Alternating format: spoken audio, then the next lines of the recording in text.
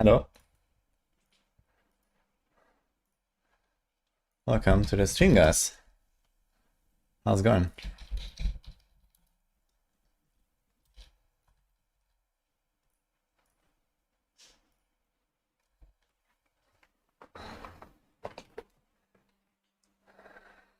Flurry Rogue before this was season 1. Well, here we are. Turns out, Flurry is blasting.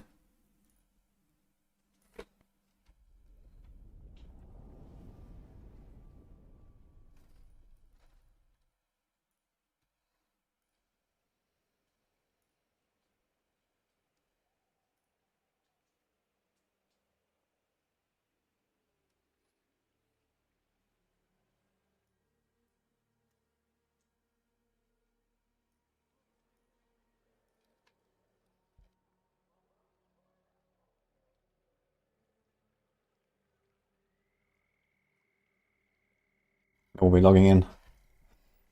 Thanks, Kranich, for the prime. Stall, DJ, arrives. I think it's fine to stall a little bit when I do like 16-hour every day. Don't you think? Hello, Queenie.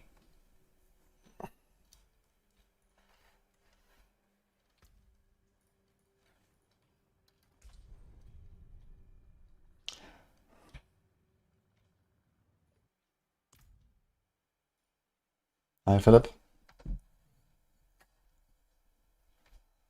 How am I? I'm doing good.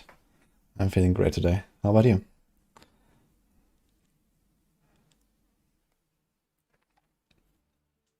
No. Grim says no. Okay, unlucky. No stalling. Just blasting. What we got? I think I was still having my gliss and stuff, right? To have army. Okay, there's 74 already. It's looking good, actually. But we were missing... Okay, so I have gloves right now. 5 to Flurry and Conceited. And the alternative would be Perdition Helm and Death Mask.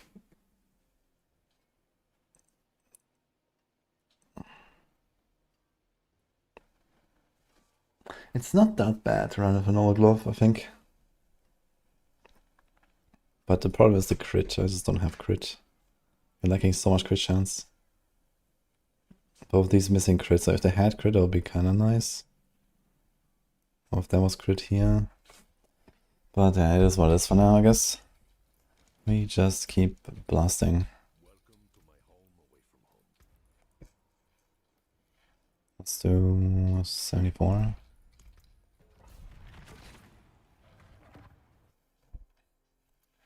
You good? Nice. What are you up to now?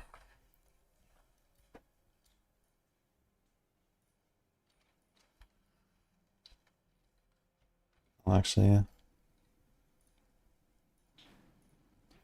Okay.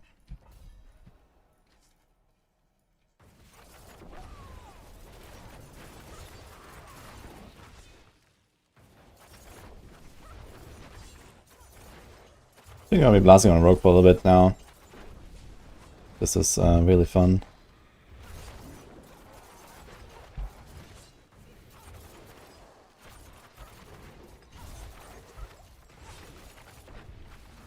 Are we gonna grind to 300 Paragon this season? Maybe. We are 278 now. And we have a lot of the chaos items I care about at this point. I think there's still a thing missing for... that's nice Rogue though. I need to check the guide again.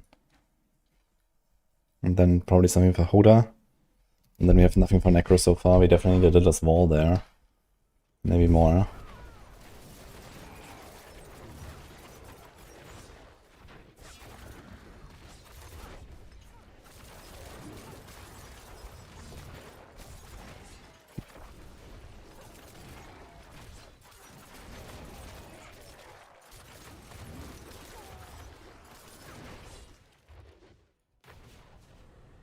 Is there a link to the build? Yes, in the description on YouTube. It's always in the description.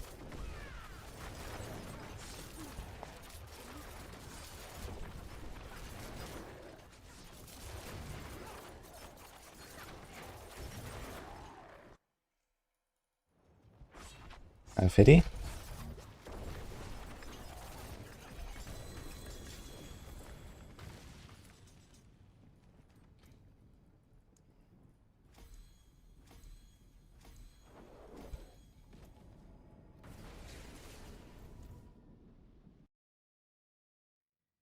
New endgame patch out. And PoE, yes. In D4, no. It'll be on Tuesday, it seems.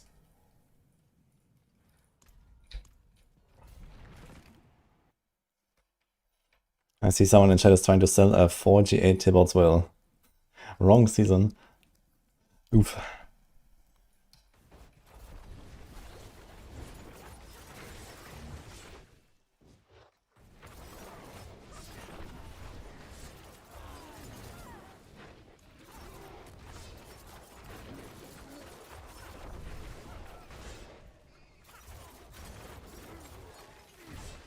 Will be unique chaos tier list on Maxroll. No, we removed the unique item tier list because it was a lot of effort to maintain it and not really hitting the mark sometimes with, you know, how some uniques are really important for some builds and so on. And yeah, it was also just not really that useful basically. So we decided to focus more on the other tier lists for the actual builds.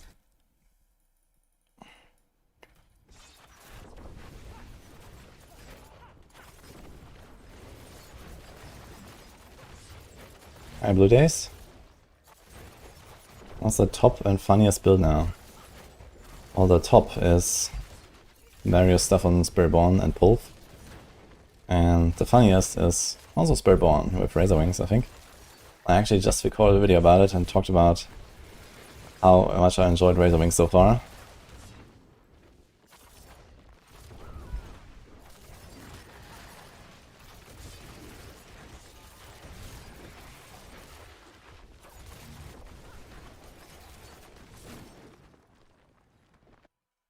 Spiritborn is like best class right now, yeah.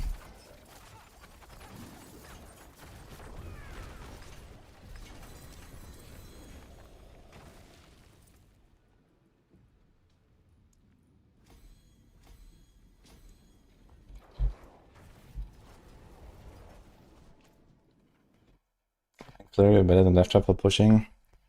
I think Flurry also goes like into the hundreds, but I think Death Trap is a bit higher.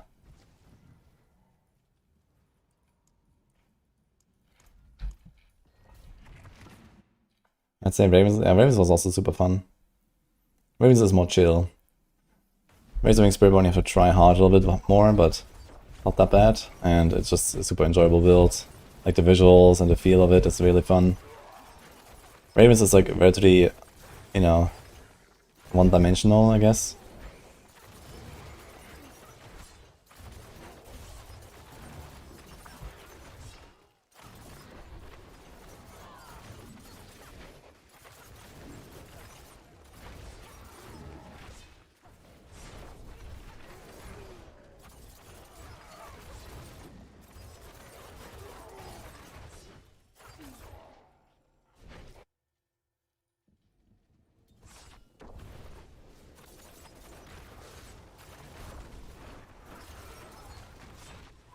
Heartseeker hits pretty hard, yeah, that's for sure. Rogue is doing a lot of damage this season. I really did Exile last night, and he was doing some like Pulse Arrow, Heartseeker, Orphan Maker, trying to do like a speed farm variant kind of deal.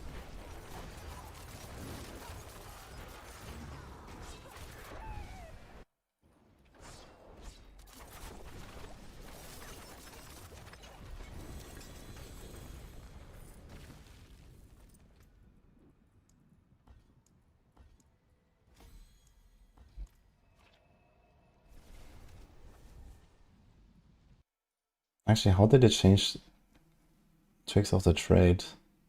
Enemies damaged by marksman skills take 50% increased damage on your card route skills and vice versa. Okay. So you just have to hit them once and then they just have this.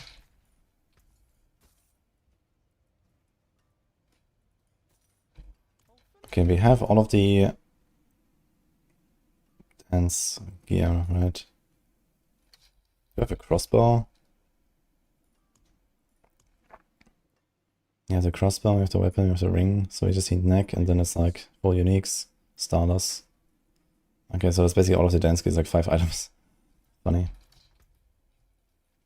So we don't need any crossbows and all that stuff. We basically just care about amulets at this point.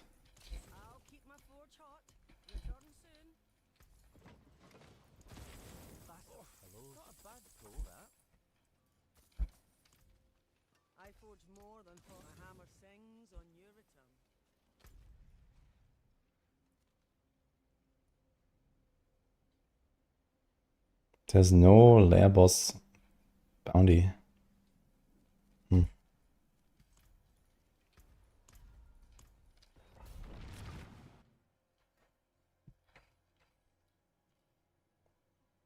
Good luck, Rage Power. How's Titan Quest? Actually pretty fun. I'm gonna do more later, I think. So at least we're gonna play through Act 2 once, like, you know, these days. I'm not sure how far I am. I think I might be like halfway through or something. I played like an hour. Maybe there's more. I might take more time. I don't know. So I might actually do another hour later and then maybe tomorrow or something. But Titan Quest was cool so far.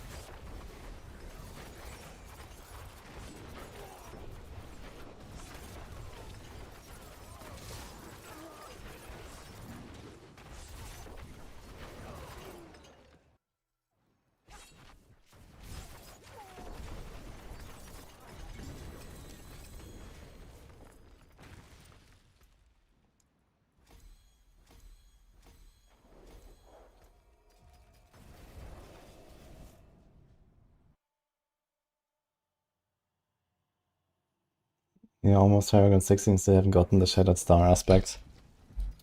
If you're like leveling and fresh 60, definitely sometimes it happens that you don't get the specific offensive aspects you're looking for. Just try to farm obels, either through the pit or from like any events you see. Try to gamble like one-hand weapons. And you might get it. Also try bartering if you have any bartering stuff. You get 1 daily free reset, so there's gonna be a bunch of like aspects you can check.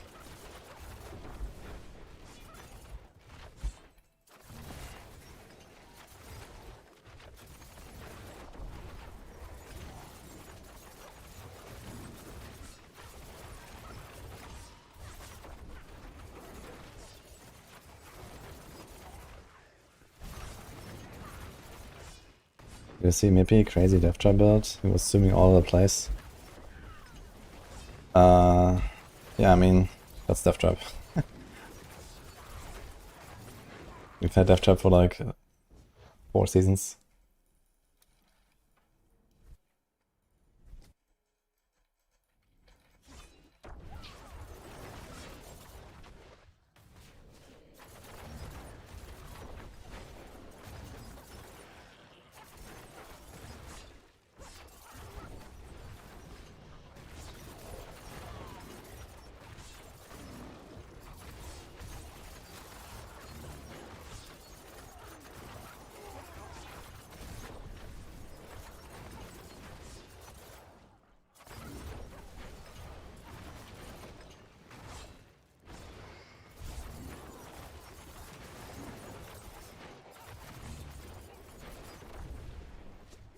That's the reason building Death Trap right now.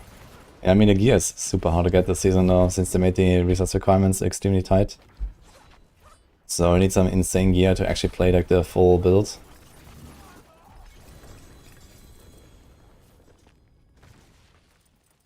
But once you have it, it's kind of insane, yes. But the build is not really different from, like, you know, the previous few seasons.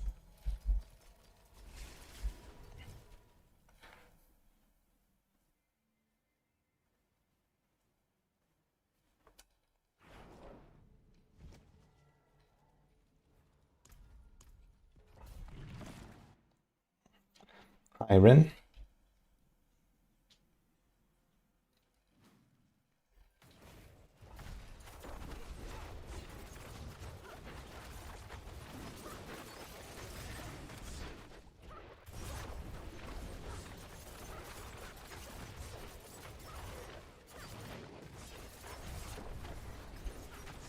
Has anyone here played the Death Trap build this season?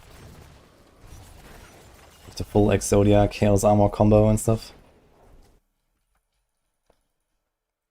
It will definitely take a while to gear up. It's probably like one of the tightest gear requirements that they have in this season. Plus all the masterworking. Not only need the right armors, but you also need like the masterworking, like double and triple crits everywhere and stuff. Oof. You probably have to save up like, you know, a few billion gold at least just to masterwork your stuff. You're close. Okay. So Death Trap has less damage on single target than Flurry and Heartseeker. That could be, yeah. But it goes very fast, I guess, since you like constantly reset everything and you have like insane offering generation for Jar Rune, for example, because you can do Sun and Jar. Every 2 Death Traps give you a teleport. And you do like 5 of them per second. Actually, does Jar have a cooldown? I'm not sure.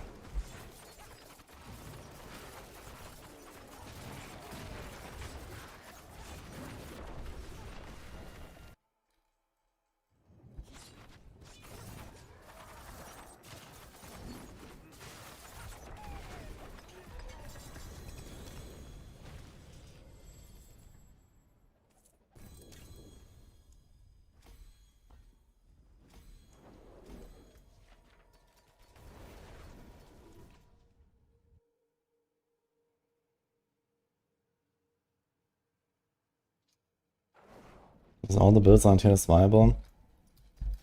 Yeah, the power level is very high this season. So even like C tier builds are actually pretty decent, basically. Or so.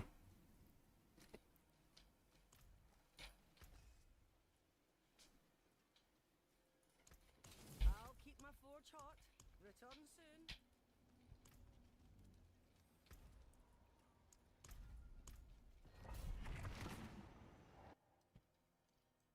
Only 1 Chaos Armor away. Well, good luck, Sixter.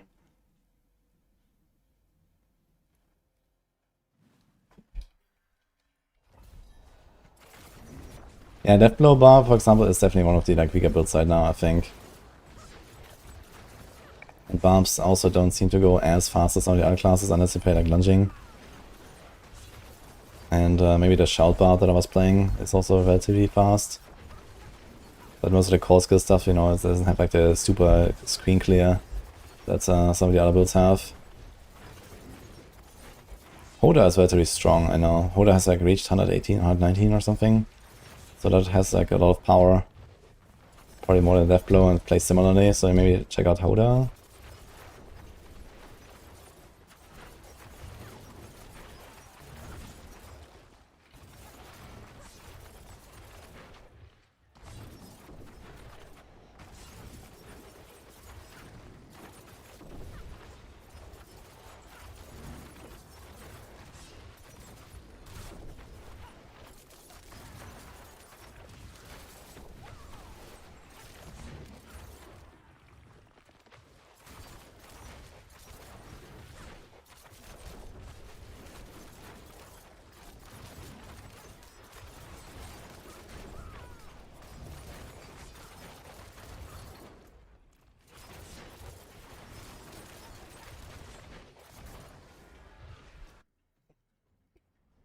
Mode only chat, okay then. Good on him. Hi Roadhog. Skill tree rework is out. Nope. That is an expansion thing, I guess.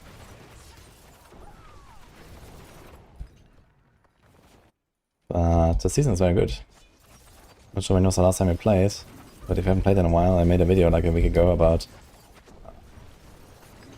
returning player guide, basically. You can check that out to kind of get an understanding of what happened in the last 2 years.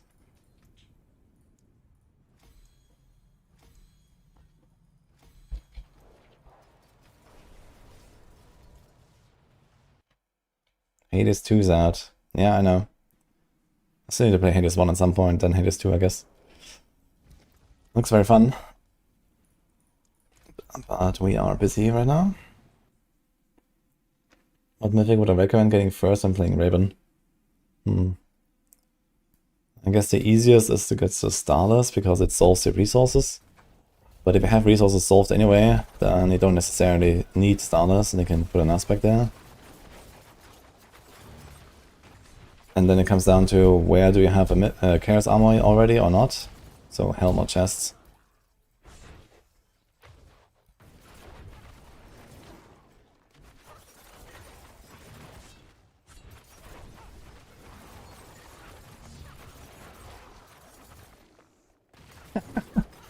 The timeout redeem. Okay then.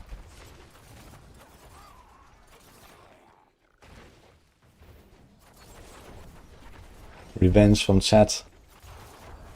Being imprisoned.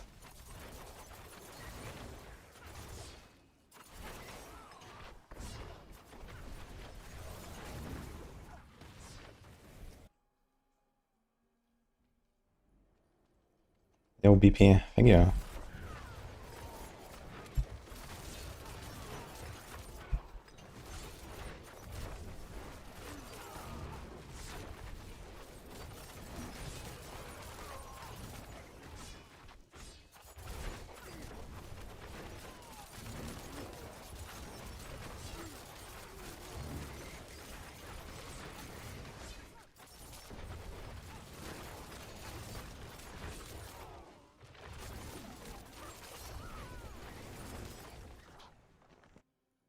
Hi, Germanicus.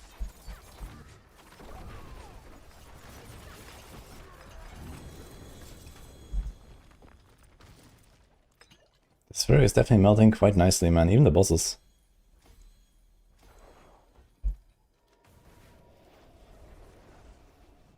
Okay, Gremlin. You get what you deserve.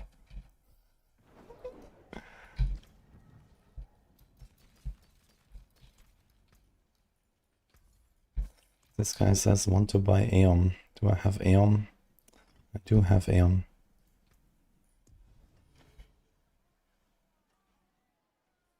This guy wants to buy a jar. Do we have a jar? There's one here. But he needs one on the Necro at some point, I guess.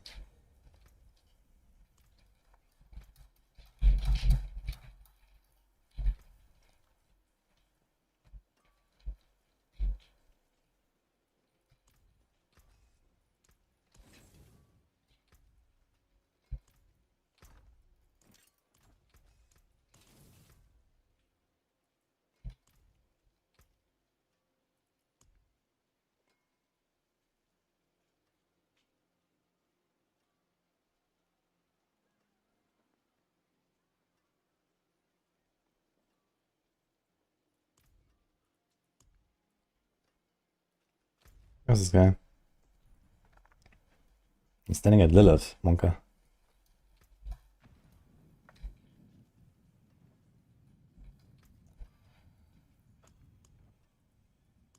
Oh, 20.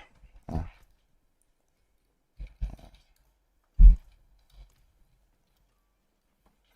No timer. Okay, blue days.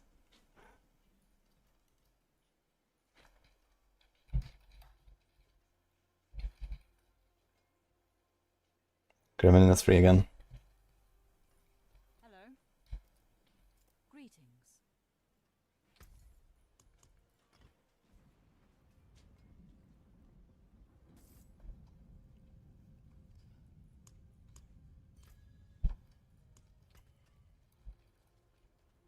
Okay, good luck to that guy.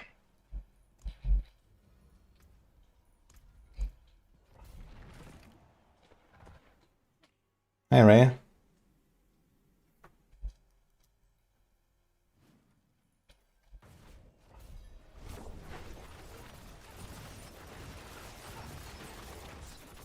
By now, wants us to live a little bit.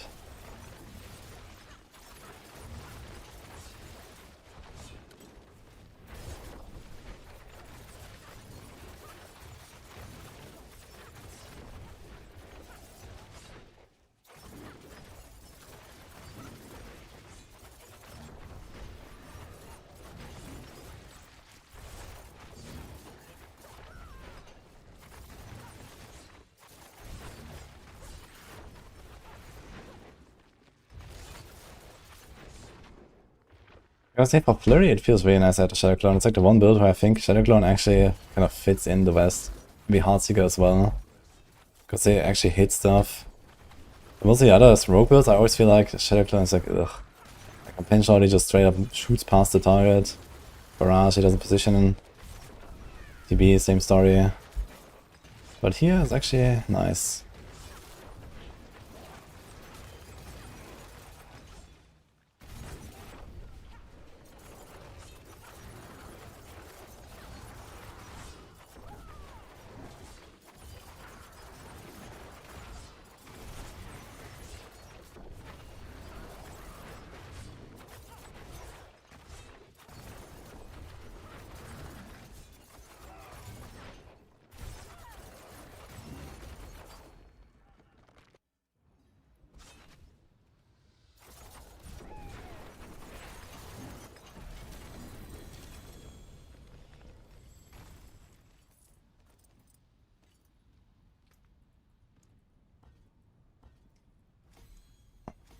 Hello, Shoddy. Maybe you can send a message to Twitch support and ask them if you can be counted as two and see what they say. Stands a nice rogue viable late game. Yes. That's nice, very good build this season. How to keep a knife up? You got 5 siphoning, but it still Flurry drains your life. I don't know if anything super special for it, to be honest. I have 4 in siphoning with Shroud. I mean, if you struggle too much, then try to put a skull, like put skulls in your armor instead of emeralds for healing received. It might be the lucky hit might be low for you. I have a Fist of Fate here with 94% lucky hit chance. It's not even GA, but it's a decent roll. So that helps to proc siphoning more often.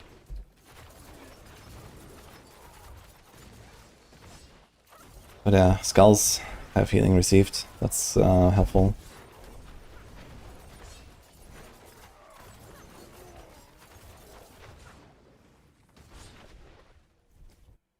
Forgotten Souls from Legions and Lab bosses.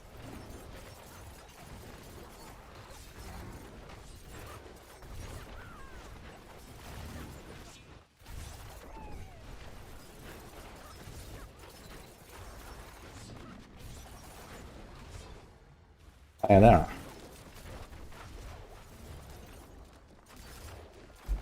5 Chaos Unique Pens in a row, you're about to quit this game. That's a lot of RNG, but you can farm Chaos Armors really fast if you do the season rep farm with Chaos Rifts and then turn in on level 1s. Like, I can get like 10 to 12 Chaos Armors per hour, like that.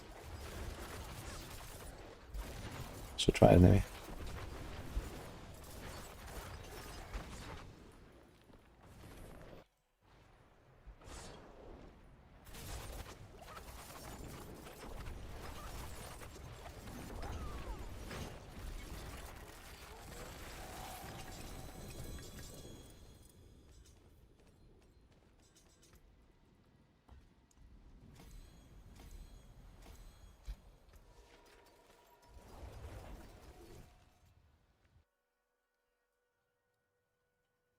Easy to get for Heartseeker this season. Yeah, we need a shot of Herathiel mostly. Pain Gorgers. And then you have kind of like the 2 key items, I guess. And it's relatively powerful this season, so you can get away with like bad gear early on.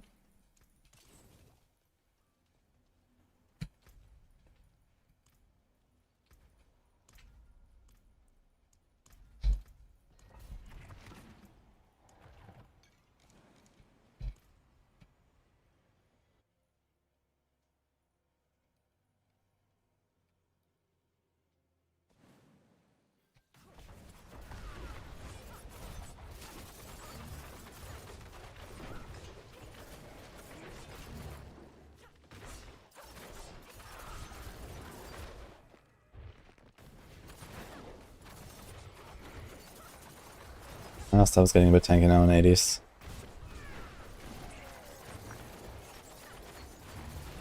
Especially when the Shadow Clone is not hitting the guys that I want to hit.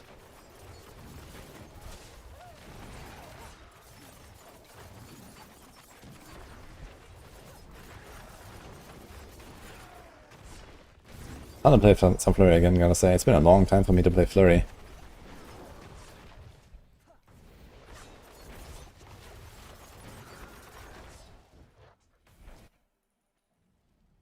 Where are the guaranteed chaos sigils dropping?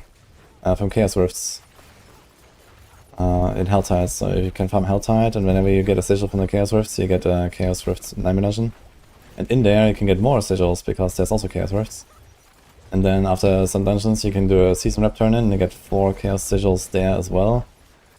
So just farming Chaos dungeons, and then turning in the rep, like, I don't know, almost sustains basically Chaos Rift sigils. And then you do a bit of Helltide in between.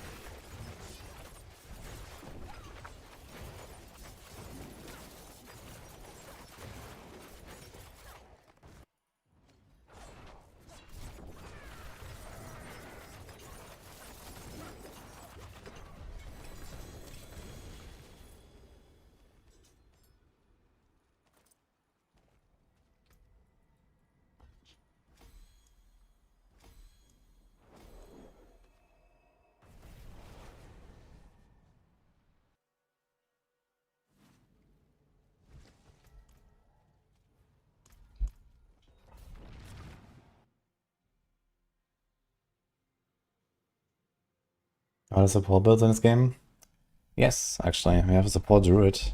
Actually, I think it's currently archived on Maxroll, but it's basically the same build as last season anyway, so you can check the archived version. Support Druid is, I wouldn't say a thing, but it's a thing. If you really want to do a support character. I guess technically it could be support Barb as well. I'm not sure how the perma shells interacts with party members, if they also just all get that. But yeah, Barb and Druid definitely have a bit of potential, especially Druid.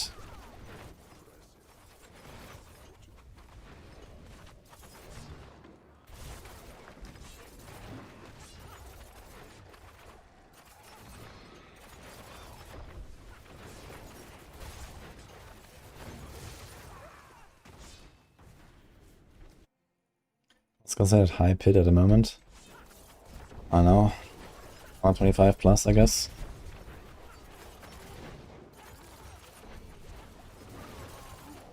We have a bunch of builds that are in the 130s now. Like, you know, 3 different Spiritborn builds and Druids.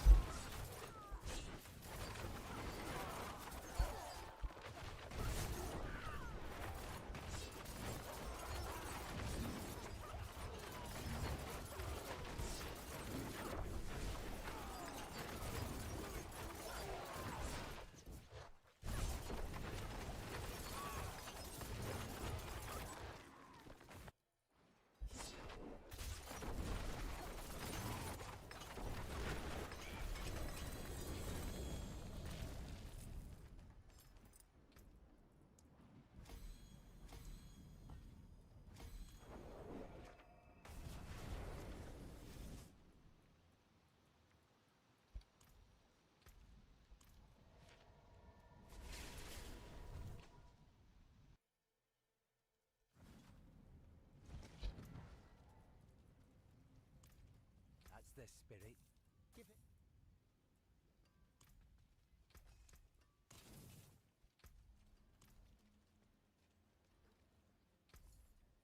Hello?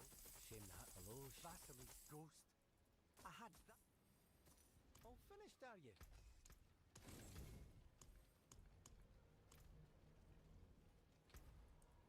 81. Will I try to reload Rogue? I might. But honestly, it seems like still kind of clunky. I was hoping they would like do something a bit more refined with the reload stuff. And I was also hopeful we would get something like, you know, pen shot being pretty good again or something. But that doesn't seem to be the case.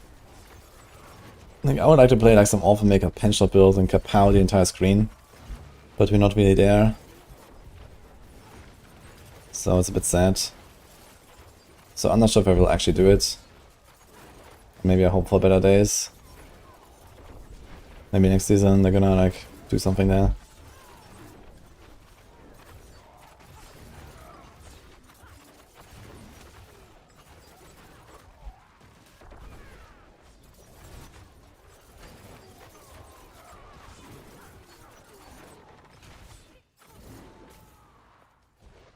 bit better than Heartseeker. Should be pretty close, I guess. But I think Flurry is kind of considered the overall best all-rounder for Rogue right now. Doesn't need much to get started and just kind of like strong all the way.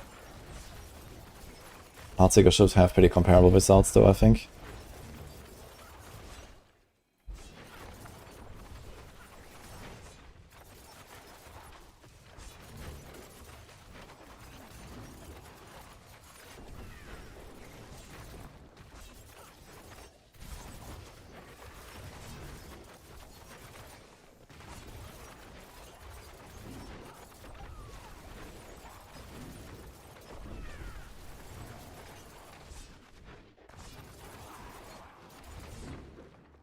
Still doing sub 2 minutes here on 81, that's kind of nice.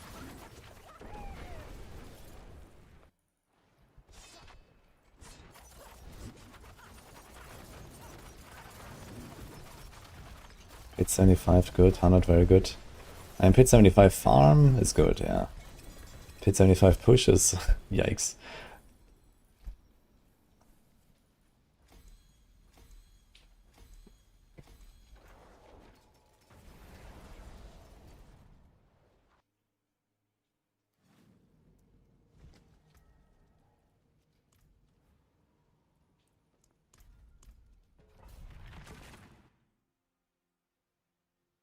Doesn't matter, you first kill all the monsters that come after the chaos portal and then destroy the portal. No, this is how it works. You can't destroy the portal if you don't kill the monsters first. And I think when you destroy a portal, this is when you get the buff. And there's like, I don't know, a 10% chance or something to get the vault buff. That's the one you want.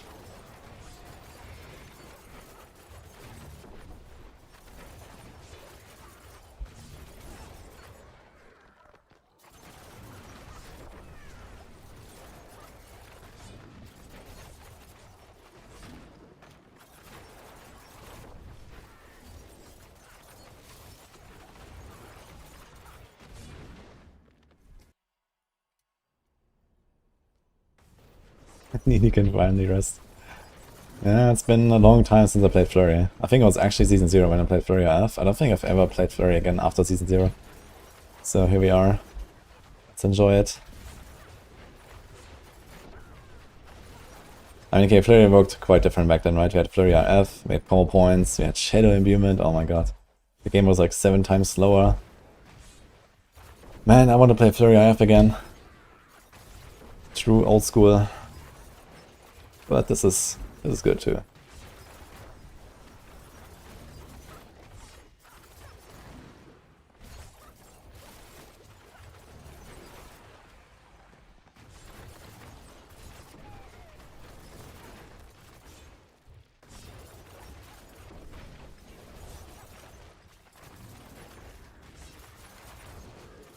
Just anything with our F, that would be a start, yeah.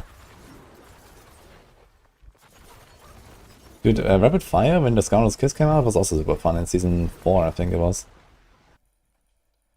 It was actually my season starter for Season 4, when I was trying to do like the boss race of that.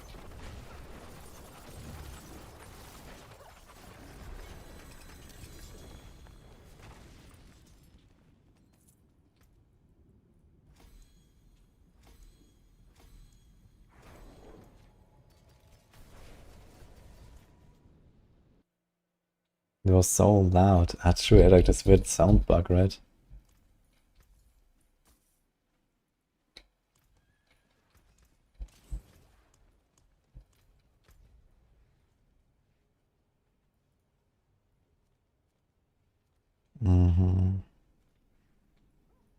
Let's do a few more pits and then we can do the other city and some other whispers.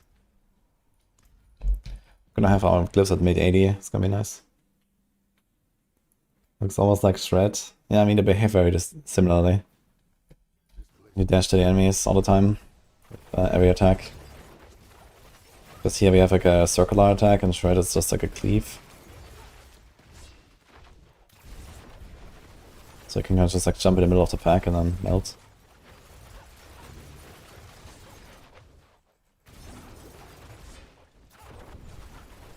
I mean, at this point, I should probably move Jar slowly and then put Bull Rune and Critical Finesse, and we would have like another 2-3 tiers worth of damage. should probably do it.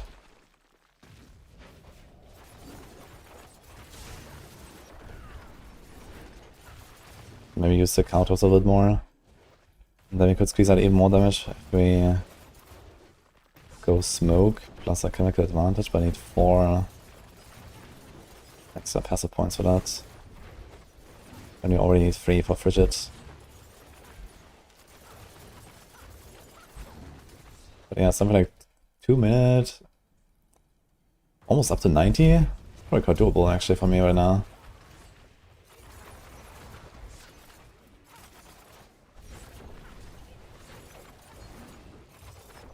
And still decently tanky thanks to the bulwark. The bulwark makes this feel very comfy.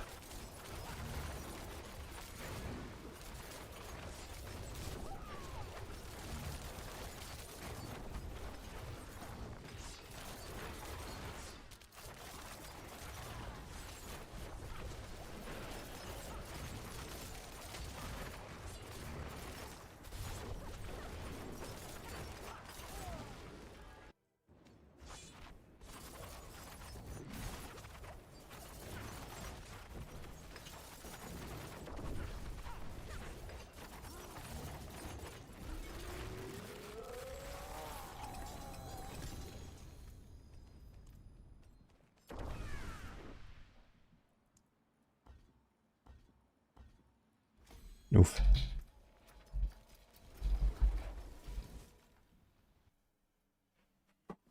Paragon 244, running out of 750 Lightbringer. Dude, also, like, I quit my first Lightbringer I found, like, 4 hours into the season or something. And then it just kept blasting of that for like 30 hours. 750. It was like a decent affix. And I was like, okay, I don't give a fuck, man. Pull just one-shots everything anyway. So, that was funny. But at some point I got a Rotting Lightbringer Chaos, I equipped that and I like triple the damage. Very balanced.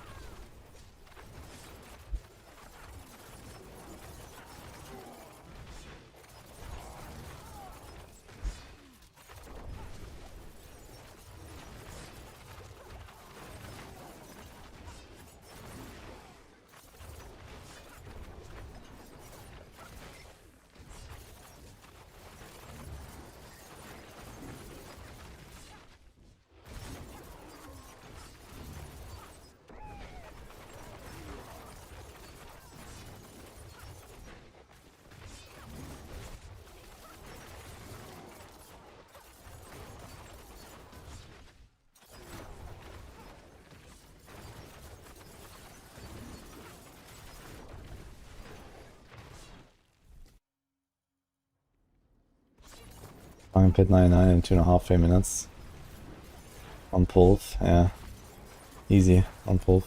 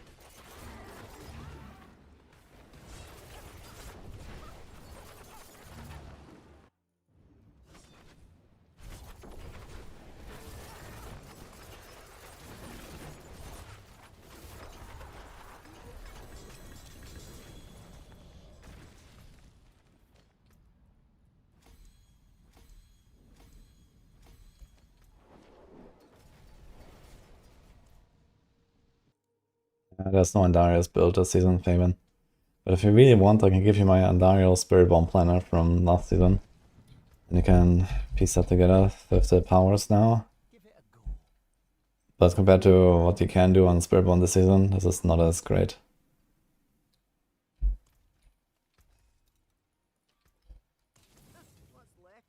Do we want to save anything like that?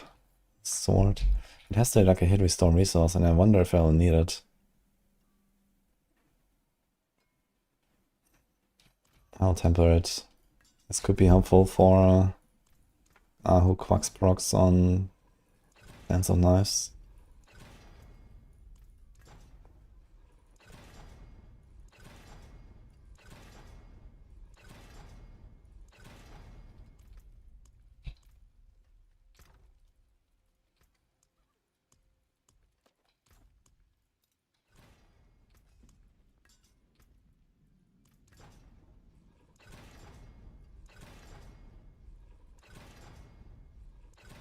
Two dampers left. And it's that. Okay.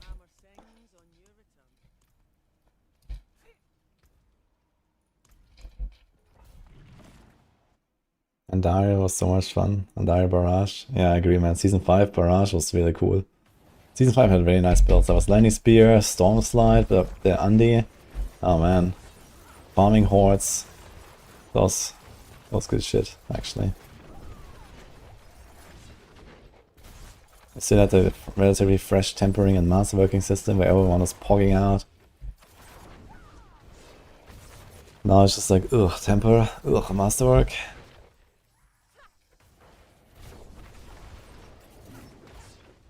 But not for long, guys.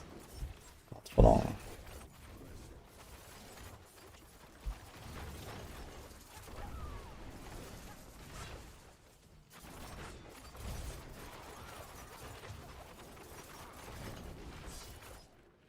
Mood Reborn 2.0.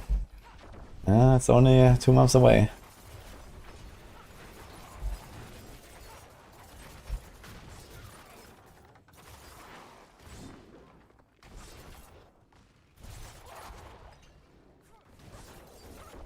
The first 3 mythics were 2 Doomringers and a Melted Heart. Well, good news, he will never die.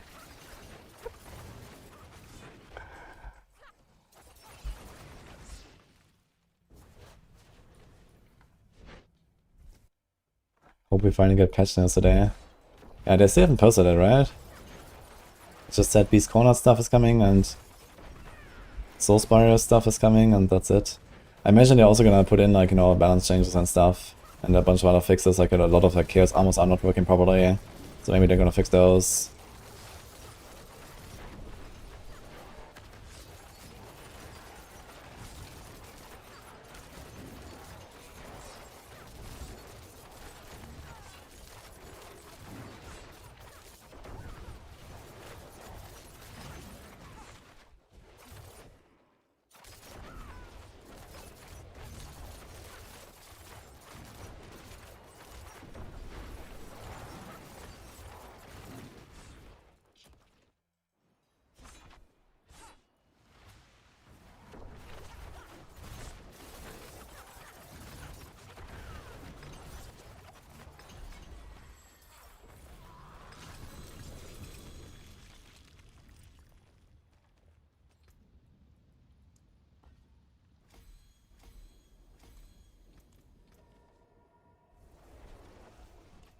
For Rake build, what is the percent increase in performance when using Polearm instead of Glaive? Should be like in a range of around 10%.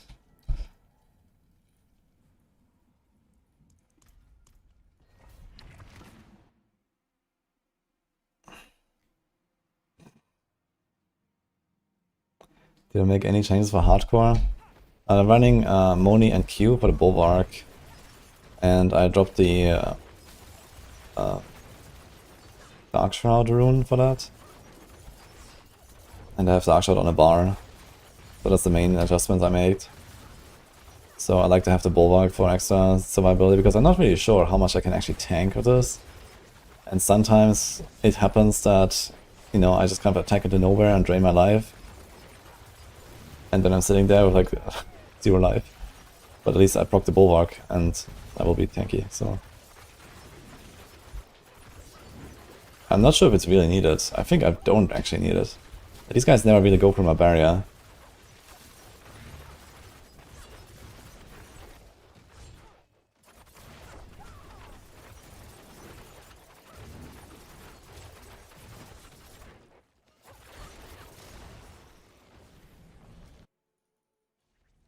What chaos armors are not working? Yeah, Dolmen Stone is broken, Tuscan is broken. Mantle of Mountain's Fury is broken. There's probably a few others. Some items come without GAs, like Heshai Kazungi sometimes just doesn't have GAs. Or some of the GAs are not working on it. Stuff like that.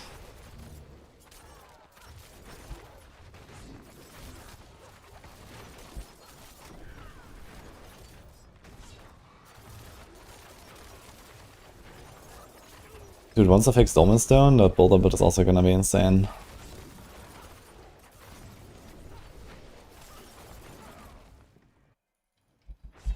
Time to test what I can tank. Yeah, I definitely need to find a way to benchmark my defenses. Like, I don't know how much I can tank in this game, that's the problem. It's kind of scuffed. Like, I kind of get an idea once I play a build for a while. But I need something where I can specifically say, okay, I can survive this, so I can also survive that. You know? Nice. 10. Hello, Manos.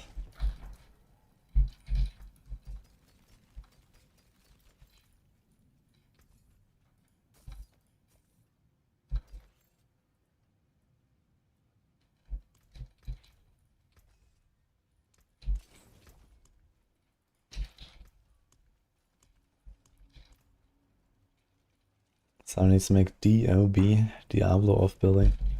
We have the full planner, which has most of the calcs actually online at this point. When in doubt, just use Endurance Faith. I mean, this season you could do that and you would basically never die in hardcore, right?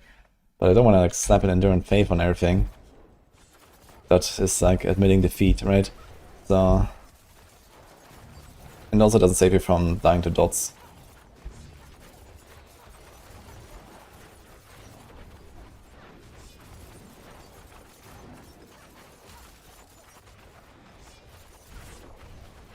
I mean, dying to dots is not a huge problem on the rogue, since you have rugged and stuff, but...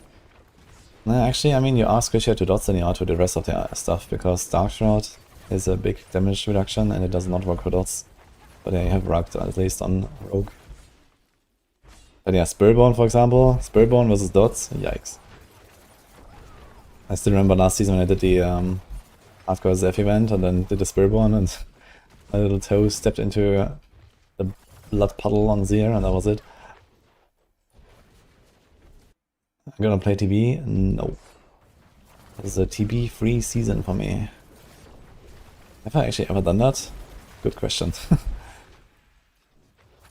This might be the first season I don't play TB actually.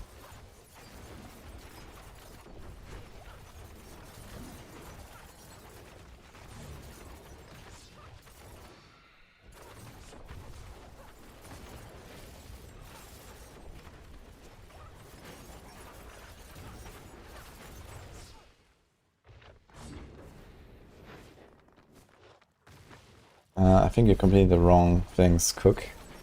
These are the orange circles, the random events that you're looking for.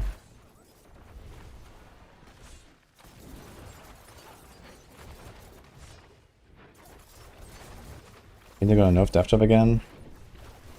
Well, if they make it a bit more available, basically. Like people are asking to like, you know, just make it easier to gear. In that case, you could definitely nerf it a bit. Because right now it's just like this super like Exodia combo, giga high-end gear that you need in order to even like, you know, play the build properly. And then you get like a huge payoff, and that's also okay. It's like, you know, one of those like chase builds to work towards, and you get rewarded for it. So the idea of that is not bad, but maybe they could like make it a little bit easier to accomplish, because many people will just never get there.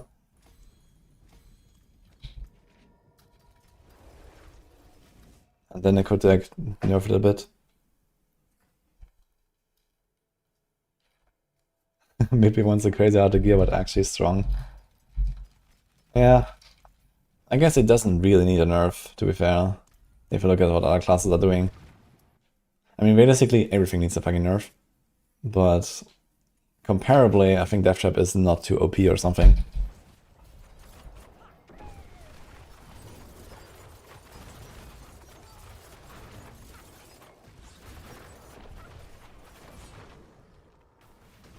Pebbles, thanks for the prime by the way.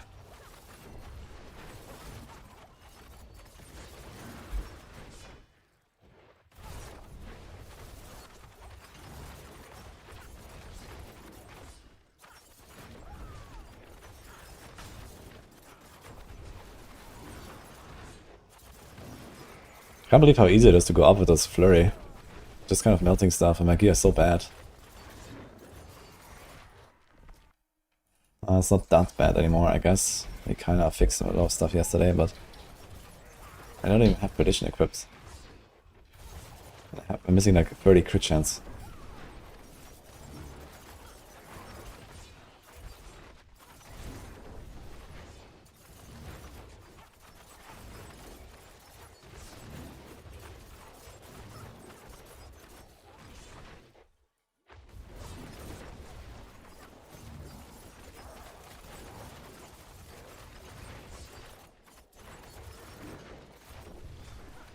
Orcs need something that is their own. Let's have the fastest tier 100. Yeah, it is fast, that's for sure. But man, the boss fight does not look enjoyable. I have to say, maybe. That is a yikes. How many stacks of hit and run do you usually have, by the way, when you are in the rift? I wonder how it actually compares to, like, Beast Cornered.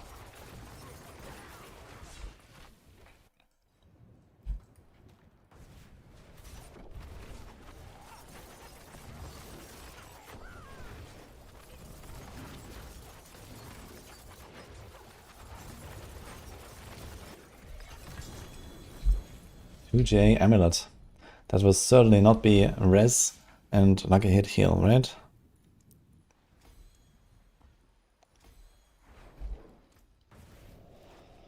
Close.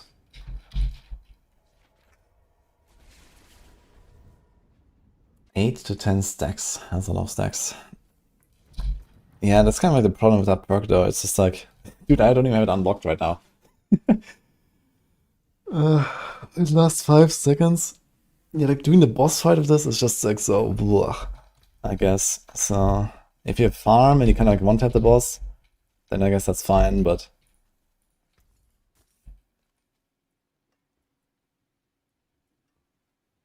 save this thing. Maybe actually, because we don't need attack speed on our... That's so nice. Okay, how's this looking? 10 minutes.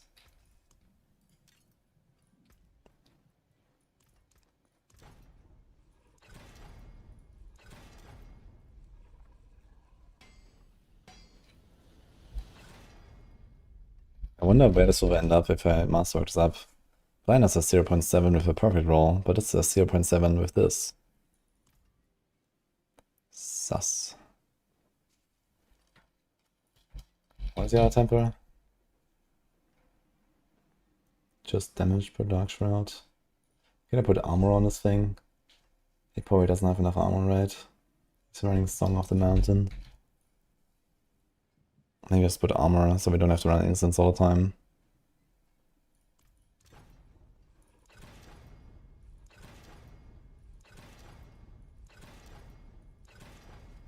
Incredible.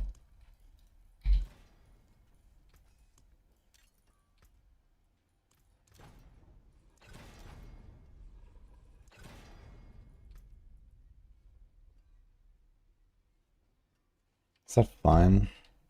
I'm not sure if it's fine, but let's leave it here for now.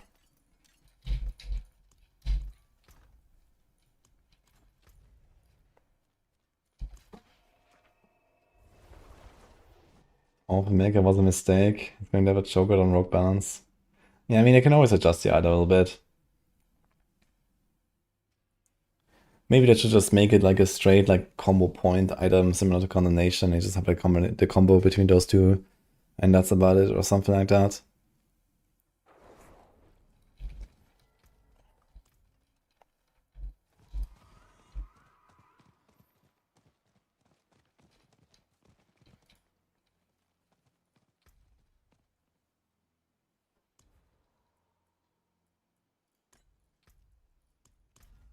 Do I really want to do Titan Tribute?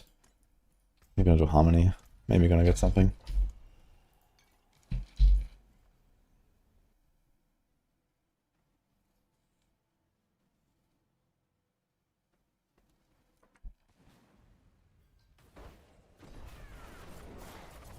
113 on Rogue, man. Gaming, actually.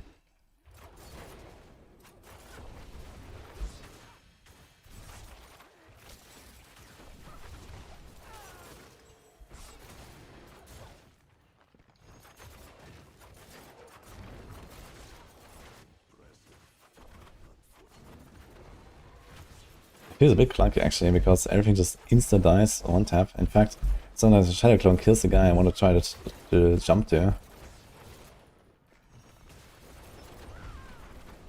How do you get mythics?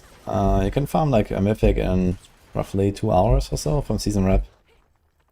Chaos Rifts and Helltide Chaos Rifts, and then dungeons.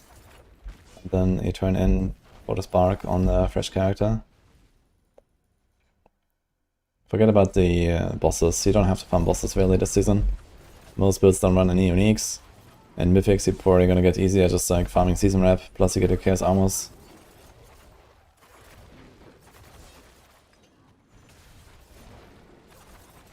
I mean, if you have infinite boss mods, I guess it's probably still faster to get mythics from those bosses, but I wouldn't go and farm boss mods. Target those.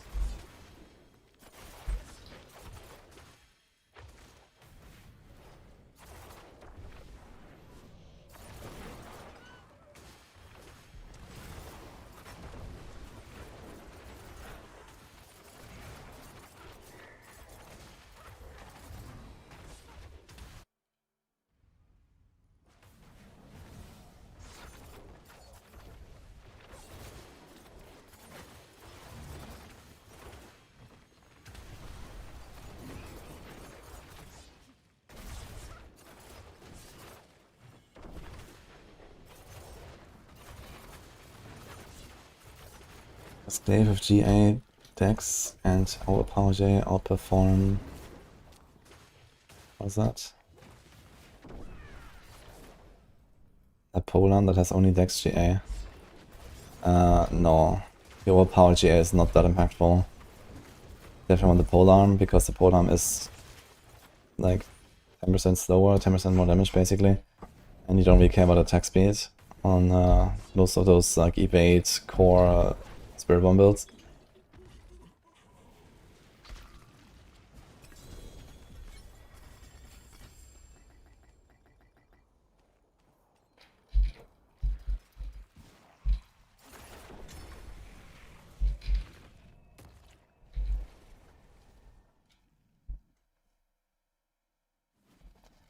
Hello Nico, by the way, he never managed to get 666 Elder Infernal Hordes or Bartok. What are the tips? Well, and I also have a video on that you can check out.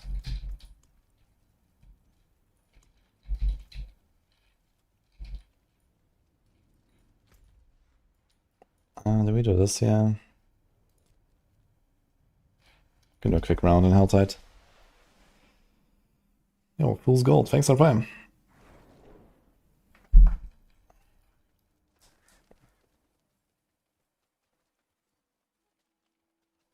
C Barb, C Druid, and 2 Bunker Druid to attempt 135 plus.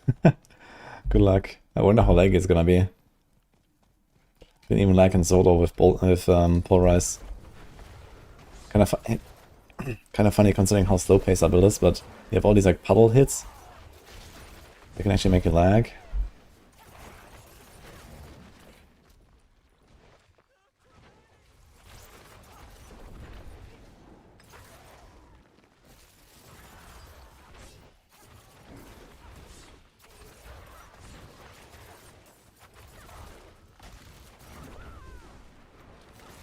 Dude, I have 60k Infinite Warp again. I didn't even farm like any rifts or something here on this character.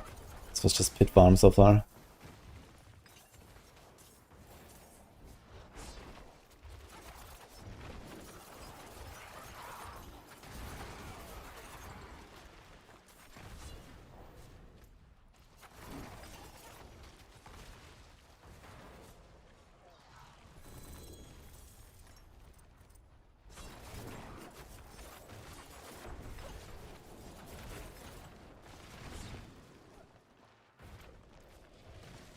That's okay. That would be very swell indeed. Holy.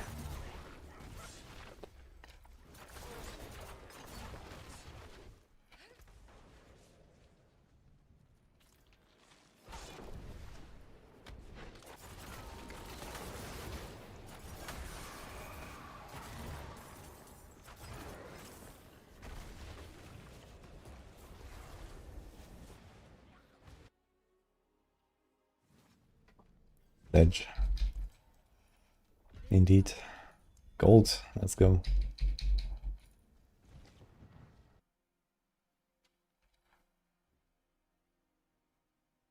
Yeah, the thing is that Maker doesn't work for melee attacks, so it's only for ranged. But yeah, they try to do some stuff with like combining 2 core skills or something like that, and I mean, they've succeeded in making us combine 2 basic skills, which is kind of funny. But at least it's something. But yeah, then they kind of gave up halfway through and like changed elevated strikes to just be some damage multi. And here we are.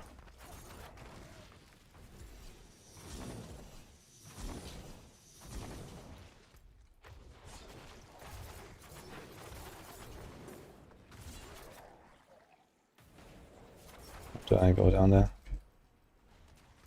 Oh my god, man. Can't go anywhere, so...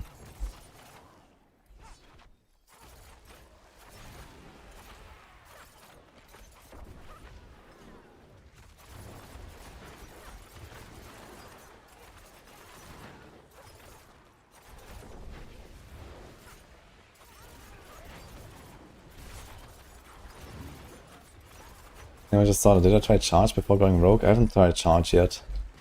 Sometimes I'm unsure if I will try. I was going to try some Hoda. So we'll see how that will go. Bonk some shit. I think that could be fun.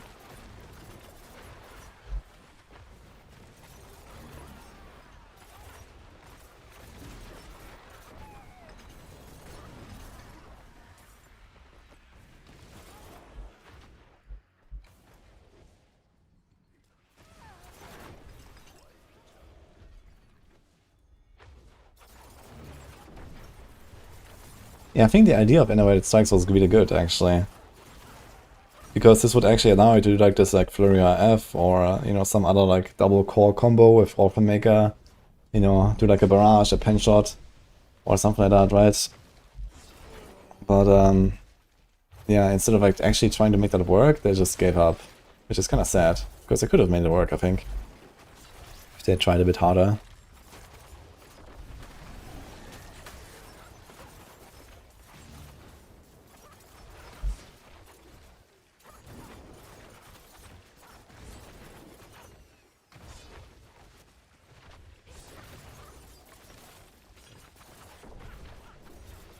But then again, I mean, stuff like Flurry F in the current game, the game is so fast-paced.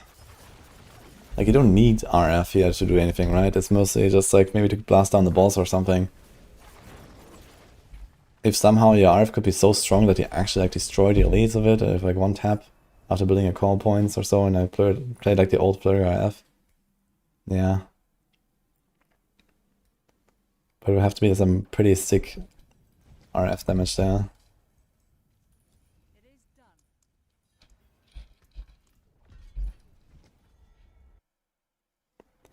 Gotta try harder.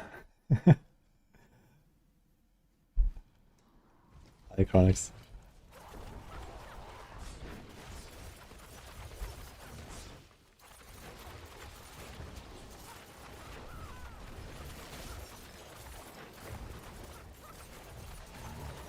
I have Rogue. And what happened with Rogue?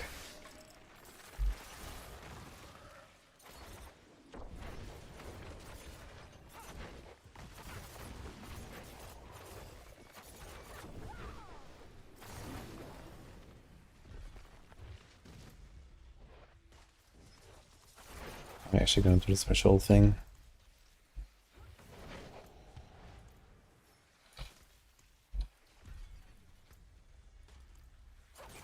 I'm opening some chests. Questions, man. Questions.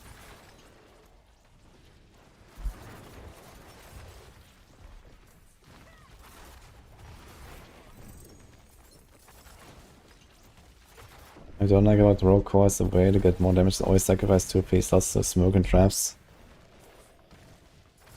I think that is actually really well done on the Rogue though. You have the option to go more damage, you have the option to go more speed.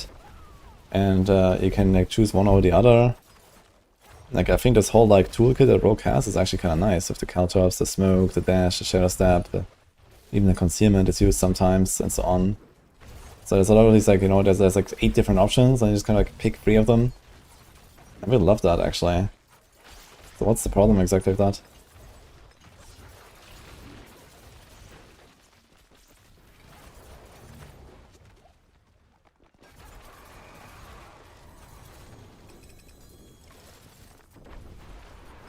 Forgot Shadow Clone. Shadow Clone is not optional.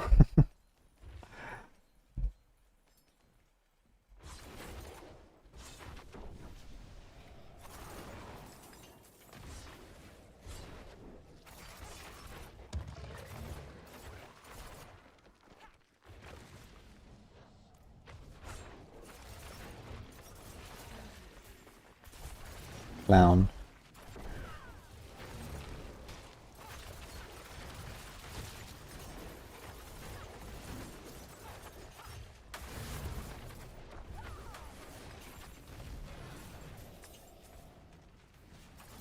Go Hellborn! Oh. And here's Druid with 3 skills on a bar. Yeah, I was suggesting to them to change Grizzly Rage a little bit, to just be like some, you know, long cooldown, short duration, like kind of like extra burst. Instead of this thing. Because it doesn't feel like, you know, I'm just entering beast mode, right? This is what it should feel like. It's like, okay, now you're on Grizzly Rage and you're like blasting.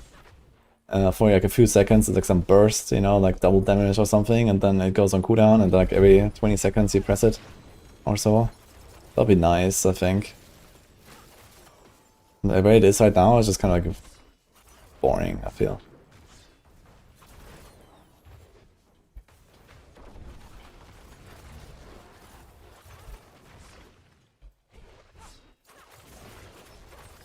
Grizzly Hibernation. Warp. Can open that amulet chest there. I need amulets really badly, actually. That's Rogue.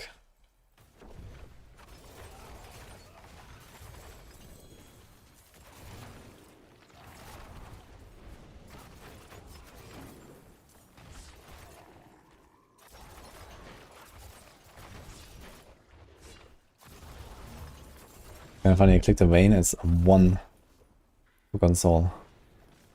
Huge.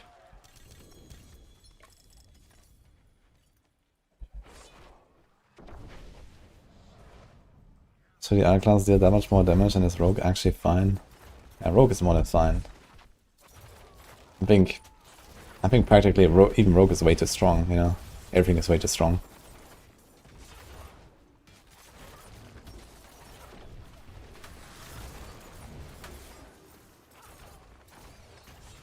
Like the whole idea of like having torment difficulties that give us what Profane Mind Cages used to do just doesn't exist right now, right? Everything is Torment 4, one-shot everything.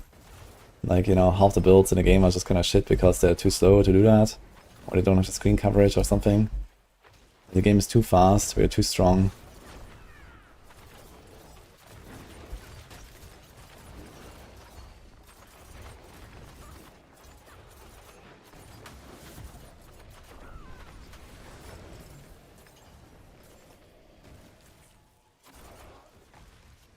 Yeah, we have to go to town though.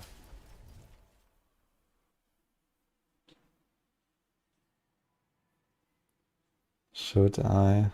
Can we go back from the speed? Can we go back from the speed? Yeah, we absolutely can. Last thing I heard is there's an expansion coming next year. And in expansion you can always reset all the expectations and nerf everything into the ground, and it's fine. And I think that's exactly what they should do.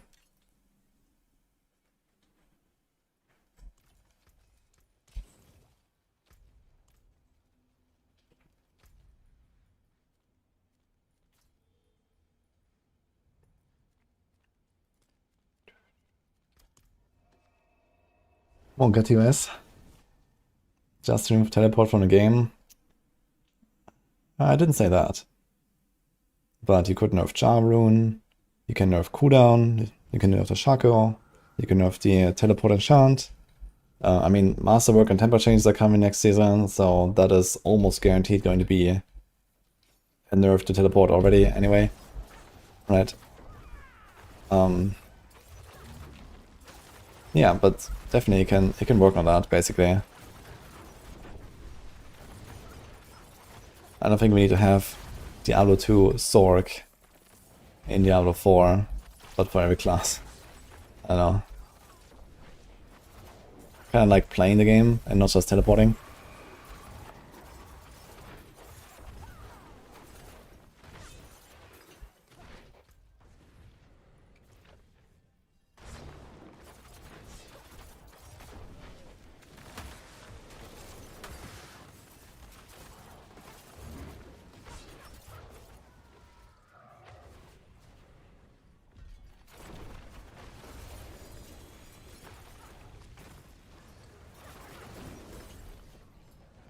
Wait a minute, so this guy cleared the... he clicked the Chaos Rift, and I got the Warp buff as well. We both got it. That's insane.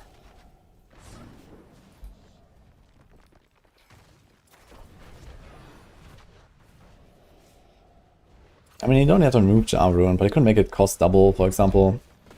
Or something like that.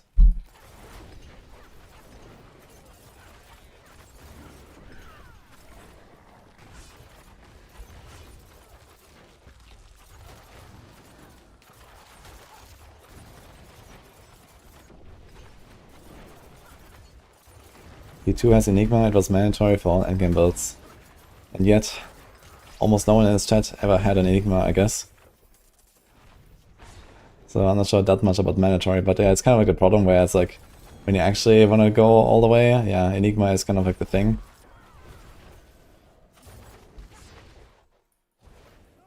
Yeah, and that was a huge problem, right? That is exactly the problem. And then, I mean, the game just becomes like less fun, I think. All you do is like teleport, teleport, teleport, kill Mephisto, new game, repeat. So there's not much left of the game anymore.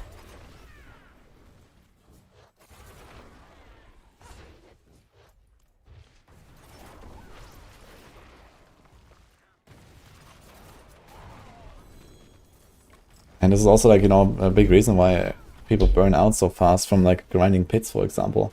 Because all you do in pits is go like 60-second runs, maybe 90-second runs, teleport, teleport, teleport, one-shot entire screens. Of course, like people burn out from that shit. You know, there's just no engagement.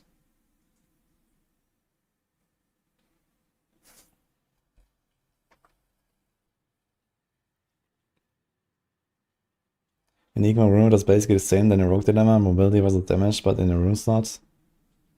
Yeah, but the thing is that the way that the game is currently designed, and the reward structure, you always choose mobility. You don't choose damage, you don't need damage for anything. People do 60 seconds, pit 100, man. Like, what damage do you want? You only ever choose damage to the pit push, and pit pushing is something that basically no one does, and no one cares about, and you don't need for anything. And it's just for the lulz, and it doesn't give you anything, and in fact it just slows you down for no reason.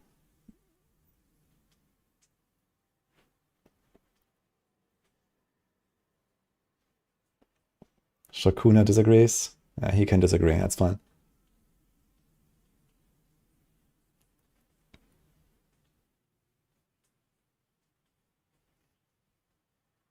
I mean, of course, teleport feels fun. I also like playing Sorc because I teleport around. But it's not good for the game, I think. What the hell is going on here?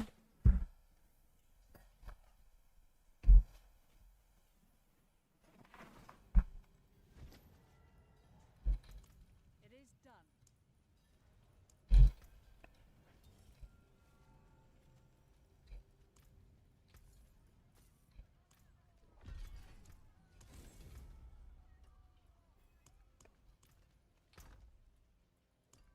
Where are my other caches?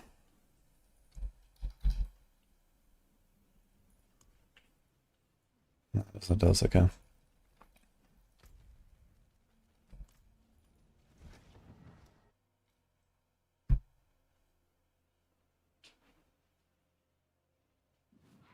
When will we get the next expansion?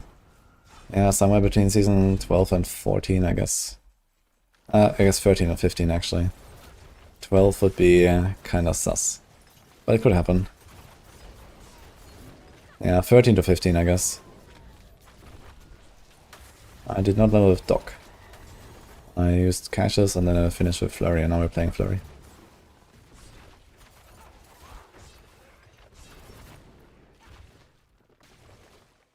So, thanks for the prime.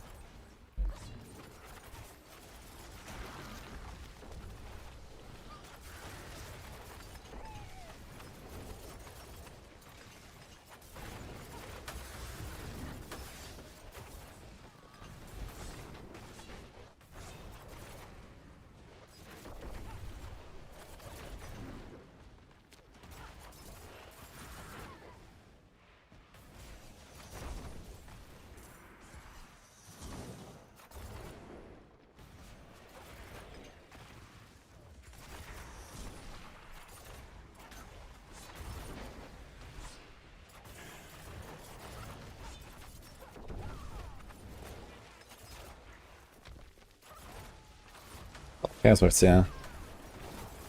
Let's go.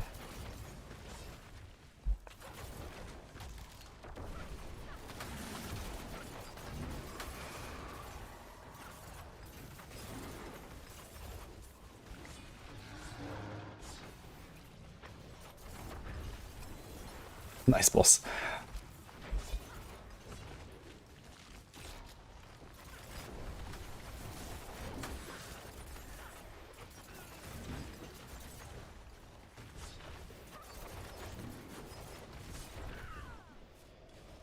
When you play Flurry health drops so fast and you die, try to get more like a hit on your Fist of Fate. It also the Siphoning Strike procs. And I'm running Moni plus Q right now for the Bulwark, which is like a nice backup, basically.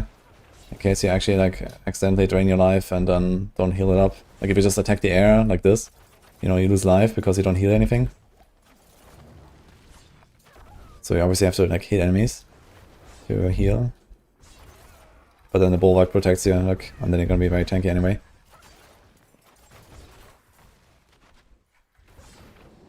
Yeah, Temerity is not really the way, I think. In fact, Temerity cannot help you. I mean, it has a bit of like chance to heal you, so that helps with the healing, but it's not really a good idea because first of all you lose your entire pants, you get absolutely nothing. Because the proc cannot actually proc. You can only trigger Temerity when you're at full life, and you can never be at full life with Beast Cornered. And Mount Guards.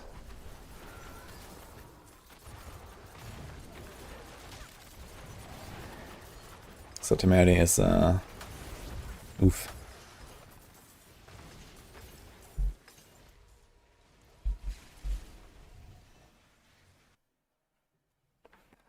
If they added a leaderboard to pit on Tuesday, wouldn't you all of a sudden care more about pit pushing? I would. But I think this would be a very bad move to add a leaderboard to the current pit. We need something way cooler than that, I think. But I would care more about pushing, yes. Obviously I want to get those rank 1s.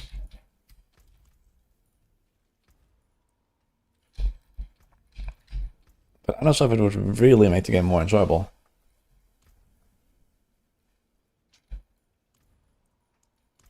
Okay, 86. Yeah, try to put some skulls in your armors for healing received if you have issues with the healing. And try the Moni plus Q for the Bulwark.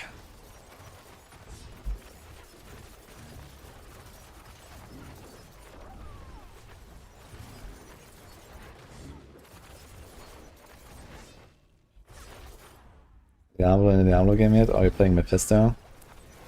We're currently playing Lilith. Soon Mephisto, and then soon Diablo, and then soon Baal.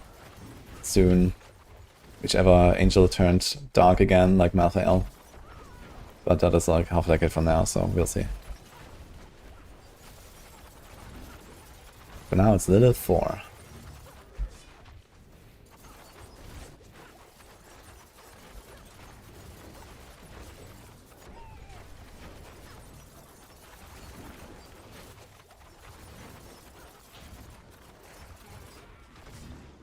We're playing Pitbull. Is the new season fun? Yeah, it's amazing.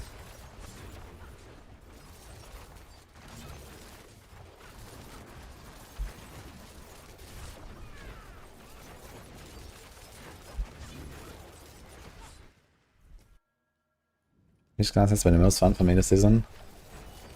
Probably Spiritborn so far with the Razor Wings. But honestly, like everything I'm playing is super fun, so... I decided at some point last season only fun allowed. So I'm basically always having a blast.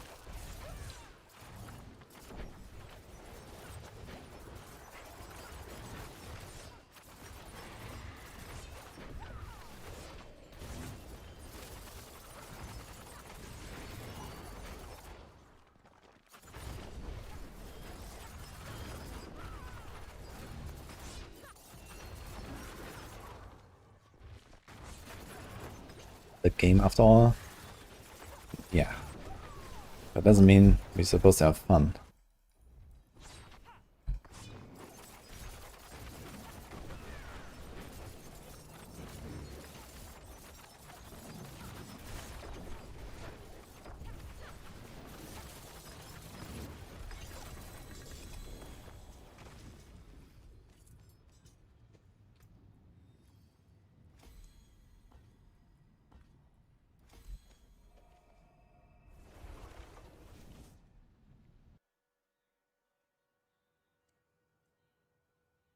We reached max level by calling quits on a hardcore character.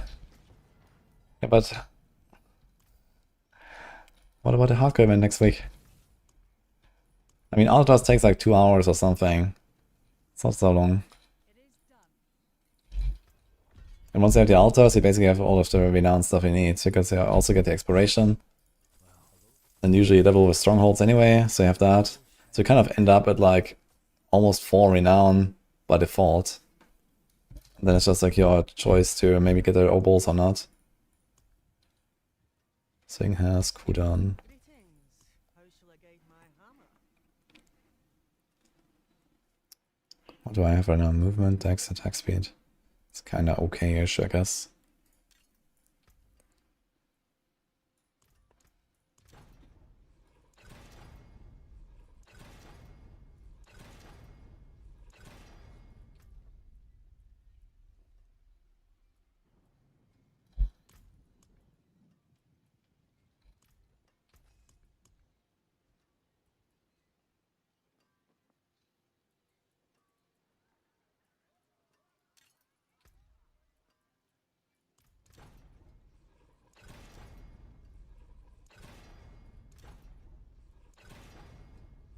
My hammer sings on your return.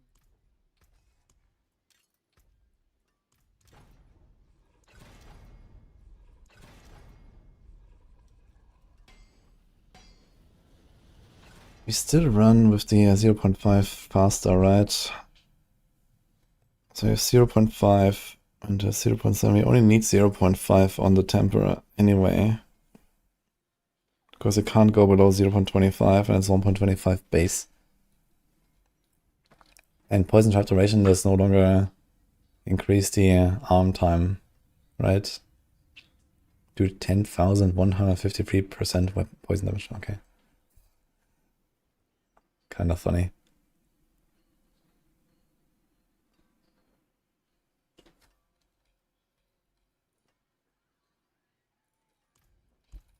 So how's this emerald? This has Dex and Life. And this has Dex and Life. This is like swapped GAs basically.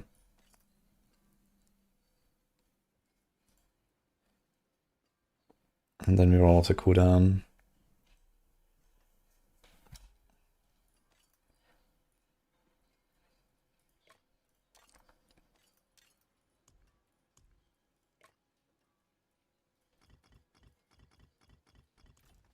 I forge more than horseshoes and nails. What do you need? I'll keep my forge hot. Return soon.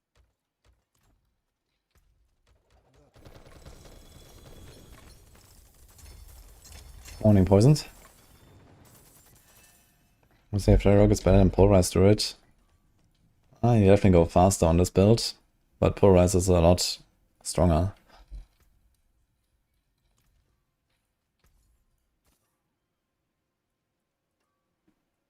So I guess overall Flurry wins, because speed is the only thing that matters in this game.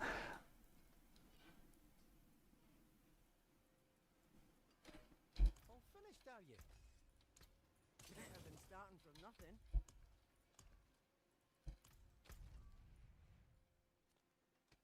Andariel.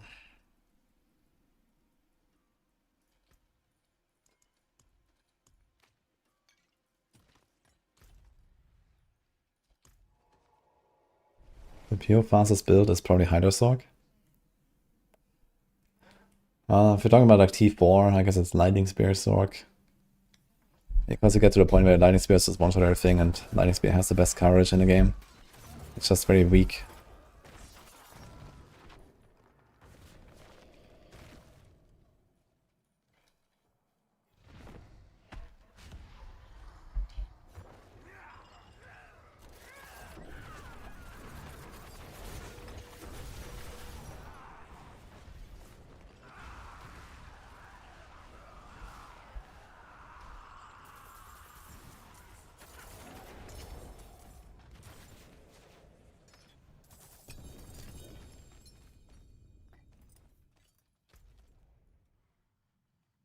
Alert, World Boss in 30. Do a bit more pit. My glyphs are almost 90.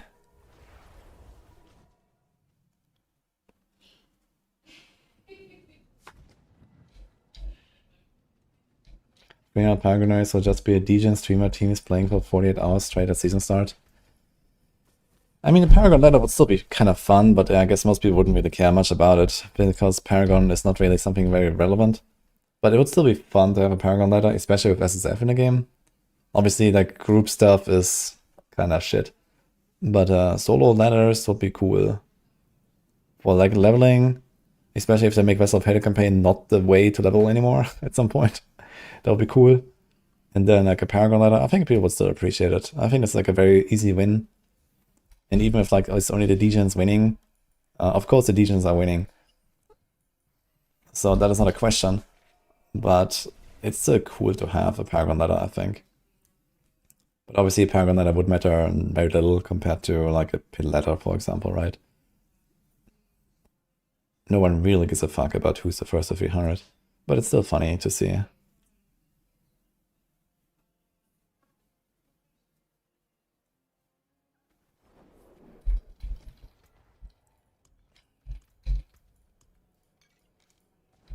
I think what we need is something like conquests.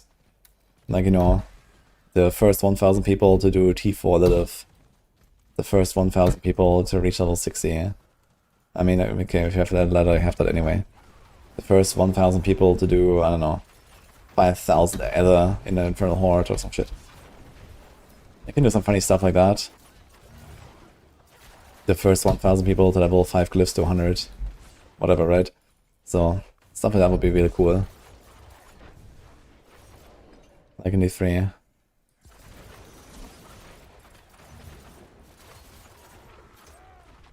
I think this game is really made for like having conquests for season start races.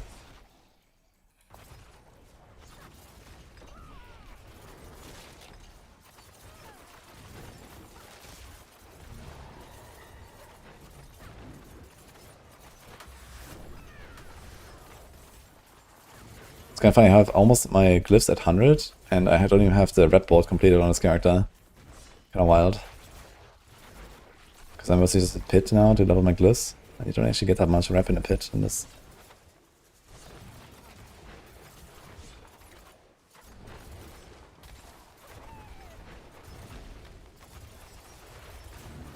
I think Paragon Leaderboards would be definitely a nice introduction.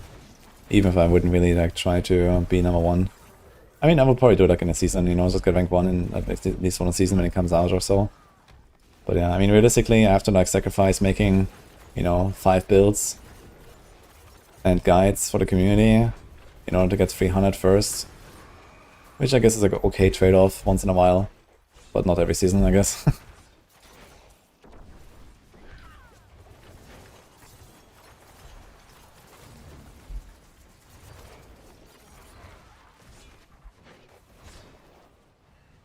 I run Battle Trance on Barb and Barb because it's OP as fuck.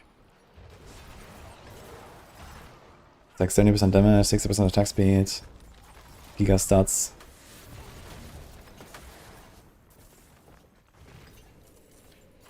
You don't need to have Frenzy on the bar for it.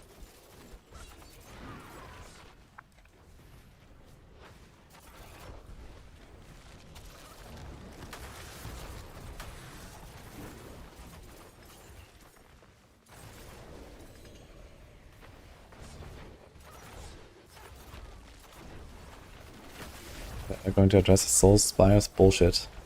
Yes. But you need patience.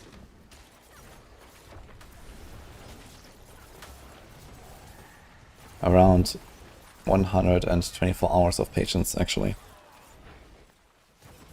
Can you do that?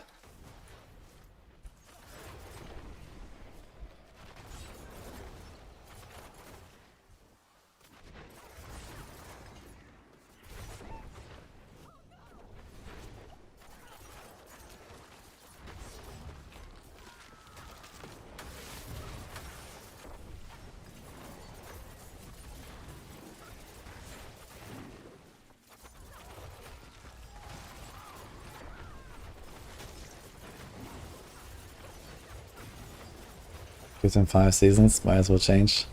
Make it 5 days.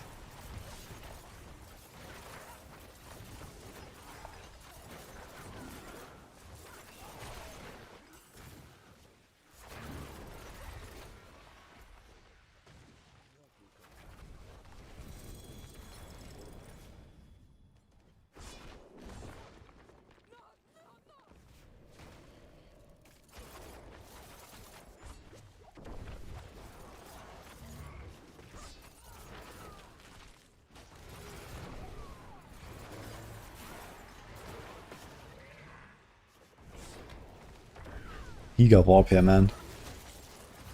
Season rep, let's go.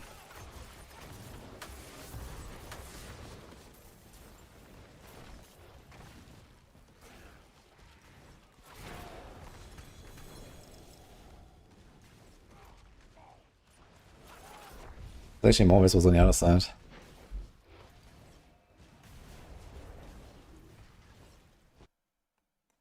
Do you think PvE2's leaderboards are just silly for leveling ranking? They're kind of cool in the first few days, I think. Like, they kind of lose meaning after, like, week 1. But, you know, for week 1, I think it's very fun to see, like, okay, how far are you? What rank are you? Like, I really like doing that, you know? Like, it's really fun for me to, like, you know, type /ladder and I see my name in the top 10. I think that's cool. And you kind of get an idea of, like, how other people are progressing because it's, like, you know, your main character, you're trying to, like, blast in the season start and so on, right? So I think that actually works out pretty well. But yeah, after week 1, when, you know, people start playing less and they start rerolling and, you know, like, whatever happens, right? Then, of course, the level ladder kind of, like, doesn't have any meaning anymore. Like, you know, it doesn't really matter who reaches 100 first in PoE2 or in PoE1 or whatever. Okay, PoE1 is short enough, but PoE2 is very long. Like, PoE2 is like a 3-week grind for, like, the rank 1. In D4, it's like a 5-day grind for rank 1, so it's relatively closer to PoE1. If they introduce like a Paragon ladder, you know, the race would be over like roughly by Sunday on a season start, which is okay. You know, like a 5-day blast is okay, I think, for a Paragon grind. 5-6 days sort of there is what it takes. So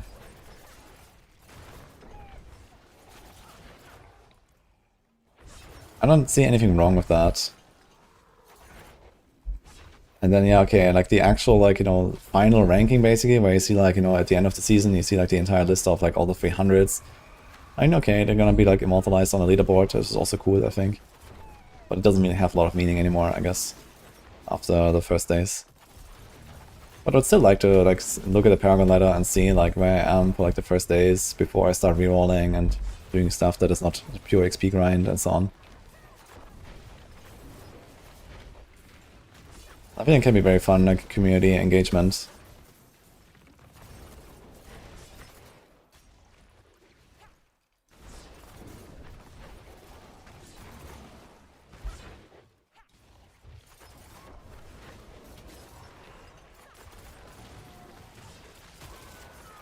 don't think it's healthy to add a Who played for 80 hours without sleeping leaderboard. Okay, you could do... How about that? You could do a Paragon 200 conquest. And you don't make a Paragon ladder instead. You make a Who reach 200 first. Because that is actually like one session. Not even a very long one.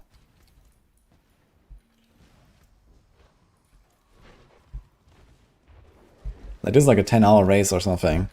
Or 12, I don't know. I think a Paragon 200 ladder would be very cool then. Because anyone can do that, you know, if you take a day off, you can participate in a race.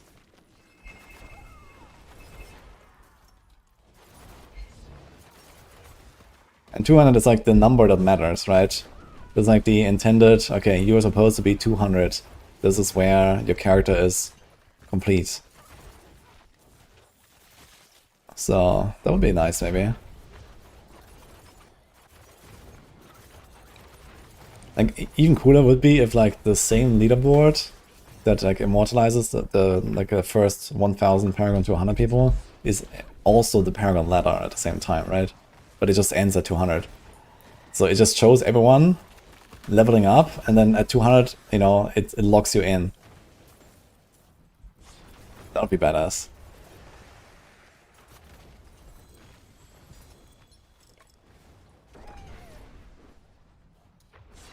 Yo, I'm gonna suggest that actually.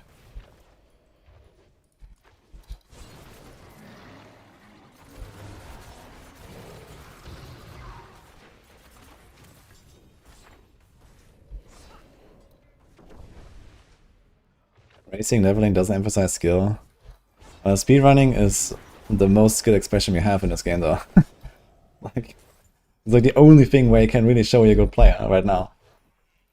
The pit doesn't offer much of that.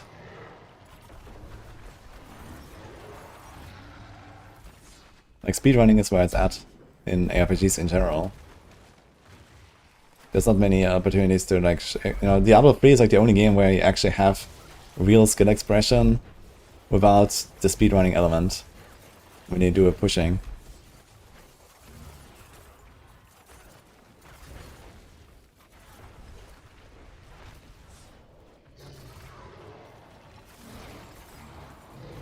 I know season number 1 is still 200, logged out and never returned.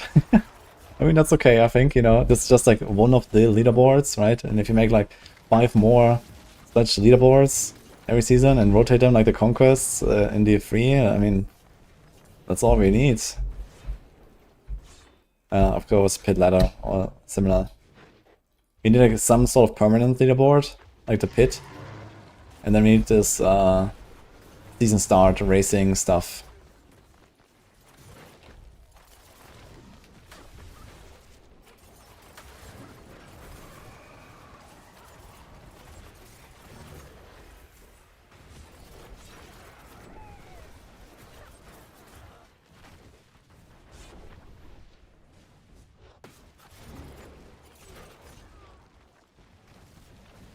Yo, GG, bit boy.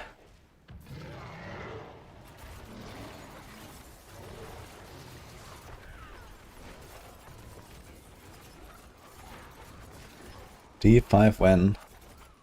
2035 is my guess. 10 years.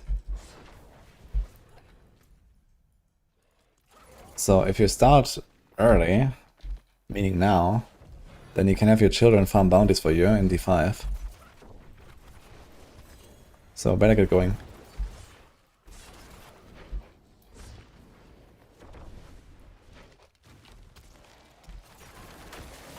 For 10 different leaderboards, it loses meaning.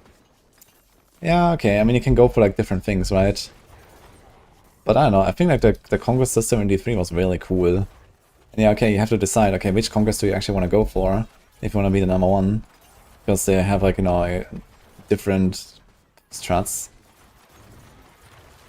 Right, like if you go for the sprinter rank 1, you're gonna lose an entire hour on season start just doing the fucking campaign in order to try to beat it in 1 hour, right? So you're obviously not gonna have a real chance for the other leaderboards if you decide to go for the sprinter. But that's okay, I think. I don't think this is a problem. It would still be even more amazing to see if someone like gets multiple conquests rank 1s done, for example. Just because they were so fast at everything.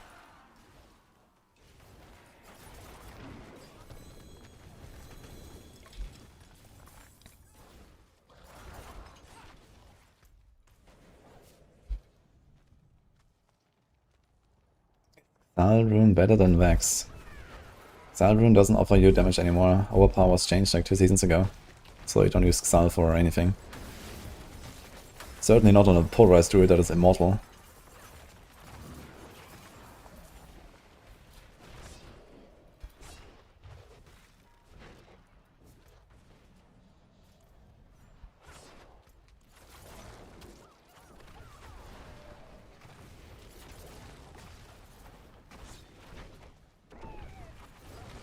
They have bundled conquests in the season journey, won't actually do separate conquests.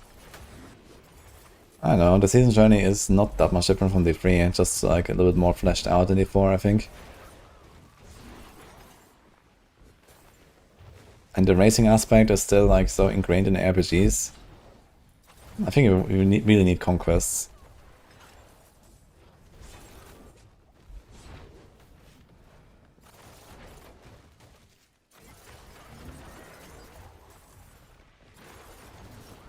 Like that's the thing, right? If you wanna like try to get better at the game, you have no measure of it right now, right? Because the game itself is easy.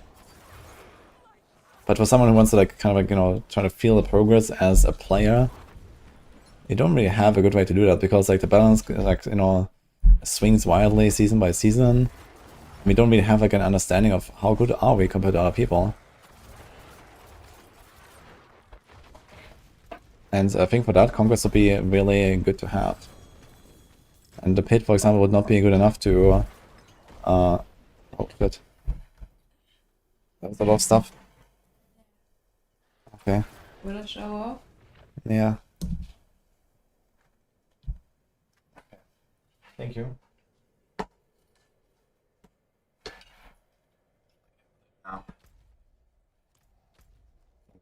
With what?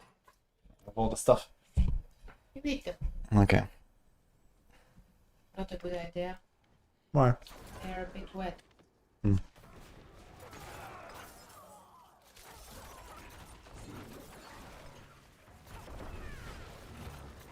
Against Spiritborn, evade, farm 90 fast.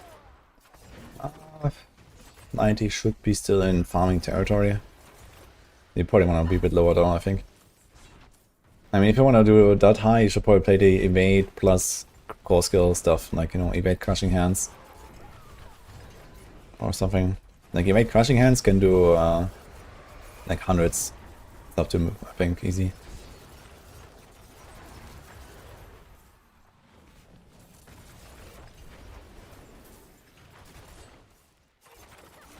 Do you want to share? Let me think. No.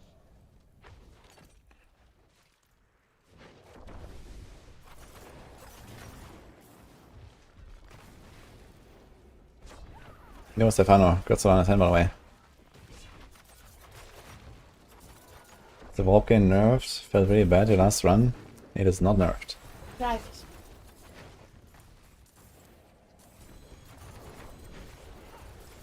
So. Small cheese pie. Mm-hmm. Like it? Come on. Want it? Is this feta? Yeah. Yeah. It's fine. You eat it other times. Are you picky now? No, I don't like feta very much. Yeah, but you like cheese pie. Stop being picky. Yeah, he eats it after all.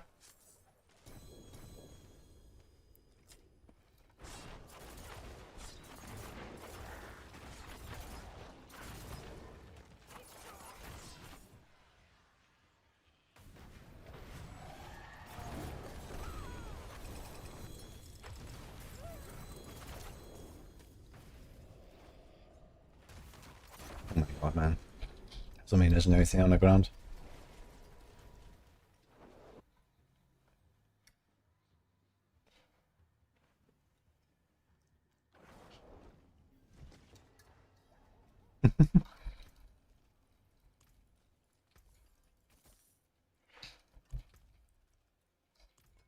Greetings. How shall I guide my hammer? Do you actually care about Dex rings? You have rings, right? Forge hot. Return soon.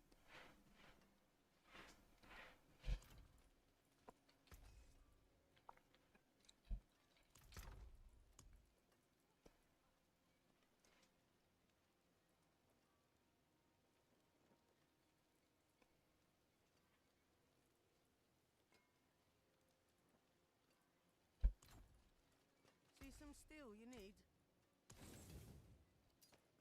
What's still got some good in it?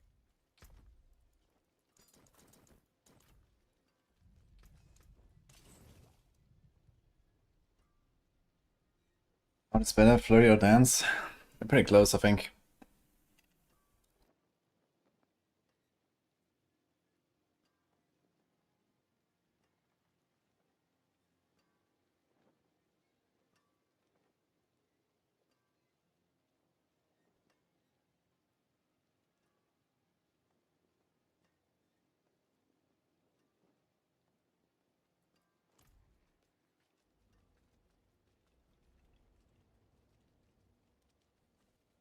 It is done.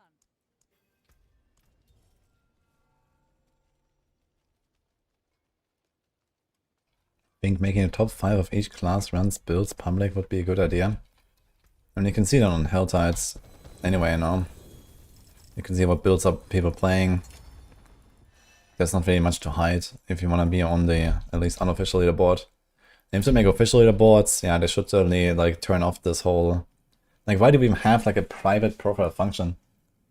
Like, what is that? Why does that exist? Like, who wanted that? So, I don't know. It was very weird in the Gauntlet times, I think.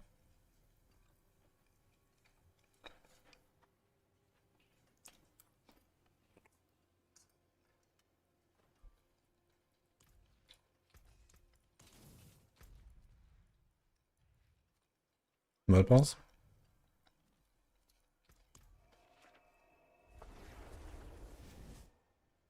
Oh wait, we can't do World Boss on the Rogue, right? Because no Ciphering Strike procs. Or we can. If I remove Beast Cornered, I guess.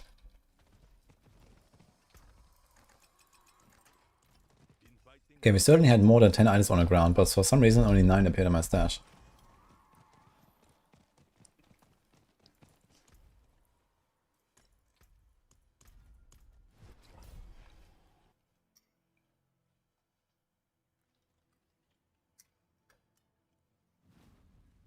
I think the new DLC will have an interesting endgame, maybe something similar to PoE. I'm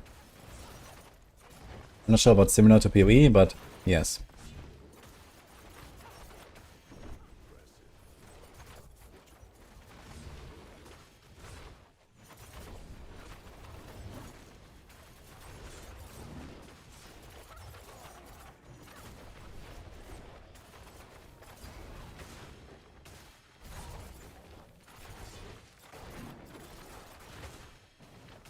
I don't think they changed the drop rates for legendary runes, but you never know. They're changing a lot of like small things like that sometimes.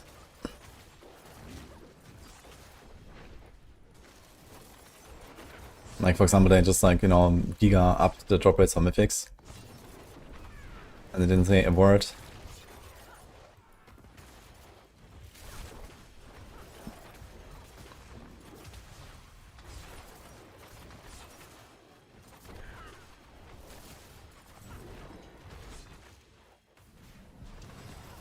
Yun.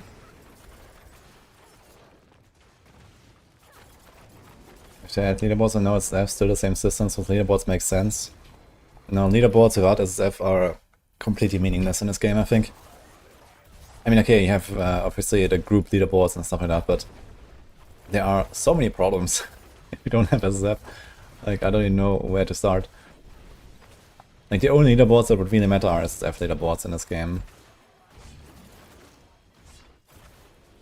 And the other option would be to, like, you know, completely remove trading, completely nerf group play into the ground, so that's not fun anymore, and all that. And then you could have leaderboards that do not have SSF. And yeah, that's just kind of stupid, right? So obviously you want to have people that like to play in groups and like to trade. You don't want to take that away. So you just need to make SSF. There's no way around it, basically. Because it's a completely different game. And there's like so much cheese that you can do with parties. So it's just gonna be completely stupid.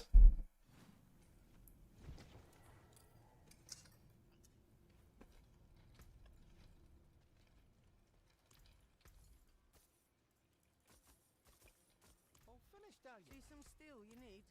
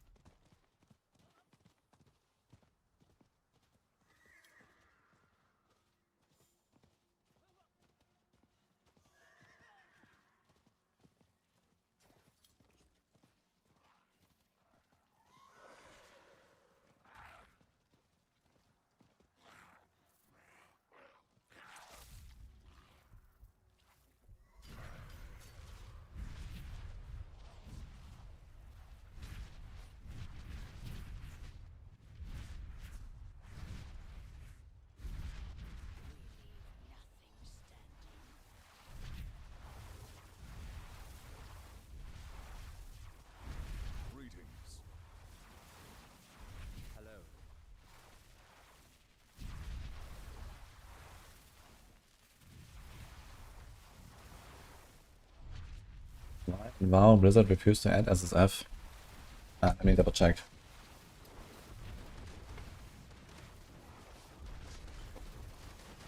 Maybe this is why. But in fact, they did add it for the classic hardcore servers, right? Which is kind of cool.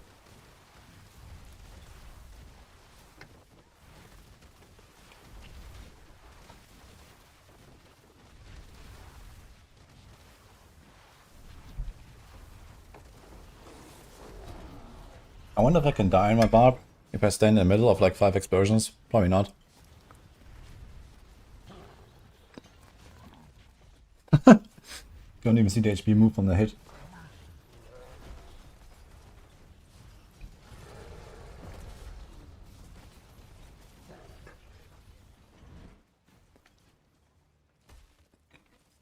there any bug on Rake build? Not that I know of.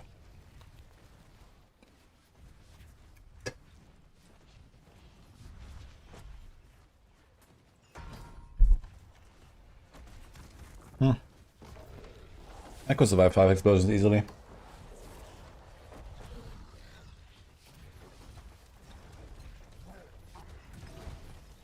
Diablo 4 has the MO-esque elements. Yeah, not really. You just see some random people running around in town and hell tides and that's it. And the vault boss, I guess. It's still an RPG. It's not an MMO or anything close to that.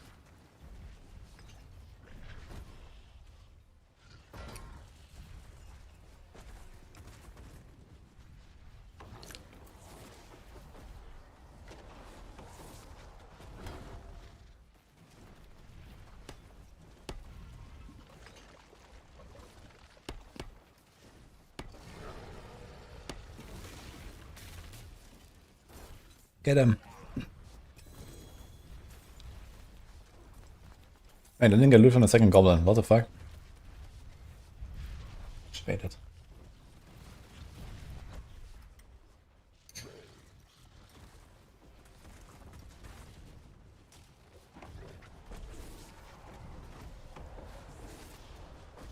Alpha Maker is usable in builds. There's Rapid Fire. There's Heartseeker, Forceful Arrow. I'm not sure if like Barrage and Penshot. I think they might still wanna do it in push, but maybe not.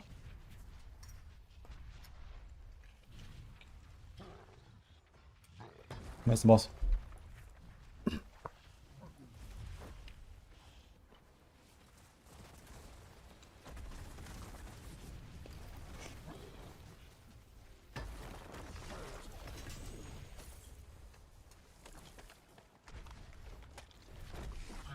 Good fight.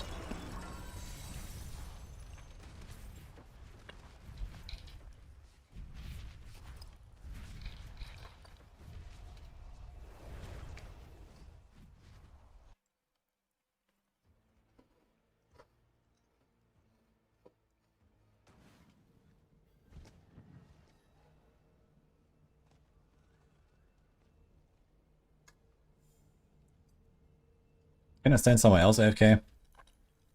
Let's go to Blood Maiden. Maybe some people are there.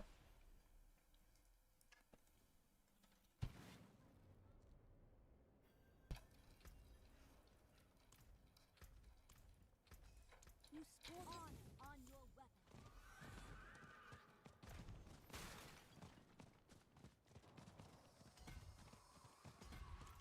Only plus 18 strength. No, kinda wanna do that, I guess. Aberrant Cinders, I wonder how much. This is a Vermin Shout Barb. Oh, actually like 60, 100 Cinders on it. Can we do full AFK Blood Maiden?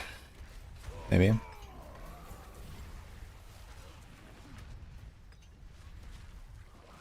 I'm missing 2 skulls on my helm. Let's do that. It will take a while though if I'm full AFK. I'm not doing that much damage if I don't do my stuff. Let's see. Ah, shit.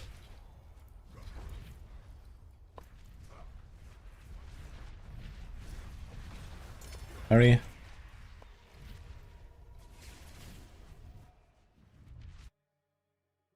You made a cool charge build, very satisfying. Yeah, I was thinking about playing charge. Are you playing with Rend, Bleed? Or are you just like charging and then how do you kill a boss? You need something to kill a boss. Yeah, this is a shotgun build, kind of. I'm not sure like what exactly Migo has. Dude, it's like fucking reset my... Why does it reset the Blood Maiden? Like I'm clearly in the same instance. I see the stuff on the ground. And the potions. It just resets the fucking Blood Maiden. For no reason.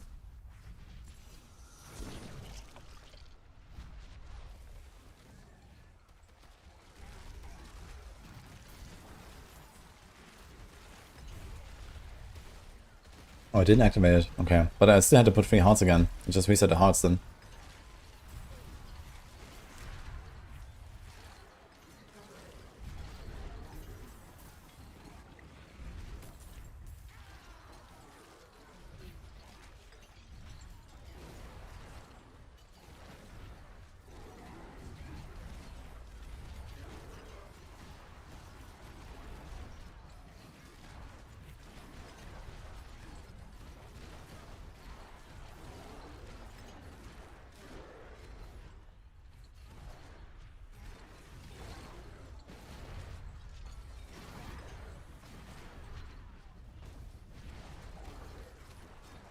My unstable elixirs, because it's 6% per point, which is very good for rogue standards.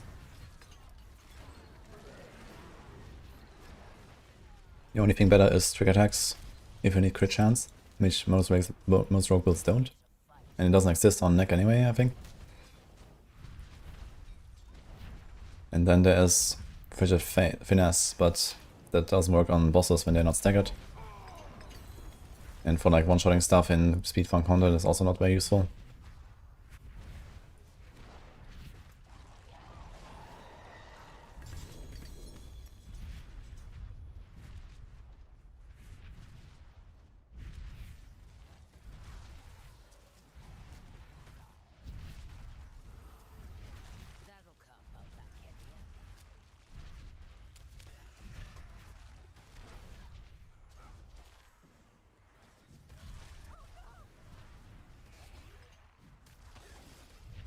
And my Flurry has only Shroud Mythic equipped.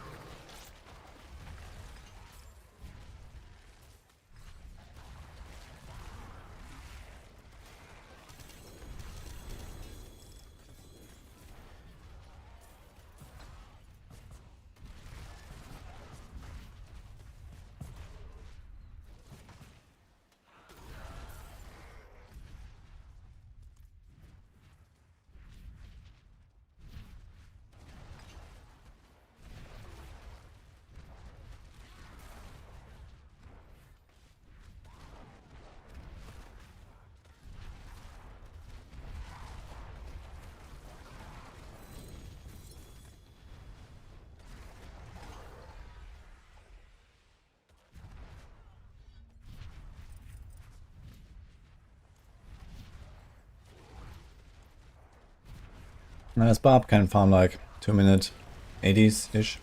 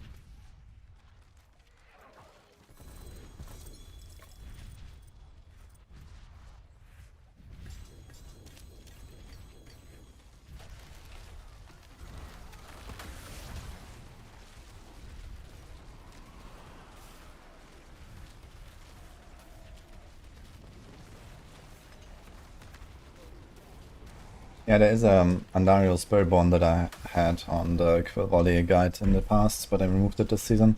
I can give you last season's planner if you really want to play Andariels. It's an okay build. But not really as good as most of the other Spiritborn stuff right now.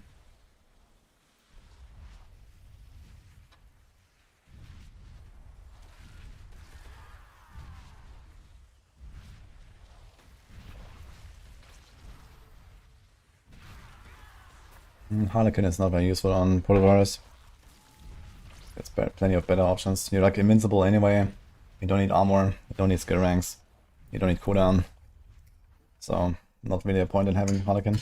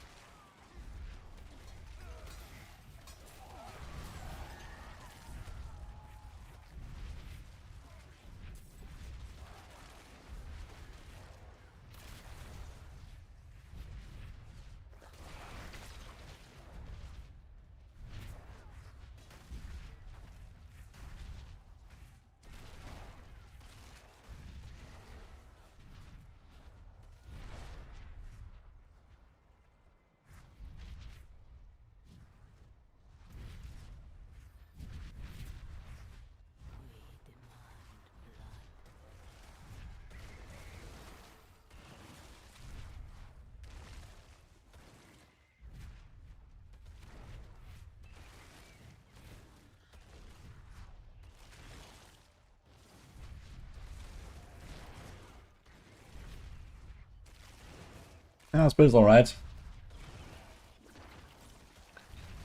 I can find like 80s in 2 minutes.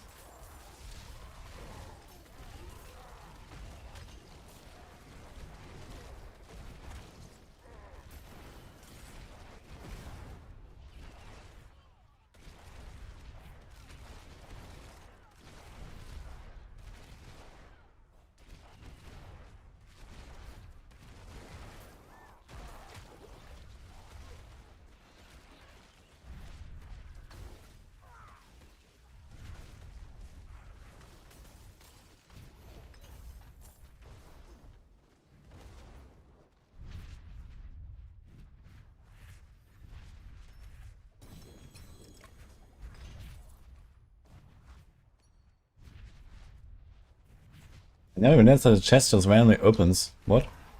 I didn't know that's the thing.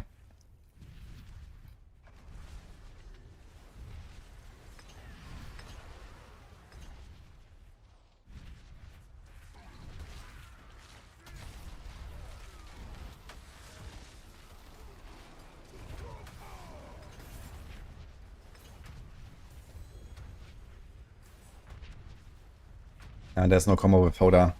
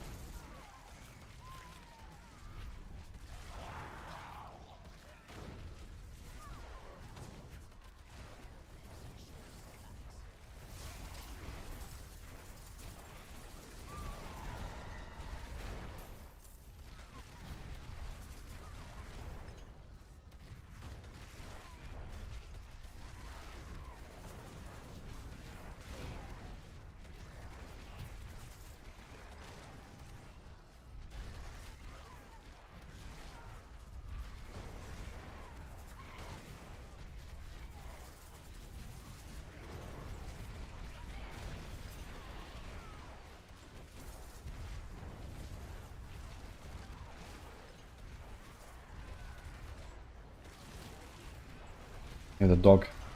A very hungry looking dog. Right there. What do you want, man?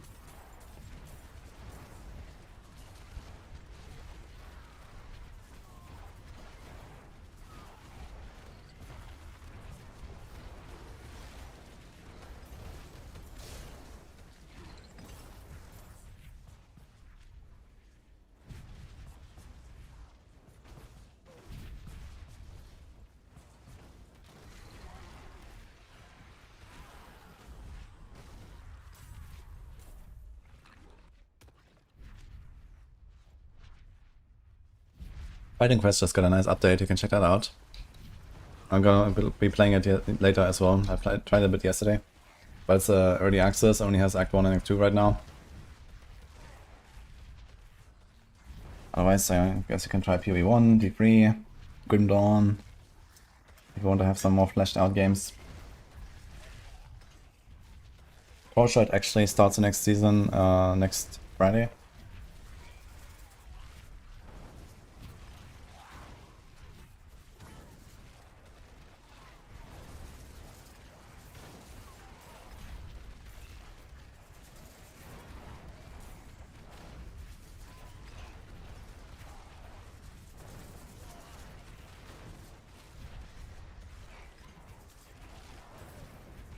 Can any rogue build do 120 plus pit? Don't think so, unless we discover something big. Like Defter will get kinda close, I guess. And maybe the double basic Orphan Maker stuff.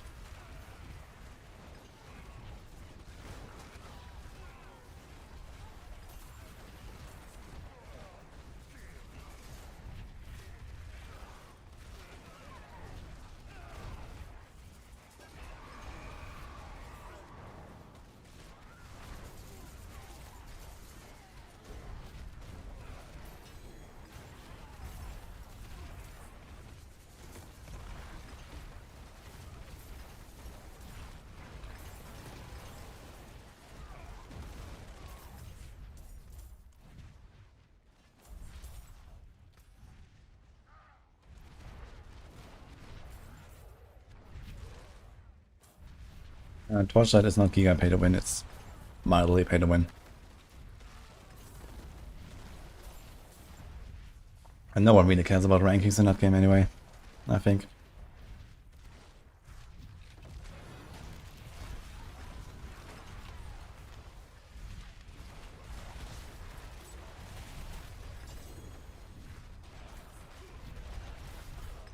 Ah, true, I forgot that I mentioned Last Epoch. Last Epoch is definitely a game worth getting into.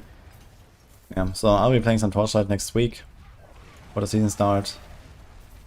I'll see if I can fit in some Last Epoch, maybe in November or something at some point. Because I barely played Season 3, yeah. Or like to maybe do like a full Ubarbarov run and stuff. So we'll see. Dude, can I like... Wait, how do I RP walk? I need to RP walk. How do I turn it on?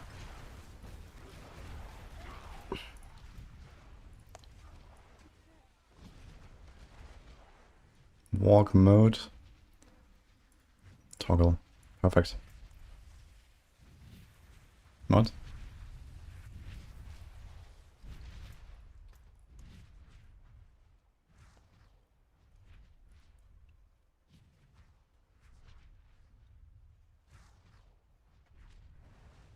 Oh, inverted hold. Wait, what? How did I do this? Why does it not work?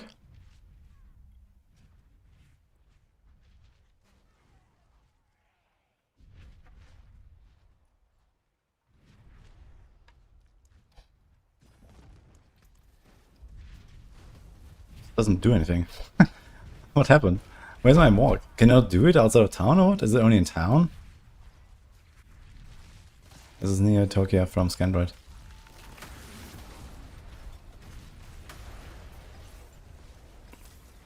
I need to do slow walking. How do I do slow? Ah, wait. Now! It just turned on. I didn't press anything. Okay, perfect. What? Wait. When I left click or when I auto walk, it goes at full speed. But when I do WASD, what? When I do WASD, it's slow walk. What the fuck? Oh man.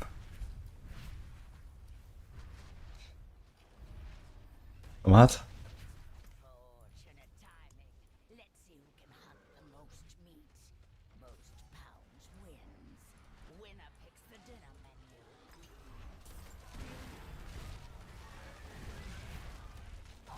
Yeah, that's kind of weird. Okay.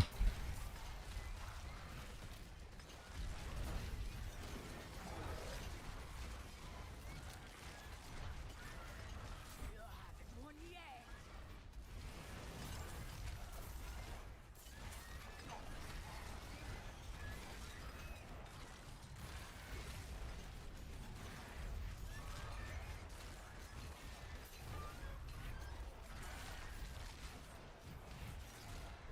That one was going to be mine.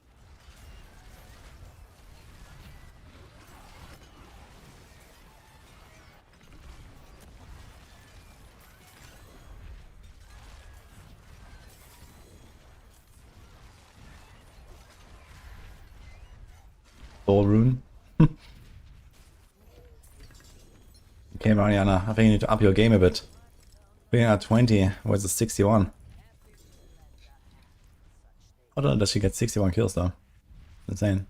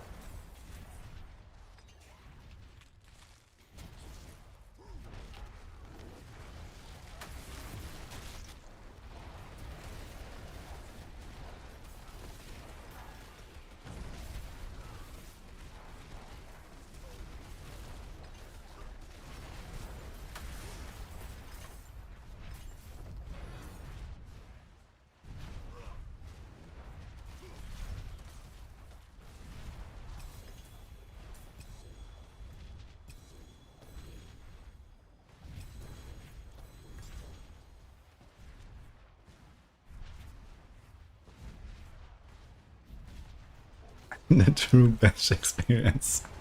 The curse aura Necro, oh man. But does it apply only once or multiple times when I stand there? I remember it was like doing damage around me, but I'm not sure exactly how it works.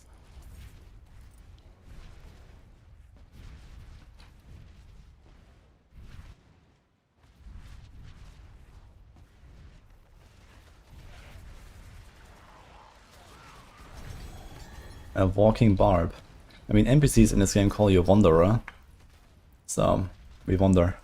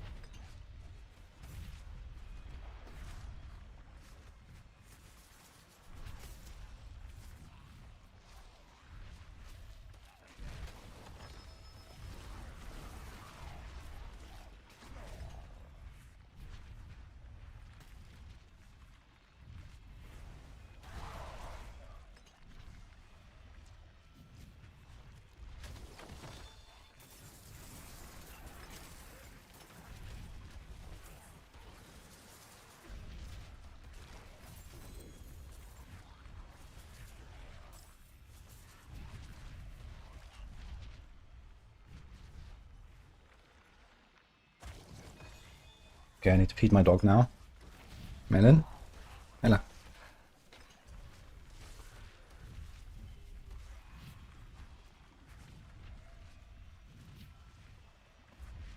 That was a hard event, guys.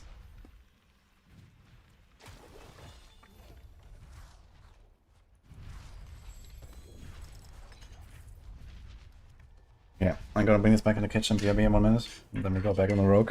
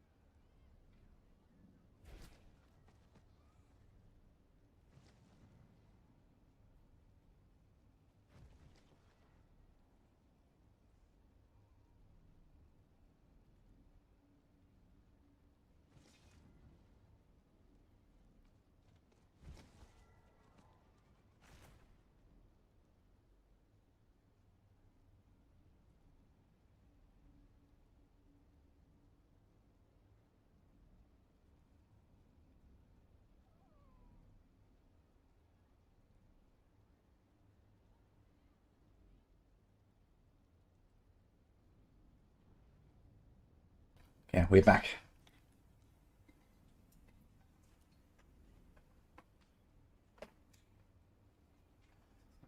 Okay.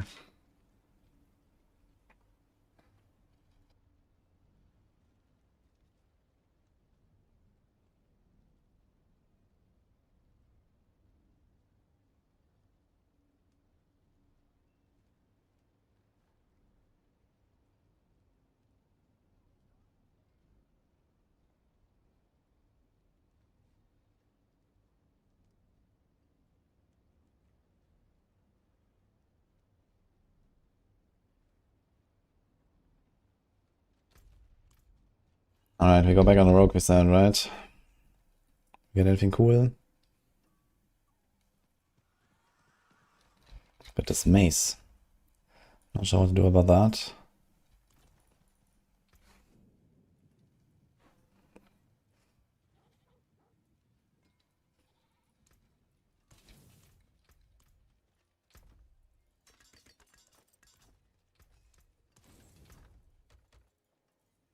Oh boy.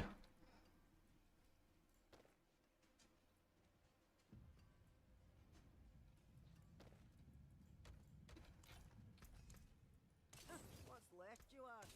My hammer sings on you.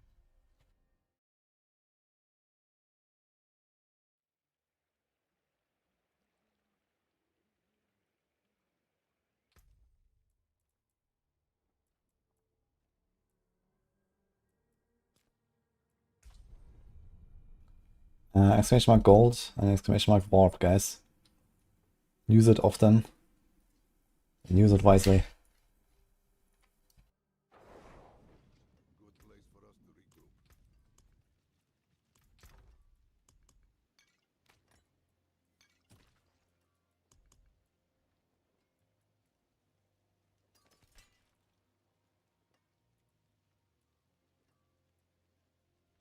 There was someone here earlier about charge barb. Who was that?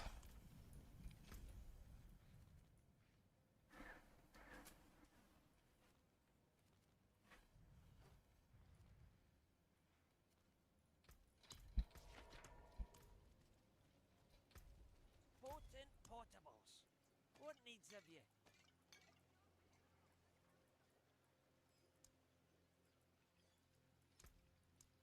Excellent.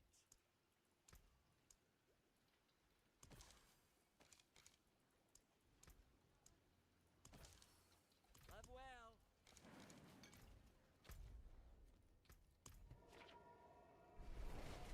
Yeah, I'm planning to try Hoda. I actually wanted to temper my stuff and so on. And see what I can do. You were playing charge, so what are we doing with charge patronus? Just out of curiosity. I was thinking about trying something with charge since after a 2 seconds cooldown is kinda cool.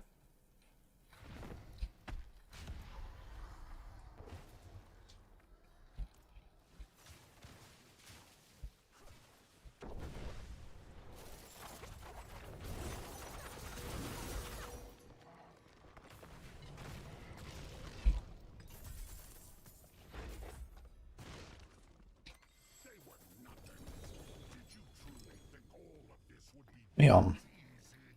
Nice.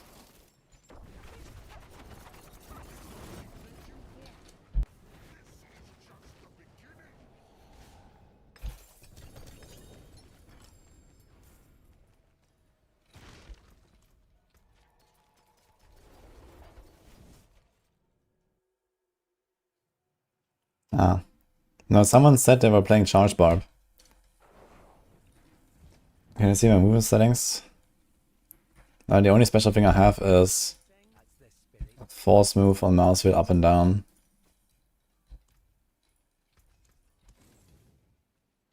And WSD, I mean, yeah, WSD.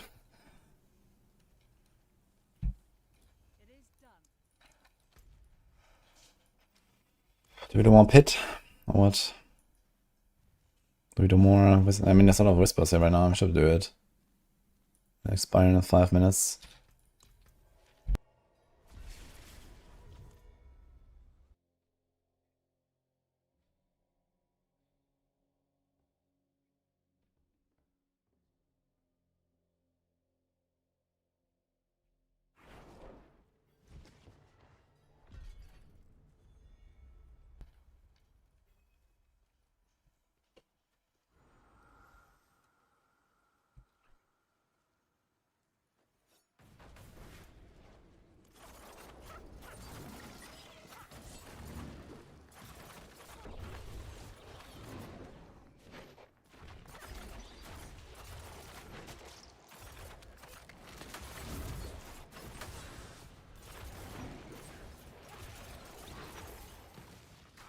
Yeah, 23 earned. Only one for the spark.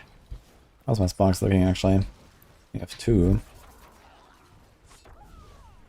Also I'm warp looking. 77. So we're gonna have 3, 4, 5, 6 sparks again.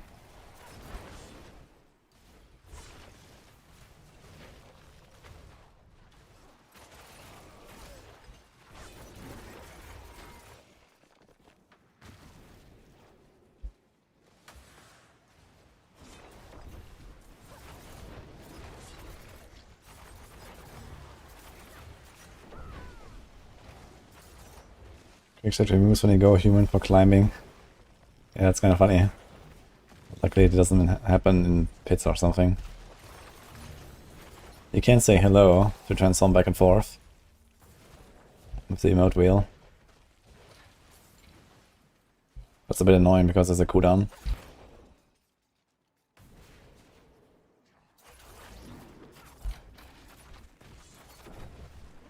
I've already finished Titan Quest 2 update. Yeah, I mean, they're slowly building it, right? I didn't expect it to last very long or something.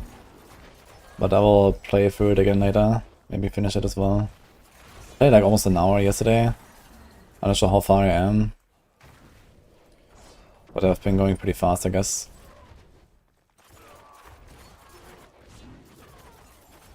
Because the character was already pretty set up.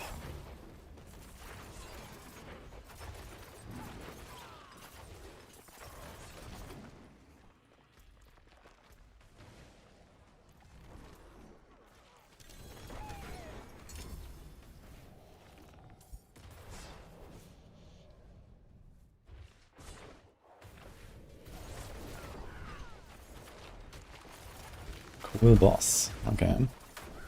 Excited to see it. Shit.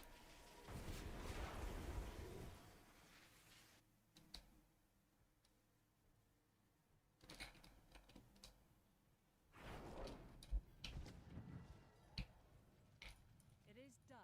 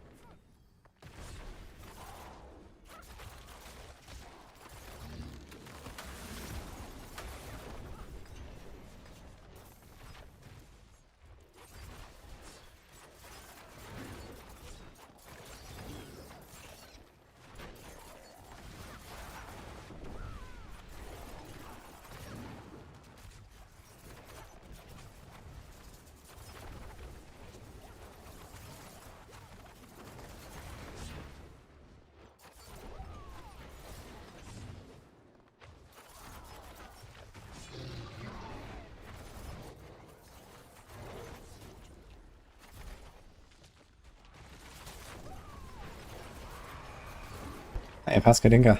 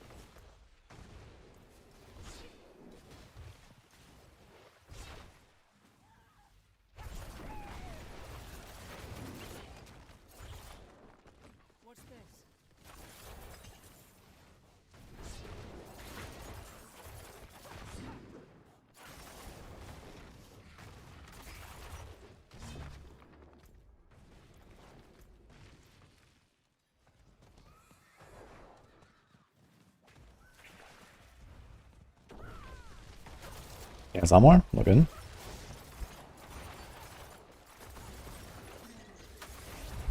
Game looks actually free now. I guess so. If you are just looking at it from like a superficial perspective.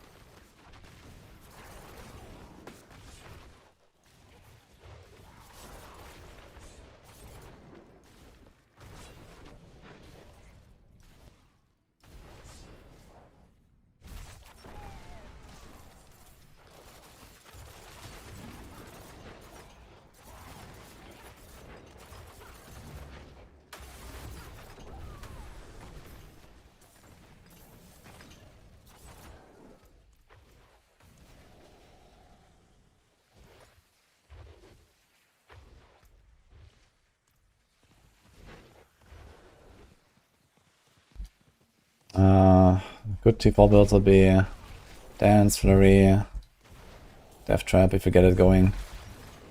But it's hard to build. Heartseeker.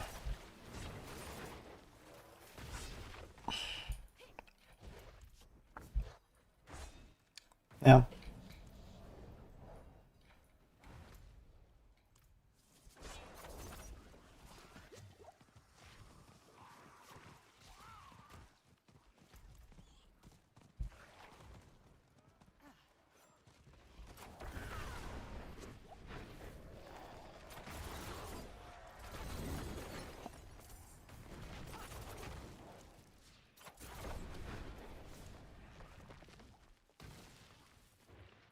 Okay, so sigils, holy.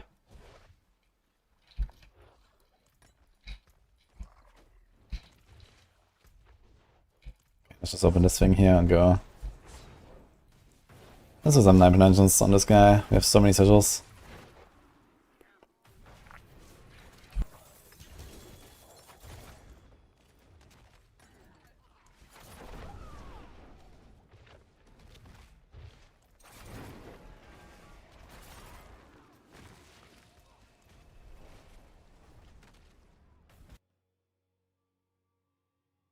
Exactly that one, Juggernaut did.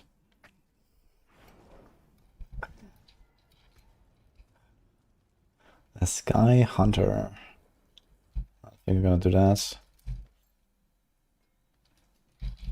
Greetings. How shall I guide my hammer?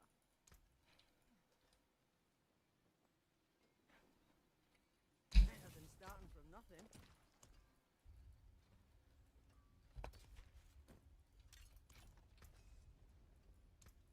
Use it well.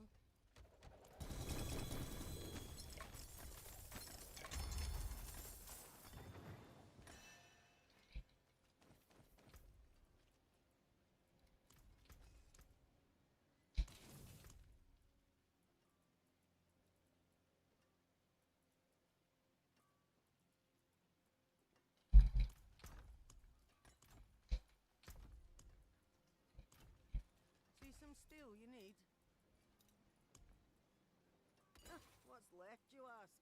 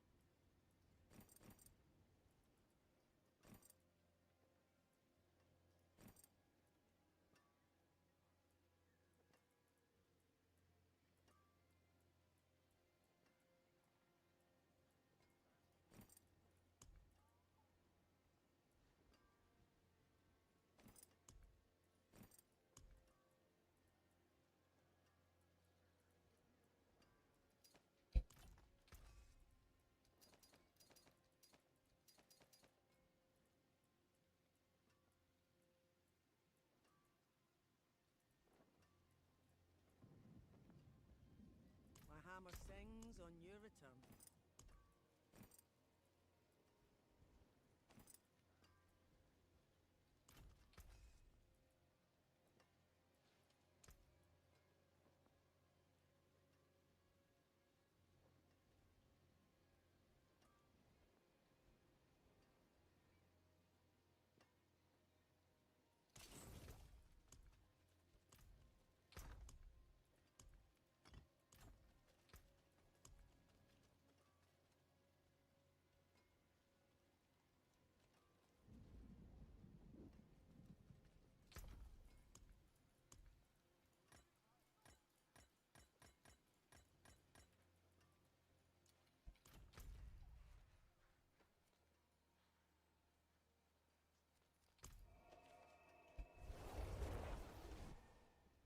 What runes combine with Sorc teleport? I have Moni, Q, and Neo Jar right now.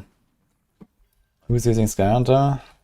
I think Rain of Arrows. And potentially, like, I think Rapid Fire. And I'm not sure, like combo point variants of Endshot and Barrage would probably do that too, but I'm not sure if they actually play like that. But yeah, Rain of Arrows is a pretty strong build, so that wants a Skyhunter for sure.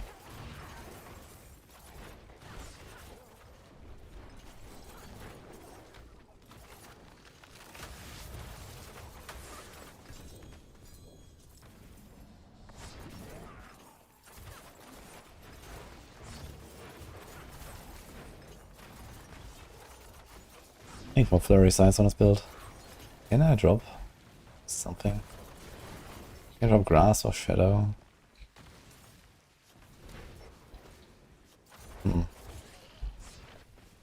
It probably doesn't give me more coverage if I drop Grass or Shadow, because it also summons these Shadow clones to kill stuff. We drop that. Don't we want to drop this? Fists? Then we lose the healing. This armor temper could be Flurry size temper, how about that? But I'd get more Flurry size.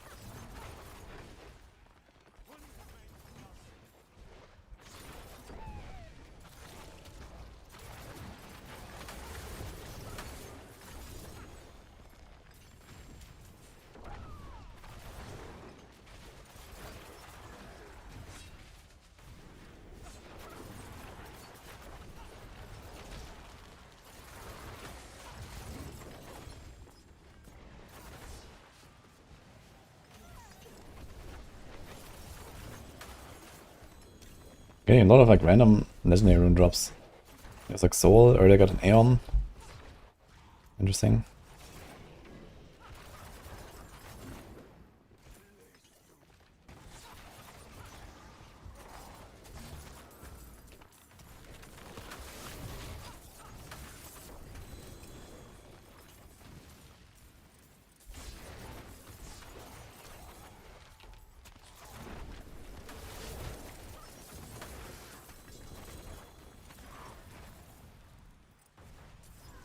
Playing this Chinese guy, his rent takes up all the Infernal Horde space.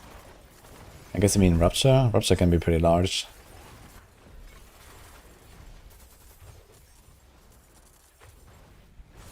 Are you talking about Rake, maybe?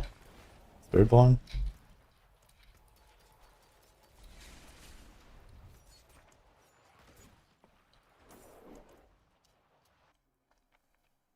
He swings rent, really? Interesting. Funny. It's a good build for Infernal Hordes. I mean, it's melee, but I guess for melee standards, it's probably as good as it gets.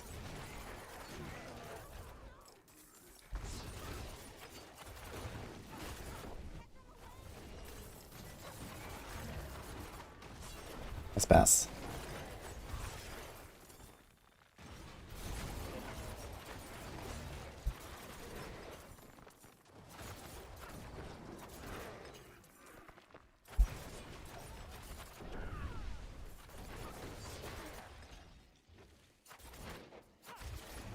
I've seen or heard anything about Rent Barbs in a long time. I think Rent is like relatively meme, but I guess good enough to do something in T4. I guess it can be pretty big with the exercise tempers. Funny.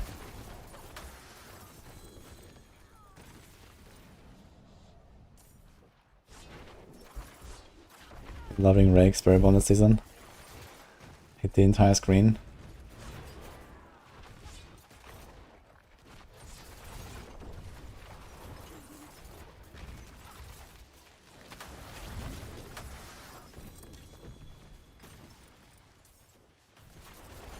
I should do a bit of Rake as well. See how that feels with the back off stuff.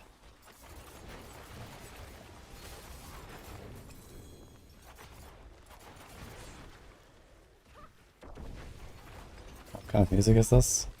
The main genre of my playtest is synthwave.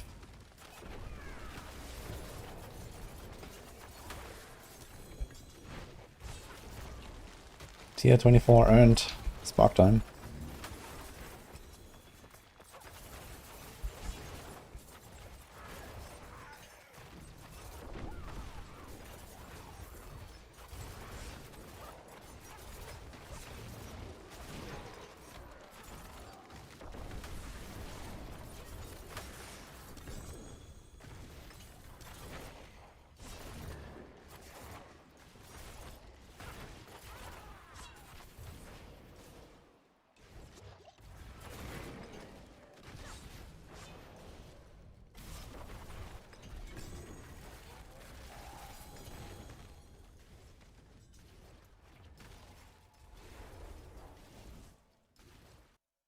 Flurry and Darkness Eyes are both really good. Flurry is like probably a bit more consistent all the way. Because for Dance and Knives you have to do like a relatively big swap once you reach late game. And you have to do the poison trap blocking stuff. Where Flurry you just kind of keep blasting and you just find good aspects. Get a random death mask and you're blasting in T4 basically. But both builds are pretty good.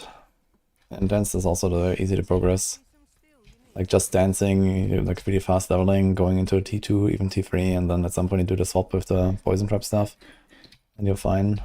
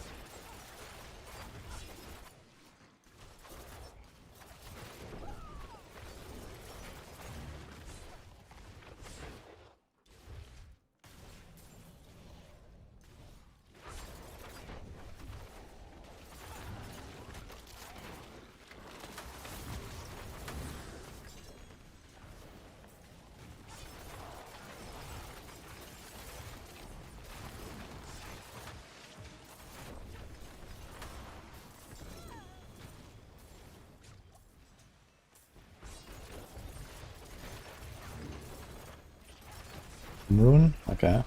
Dude, we're getting runes here, what the fuck?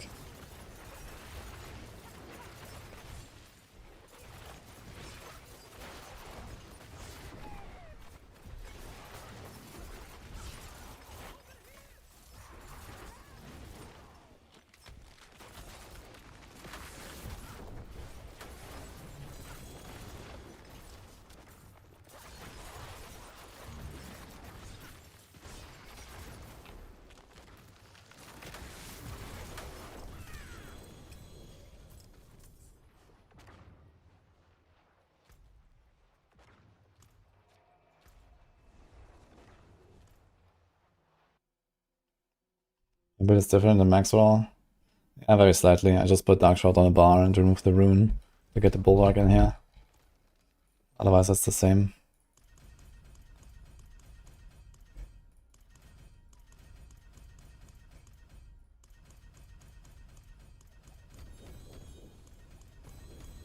It's funny how he just drops them on the ground. Okay.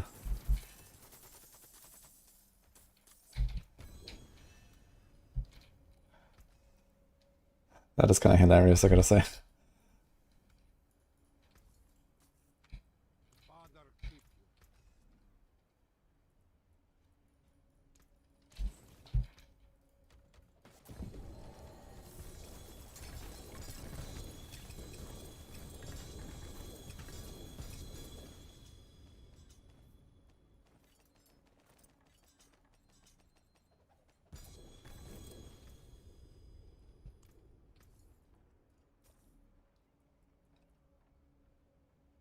Scoundrel's letters.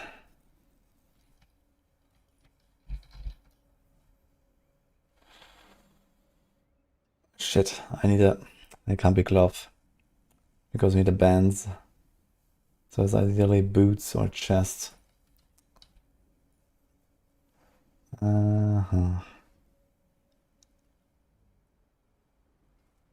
Close.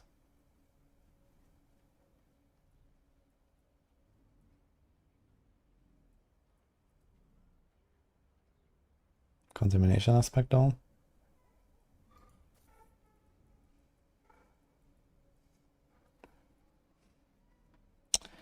Too bad.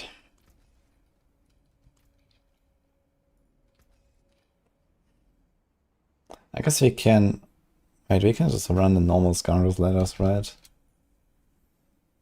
Yeah, we can actually get away with just the normal Scoundrel's letters, that's fine. It's not a big deal. We can just farm the chest at some point.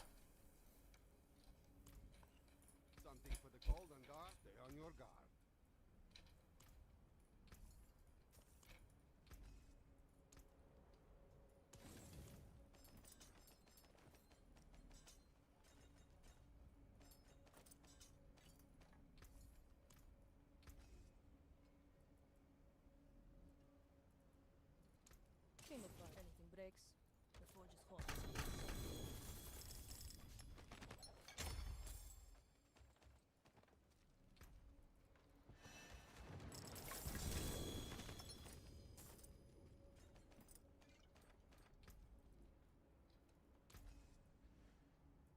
Another contamination.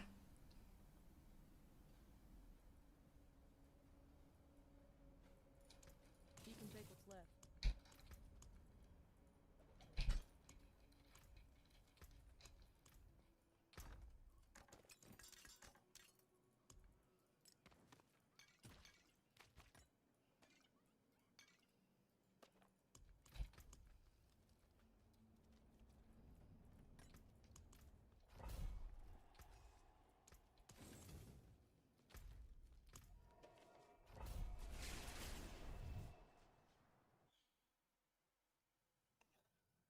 What is the rune conversion upgrade chance? It tested actually. I think it's 15% to upgrade and 85% to stay.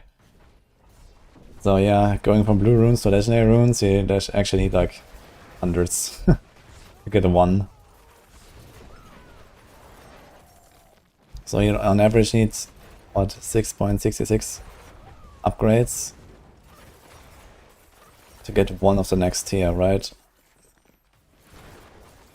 So times 3, that is 18, that's 20 runes to go from blue to 1 yellow. So you need 60 runes to do 1 conversion at yellow.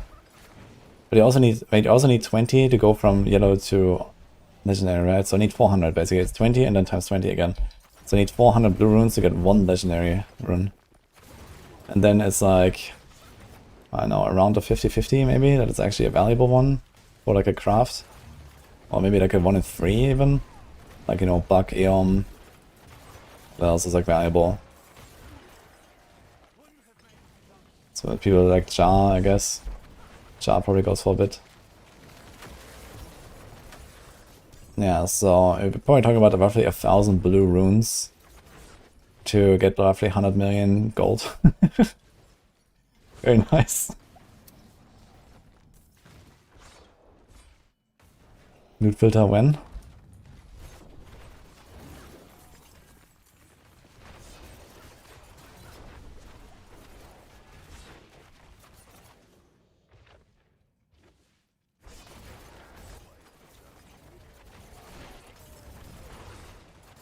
ruined a guy's night for not being awake at 3 AM to sell him something. Holy. But what if it wasn't a guy?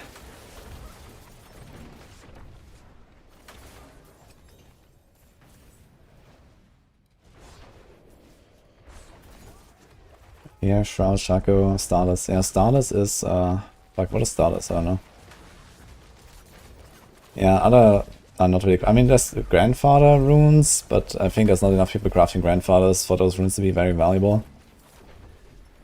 It's basically just for some Barb builds.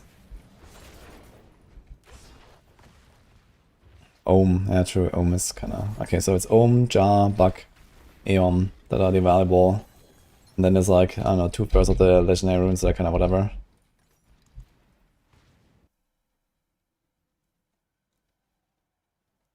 This is doing billions and can it hit in the trillions? This cannot hit in the trillions, I think. But Flurry should push like 110-ish or something like that. I'm not sure exactly where it landed. I think Matthias has done like 110 like pretty early in the season with this.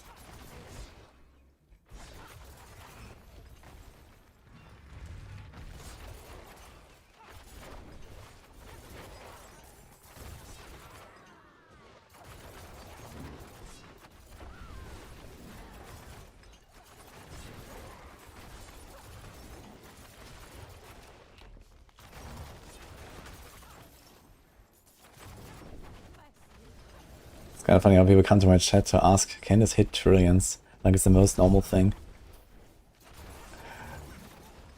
Wait, it can't? Trash build.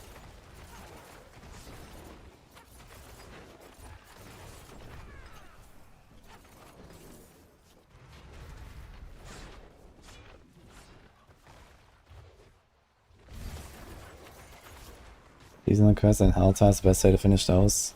Proc the Hellborn and then click one of the Soul Spires. That's the easiest.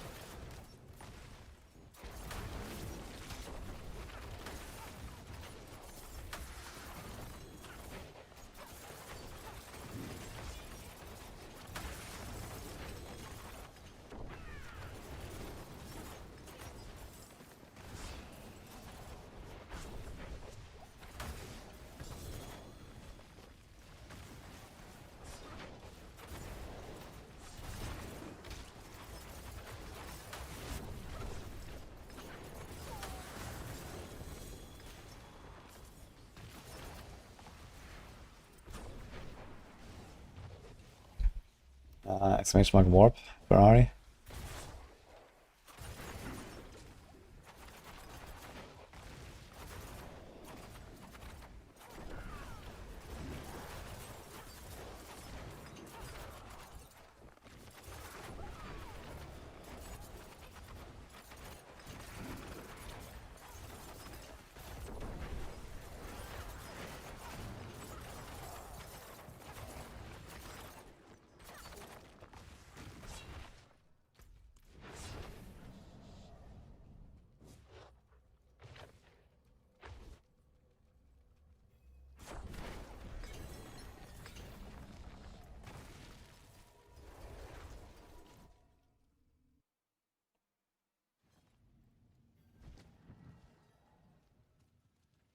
I'm teleporting with no cooldown. I have Dash, Shadow Step, Charm Rune, and Flurry itself that teleports me. The Flurry actually has no cooldown and can be spammed all the time.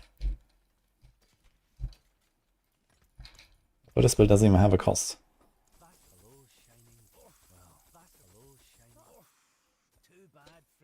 Should I just Gamba Gloves? I think I should Gamba Gloves to try to get the Icarus Rose, maybe get lucky.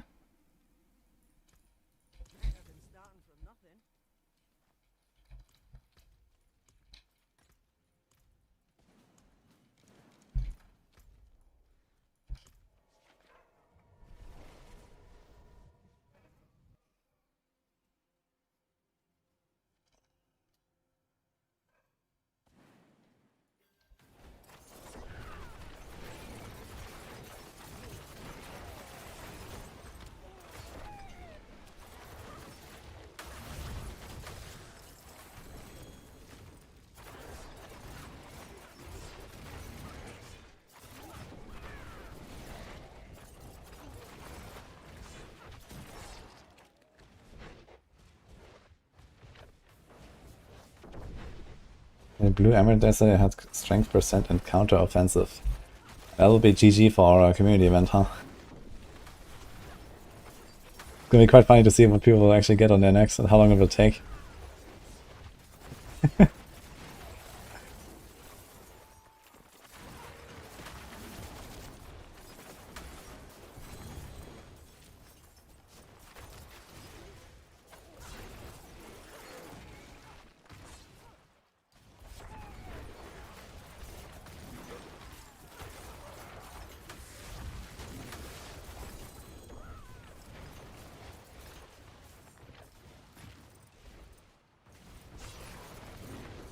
Hi, Denny.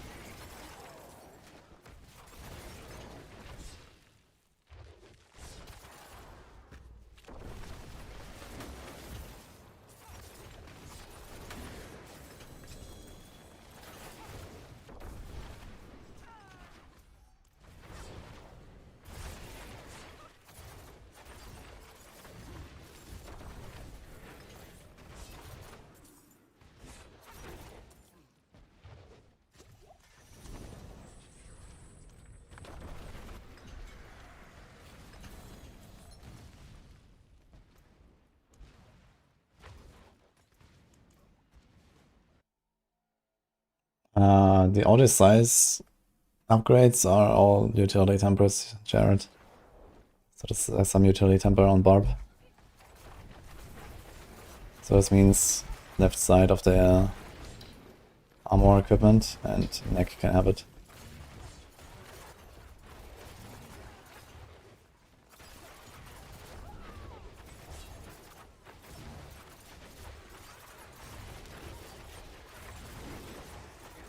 Let's see, this guy's teleport, or are we gonna suffer?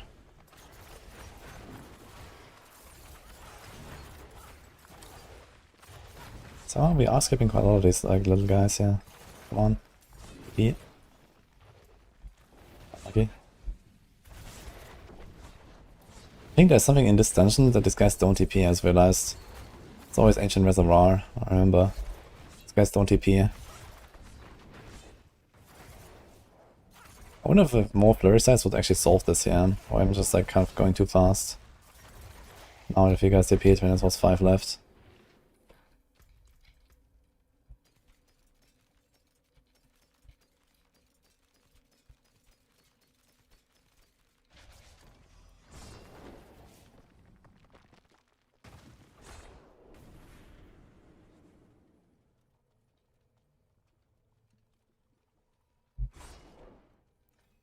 How many emeralds have you gambled, Gris?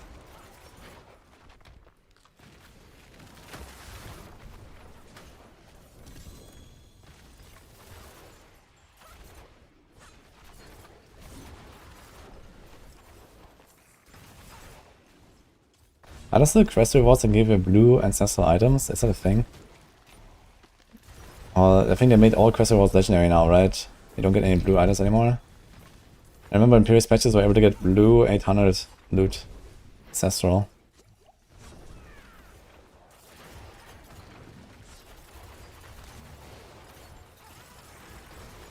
One set of ovals impenitent, okay. Good outcome for that, I guess.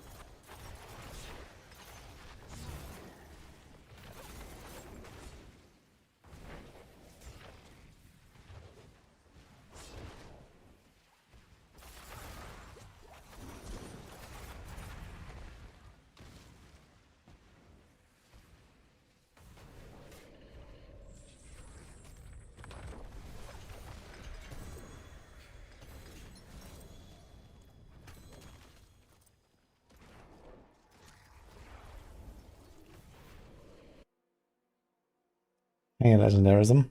Yes, how about you?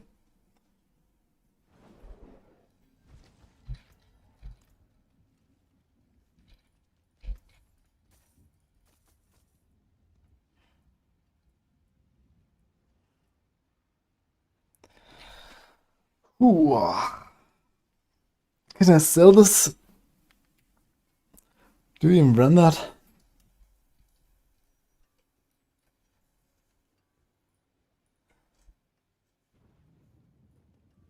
I've not tried to sell any items this season. It says the variant runs this, but not mythic. Grass, Pain, Crown, Fists. Yeah, so I guess it's not really worth anything if it's not biz setup. Too bad. Insane pants. Anyone wants this on hardcore?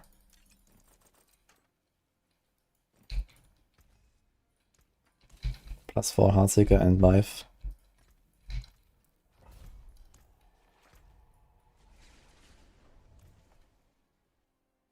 Is Warren Barb good for the season? I made a Warren Barb with the shout stuff, which is pretty decent, yeah. I actually played it earlier and yesterday a lot.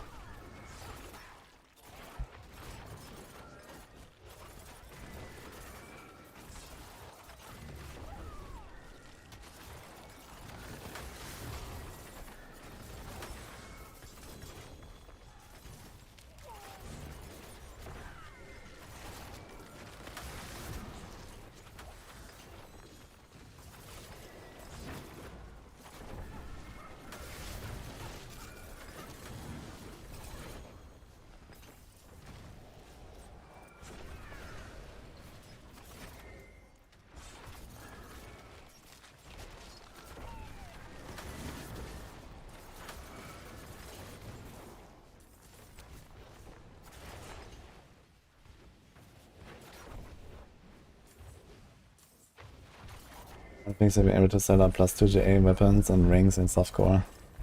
And then I don't think I have to try here.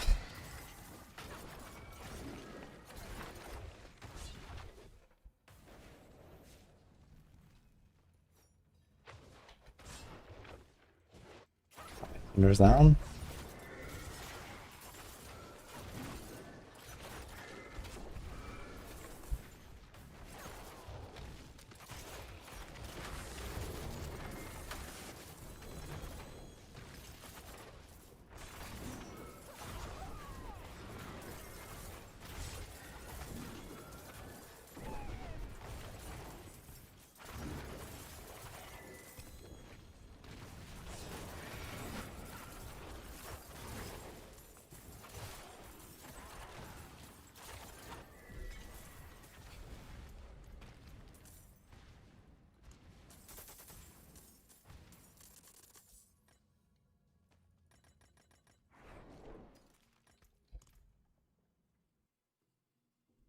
They didn't patch anything. Tuesday will be the patch in 5 days.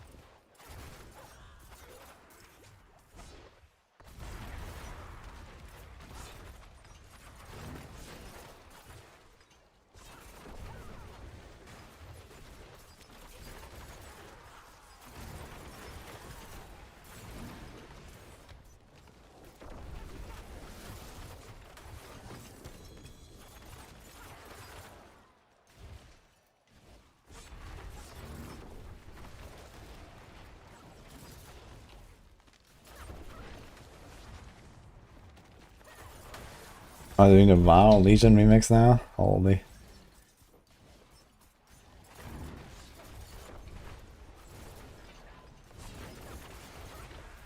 Yeah, I don't think they care too much about like, the WoW and Diablo overlap though. That's the thing, I guess. I do have to say it's surprising how often Blizzard releases stuff at the same time. It's kinda odd.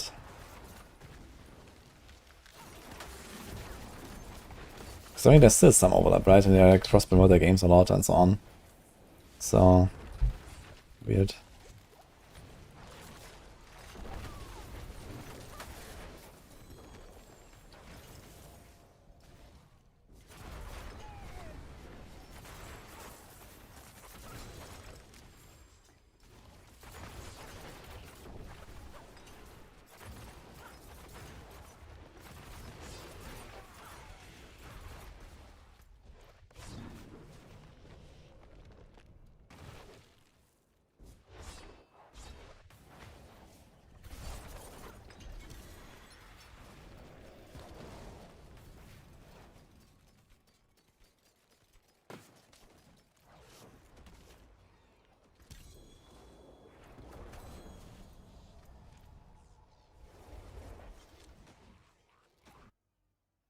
I've streamed WoW a bit in Classic, but very little. And then I streamed here and there in Legion when I was like rank 1 Mythic Plus Rogue for a while, yes. But I've never really seriously tried to stream it. But I had like an insane amount of viewers actually. For my standards back then, I had the most viewers ever in WoW actually. Besides like D3 Season Star or something. Like when we were doing Mythic Plus, I had like 2k viewers or some shit, that was insane. But yeah, that was like, when was Legion? 8 years ago or something like that. So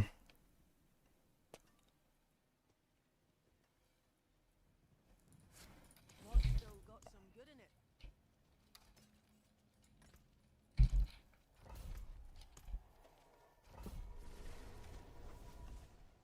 it? Face of Fate boots right now, I think. Also, I have Shroud Chest.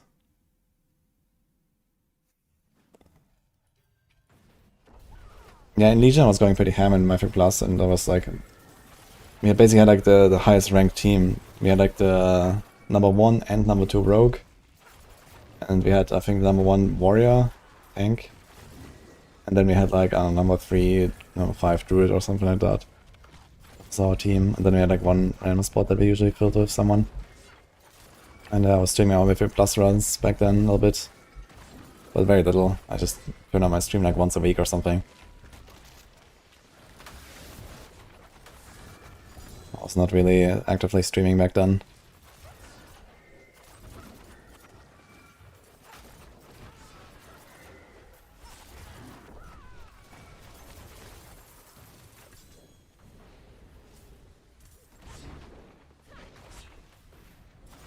Saw me at the Echo bootcamp, yeah. I said hello there. That was funny.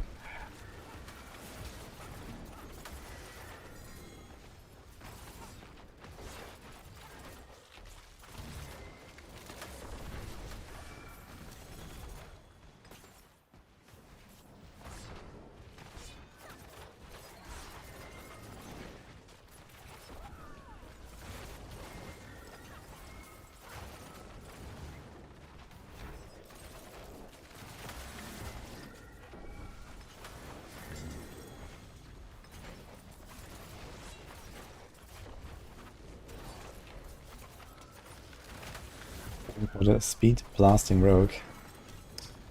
What do you mean? Edition. Get dizzy.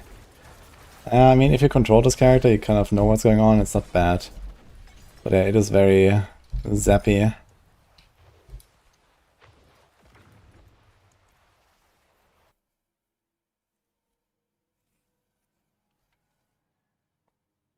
Dizzy, maybe 1 minute per 100. Yeah. But the boss fight is something I do not want to do. This hit and run thing. The idea is cool, but then the boss fights, yikes.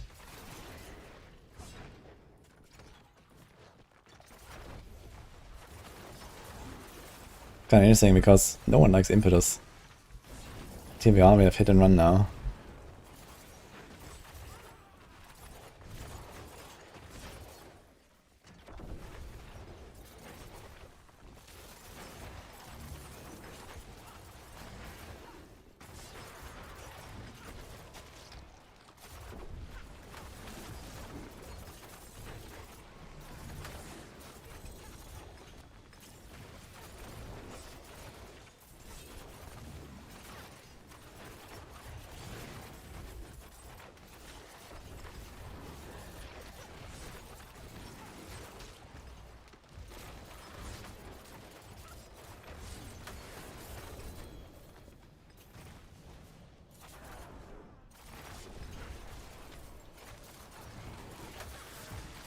Rushing Claw is even worse. Yeah, Rushing Claw feels horrible to control. I hate Rushing Claw. They need to do something with that skill.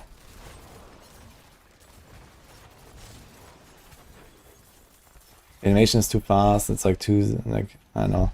Like, it also only goes to enemies. I think they need to like slow it down or something a little bit. But it just feels so bad to play with Rushing Claw.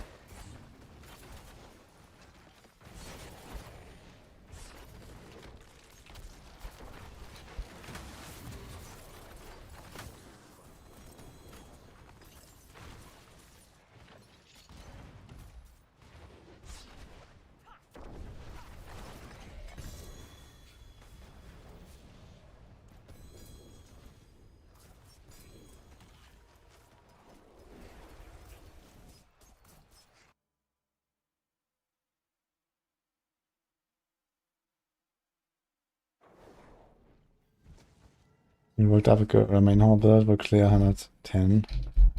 Not bad actually. So like post season 10, this might be a really big build actually.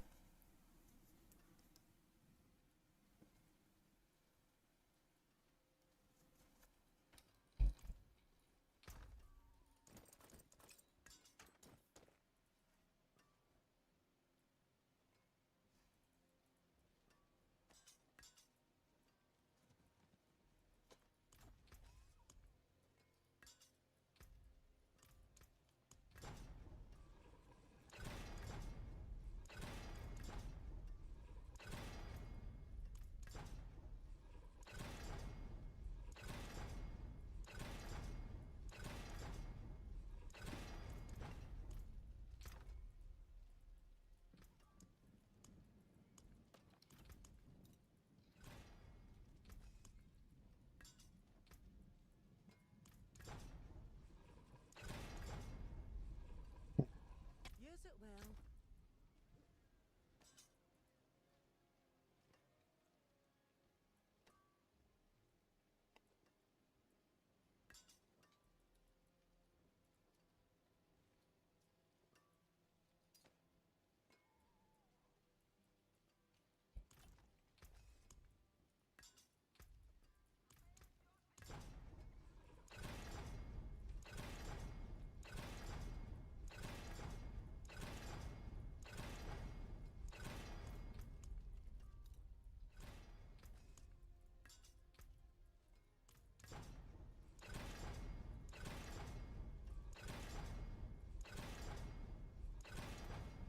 My hammer sings on your return. See some steel you need?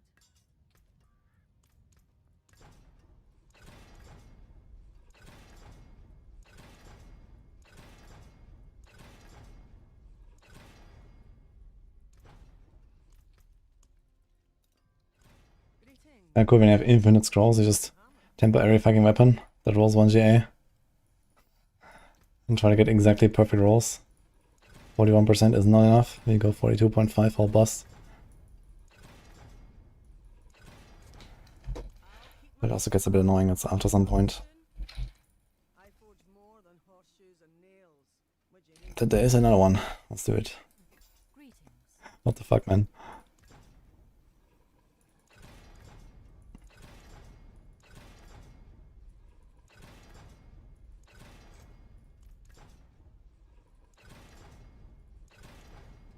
I'll keep my forge. 27 per Dark Shroud Shadow.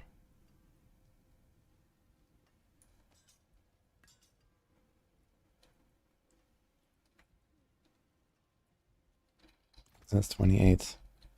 Do we YOLO?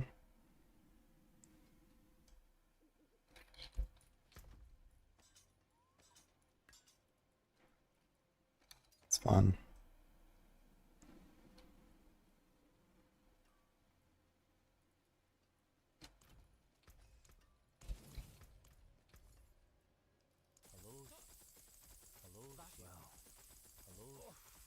Too bad. See some steel you need? My hammer sings on your return.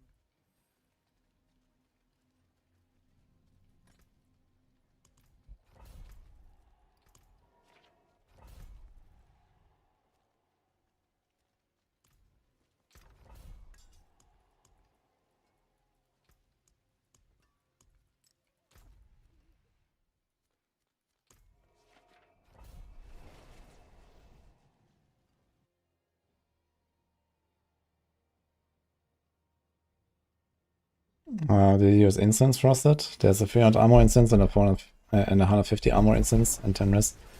Then can try to use a skull, and then you should probably have it. Right here is also an option.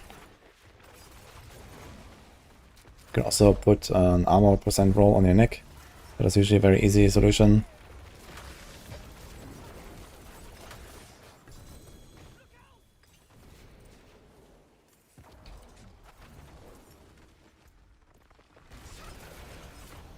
Walls of the Damned. Why am I in this dungeon?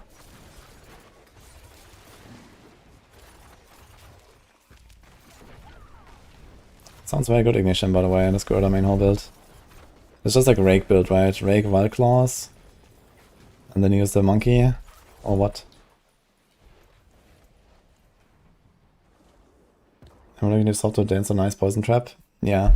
I mean, I have the items pretty much besides the gloves. I need the Icarus Rose, and once I have that, I can do that. I'd have to farm some bosses, I guess. Maybe we're gonna do a bit of a boss session with the Rogue to get the glove. And we can get away with a non-ancestral glove as well. It would cost us some damage. But it's not the worst, I guess.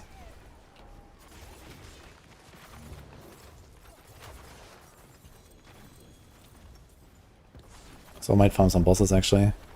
But for now, I'm probably gonna farm a bit of pits and stuff. And then do glove gambling, maybe gonna get something.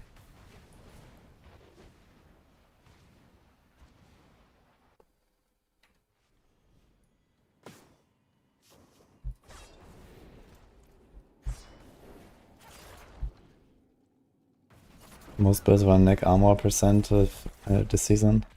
And you don't have to. It's still fine to cap your armor, but if you don't want to use like double incense or something, it just makes it very easy because you can go to like full diamonds in your jewelry, get res there, and then, for example, you can still run, if you have too much armor, you can still run the life incense instead of the armor incense, which is very nice. I don't have an armor roll right now, and I don't need the armor incense, but I also have nothing actually. Somehow I have enough armor, not because I have the Flurry helm that has armor. Chaos armor. Chest. Beautiful.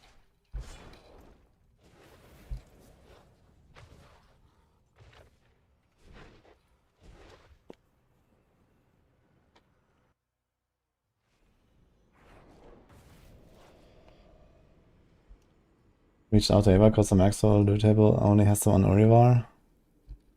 It was confused. Wait, was he confused? I mean, there's only one boss. I don't think that every item has at least 2 bosses. Pretty sure there's some items that have only one boss. It's not confusing. They changed a lot of the loot tables this season.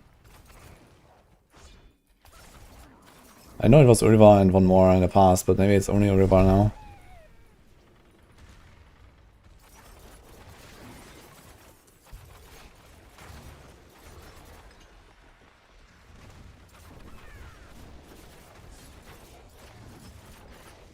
Like Fists, for example, is also just Beast. There's nothing confusing there, I think.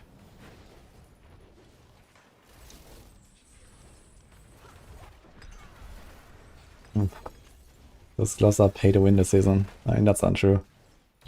First of all, you can gamble them. Second of all, it's like one build where you really care about them. And the expansion is not pay to win in the first place. The expansion is the expansion. If you're going that deep to care about those gloves, then you probably have or should have the expansion anyway.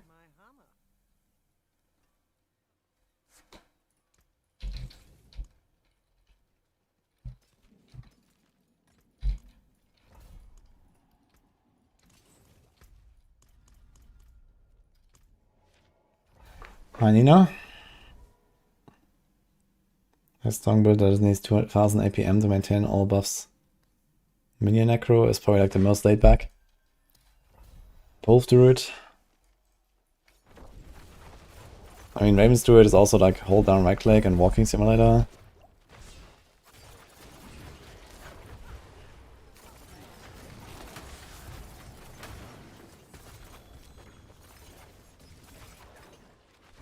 Lance Rogue, I guess.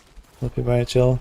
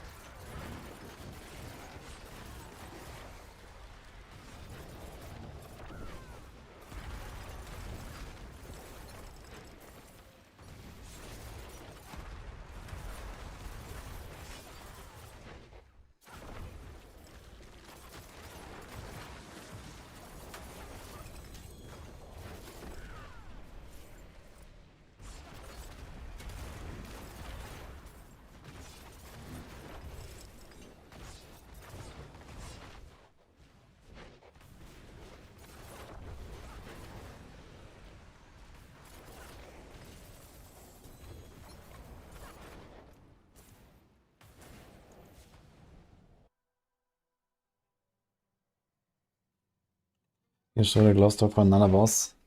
And it's very easy to test. You just get like 5 or 10 of each boss, and then you'll see if you get like multiple of the gloves.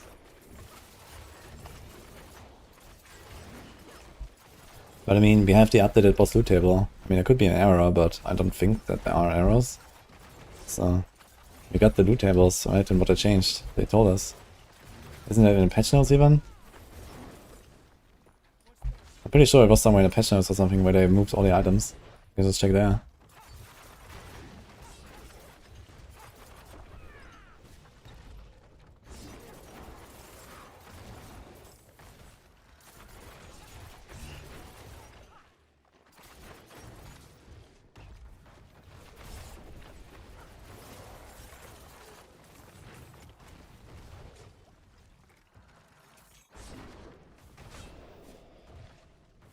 Hey, show guys.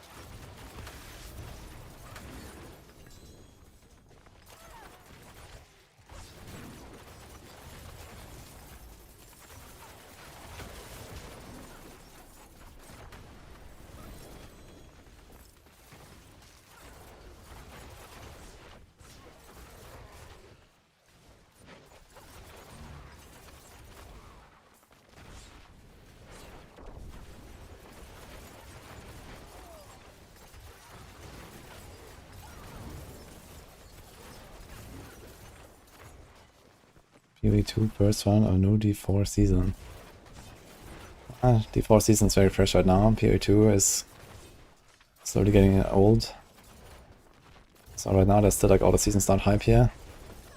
It's been a week only.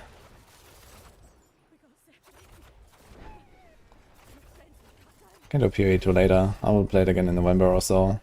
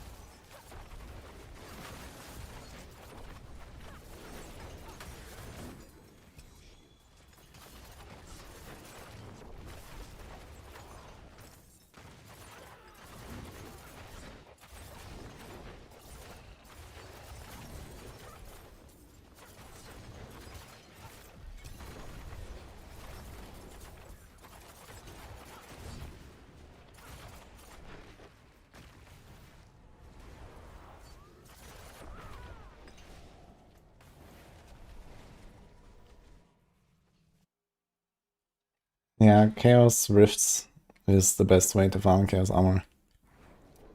It's better than Hordes. Bosses barely drop any.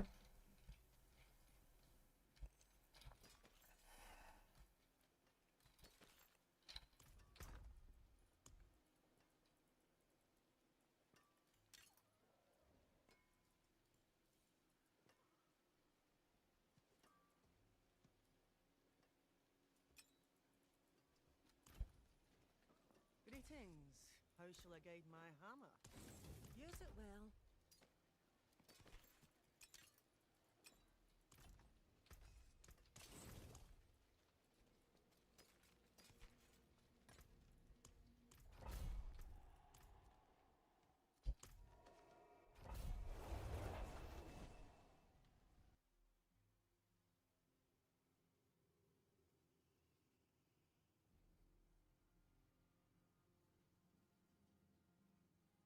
I think Riguar might have had Bands of Icarus Rose as well.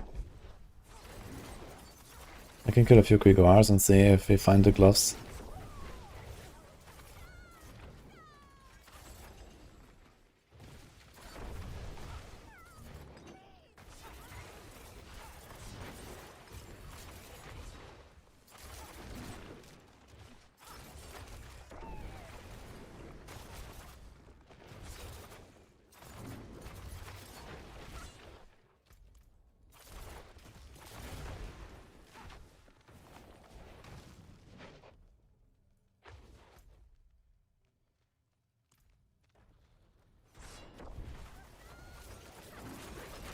I like the Warp Reserve more than the Rifts. I don't like the Warp Reserves, man, I salvaged them. They can be pretty good too, but I should click like all the chests.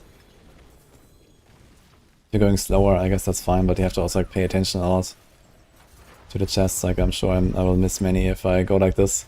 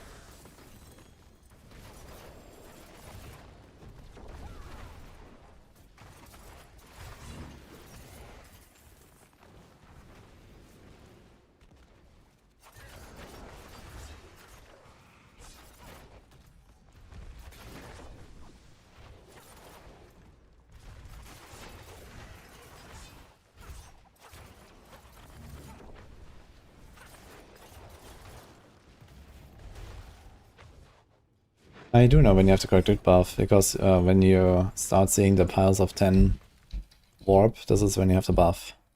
So you just pay attention to that. When you start seeing the piles of warp dropping all around you, this is when you have the buff.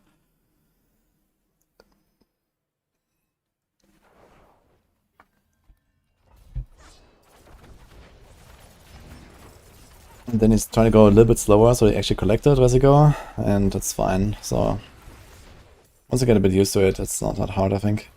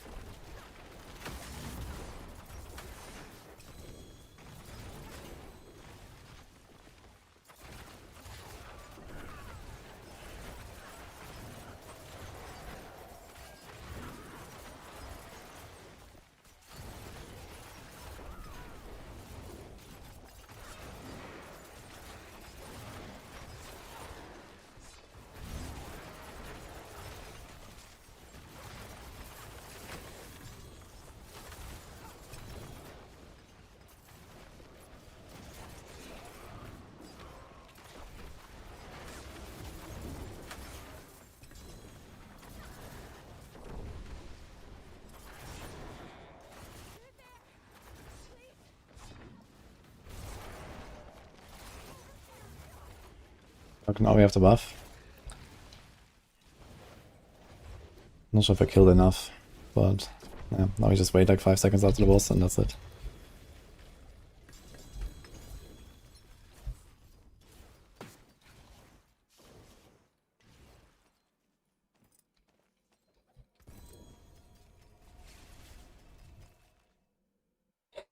Your body turns red. Oh, I didn't know that actually.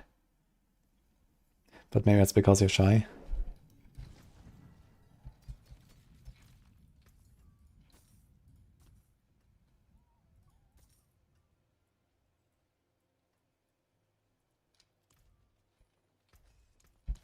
Okay, so how's this looking? Let's do the Undercity. We want to do Grégoire, right? We can try a few Grégoire runs and see what happens. I think they used to be on Grégoire and Orivor, the bands of Icarus Rose. So I'll need those in order to play Dance of Knives. And ideally we get a perfect unique affix roll. Season 8 release patch note does say Grig and Orivor. I'm gonna try Grig. Take a few months. Should be enough.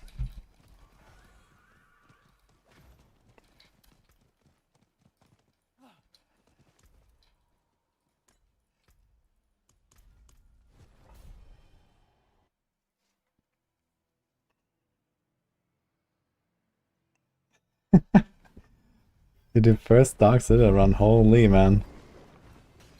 I mean, you have to see, this was the first Dark Citadel run that anyone has done this entire season. So you should cut their party members some slack there. So did you finish it?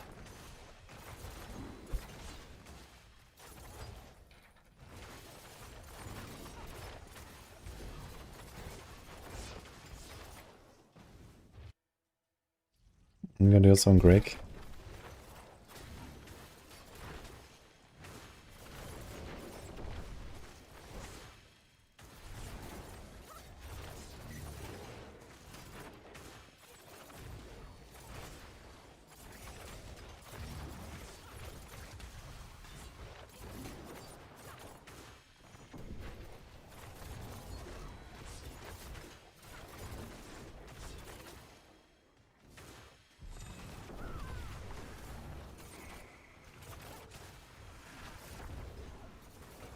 Ah, so Maxroll is updated.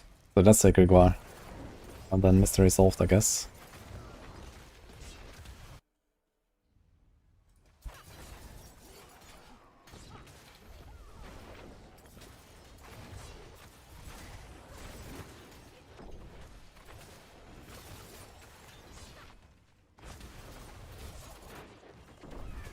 Yeah, I think I mostly moved loot table around for the intermediate bosses, right? Not for the initiate.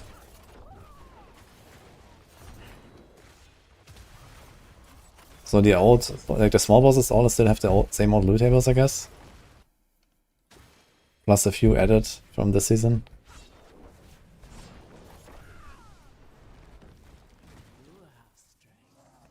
Okay.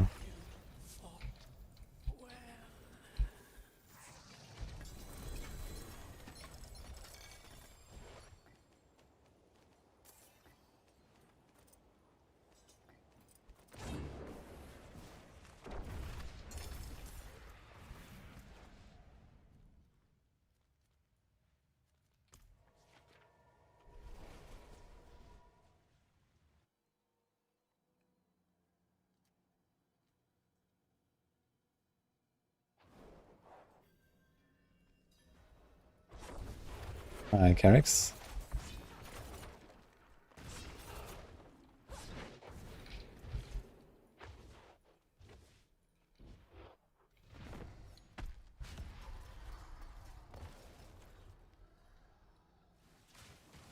I don't have Chaos Scorner's Ladder, but it's relatively irrelevant.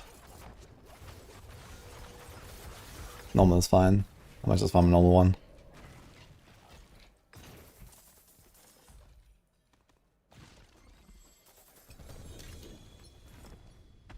I see a glove.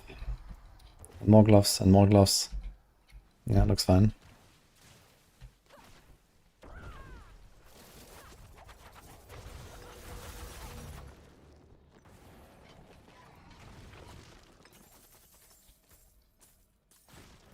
Yeah, clearly.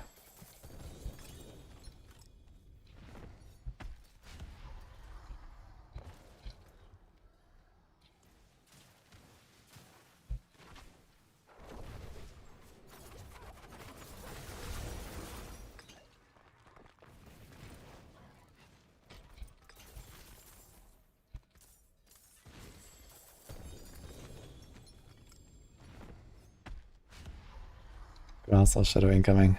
Yes, here and here. Unlucky.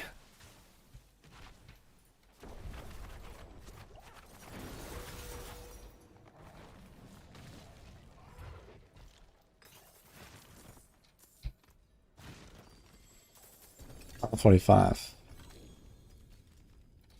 I kind of want to hit the 150 there to get the reset. Tomlin.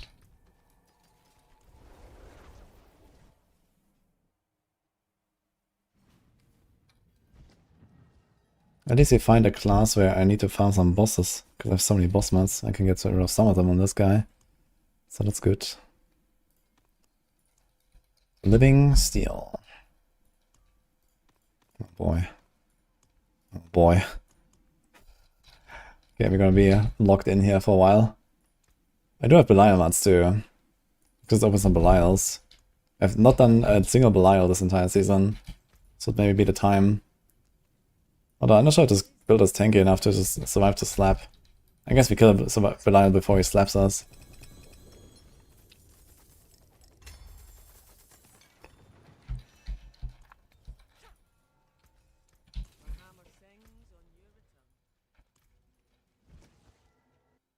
At least we're gonna get some gold and runes. It's gonna be good too.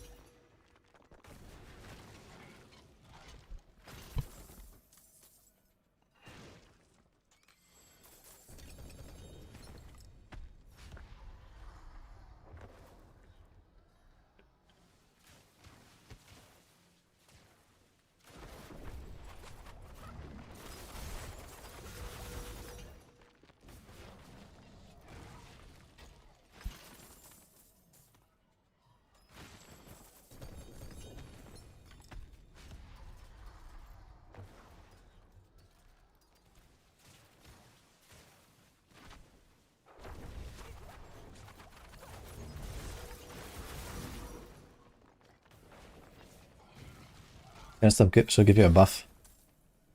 Like, when you shadow step something, you get like 2 seconds of extra damage when you attack from behind their back or something.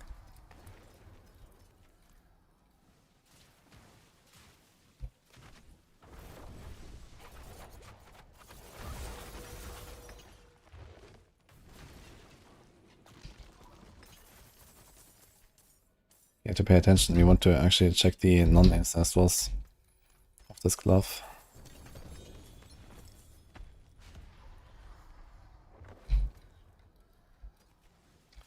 With all the ancestral gloves are the grass or shadows.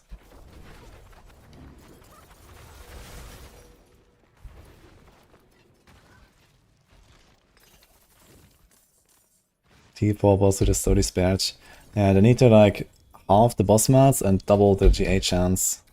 I think that's what they need to do. It's still too many bosses and too little loot.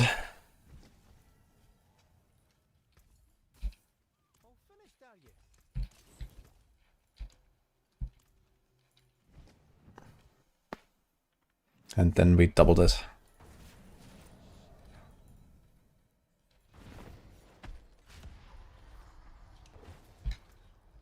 Bring back Jay Wilson.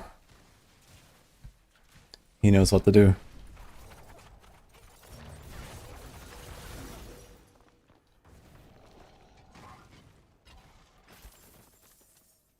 Did you say they increase the quality of the T4 loot? They did that in Season 8 supposedly, but that was kind of a lie.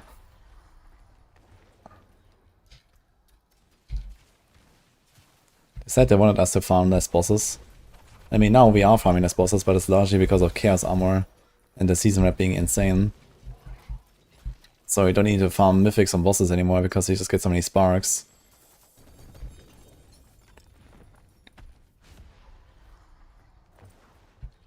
And almost no build actually wants any of the normal uniques.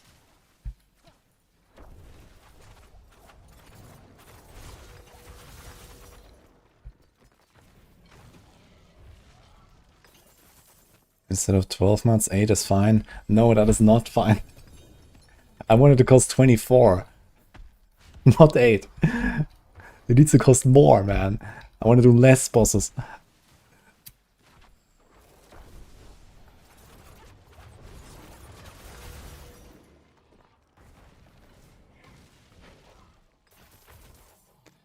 First of all, make this shit stack to 999. Like, why do I have 7 stacks of living steel? And I have like another 20 stacks on like random characters muled. Like, why does this stuff not stack, man? Like, 1 stack, I can do 7 summons, man. It takes me a whole 2 minutes to go through 1 stack. And that shit is just cluttering up my stash. There's a death mask.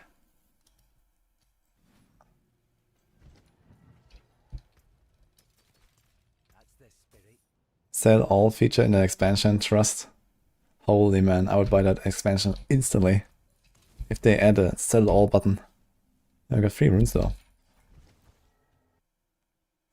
I wanted to cost 96, give me full inventory of 1 GA. Yeah, something like that. Yeah, double the cost, double the GAs. Something like that. Triple the cost, triple the GAs, even better. And triple the HP while we're at it.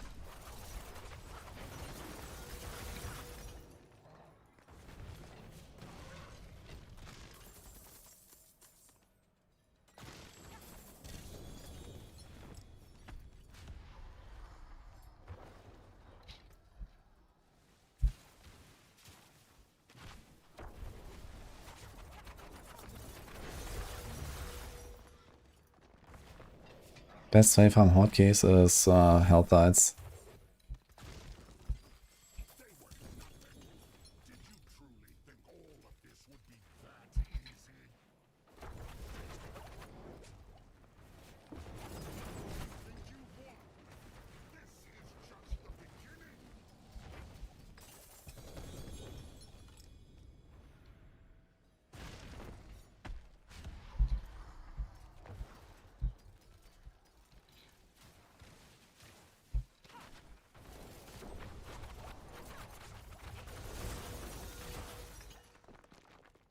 My source is from Legion and bosses.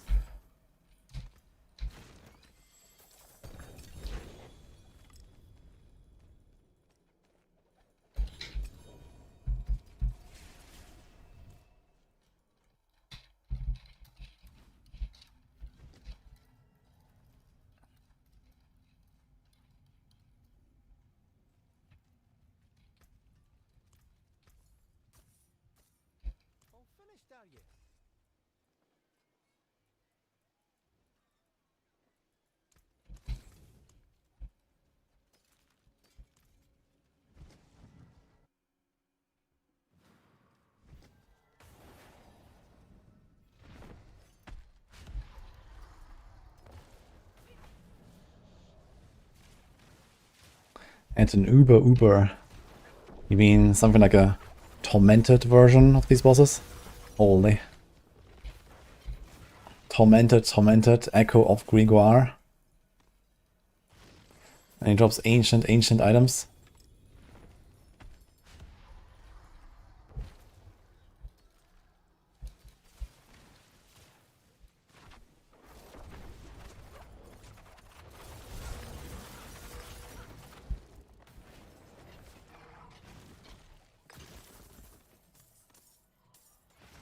I haven't gotten Mythic Drop naturally. I've gotten 3 actually. 1 from a barrel, 1 from a Whisper Cache, and 1 from Gamba. There's 150, but not Ancestral. Let's check the stats. Do I care that much about... Yeah, we kind of care about the Poison Top cast-wise, right? So... It is a pretty big modifier.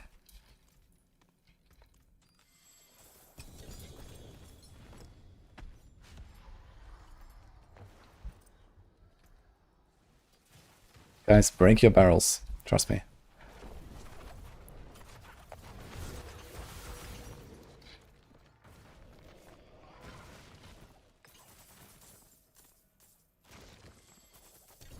Yeah, the problem is, like with T5 bosses, if they ever made them, and you can't just instantly kill them, people will just not do them.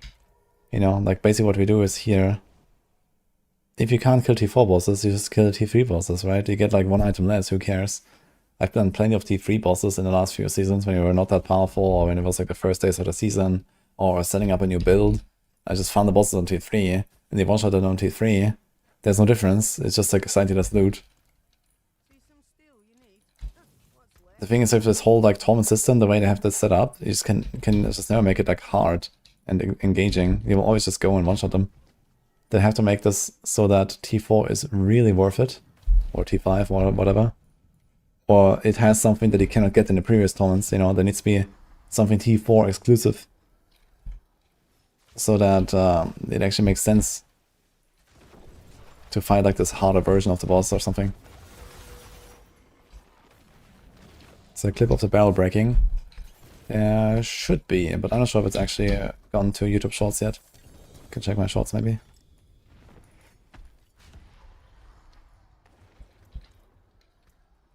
Also Doombringer in the Helltide.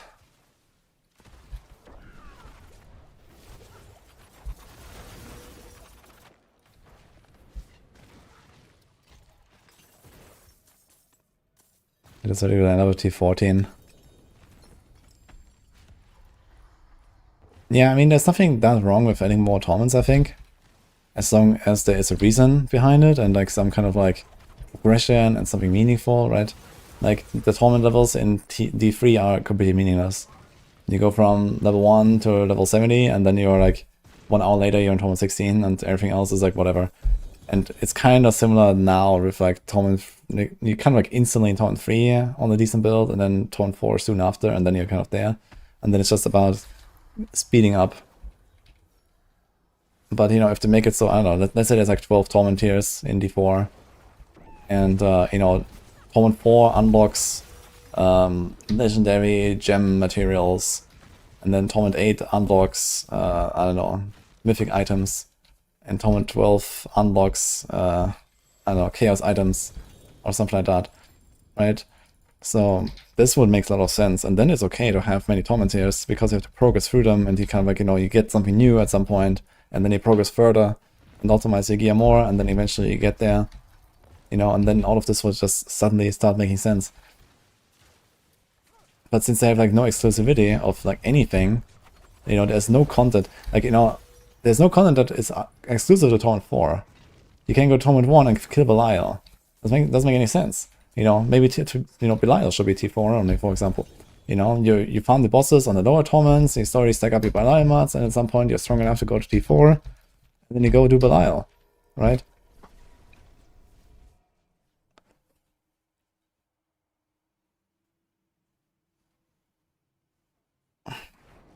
1v1 your Druid in PvP.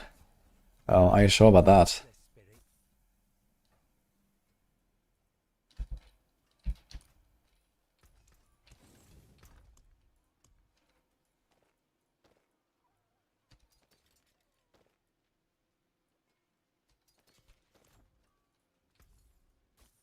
I am. But what if I have 100% dodge chance permanently and one-shot you with my own attacks?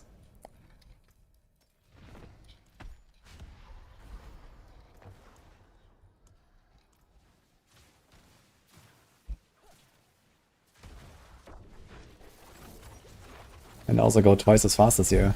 You can't escape.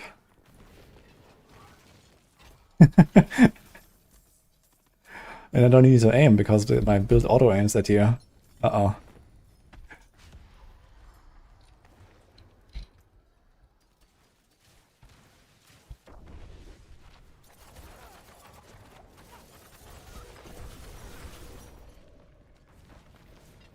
Okay, we got 350 gloves already.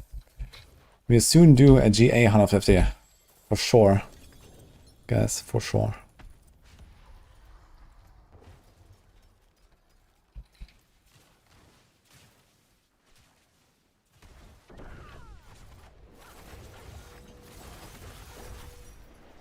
That sounds so scary. Now I was talking about Razor Wings.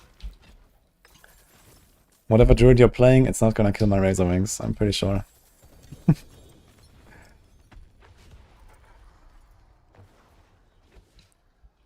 I have 3 separate teleports and perma 100% dodge and auto aim. An entire screen away.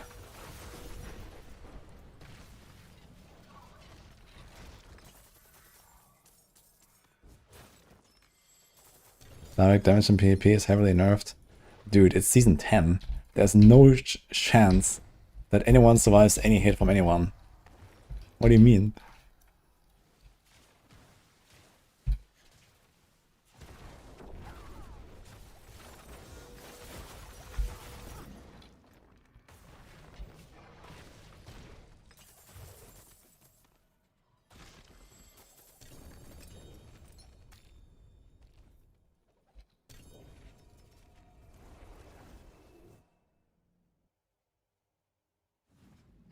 The dev said that data shows that most people barely reach T1 in a season.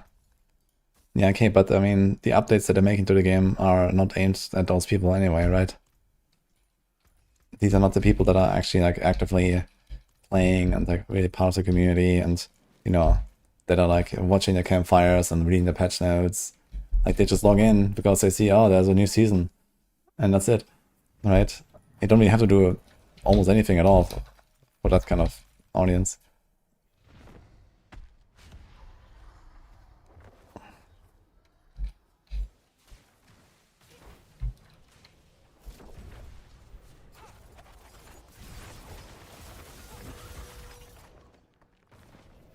In PvE1, most people don't get off the beach, let's delete endgame. Exactly. It's not really a good argument. Of course, if you have like, you know, an hour-long journey to even start the game, basically, then you're gonna have like a huge drop-off on the way there, right? Because, you know, it starts with 100% and then it just goes down. It can't go above 100%. So it can only go down. So by the time that, you know, people would actually start the game and the end game, yeah, most of them are gone. That makes total sense. It's just how it works. A lot of people are just leaving or giving up or getting bored or quitters, or they want to play another game, or they don't have time, and another 1,000 reasons.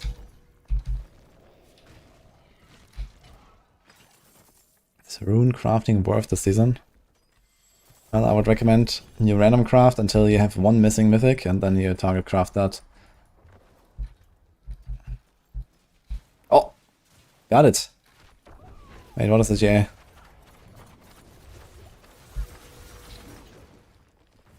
Blech.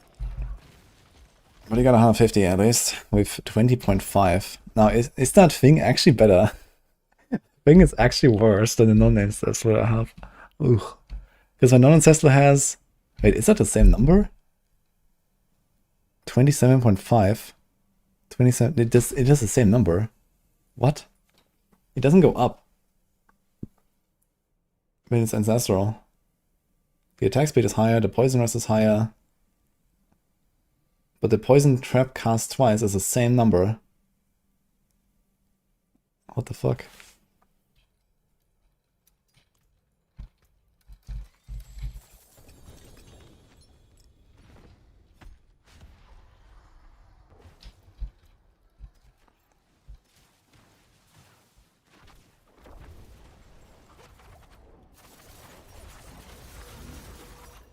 Spaghetti code? Yeah, I've not seen that. That is strange.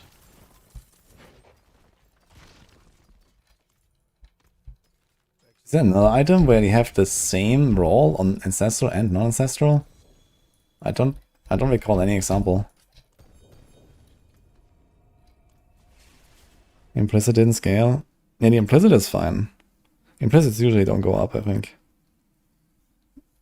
I mean, okay, like the normal weapon implicits and stuff, they go up with item power and so on, but Like, just like a special unique implicit, right? This doesn't change. Yeah, but that is weird. I mean, you can masterwork it more, but would a triple masterwork on this be better than a double masterwork on my other glove? Probably not. 27.5. Okay, let's see. So this is 30, 80. So this will end up at 49.5. And this, with a double masterwork at 12, would be 39.9. And with a triple masterwork, would be 45.1. Yeah, this one is actually worse, because you don't care about attack speed. You don't... Do we care about maximum poison res? Basically not at all, and it's the same number anyway. You don't care about the poison res. Yeah, so this is actually worse. What the fuck? So I basically need to hit a high roll of the poison trap cast twice on the 150 ancestral glove, or ideally the GA on it. Okay, beautiful. I forge more than having starting from nothing.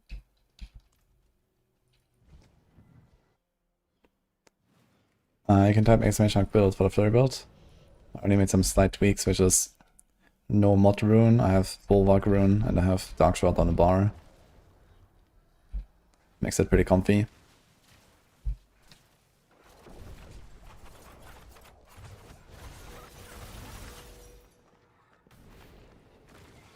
I recorded my Razor Wings build already, yeah. Should be out soon.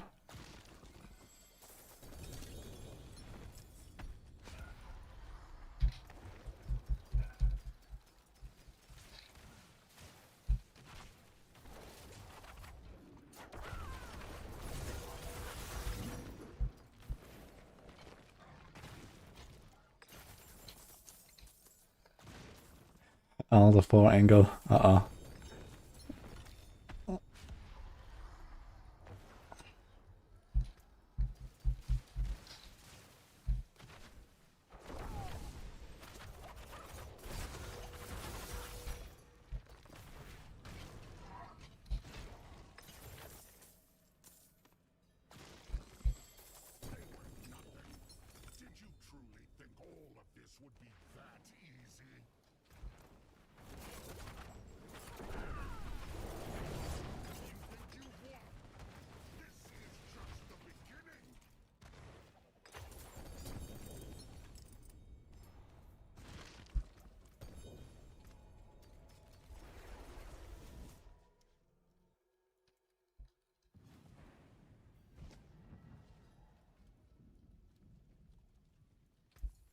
All finished, are you?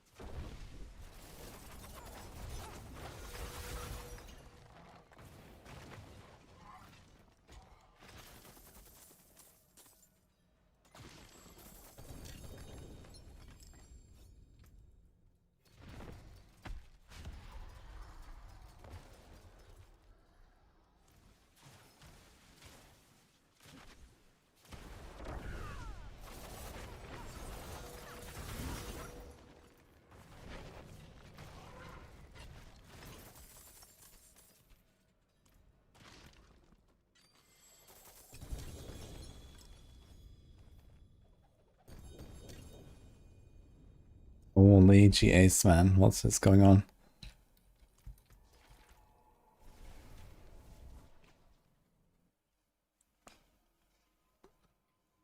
Yeah, like my picks. So like 21 hearts, 600 M, pretty good. But rip anyway. You just didn't get it with the other 600 million or what? Dude, 21 husks, 600 million gold. Are they that valuable? I should sell my husks actually. I have like an entire stack of them. I don't really care much.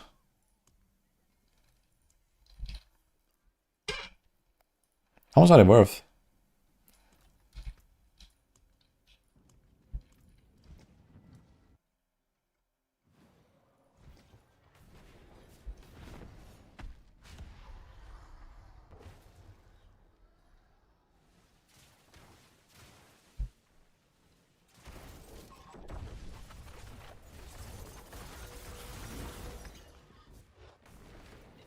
Grouping is fixed then. 30 million for one husk. What? Who's paying 30 million for one husk in this season? That is insane. I wonder how much I can get on hardcore. Has anyone tried this in hardcore? I would sell my husks.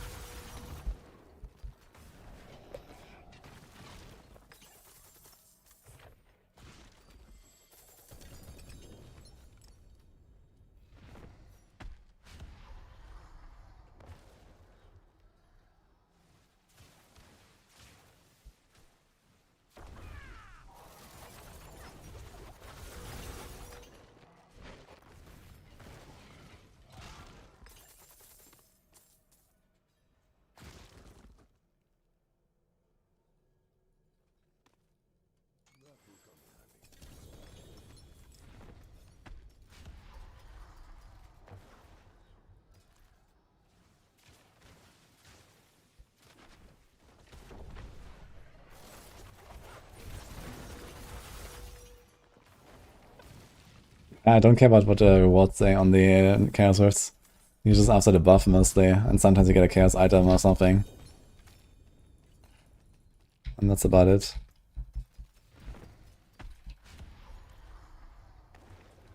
$45 million per piece for husk on hardcore. Wow. Wait, this is more than softcore.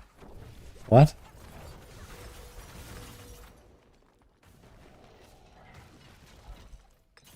For real? It's a fuck ton of gold, man. I have like 200 of them.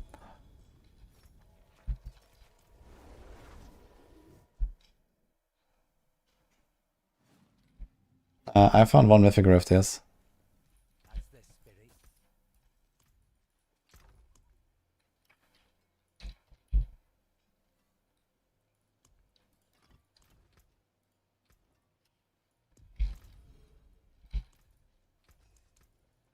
Use it well.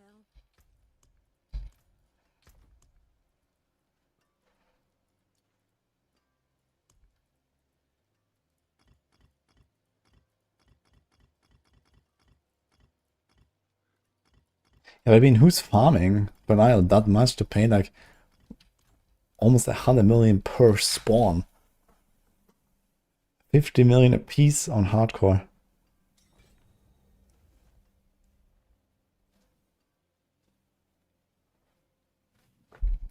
Hello.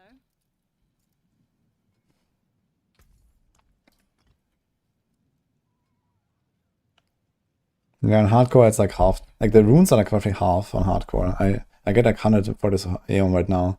I got 120 earlier for an Aeon. 100 from this guy.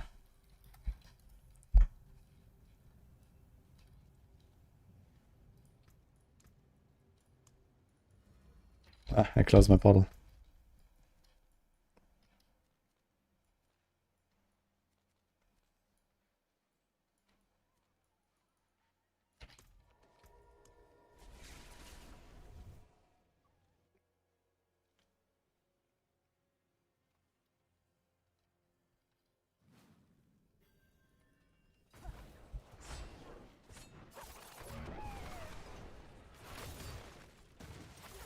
Yeah, 1k Ether is like 40 million gold. Roughly.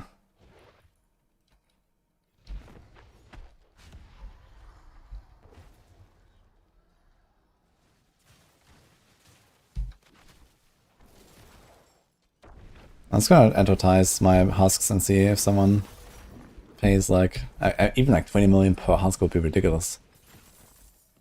I would like sell that. I have 100 husks. 20 million. That'll be 2 Bs. Like this will set me for the rest of the season.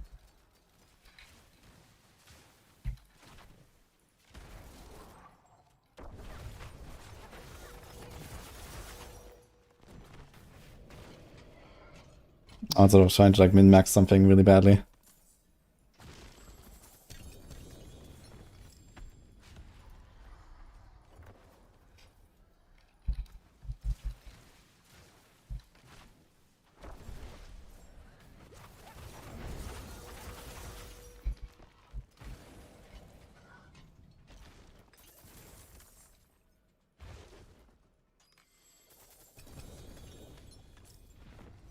I mean, if you have Belial mods, it's definitely the fastest way to get mythics and the right GAs, right? I could also farm my Belials now and select Grigwar Horde or Uriwar Horde and get my Icarus Rose party pretty easily. What class can push the highest bit of the worst gear this season? Druid.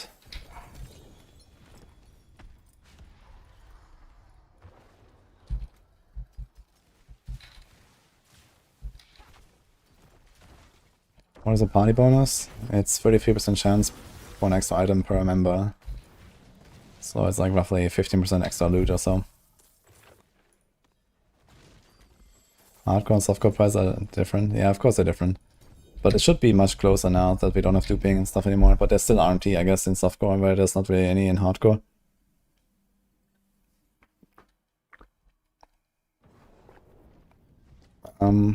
That's not the only reliable way of getting mythic items. Farming bosses is a reliable way, and the other is season rep. I can farm something like 15 to 20 chaos items and a mythic in like roughly 2 hours with such season rep farm, which is really good.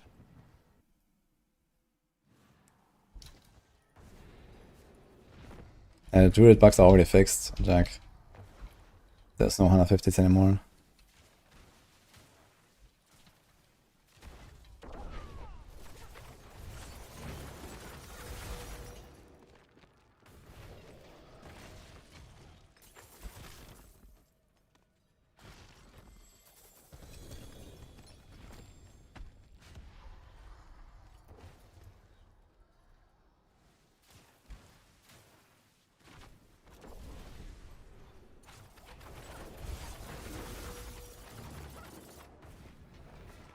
Druid is far more effective against mythics.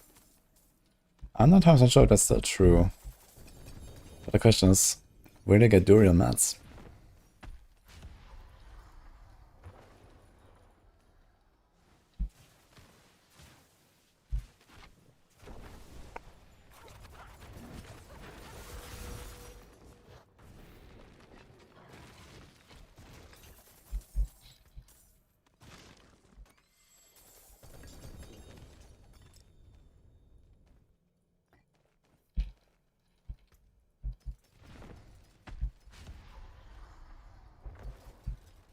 Okay, we had like, I think 5 or 6 150 gloves now.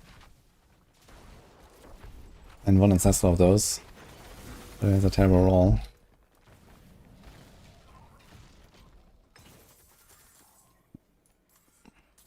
I don't have the item to open this fucking chest.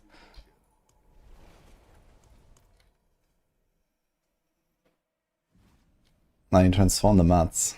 Okay, I guess that works. I've never considered that actually, because it's such a terrible rate. 9 to 1. Okay. So you actually get slightly more Duriel mats, but you lose the Gargoyles entirely.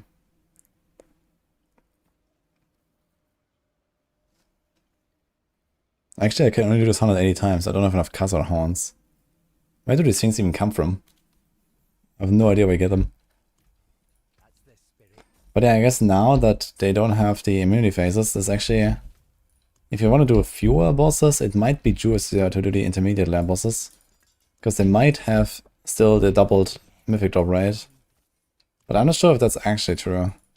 In the past, they used to have double mythic drop rate before they did the Season 8 changes.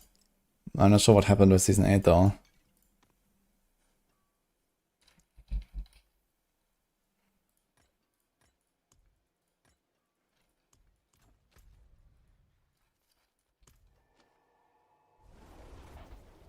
Every boss drops castle horns. What are the chances Lightning Storm Druid is ever good? I mean, you can't play it, but the problem is it's like not a very fast build. Because you have to channel. Well, I guess you can like tap it and one-shot screens. It might be okay, but we have so many insane Druid builds right now that I think it wouldn't be the bother with Lightning Storm.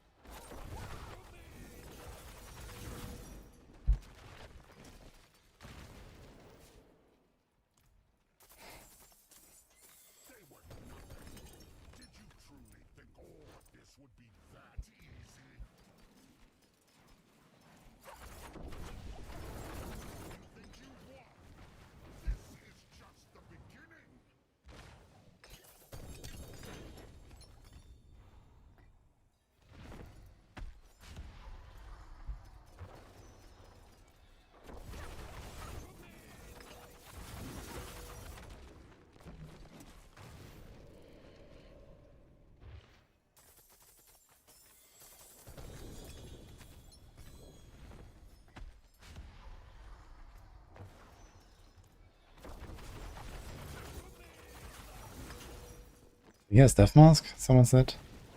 Really?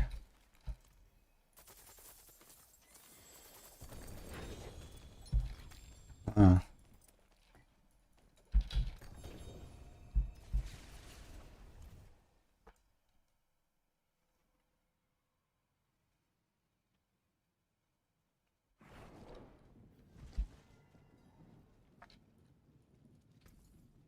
All finished, are you?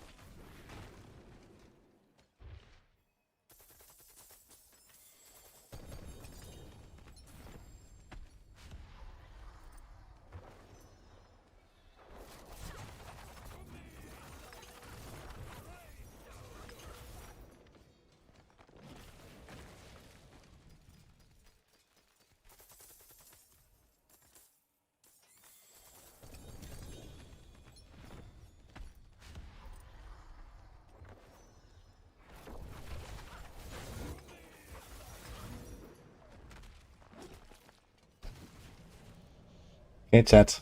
What do you think about Chaos Armor? Yay or nay for next season?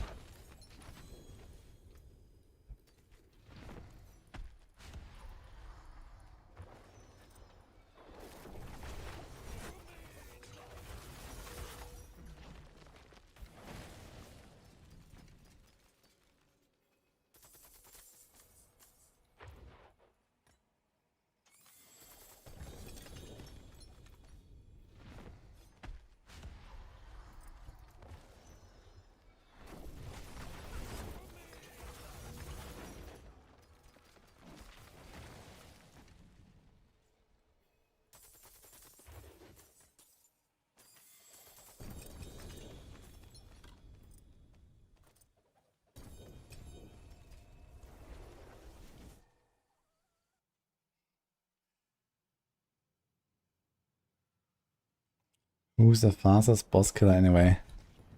I'm not sure how much faster you want to kill these bosses. Finished, are you? But I guess the highest boss damage is probably Druids right now.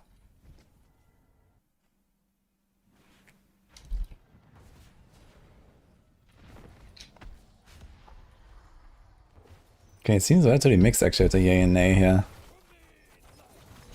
Any others?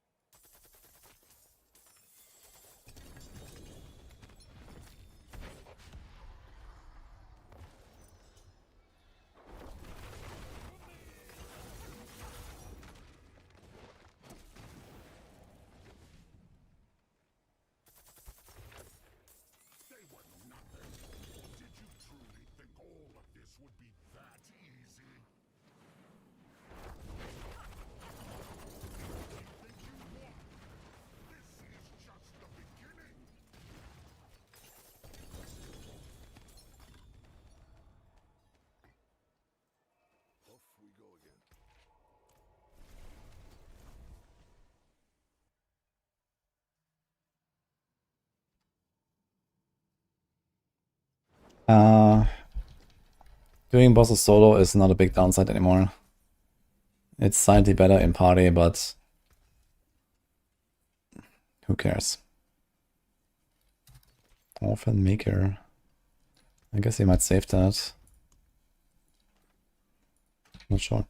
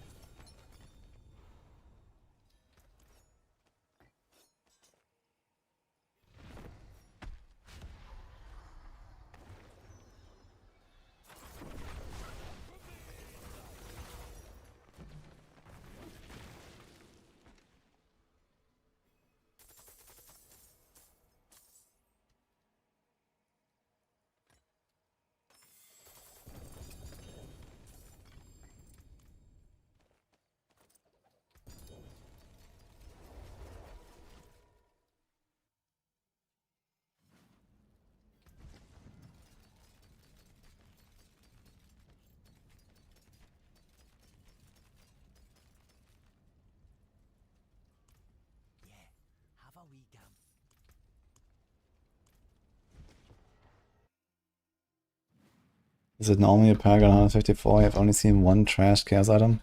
Yeah, Chaos items don't drop randomly that much. You have to go for them either from Hordes or better from Chaos Rifts and Helltide and Nightmare Dungeons, and then use the Season Wrap turn-ins.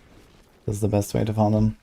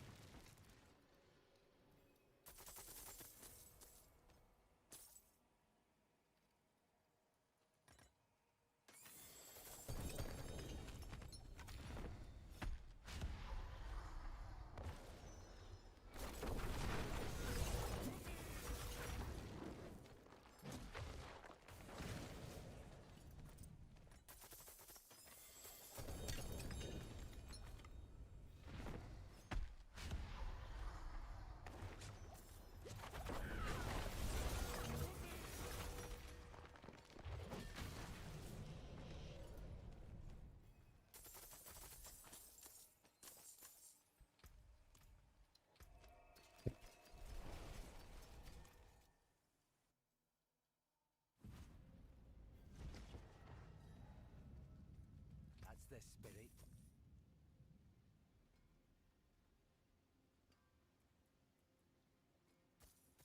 All button, when exactly? Can we get that? The entire inventory was non-GAs. That all button would be very nice. Also, where's the salvage ancestral button? What are you, dude? Funny enough, there's not even a legendary option. There's, you know, this. It just stops. Like, this, and this doesn't even exist anymore. I just realized. Like, all of this doesn't even exist anymore. Oh, man.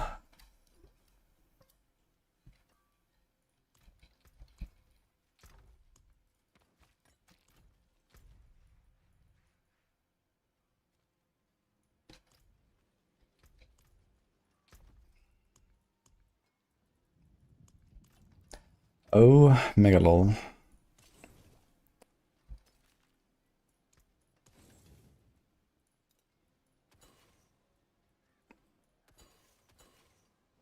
Okay, maybe I don't have many chaos dungeons left anymore. I was kind of fine doing these bosses here for now.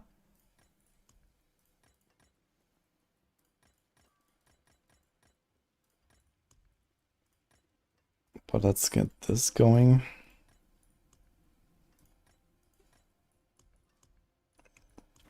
And let's see if I actually mute all my stuff here. I think I'm gonna do some more bosses while they're at it.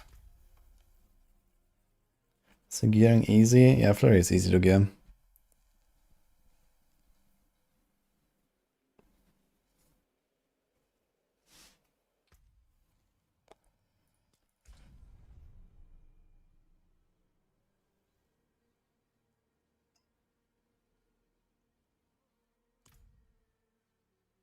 We should put a season thing into a boss to drop 100%, 1 chaos.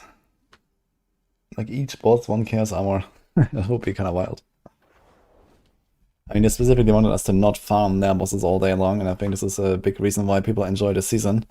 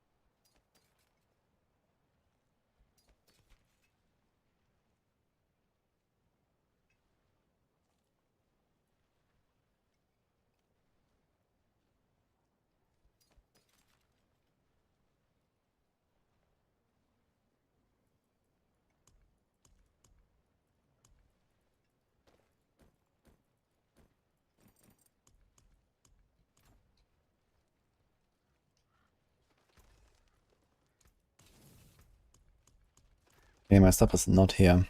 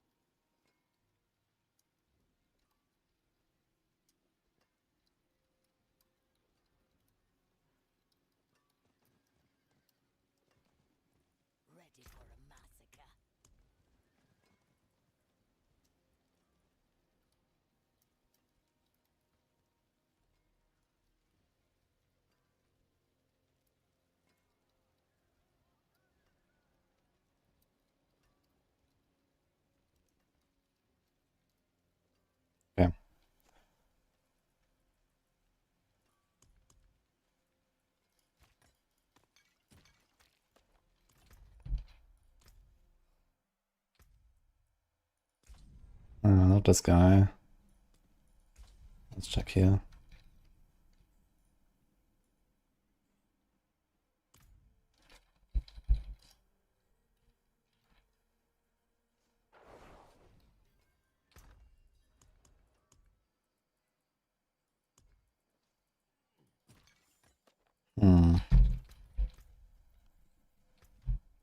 That's all my stuff.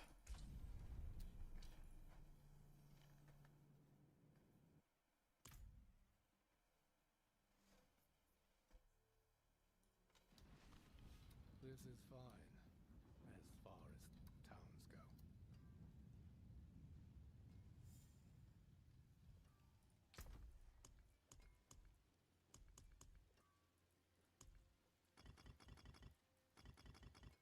go. No?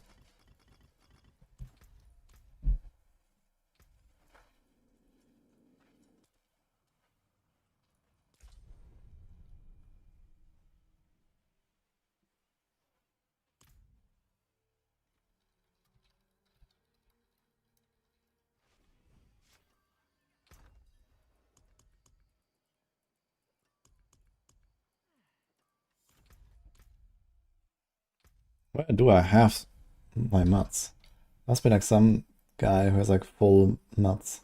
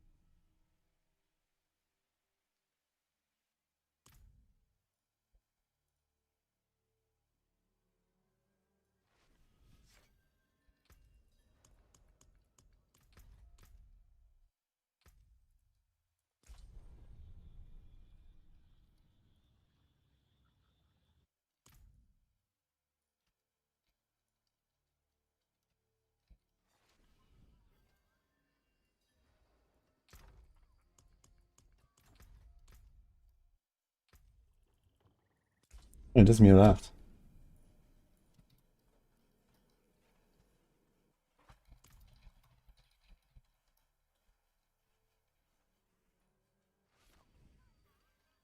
Thank you.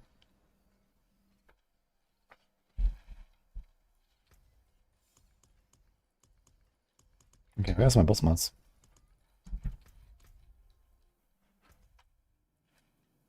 I think I checked all of them.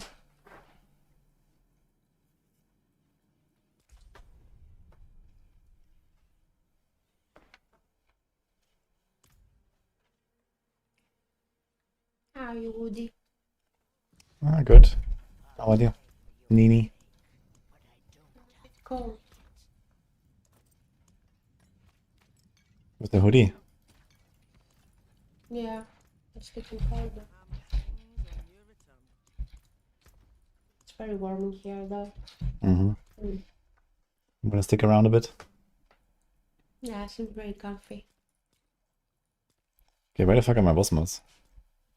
I think I went for every single mule, right? I thought like some of them were loaded. You made a character with green hair. That's not like you. It's because of the chaos armor. Hmm. It's a nice color though. I like this. Might use it sometime. Where's the chat? Might she turn around? It's fine. Okay, so when you turn it and then switch character. Hmm. Okay. Funny. This looks sick. Hmm.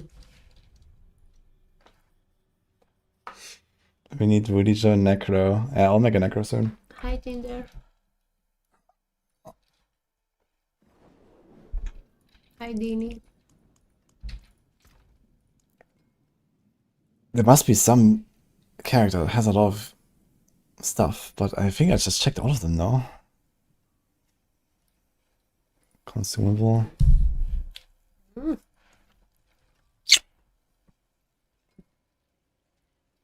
deserved it. Okay. Do we just kill more bosses now? Fuck it. Let's do it.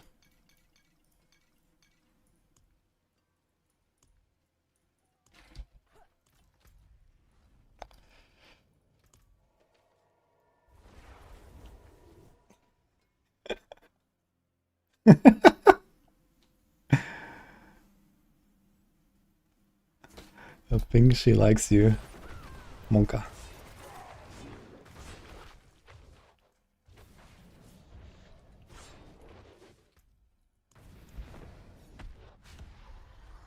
Okay, we have 7 stacks of this shit.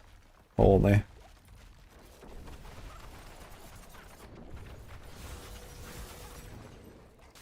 What's going on now?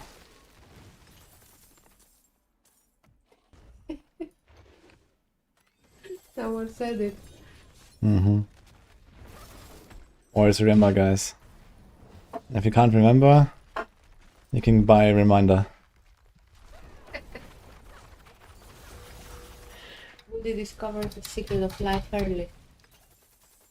Watch and learn, guys.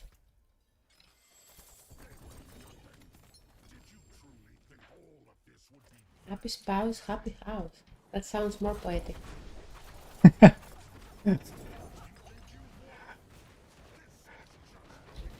Mimi. I'm not Mimi. I guess you can use that when there's no wife. What? I guess you can use that when there's no wife. There's no wife. Happy spouse, happy house.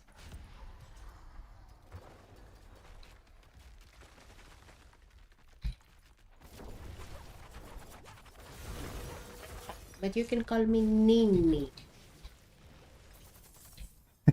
It's with an N.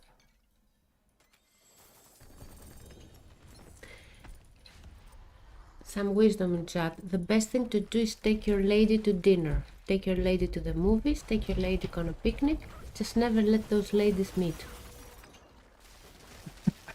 There's a lot of wisdom in that. How many ladies have you got, Woody? Well, you just saw my list. Hmm? You just saw my list there. Yeah. There's the one with green hair, one with red hair, one with grey hair. All I care is who you are taking to dinner. Ah. What you gonna say? Well, my favorite right now. Uh-oh. As long as you're taking me for dinner, Yeah. you can take them wherever you want. All these friends of yours. Mm-hmm. You like my hair? Who are you asking now? Jack. No, he's not getting bullied, are you? Are you? You need anything before I go? Do we have some soft drinks? Some what? Do you have some soft drinks? Soft drinks. Yeah, I wanted something. I'll make you a drink. You make me a drink? Yes. Oh. What, you don't trust my bar skills? Okay. Bartending skills? Show them. Would you like a GGG drink? Maybe. Oh.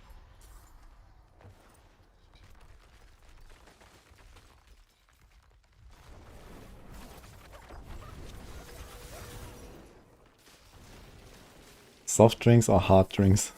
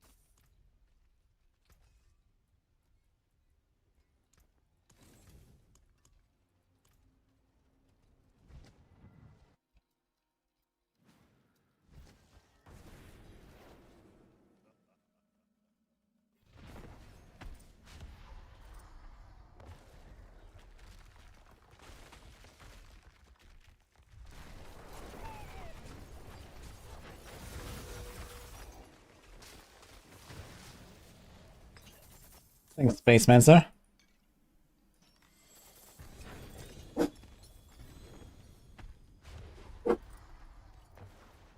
What's going on, man?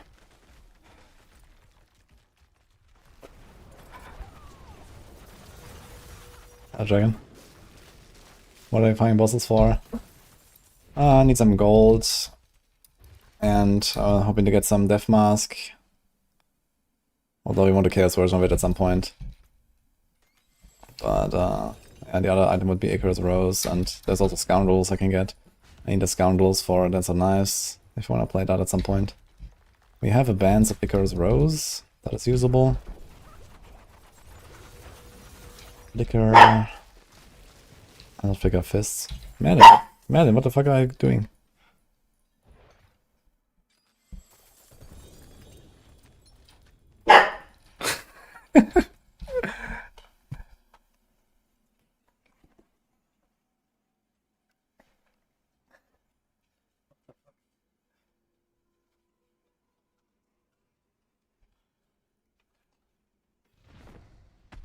Flurry over dance. Well, for now we're playing Flurry, yeah, but I also want to do dance.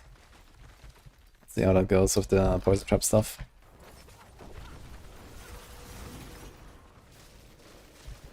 Hell. Guess we can just look at that thing.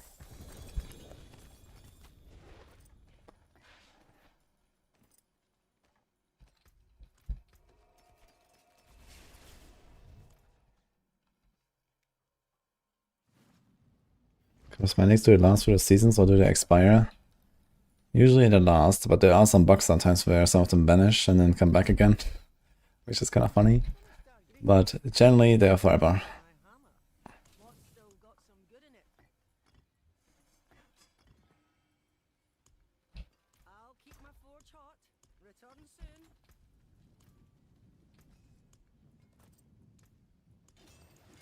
I guess you want live or flurry hits, yeah.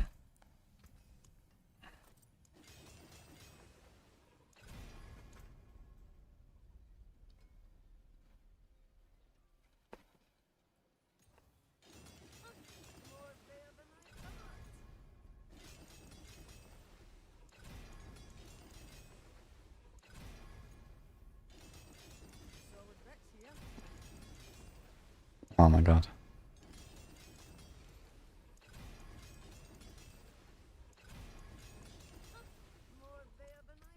Sure.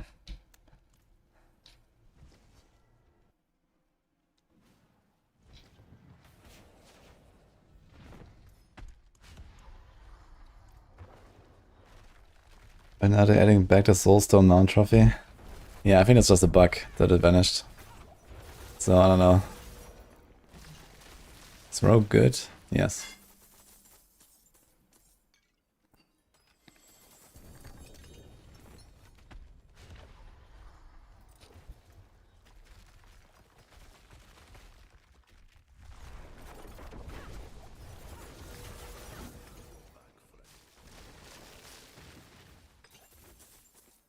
Thank you, Zuen. Nice one. It's very better than Death Trap. Well, for 99% of the progression, yes. But once you have everything, Death Trap is unbeatable on Rogue, I guess. It will just take you like 100 hours to get there.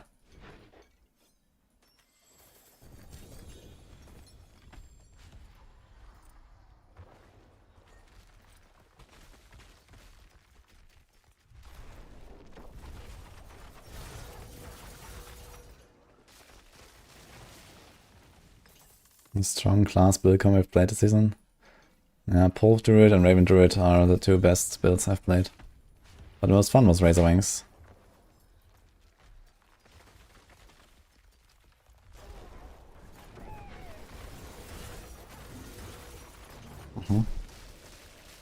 Thank you.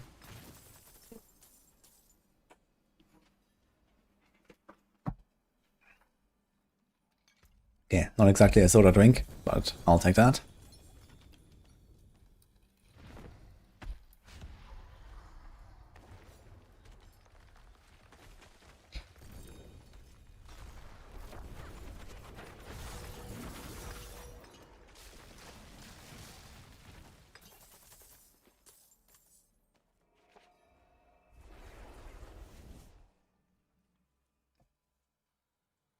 This is the Flurry Maxroll build.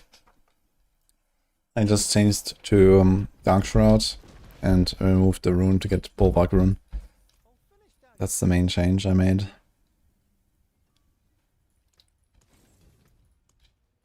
Makes me feel a bit safer on hardcore, because sometimes I just hit the air and go down in life.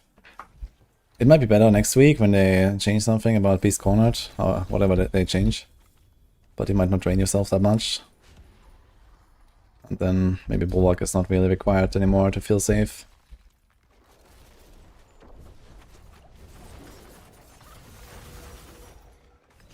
Hi, Amex.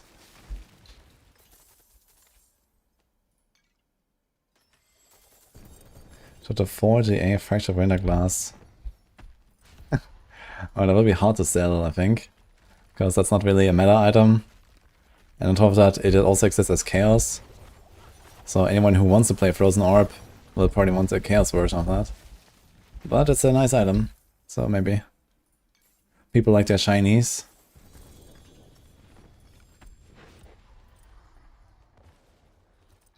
How's trade going in general, guys? I heard trade is like generally relatively dead.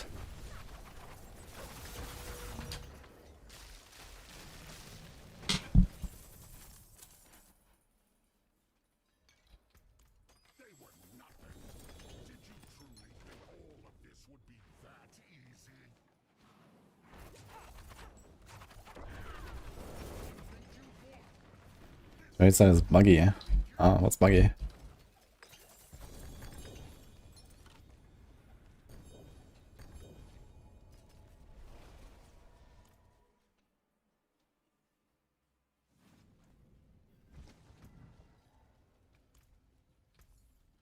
All finished, are you?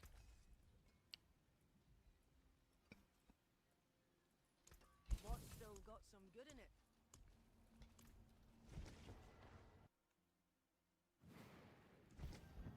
Every RPG has in-game auction house except T4.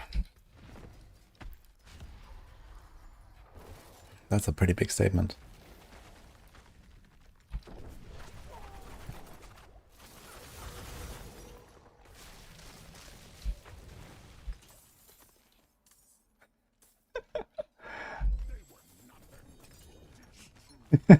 Too sexy for trading.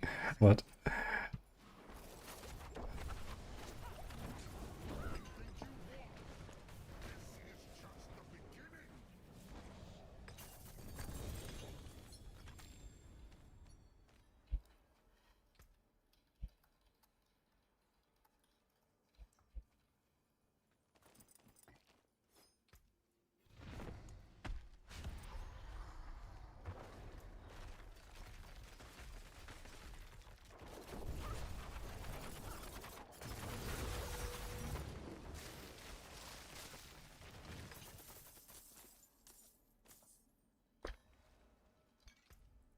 No dooms? Game dead? Yeah.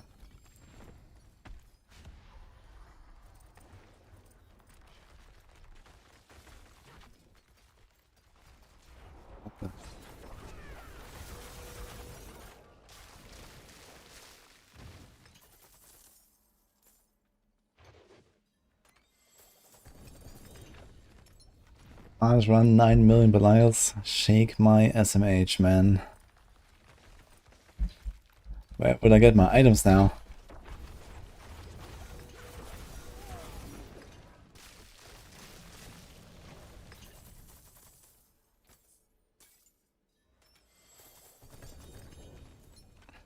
This guy is selling a 4GA shot of Raphael. Now that is an item worth selling.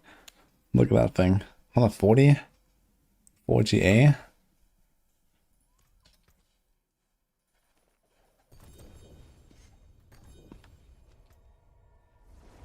It's like the first item I see in chat that is worth a damn.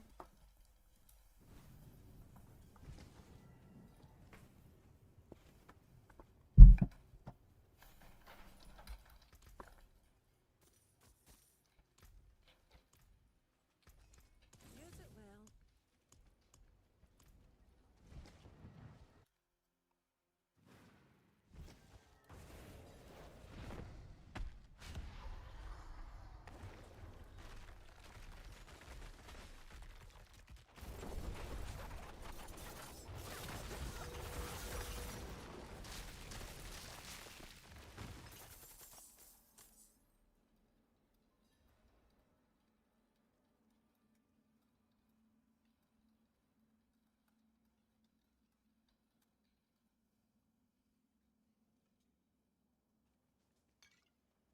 excellent fight.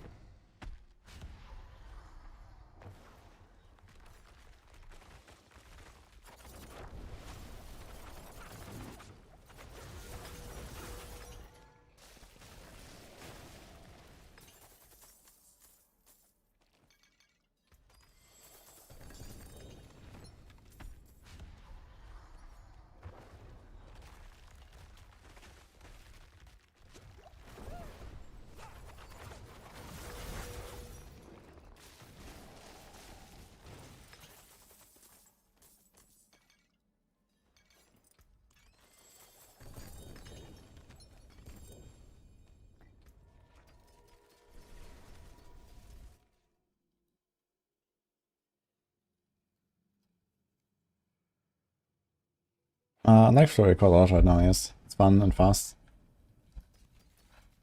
Very efficient build.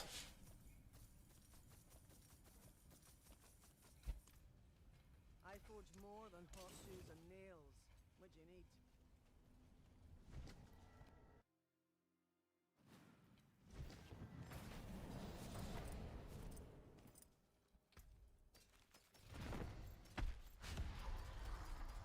And honestly, this season I think Frozen Orb Sorc should be pretty solid. I mean, it doesn't really hold up to, like, you know, Hydra and Ball Lightning in terms of speed, but it should be good enough.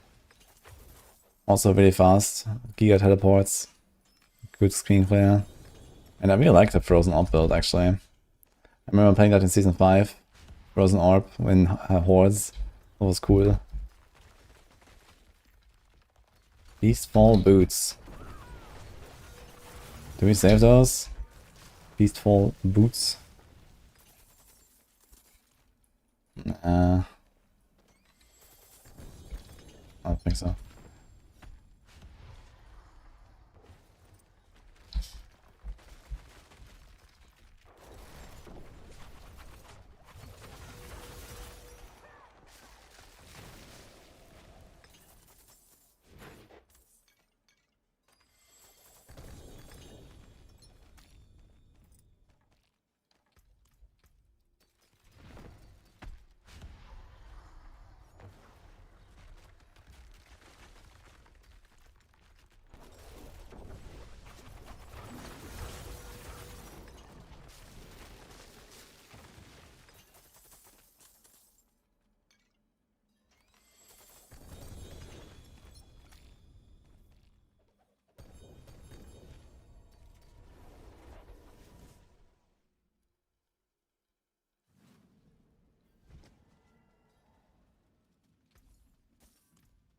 I forge more than horseshoes and nails. What you need?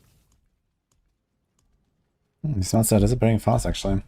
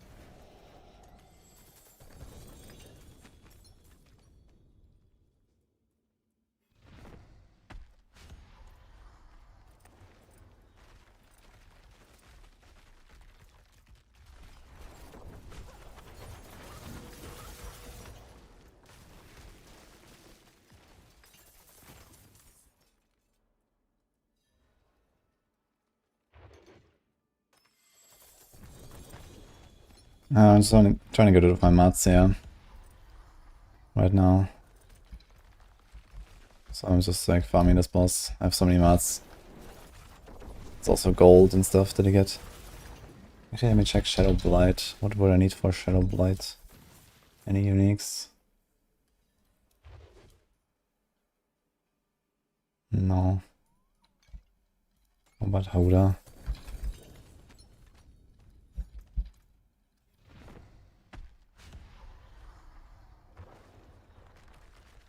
Also no, none of these classes need any uniques.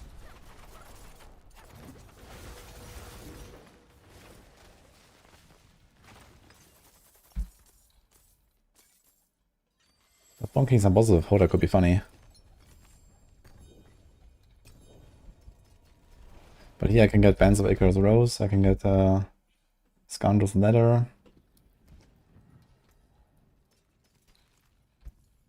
So there's a few items I actually care about.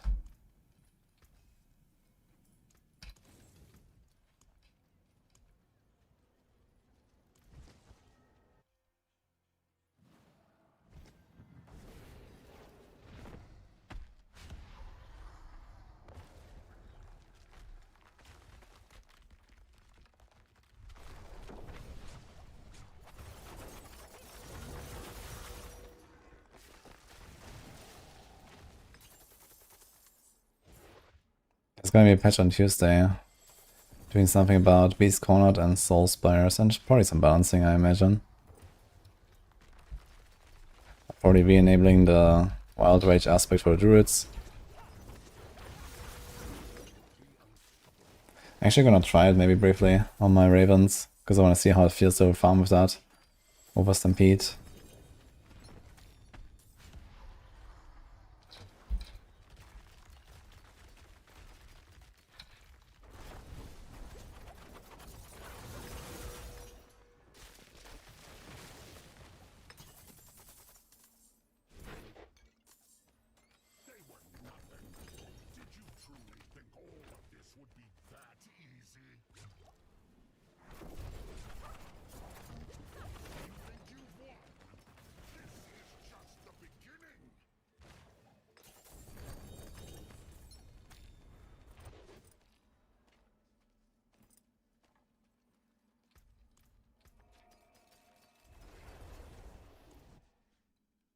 For first time hardcore, I'll play both Druid. Yeah, or anything Mana Shield on Sorc. Mana Shield is bugged right now and makes you basically invincible. But that may be fixed on Tuesday as well, we don't know.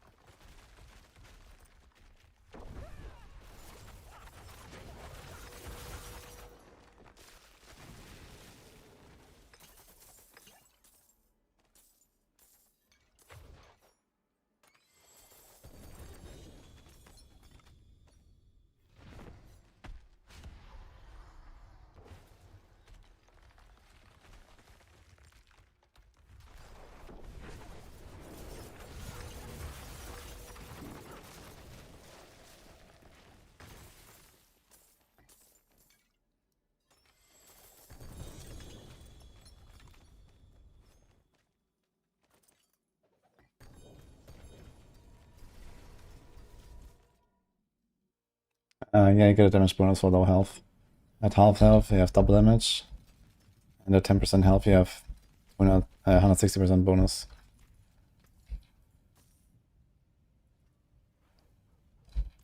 Maybe 180?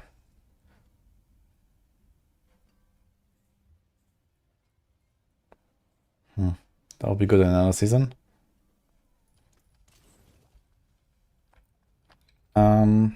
No, I used Matthias's Paragon, I think, for this.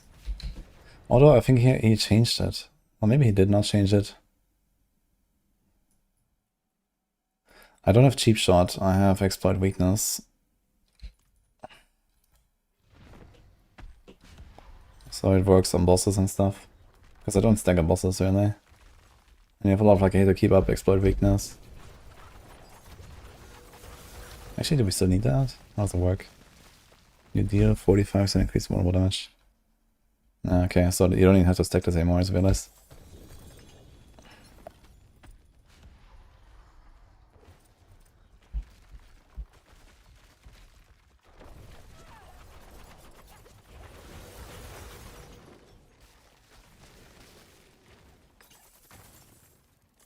Well, we must wait for a Soulspire bug fix for 2 weeks.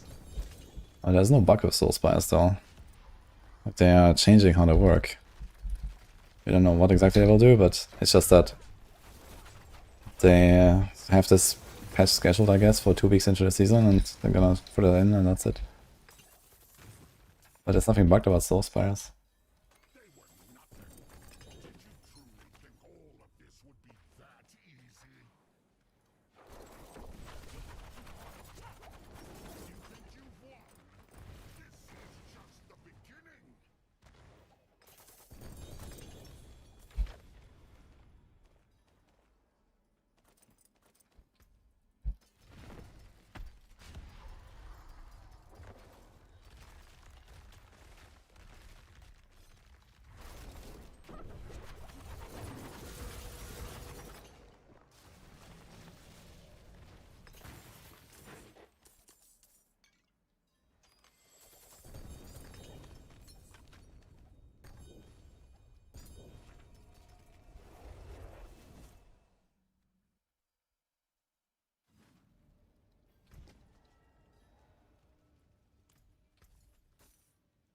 All finished, are you?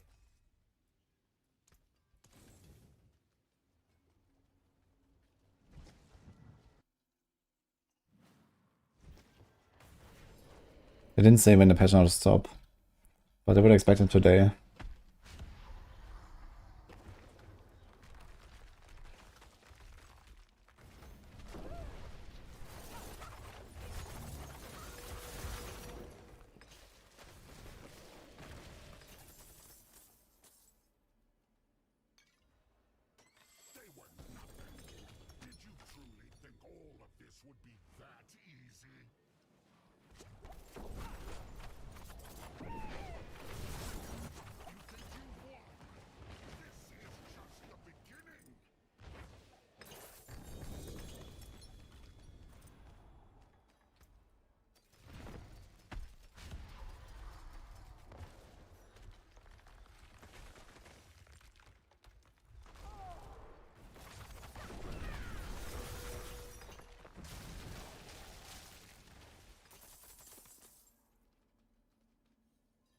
Oh.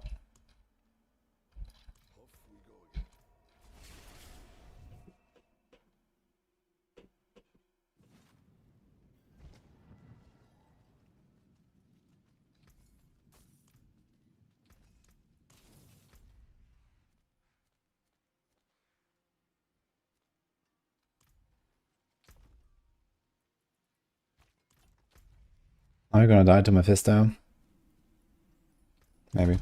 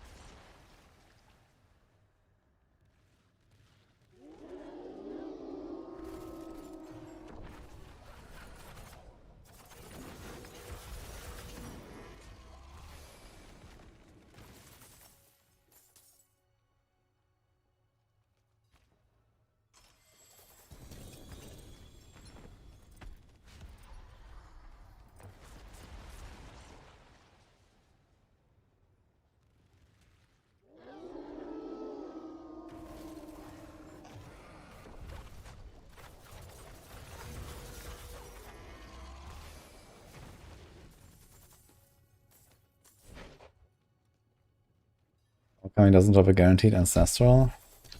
That's only from Belial. Actually, I'm not sure if he's guaranteed to drop energy A up, but I think so. But it's just an intermediate boss. Only Belial is the big one. It's the same as Durian and Andariel here.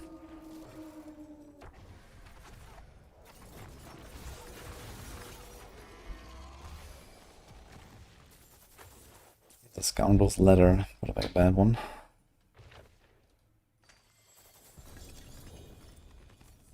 Flurry, Poison Trap. You mean Dance? Yeah, they're pretty close. We can play which whatever.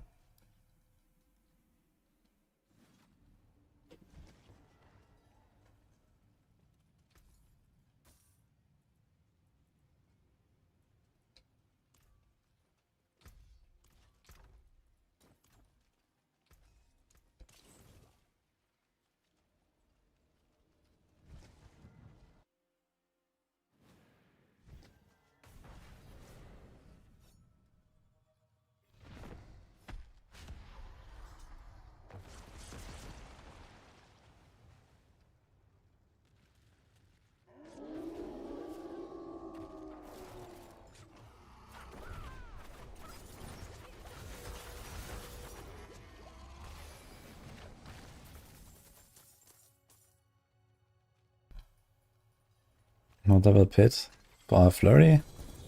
Yeah, I think Matthias has done like 110 very early in the season already. So yeah, somewhere 110 plus.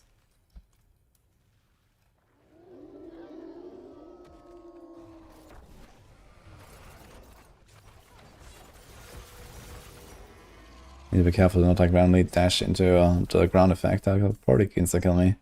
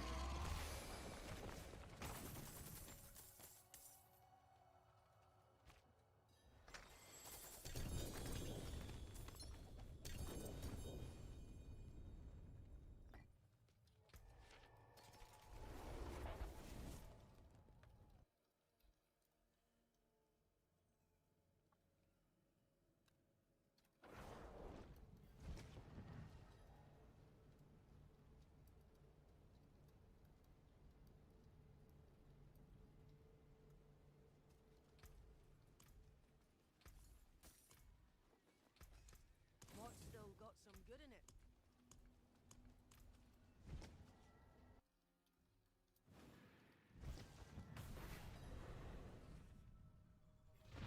World boss alert.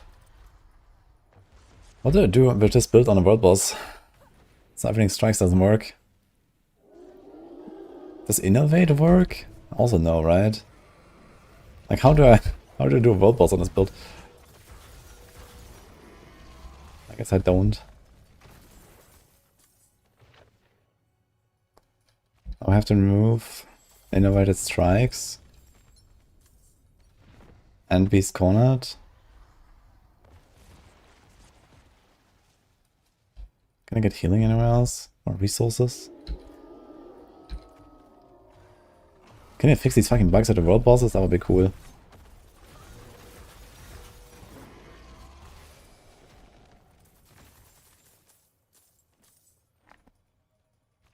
Yo, Miami Crowley. Thank you. Appreciate it most.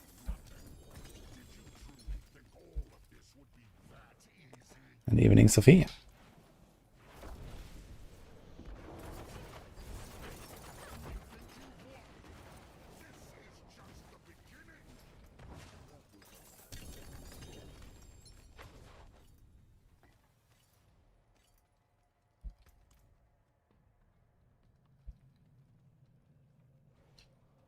Not true, we have healing, right? It does heal you. Yeah, the big problem is I need resources somehow. Or maybe it's fine. If you take out Beast Cornered, should be able to sustain with improved flurry. And how much does it drain? It spends 8 life. Yeah, you can you can out regen it with just improved flurry, and you remove Beast Corner. So you go to the world boss and remove this. And put in Brawn over Brains if you want for some extra rest and stuff.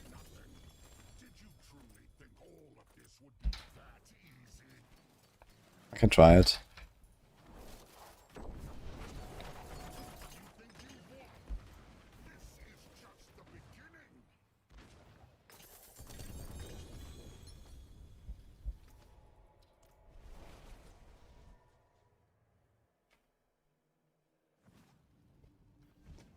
Now it's around 640. Dude, I had like a 665 at some point. I was missing one. Scoundrel's Letter. Okay, let's try this. Let's remove this. Question is, are we tankier with Brawn over Brains? Or are we not? So we have... Let's remove Mad Guard, I guess. 20k life. This. Yeah, we're not armor capped actually, and we have 77 there, so I guess Brawn Brain does make us tankier. We have 66k life. 60 DR instead of what did I have? 72. 52. You have triple the life, half the res.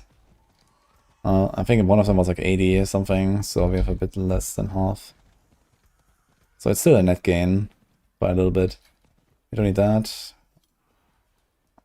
Power Siphon, Erupting. Anything else we can do now?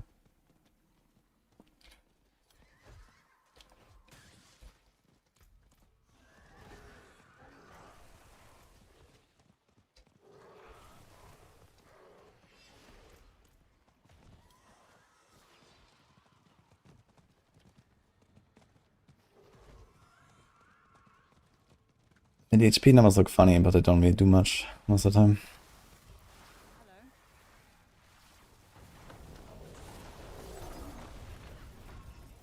Okay, it's not quite enough healing. But the question is why? Like, how can I run out of health? Is it only the dash that heals me? How's it possible? It's supposed to heal me for 10%. Am I tripping? It's not like a hit. Dashes and heals over 1.5 seconds. I suppose you can only have one instance of the hot. So that's probably what's happening. So I spend 8% every time, but I can only heal 10% every 1.5. So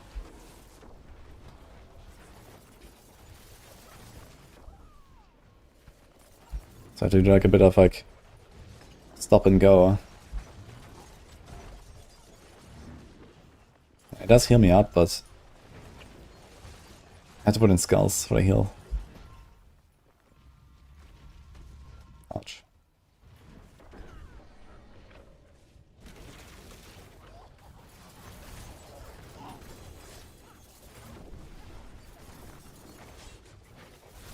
Spam that potion.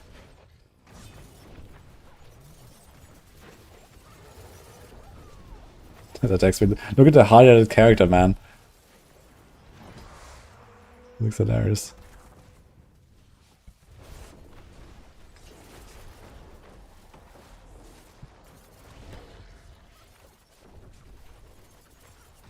Yeah, when I'm behind him. Look at my character.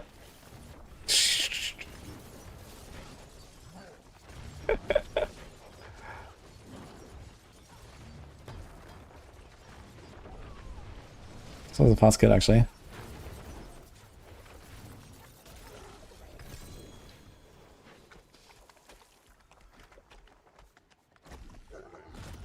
I should do a horde at some point to get hit and run. I actually don't have it unlocked.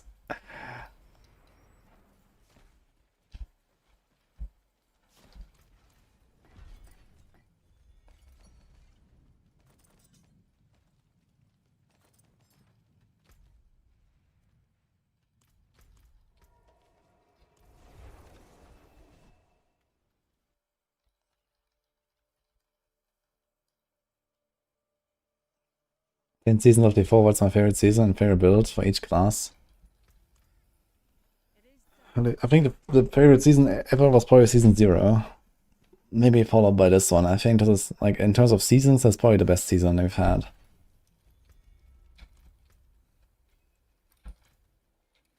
Even though they're very different games. Oh, I got an Aeon somewhere. Nice. Best build ever was Kratos Barb, followed by Flurry RF, followed by Shadow Penshot from Season 3. So Season 0, Season 0, Season 3. I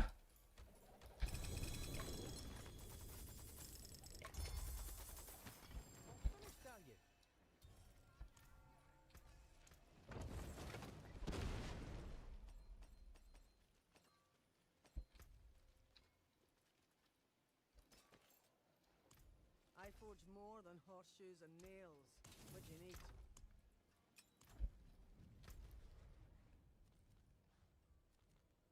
Fuck. Another time, I guess.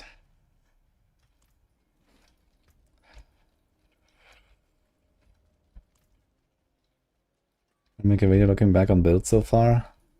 I don't really have a lot of footage anymore from the old times. I do keep some footage around, but once it becomes completely irrelevant, I usually delete it. So I'm not sure if I have some like kind of archive.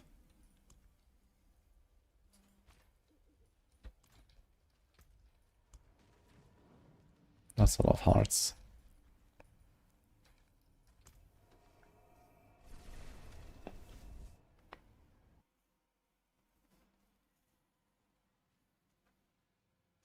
Are there any bosses or to not do a video in it before diving in? I think back in Season 4 when I made all of the lair bosses and stuff, I made some guides. Otherwise, I mean, you have the Maxroll guides, you can check the Maxroll boss guides.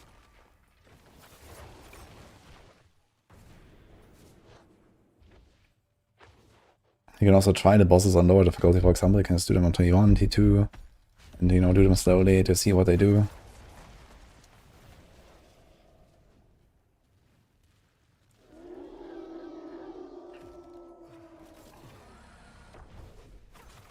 Yeah, I think maybe like before the next expansion comes out, I'm gonna do like, you know, my top 10 builds ever up to now or something like that. Kind of video, that would be funny.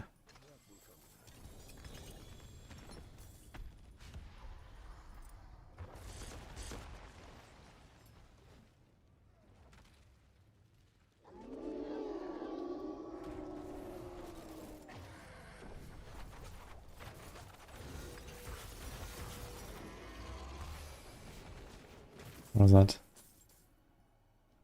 Ranged Meta Penna F Rogue Build Guide Season 3. Yep.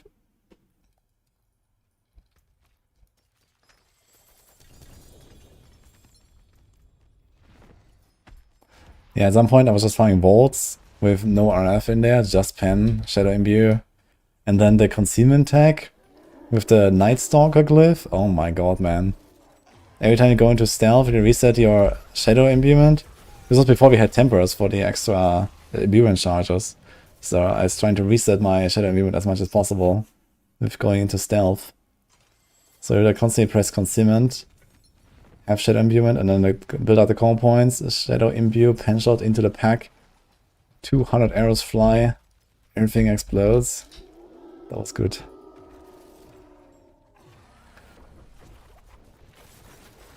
Can we get that back?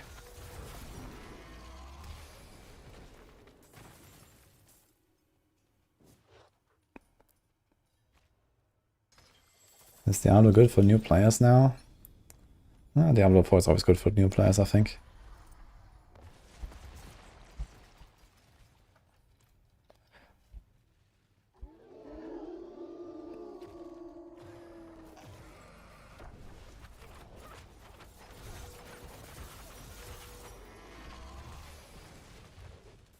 It is a player doing hardcore for the first time. Well, play Pulverize. Or Sorc with Mana Shield. Cap your armor and res before anything else.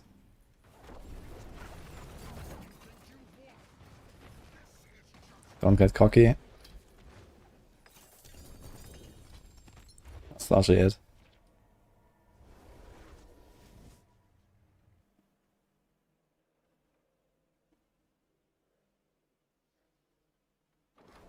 What makes it so good? You mean what makes this season good?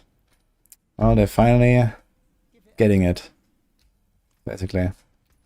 With what feels like a fun grind.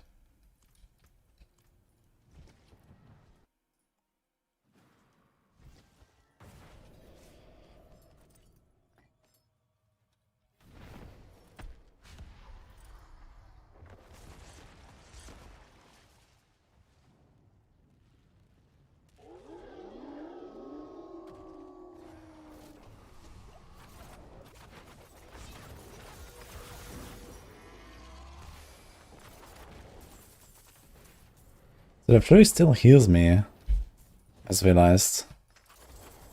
Even when I hit nothing, it just heals me up anyway. Interesting. So can I actually just hit the air to heal?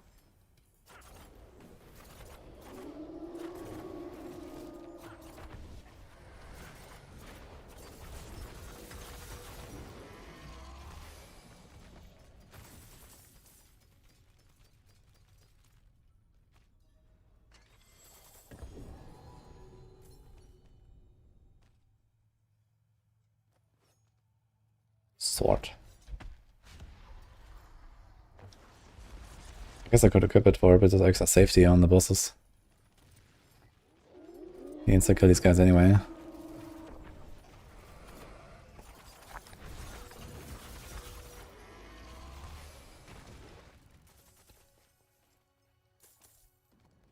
So happy to fish tomorrow. Okay. Enjoy. Yo, 4 GA boots. Bigger step. Oof. Not the boots I expected.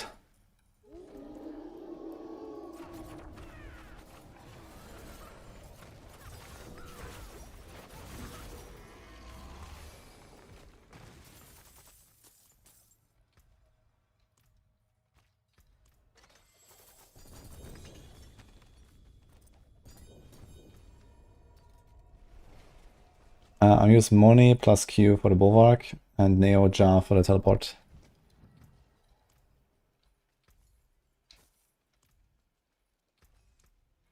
Use it well. Just another spark. 10 minutes for the Night's Watch. I think I'm gonna do that really quick.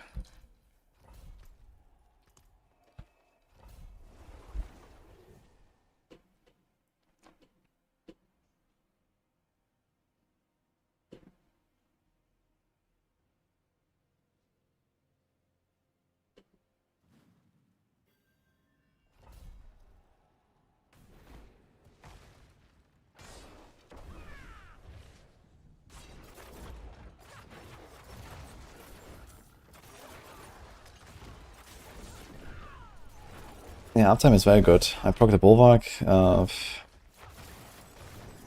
don't know, every 1.5 seconds maybe or so when I attack.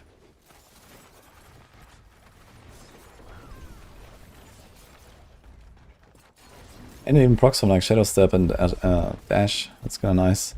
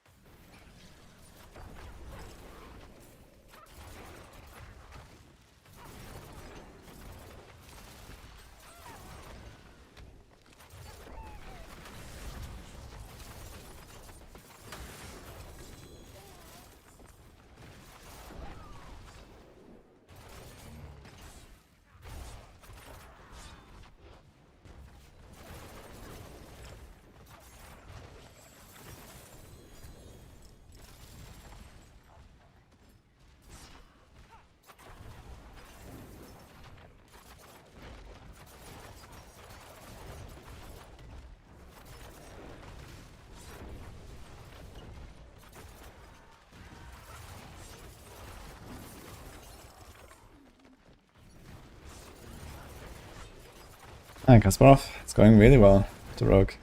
Got my glyphs almost at 90 now. We're blasting.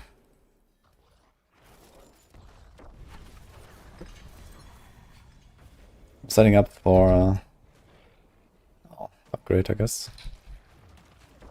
Setting up for Dance and Nice as well at some point.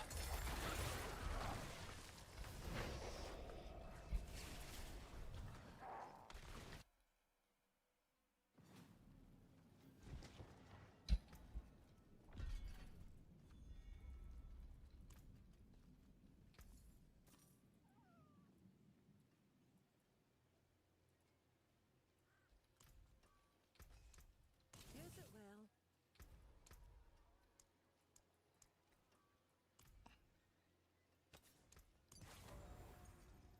Any other updates?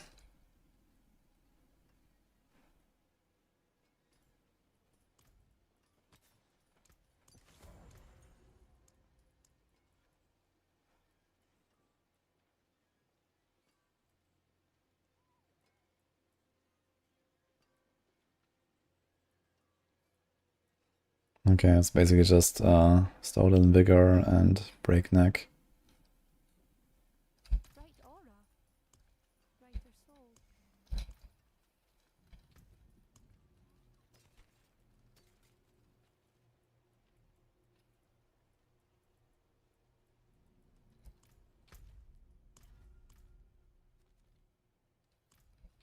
Do we do a quick pit?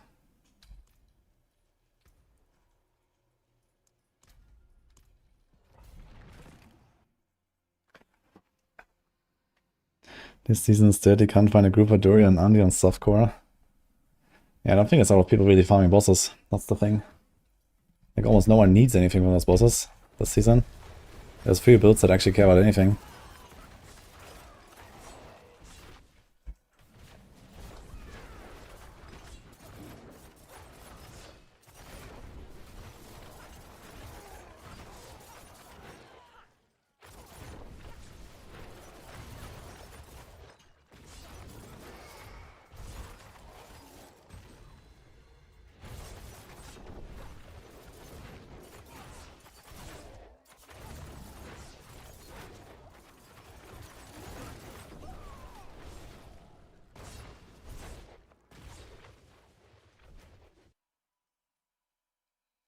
Yeah, just do it solo, Tetsun. It's not a huge difference. You don't have to wait for anyone. I just found the solo too, because why not? I think it doesn't necessarily even influence mythic drop rates. And runes and stuff. And the materials, they should all be the same, so it's just like one extra unique.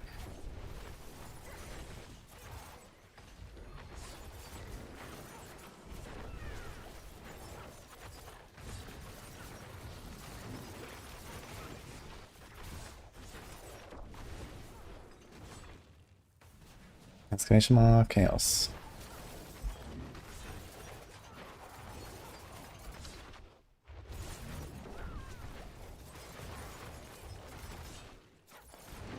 You get one more item with a full party when you're in a group. It's 33% extra chance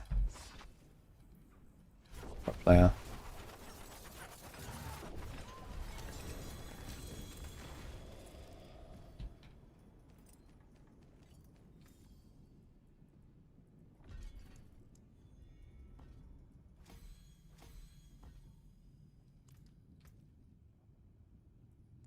You know, big 1 point. What now? 10%, okay, holy.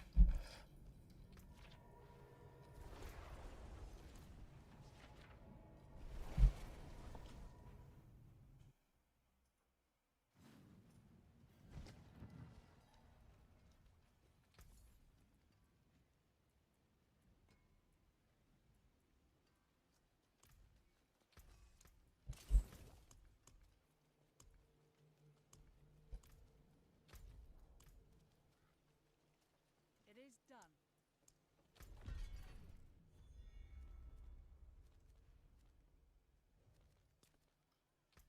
So das war quick.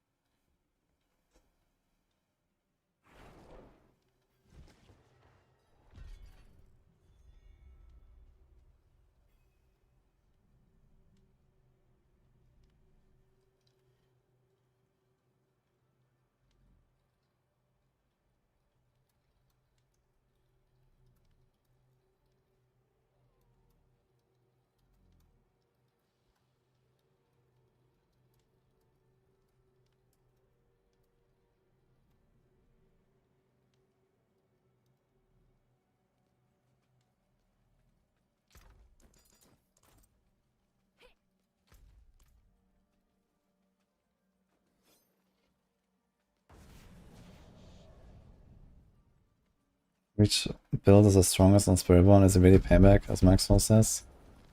I actually updated the AT list earlier. So the strongest pusher is now Rake.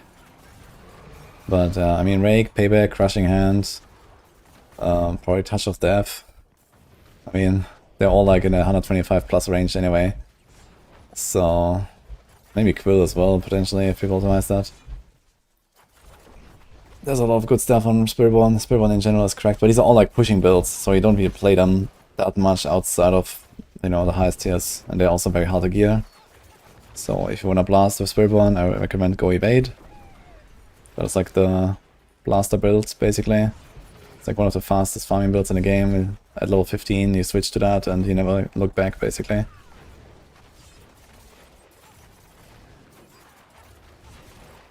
Or you can try some other stuff. I mean, there's plenty of builds to discover on the Spiritborn. There's fun stuff there. I had a lot of fun with Razor Wings. That's my favorite right now on Spiritborn. I actually just recorded a new video.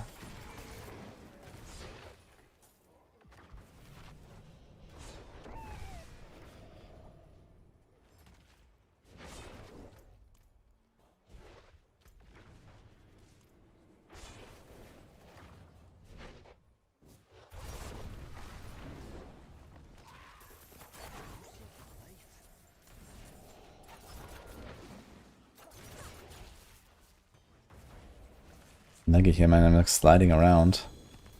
What's going on?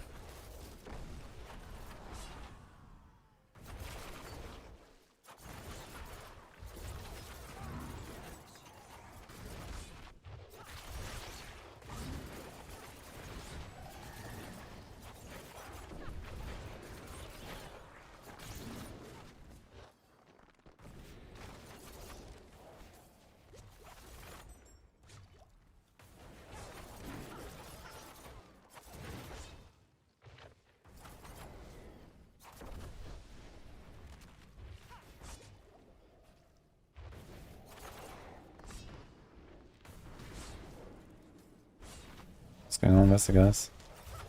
Okay.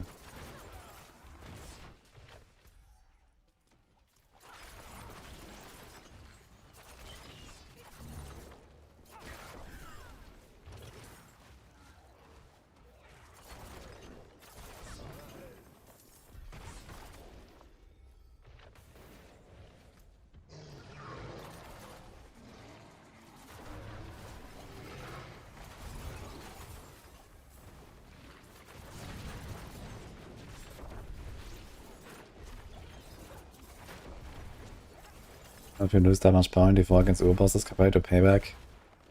Dude, don't worry. Like, I'm insta-killing bosses with Razor Wings. Even Evade will, at some point, like, basically one-tap them. So that, like, T4 is not a very high bar these days.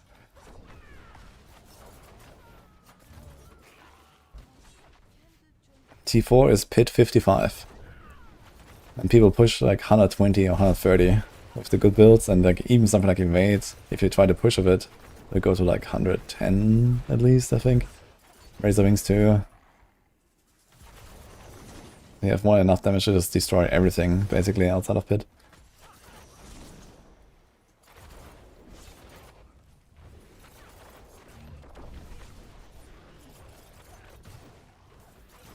The guide says to go to take poison and Shadow Imbuer. Yeah, Shadow Imbuer is usually just for like a debuff for the extra crit and non-physical damage. So you probably do like one attack with that real quick and then poison to proc the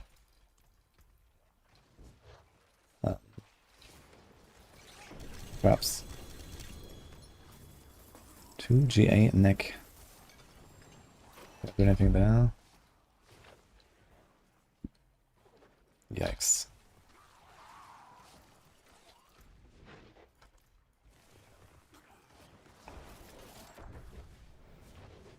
I didn't read the That's a Nice guide, so I'm not 100% sure about the Shadow Imbuer. Yeah, I think you would probably just like debuff it at the start of a boss fight and then swap and start channeling again. So that's probably how it happens. I mean, there must be like some explanation about it in the skills or in the gameplay. So we should check that.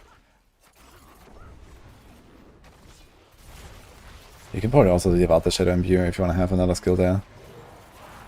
and just channel with poison. That's fine. I don't think there's anything crucial there.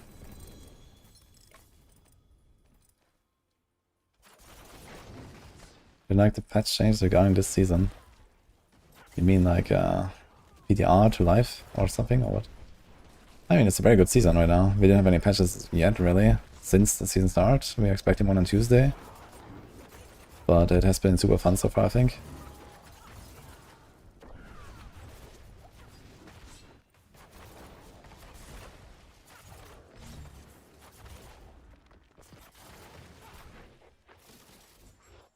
I think Paragon says it needs a rework. I think need is a bit of a strong word, but I really wouldn't mind to see some rework. I think it's relatively bland, and they're making it blander and blander as we go. Because every single Paragon node has just become like some random 50 or 60% damage multi, instead of having some kind of substance and, you know, cool effects or something. So I don't like that direction, and I wish that they would, you know, give it a bit more juice. But it's like, you know, actually interesting to work with. Also glyphs could see a bit of an update. I'd like to see more transformative glyphs. And not just 10% damage, 10% damage, 10% damage 3 times. In different flavors. It's definitely a good opportunity to remove a lot of the power creep by reworking how paragons and glyphs work. And to make it more interesting.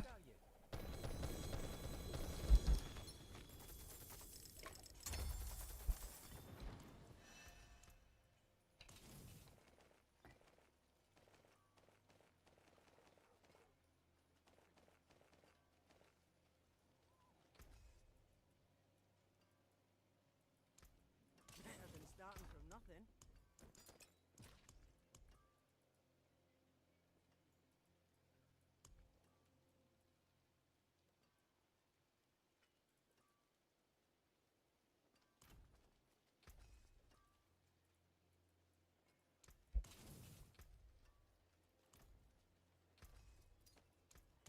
What's left, you ask?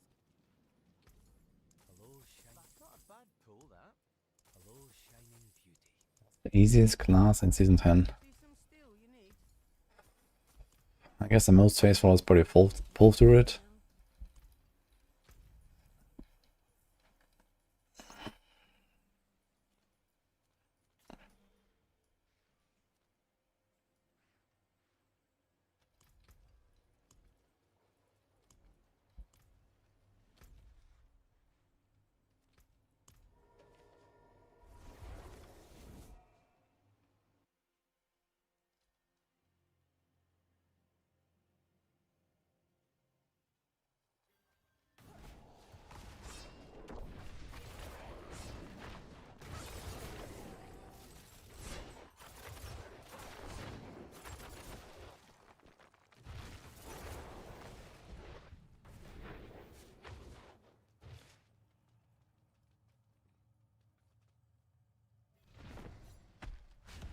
The coolest interaction in Paragon is Crushing Hands, so you're uncanny until Paragon 275, so they get conversions nodes stacked. Yeah, amazing, man. You don't really have to do that. They can actually stack the conversions with basically just the nodes on the conversions board itself, usually. And if that is not enough, you can do like 1 temper. It's not worth to use Canny, I think. You should do like 1 random offensive temper if you have to. For like fire damage or something. And that's it. That should usually cover it. Like you lose all 3 effects of Canny Glyph, I think. I think it's non-physical, then stacking non-physical, and then non-physical again. Actually, maybe the secondary bonus is applied to everything. Let me see that. If it's non-phys, non-phys increase all the non-physical damage the enemy takes, and then non-phys. Yeah, it's triple non-phys. You wouldn't do that, that's too much of a loss.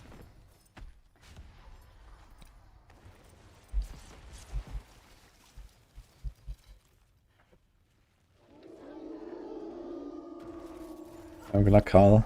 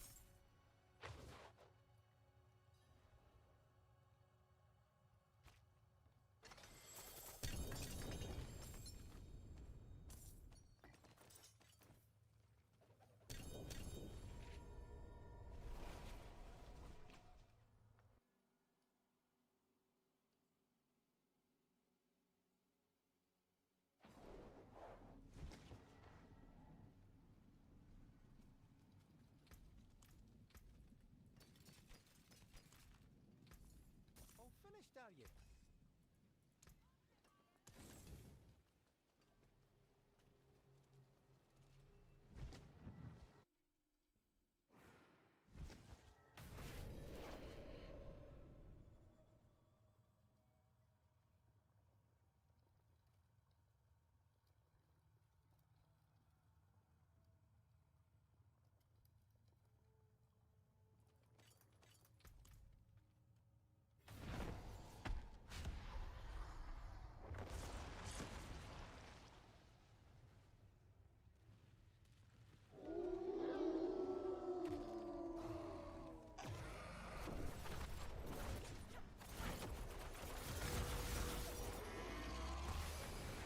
There's hider build. I can still find a planner on my Discord. I moved to Southern Command now because it's getting too big. Otherwise I have to hide a guide from Northfar on Maxroll.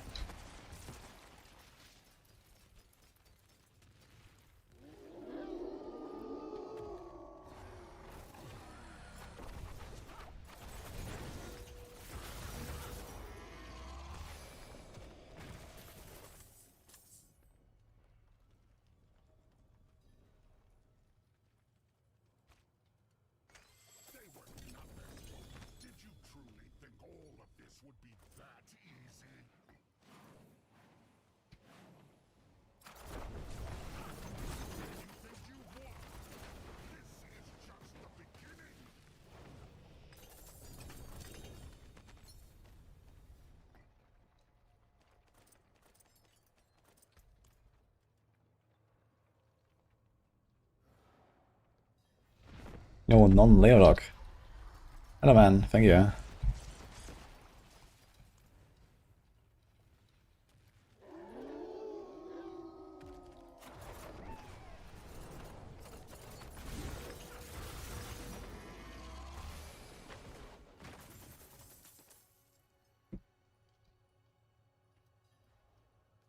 When is a sexy Kerrigan skin ending?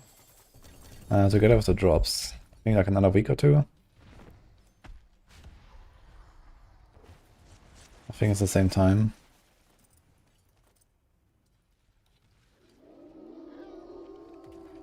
Yeah, until the next Friday. It's when our hardcore event starts.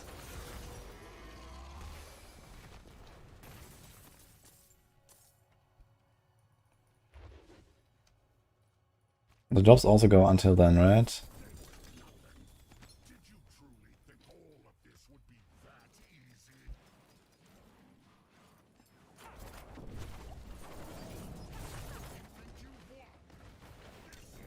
Yeah.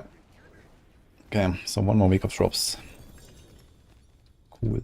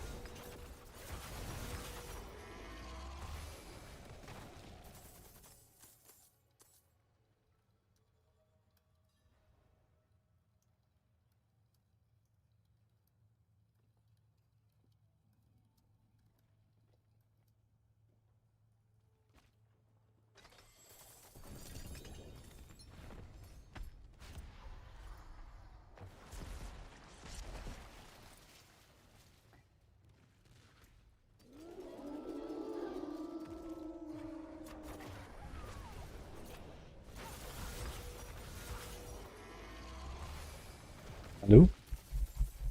Hi, brother. Is Heartseeker good? Heartseeker is very good right now, yes. Probably wanna watch our latest Raid. Is that what you call it? Ich wanna see some Heartseeker.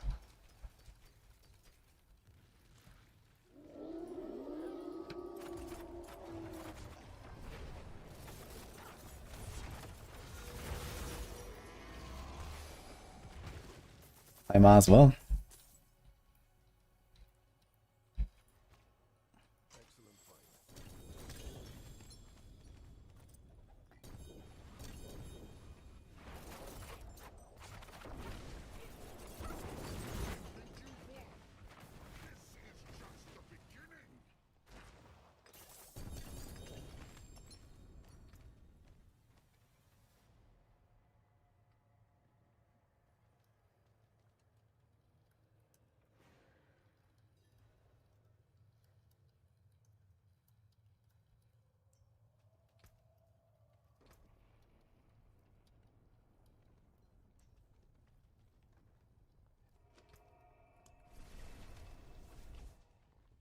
$19.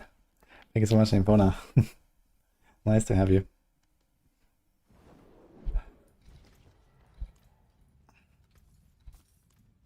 See some steel you need? My hammer sings on your return. Gonna have a lot of gold after this. If I can sell my Belial mats, I'm gonna be chilling, I think.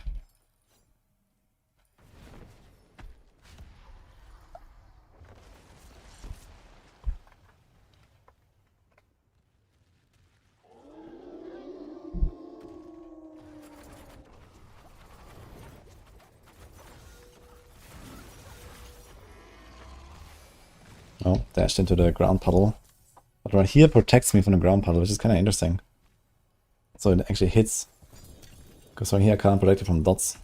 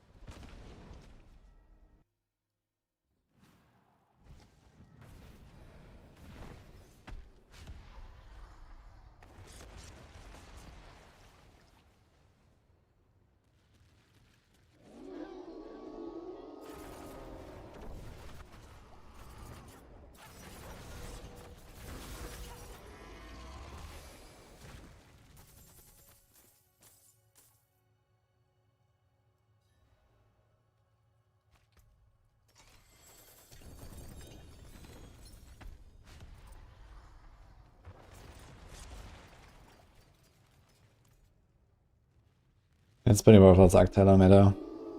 I do have an Andarius Spiritborn build, but it's not really a top tier build or something. Just if you really want to play with it, I can give it to you.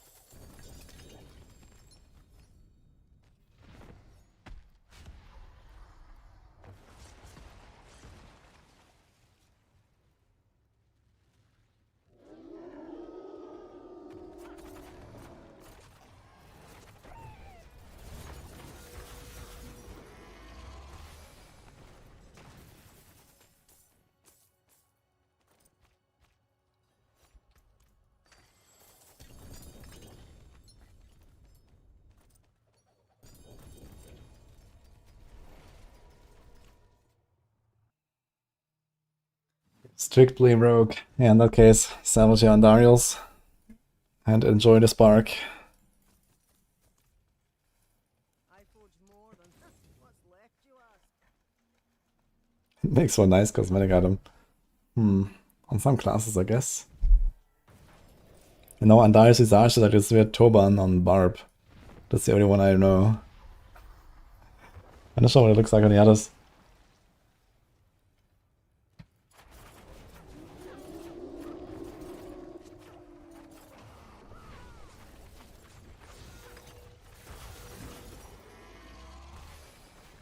How's Stinger this season? Pretty strong.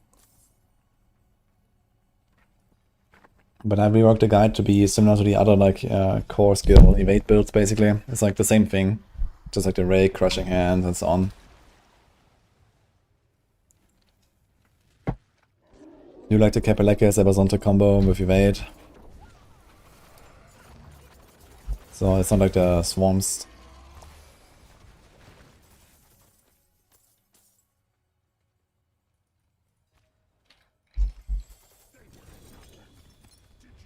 And Iron Blast in D4 right now, Ma?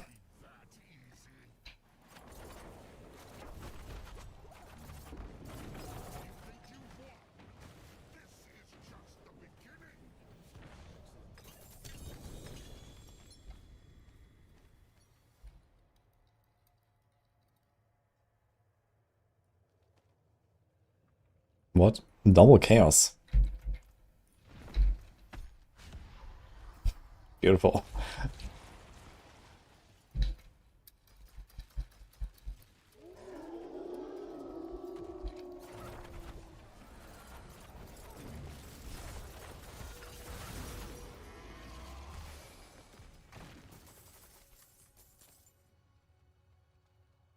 I'm still in SF hardcore, okay. How's it going?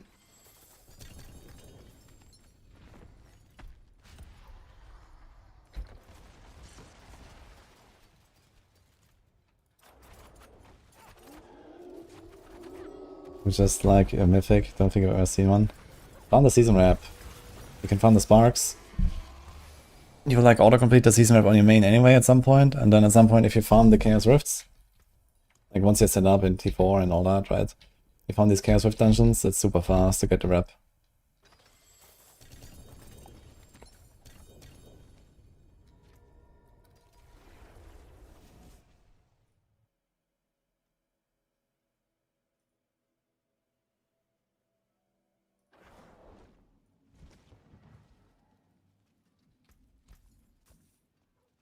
All finished, are you?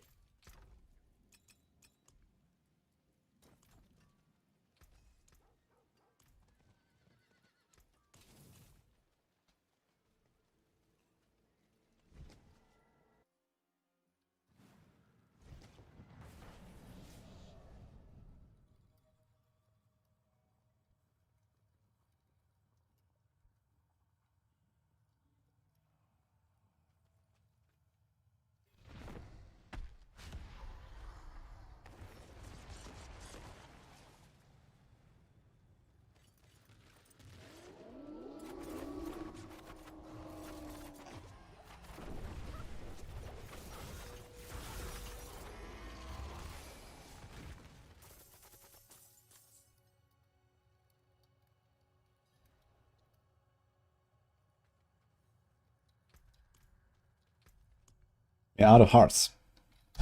Goodbye, Mephisto.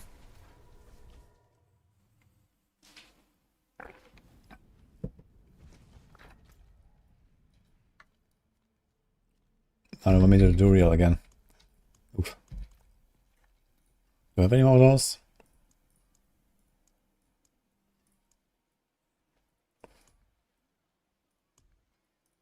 Well, I do have stones. I guess I can do a quick tutorial.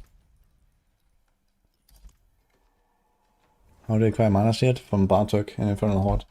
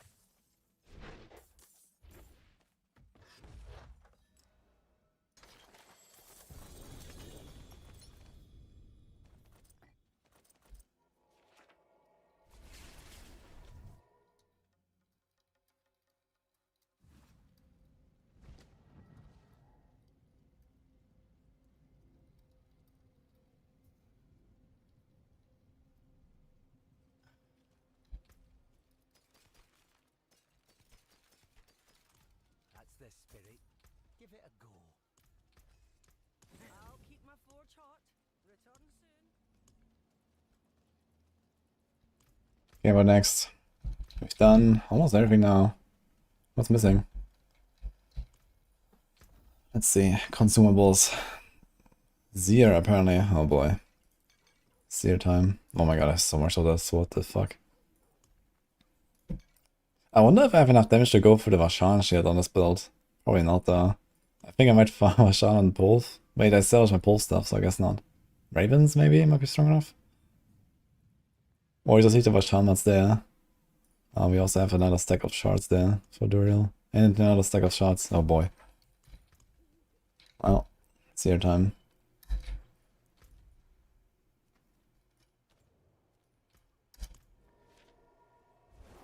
Is there a shortcut keybind for the penetration progress? No, you have to go to the board.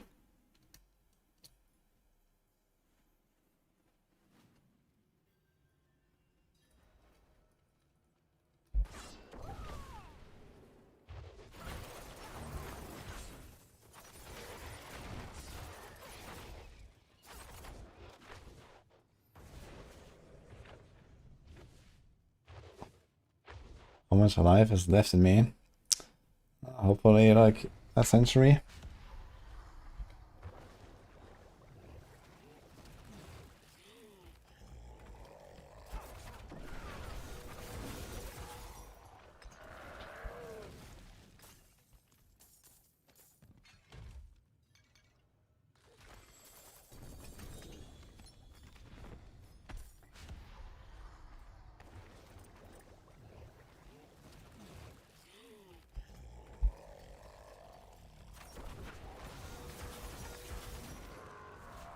It's so hard to get the right chaos armors. Yeah, it's true.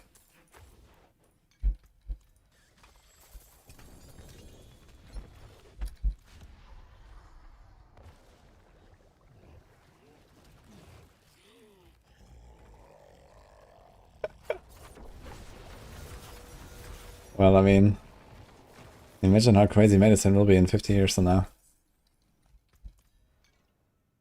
The longest living human is going to be Brian Johnson, of course. But that's okay.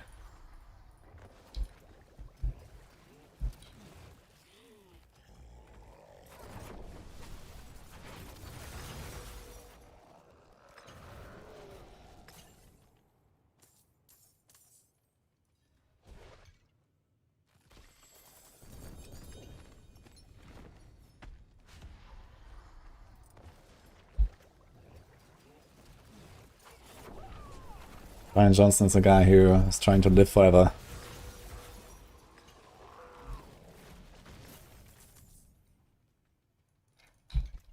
And doing all kinds of weird shit with his body.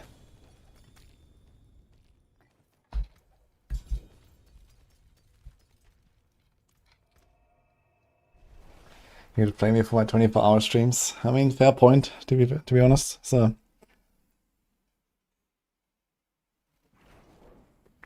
But he's also a centi-millionaire, and I'm not, so I'm gonna keep doing some 24-hour streams, I guess, until then.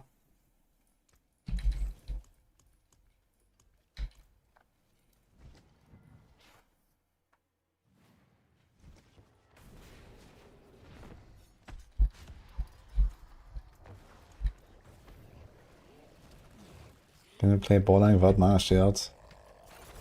I mean, it's not like it's hard to get mana shield. You do literally one horde run on T1 and you have it. Well, maybe 4 runs if you don't have any of the perks.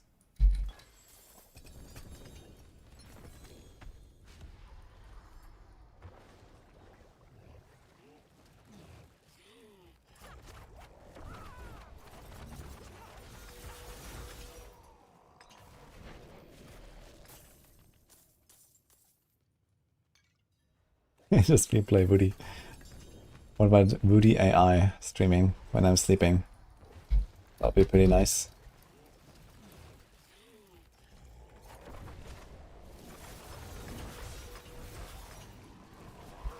It's gonna one-tap me at some point.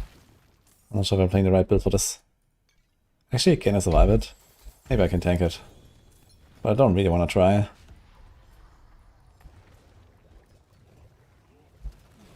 Maker.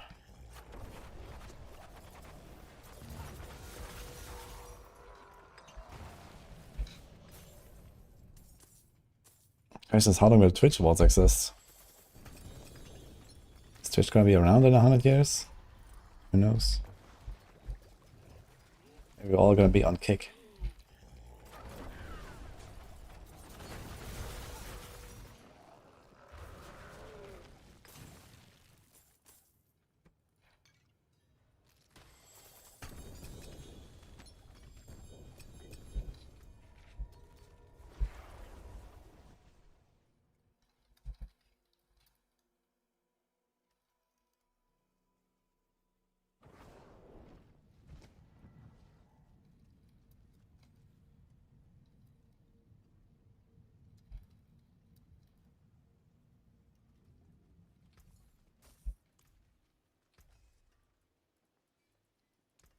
I'll keep my forge hot. Return soon.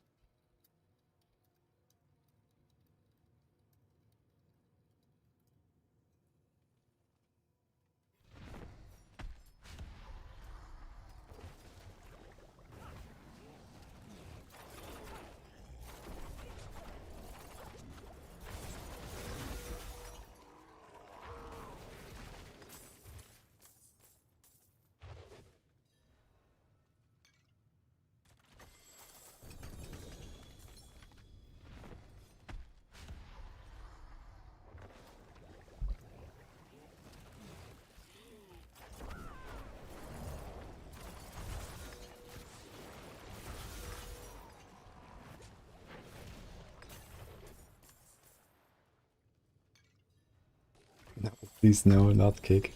What's wrong with kick?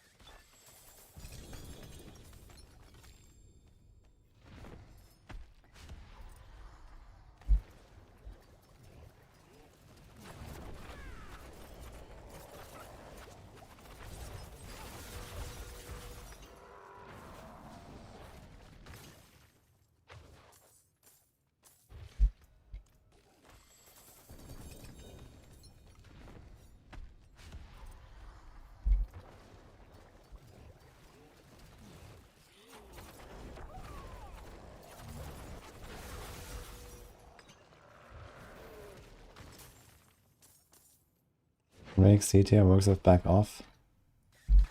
We put it at the top of the pit push leaderboard now, tier list now. But we kept the rest unchanged.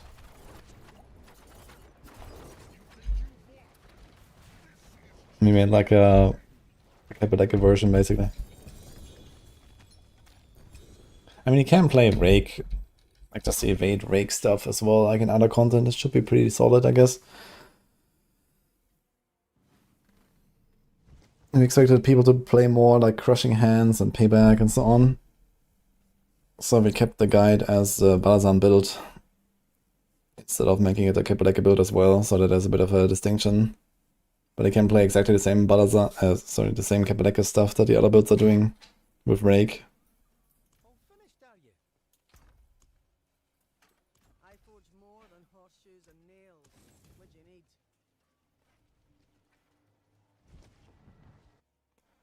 Jo, hi Tully. Thank you for the famous.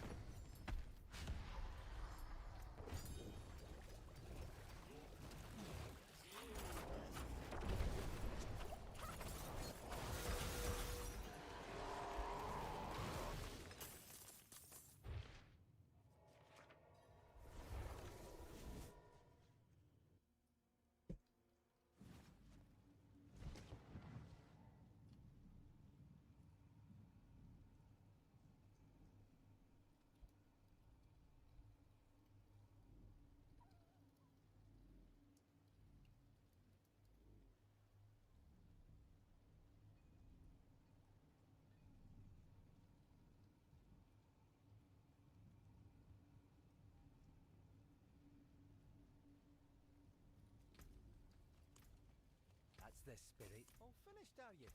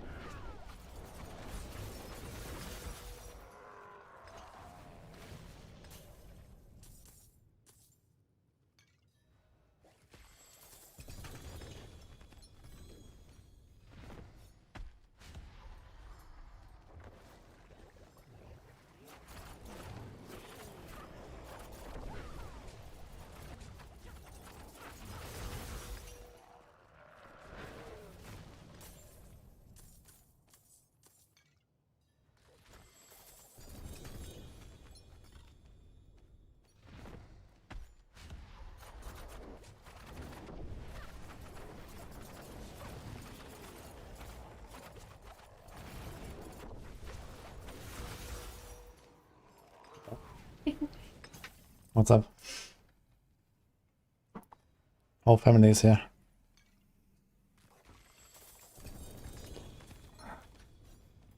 Hmm? What are you up to? I just read your message in Discord. What do you think about it? Very good idea. Good picture. No, but maybe you. Ah, that's why you send it to me. So you make it my problem. You're very good at taking pictures. No. Okay then. I'll find one. No. What do you mean? Yeah, the chaos drops. Holy. I'm actually getting some. Well, we need more specifics for the picture. Only face or what? So, I can Oh, ask. you should ask. That's the spirit. Give it a go.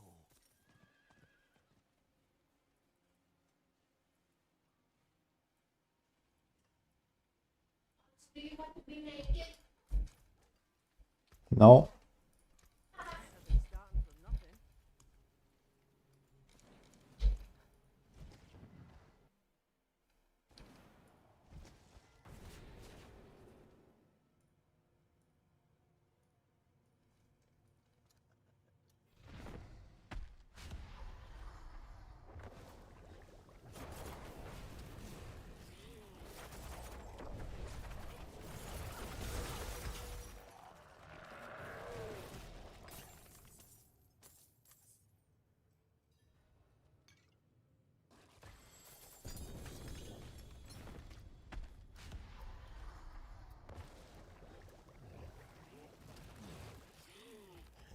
Another chaos item.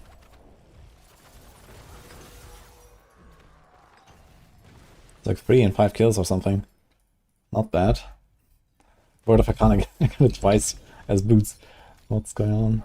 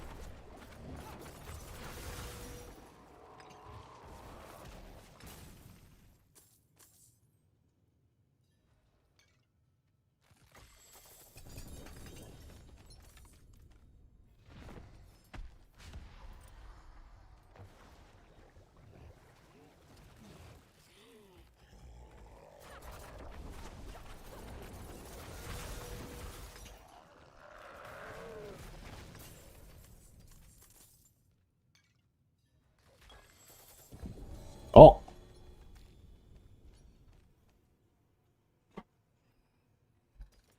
No crit, no core. Well, okay. We got a petition finally. This is only my second petition after all this time. I have so many copies of everything. But it's good. Because I actually need one that I can masterwork to crit. So that's something at least.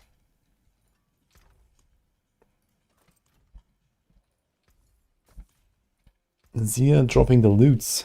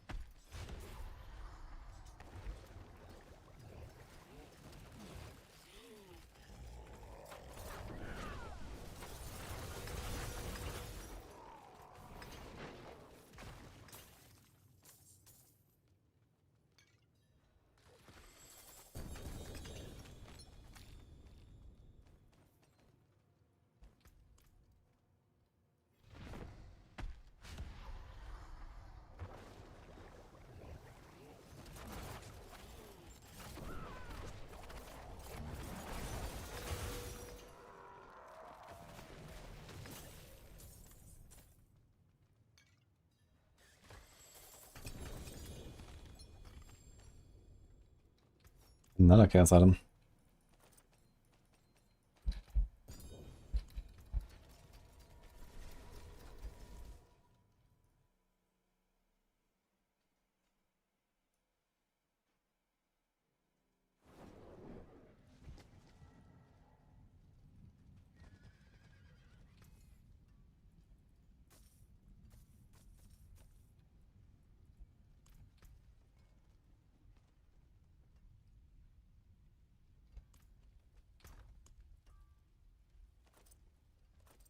I forge more than horseshoes and nails. My hammer sings on your return.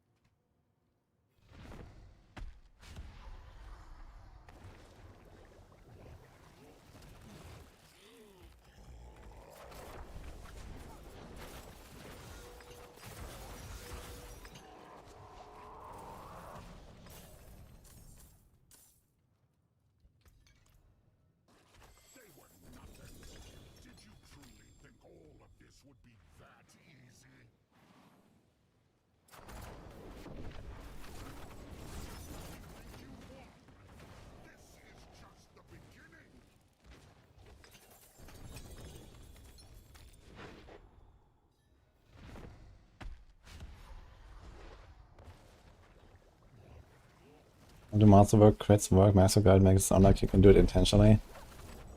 Well, you can do it by, you know, gambling enough, basically. So you can reset and then go again if you don't hit it.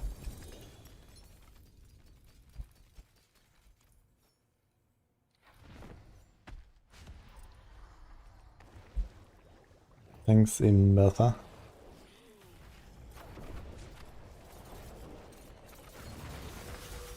Also, the extra 2 points in innate cyclone armor do improve through it. They pull enemies in and give you damage reduction and make everything vulnerable. And you trigger it with the Bulwark and the Wild Transformations perk. When Bulwark triggers, you go into human form for a split second and this triggers it. They constantly pull everything. Very nice, actually. I forge more than horseshoes and nails. What you need?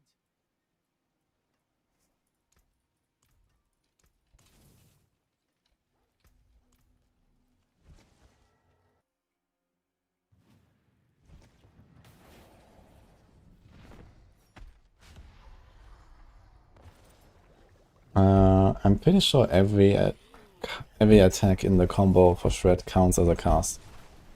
So Moni should be very good. Lam should be relatively not required. There's an aspect that also refills your resources, I think, for Shred.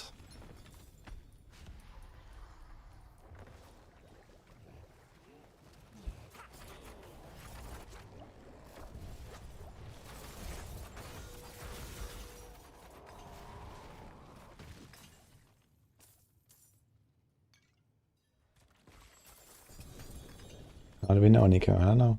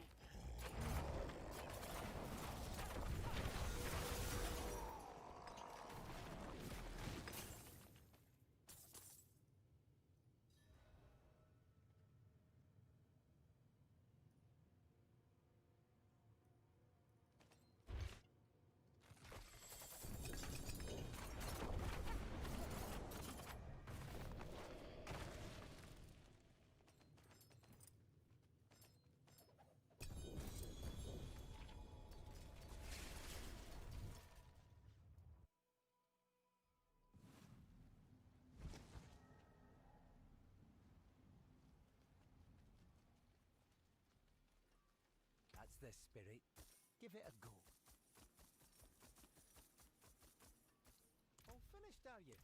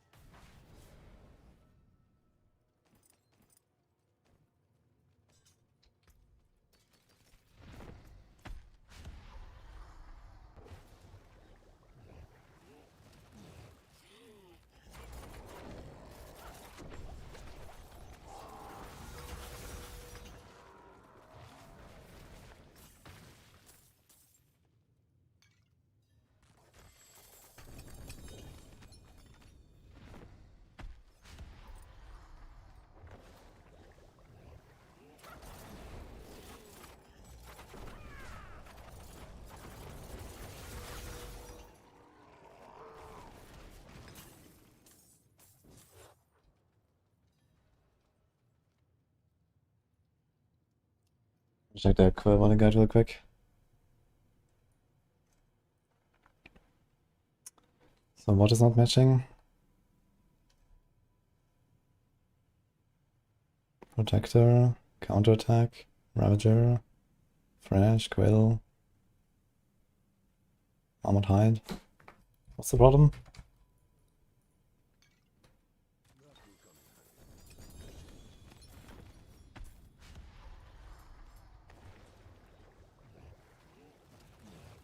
It's the same.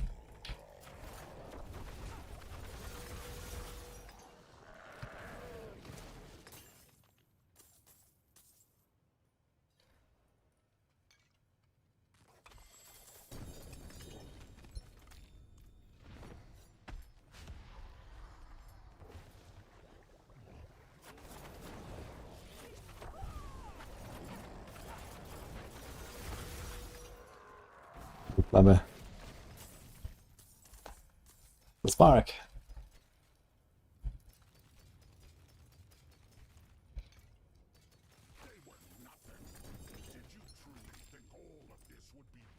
Song is Moon from Neon Droid.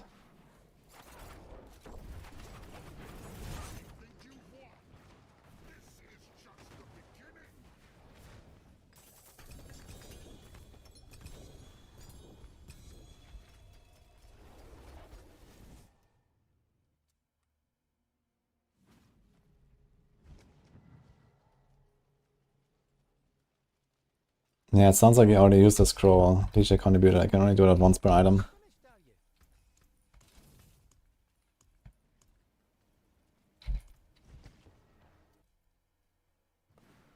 Is it because it has 2 class tempers? I don't think that should matter. I've never tried that though. Like, I show that the error message displays that you can still... What is the error message that shows? There's an error message when you can't do it.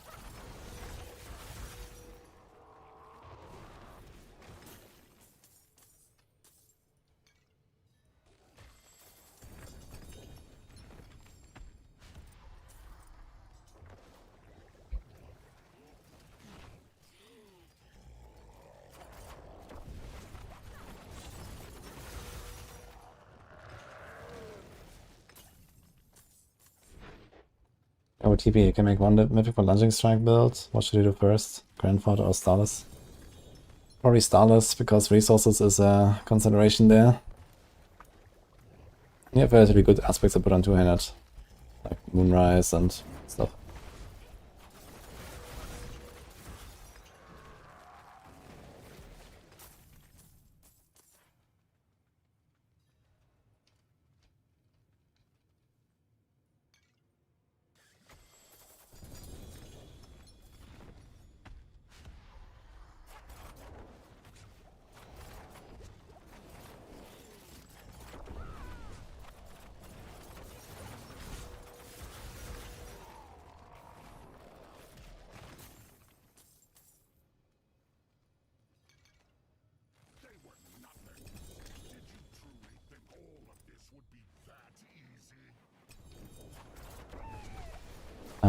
If you want to craft mythics, you usually go on Rogue. Unless you need a grandfather, then you go Barb. Or Necro, actually. And the other mythics are not used that I can get on the other classes, like Albarion and the Pole Arm and so on. They're all trash.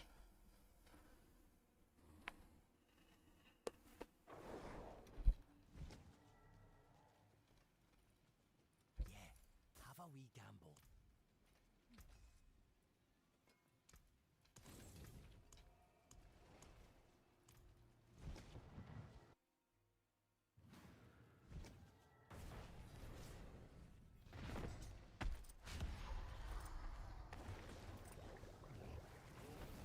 Alright, Proby.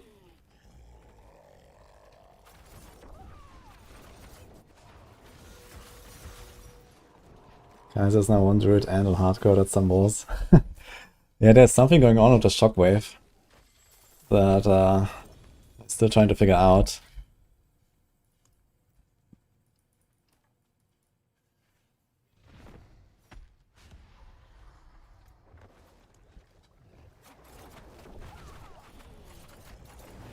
Something is going on with shockwave on Polarise.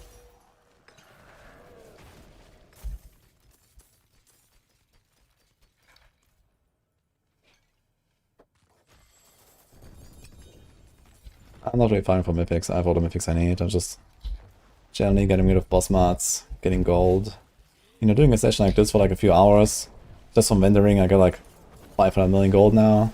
Plus I got a bunch of runes I can probably sell for 500 plus as well. So we're gonna be chilling on gold after that, basically.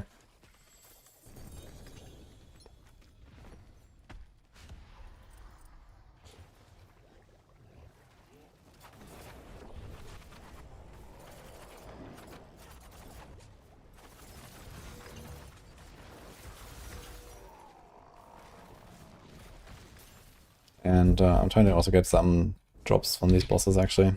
Although this is not the right boss for me, I can still have the random loot, I guess. This rogue actually needs a few items from bosses. I need a Scoundrel's Ladder, although I think I got a decent one. Icarus Rose wouldn't hurt to have a GA. Or at least a high roll, non-GA Ancestral. Another Chaos item. Zio is dropping a lot of Chaos stuff here. Oh, we got this again. Something good is happening with the Shockwave. Yeah, for some reason Shockwave gives you a lot of damage, but we don't really know how much and why. But something is happening with the Shockwave on Polarize.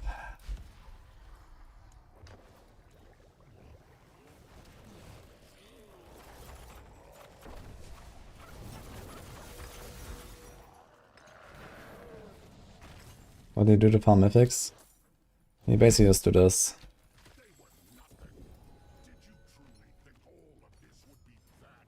And from the season rep you get sparks, so you can craft your mythics.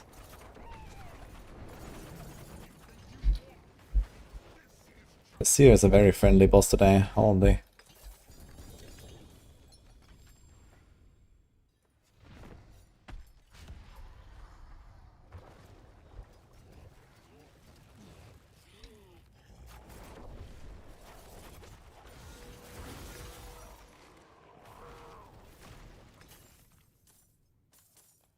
This Beast Corner port fixed. They didn't change anything yet. Next Tuesday is the expected patch. We don't know what they will fix, because right now Beast Corner is working as it says. So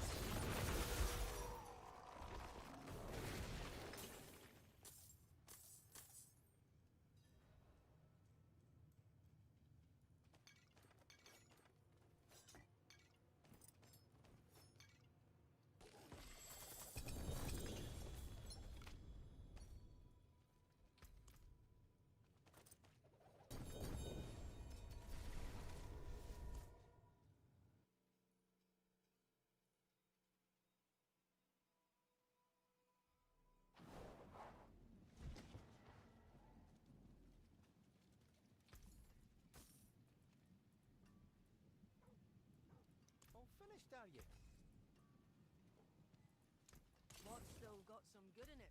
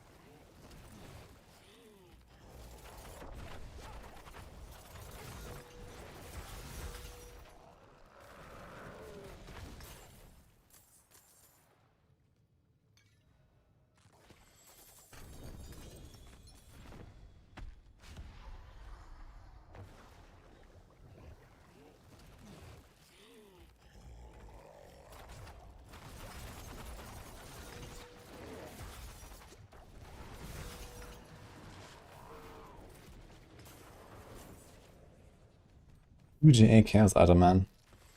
Dude, how rare is that actually? I don't actually remember like having one of those.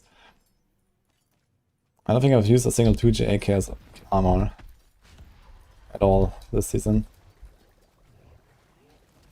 But Azir is dropping, man. A lot of stuff.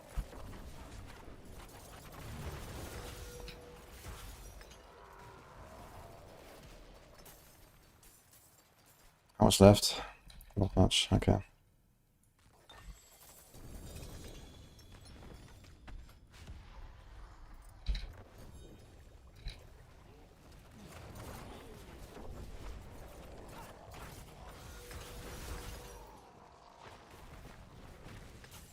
You have VGA Chaos banished. Oh, nice.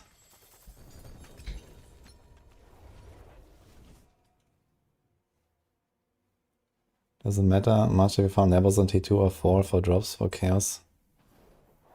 I mean, realistically, it's very easy to get to T4 and blast the bosses there with a decent build.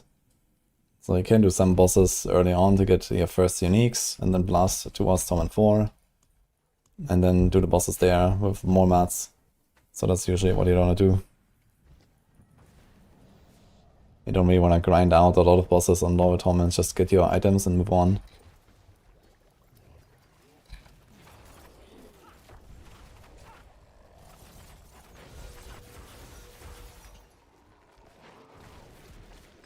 Starting on T3. Are you missing something big? I don't think this build should struggle at all.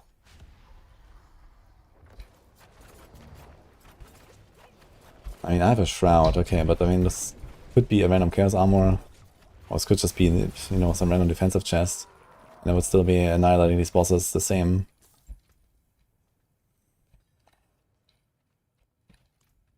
As long as I have, okay, you have to choose between Fist and Grasp, I guess, when you don't have any Chaos version of those. I just have a random Death Mask, so this is just a normal item.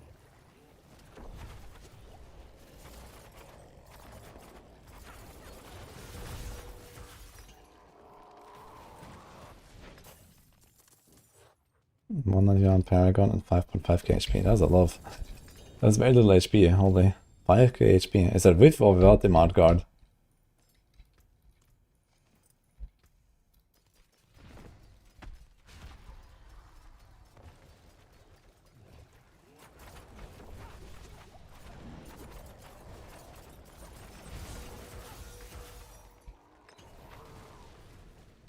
Yo, Yoon, thank you so much for the Prime, man. If you have Titan Tributes, Kuras is the way, I guess.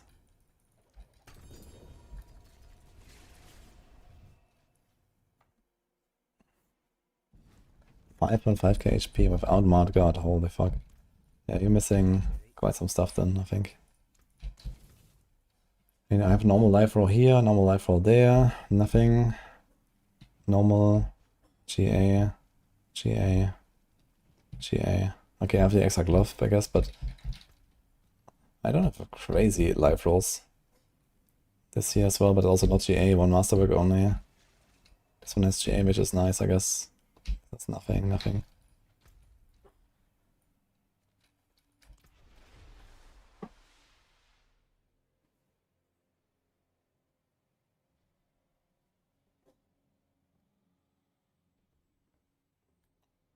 Deafening Chorus.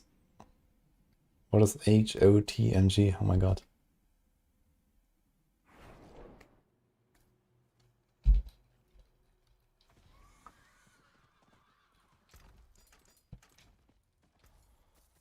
This could be beautiful.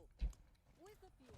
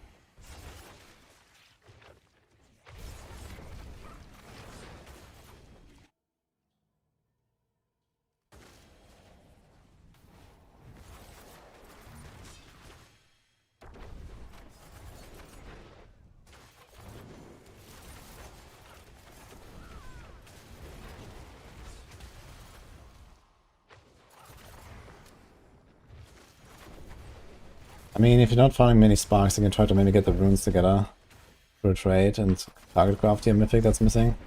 So if you only have one mythic missing, it's not a bad idea to target craft it. Instead of like farming sparks over and over and over until you get it.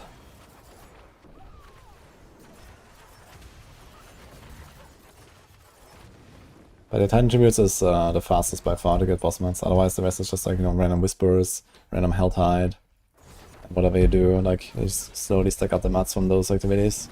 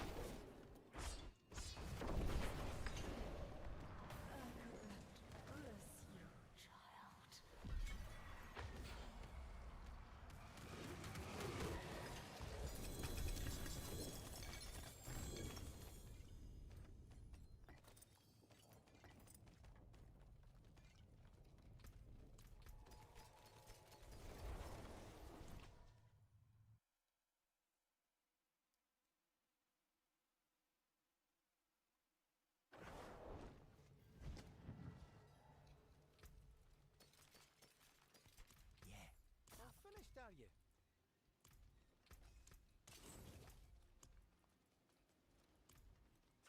For the rest of the Zemon's there, I'm not gonna run back there. And Dariel. Oh boy. Another Ohm.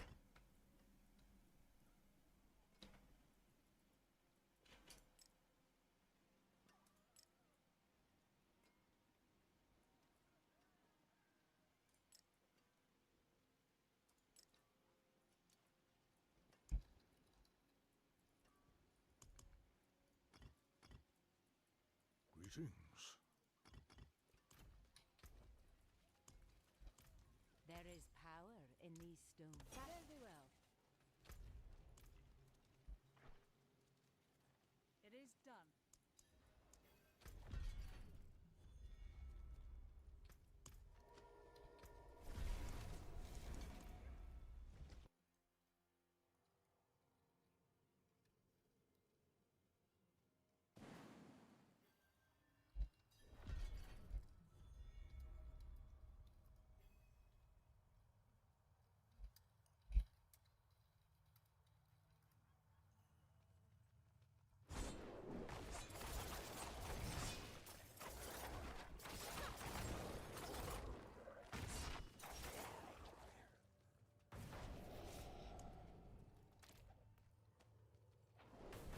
And song is Boneless.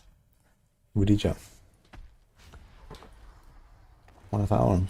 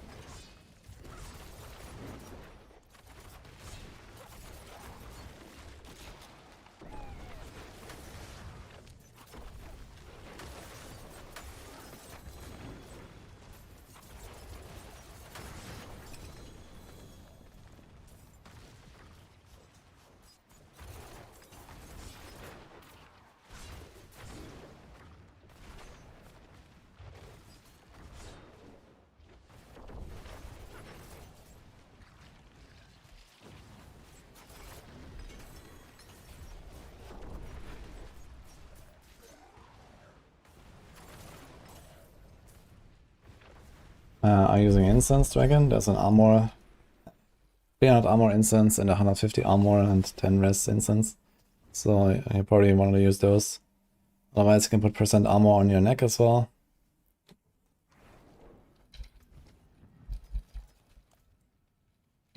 It is done.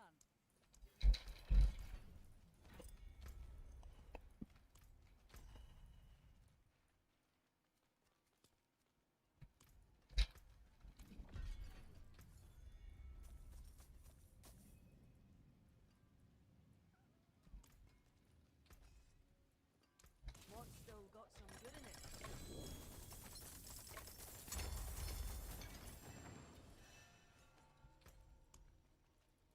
There is magic in all things. Let me show you.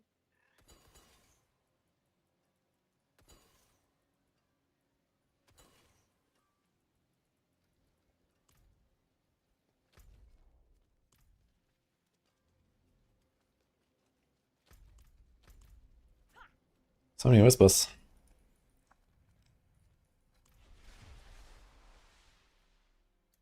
Which class best for beginners? I can play something like Evade Spiritborn, Wolf Druid, Minion Necro. Something like Flurry Rogue is also very beginner friendly, I would say. Hydra Sorc.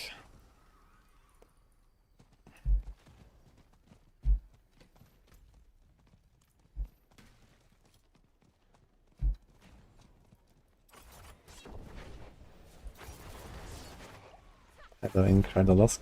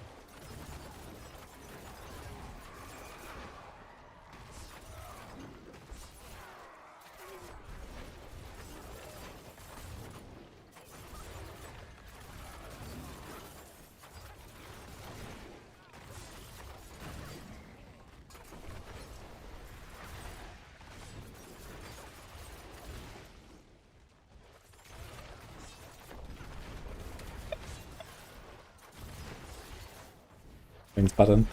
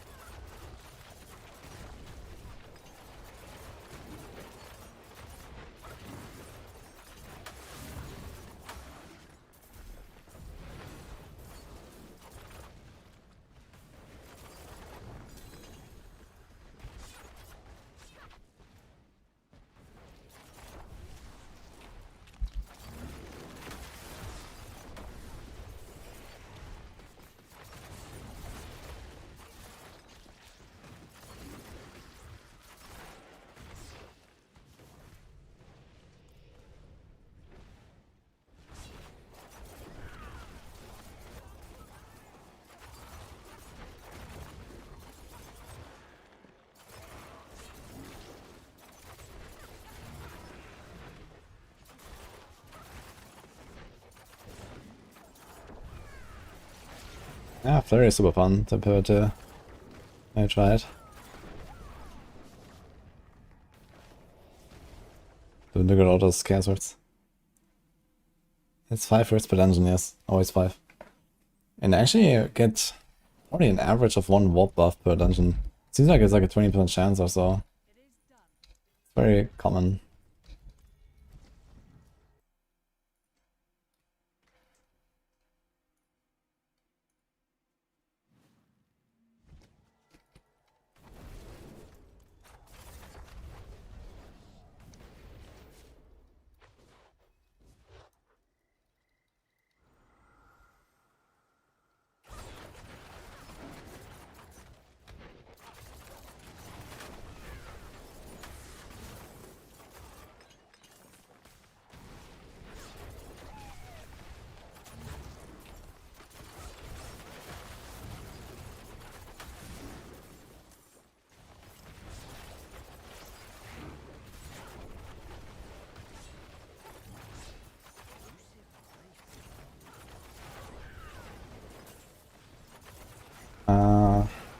I can just try to sell runes for gold.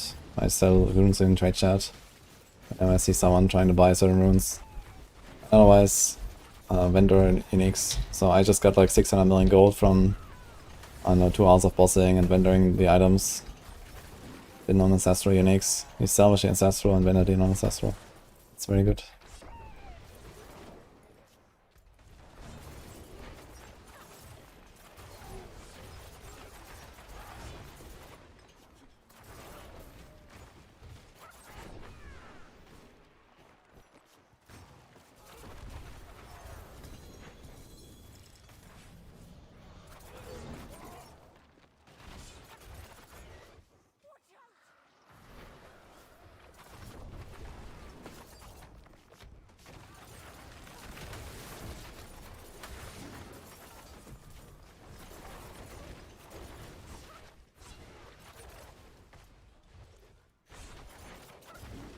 It's hardcore, yes.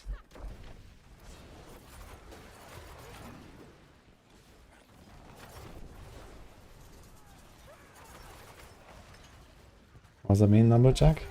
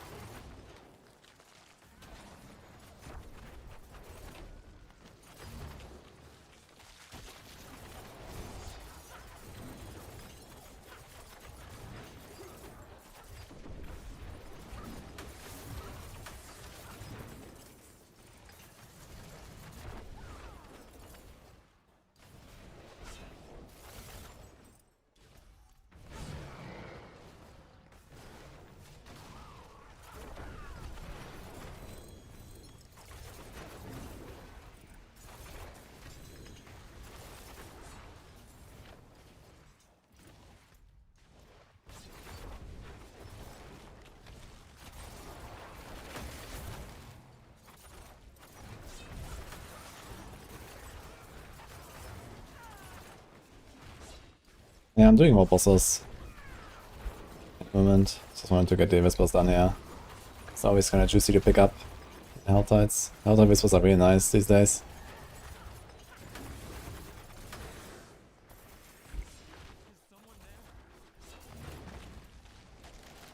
Where's the Maiden?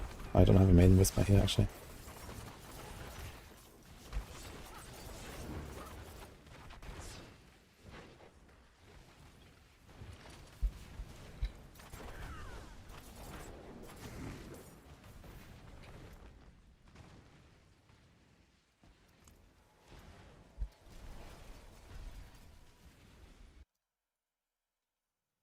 Gilgamesh has no dash on skill tree.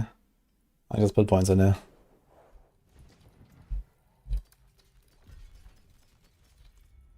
All finished, are you? Greetings. How shall I guide my hammer?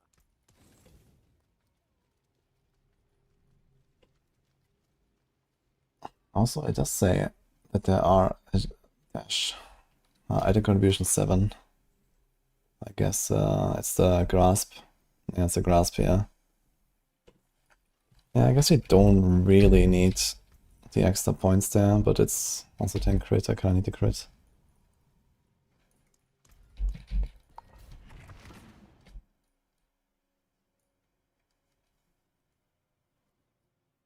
Yeah, Grasp of Shadow gives you the dash.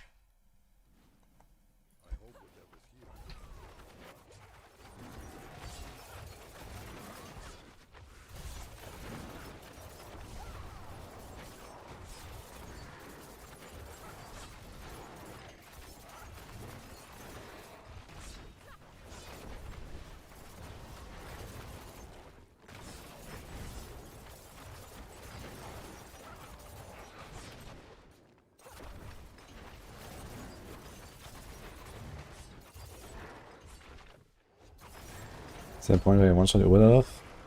Yes. I mean, plenty of builds that, you know, go to like 800 plus or something, they'll just like destroy Lilith in seconds. And she doesn't have the immunity phases anymore. At least if we kill her fast enough.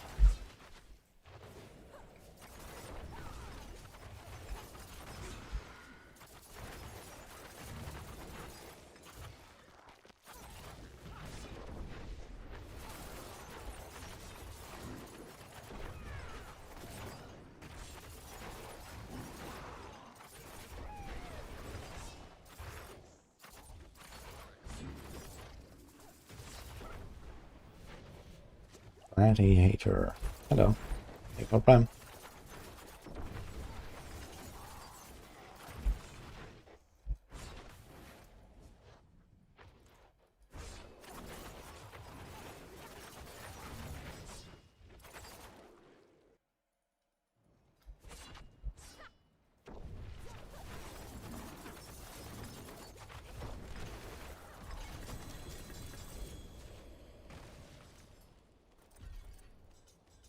Use this vacations for your ult. Moxie just hit 10k subs. That is a lot of subs. Nice. Borderlands going brr, I guess.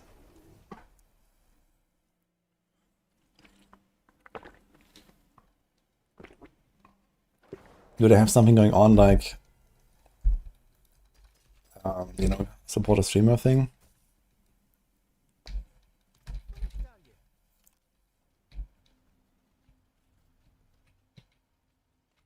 It is done.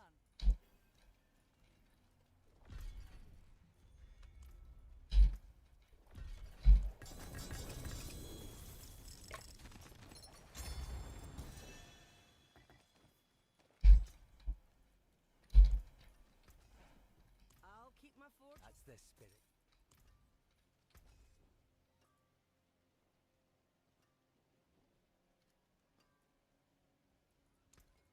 Use it well.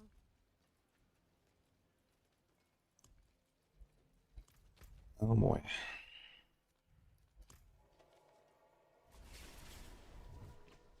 He's doing a solo voice, been sitting on a couch and his hair is pink now. I mean, sleeping on a couch for a week or two and pink hair definitely sounds worth 10k subs to me. GG.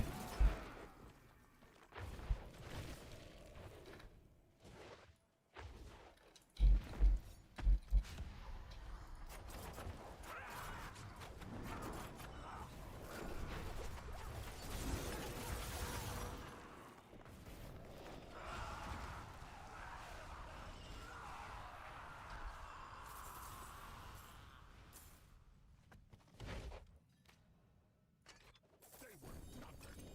Did you truly think all of this would be that easy?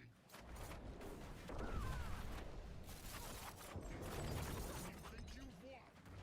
This is just the beginning.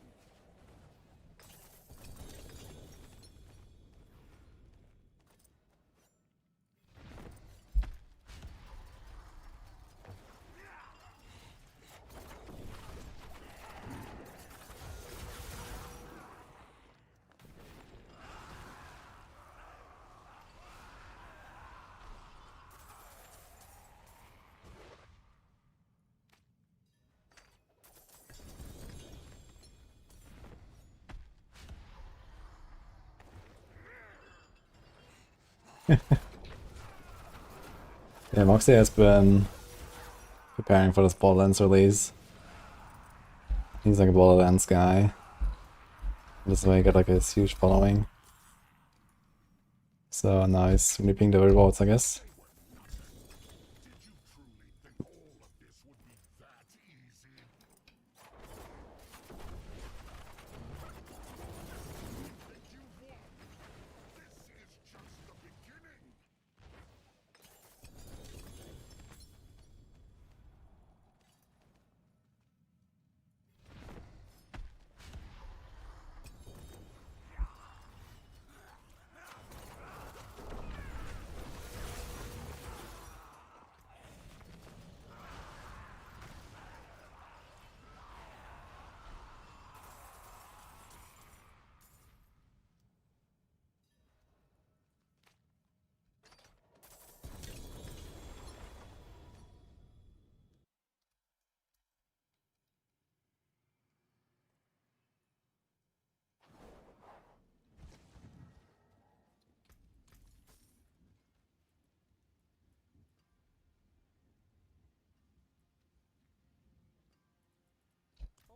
are you?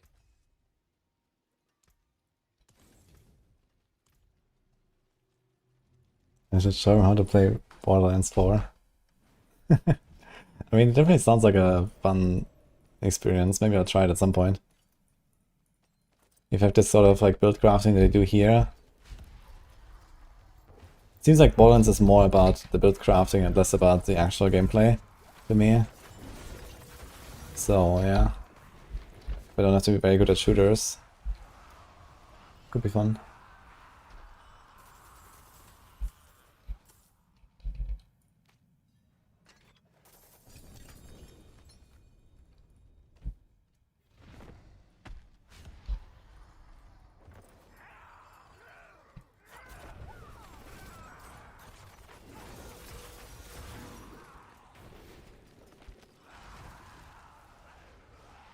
Iris Moni, Q, Neo Jar.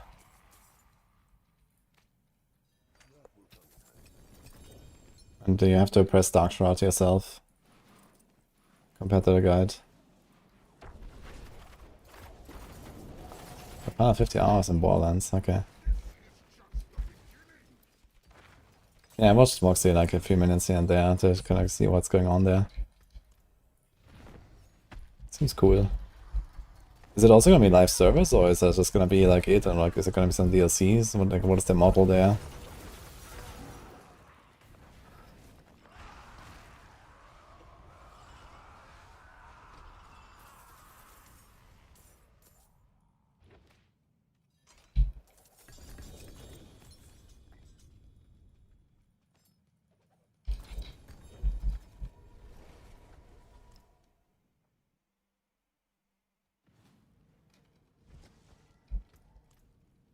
That's the spirit.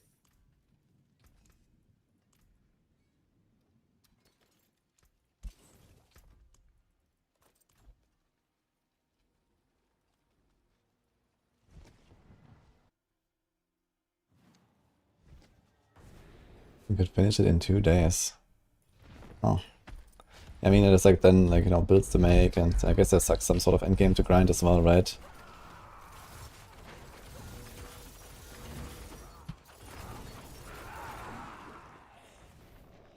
There's a note of seasonal events and DLCs and playable characters, okay. Oh, that's cool.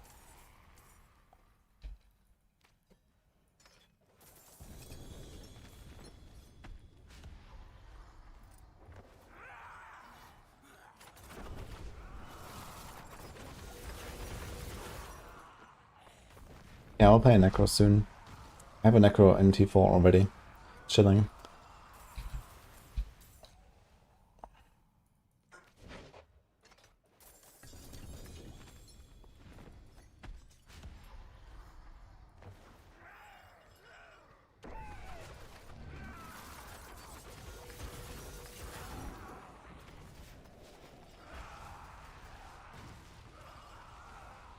I'll do the Shadowblight stuff. And then I wanted to try something with Reap.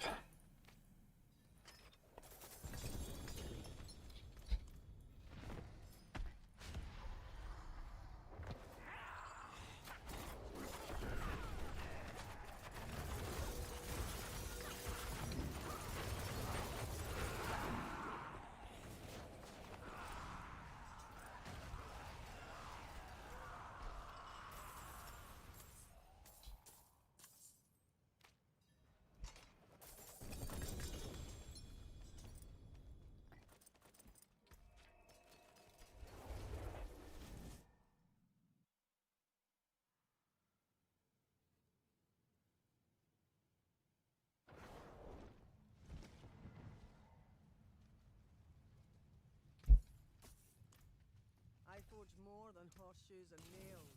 What do you need? Wolf Druid, I have that on Discord. I removed this on the command now.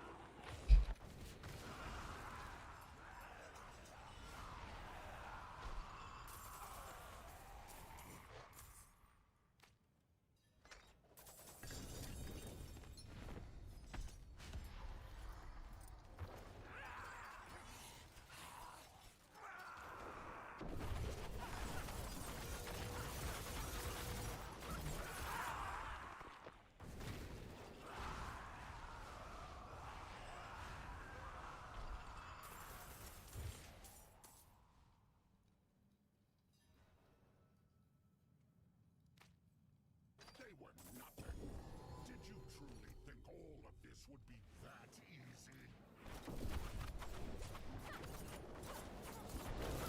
And you won. This is just the beginning.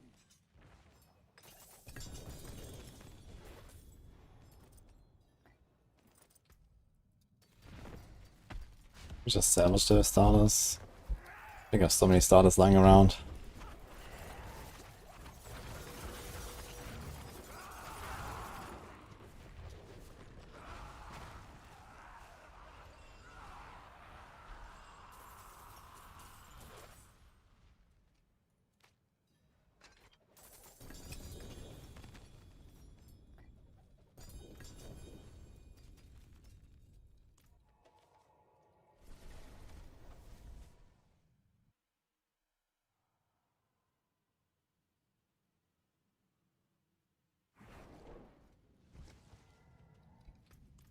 That's the spirit. Give it a go.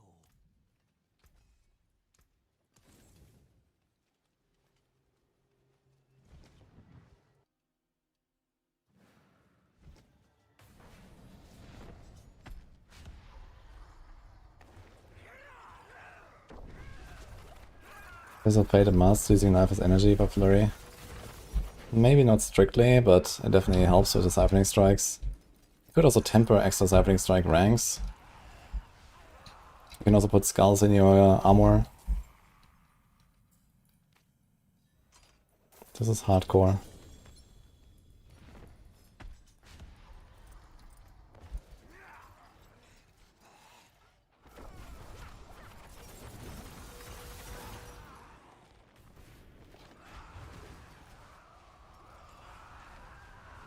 Yeah, I had like 10 starters already this season or so. I just established that one. Lucky hit.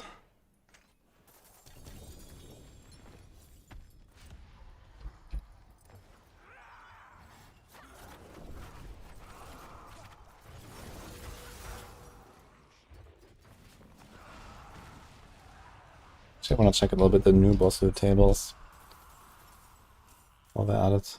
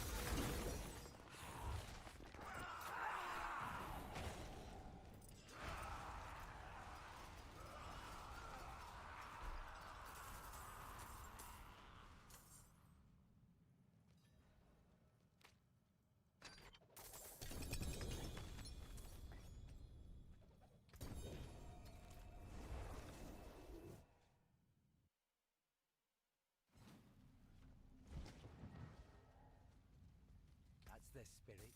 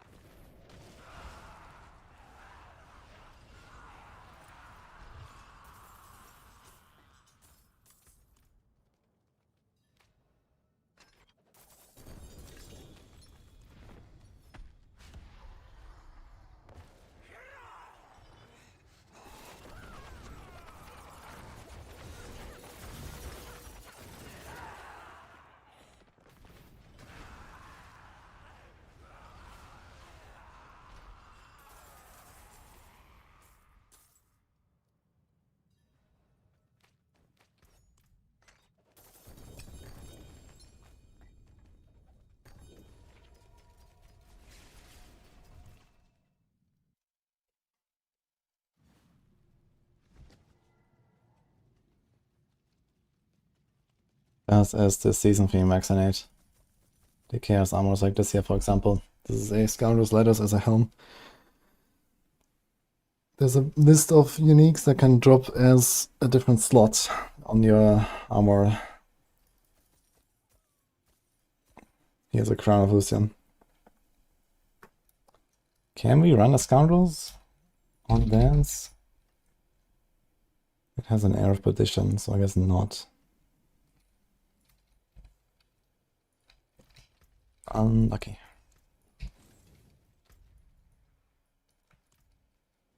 How much gold does Horde give? It's like 40 million per 1k.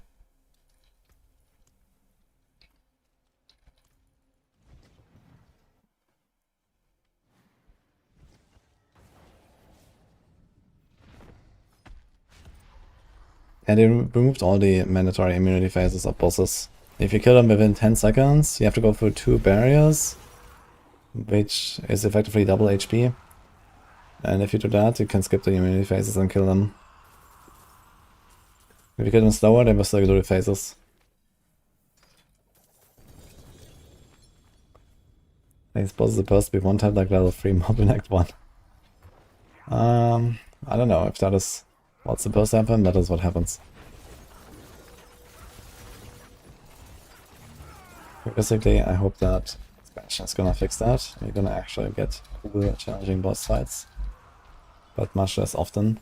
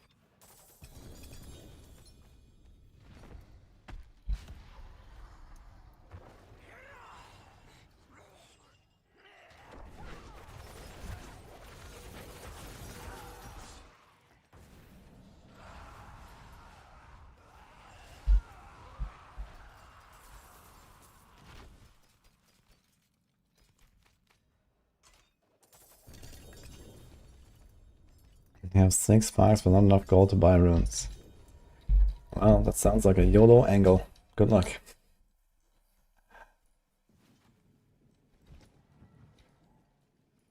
It feels like D4 is intentionally easier on bosses in Piri 2. Yeah, I mean Piri 2 they put a large emphasis on boss fights, and here not that much. That's generally fine, but it does suck that these bosses are no challenge at all. And there is no reason to ever challenge yourself either. So even if I was undergeared, I would have an easy time because I would just do the bosses on T3 instead of T4, for example. So you would still do exactly the same, just with slightly less loot. So we need like some real, like, you know, kind of like challenging version of these. That is like rare and rewarding and pretty hard, even for good builds.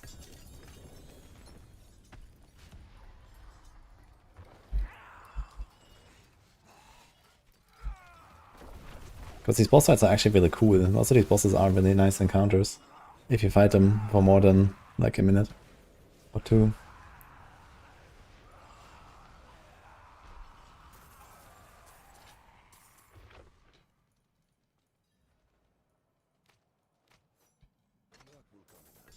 Well, if you want to see badass boss fights in Diablo 4, you just need to wait 1.5 weeks.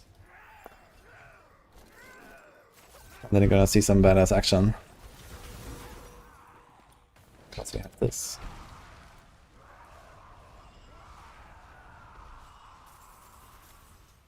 Last season I had like a glorious 8-minute encounter against Uberlilith. That was good.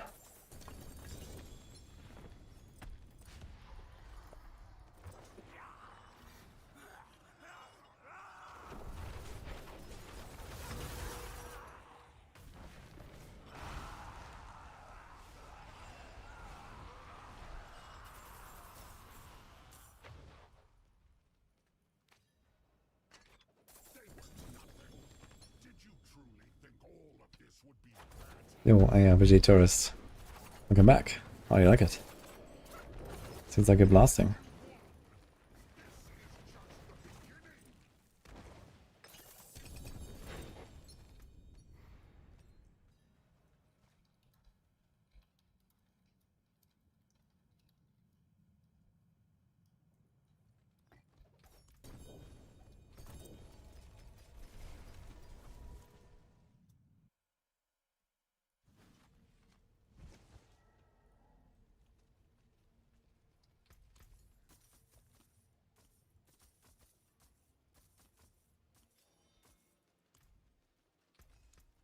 I'll keep my forge hot.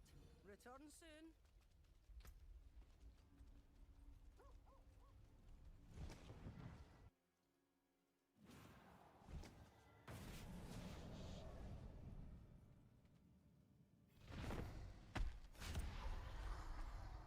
Yes. Mr. Cook, thank you.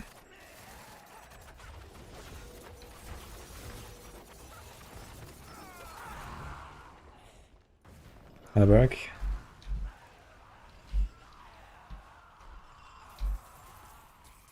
It's weird it can make such a huge jump from 1 to 4 so quickly on some builds. Yeah, the balance is kind of off. Everything is OP. Power level is extremely high. The season theme is ridiculous. So yeah, that is definitely a bit of an issue. Otherwise the game is a really good spot, I think.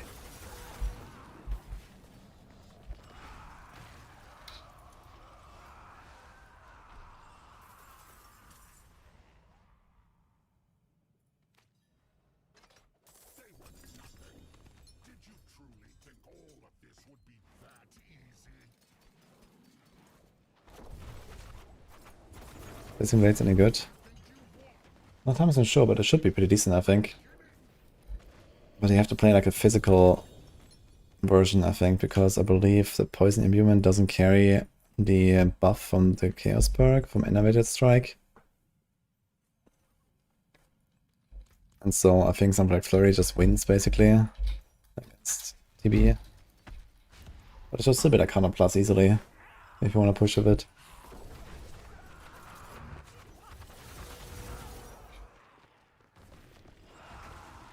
Going good, Berg, how about you?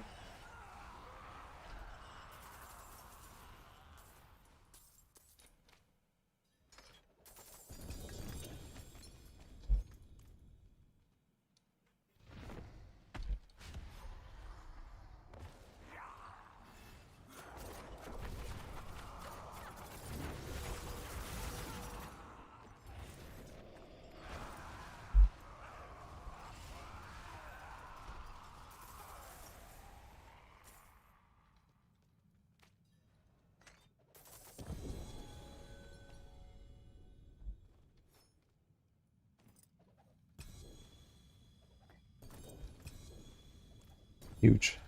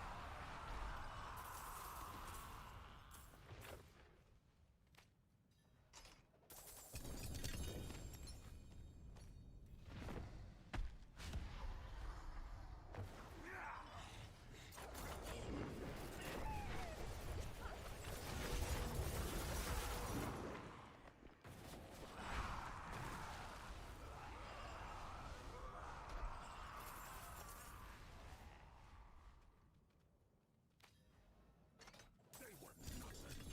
Did you truly think all of this would be that easy?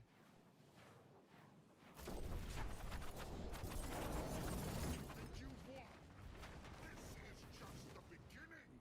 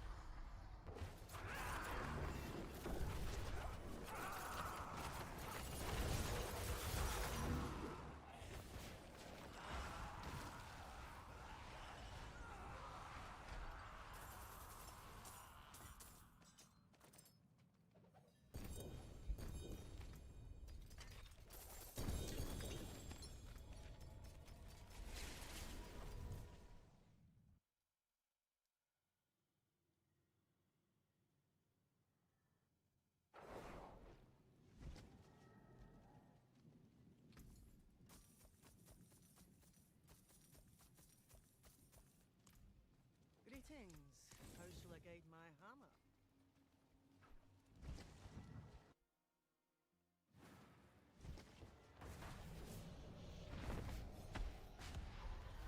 Well, maybe someone can help you. Any friendly carries?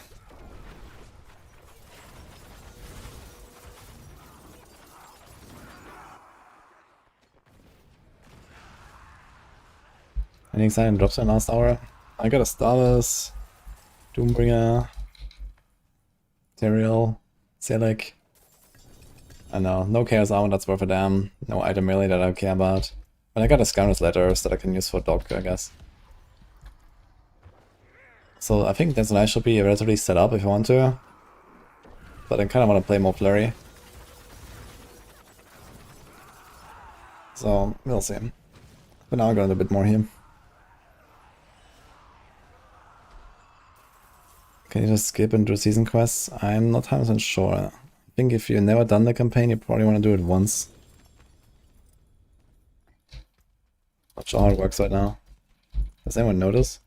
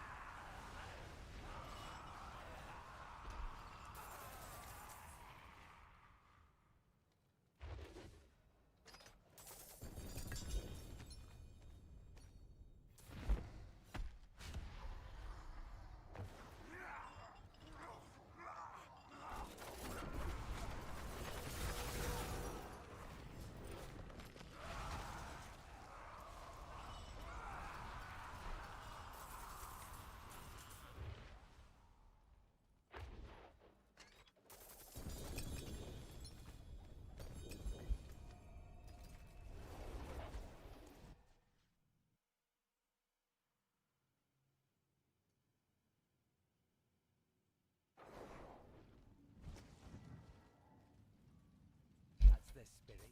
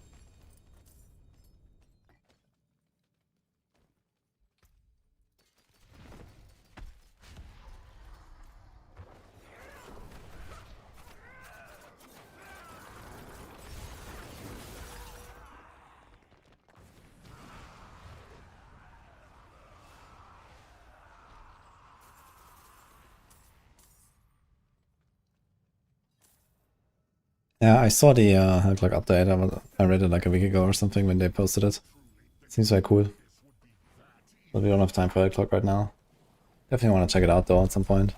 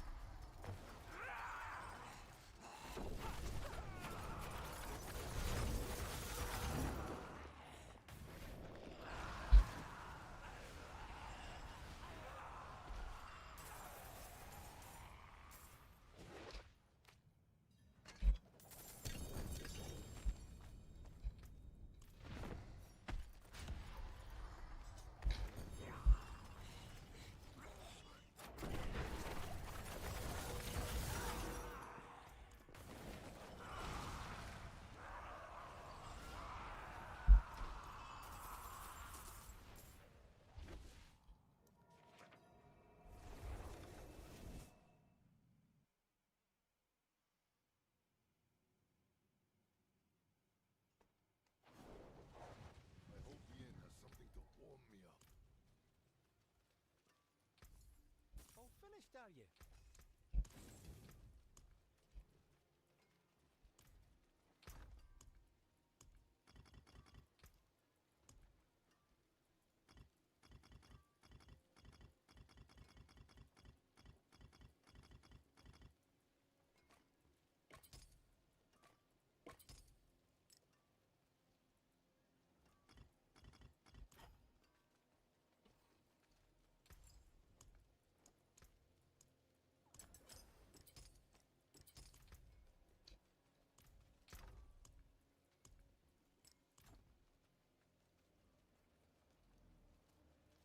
Oh my goodness, I just announced a new event for next week. Bonus Whisper caches, what is that? Gift of the Tree. Did anyone see that? Bonus Whisper caches from the Gift of the Tree event. Dude, Whispers are already insane actually. That's gonna be wild. Good for the hardcore event as well. Gearing up. I'm using Moni, Q, and Neo Jar runes.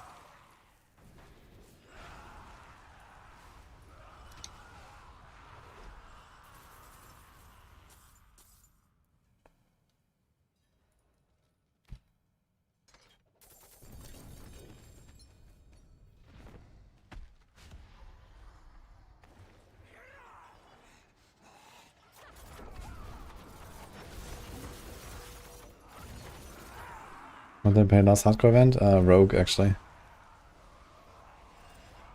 I wouldn't mind getting Rogue again, but let's see what we get.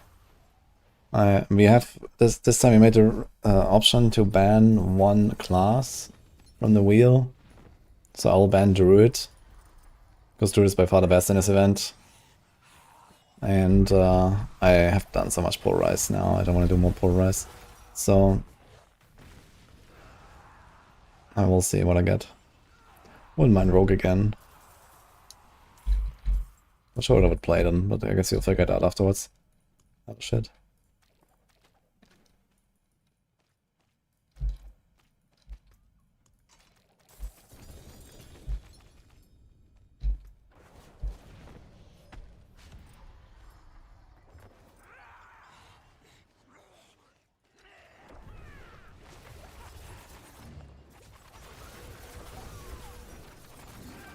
Would Necro be banned? I mean, Necro should be relatively decent in this event, I think. Although, actually, no, we're gonna ban. We also banned the unique perk, so you can't actually play the Shadowblight build.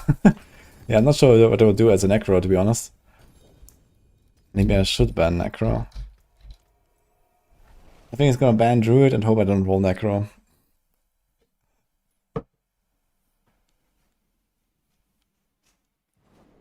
It takes some forever to change how the spires work. Yeah, it's Tuesday. Have a wee gamble.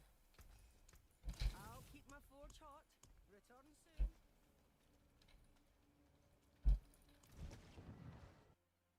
What's wrong with Necro? In our event, you will not be able to use the unique perks, so you can't play Soul Rift. So Soul Rift is a very good build, but that will not be an option. So I guess we'll have to figure something out then if you get a Necro. You banning Rogue and hope we don't get Necro.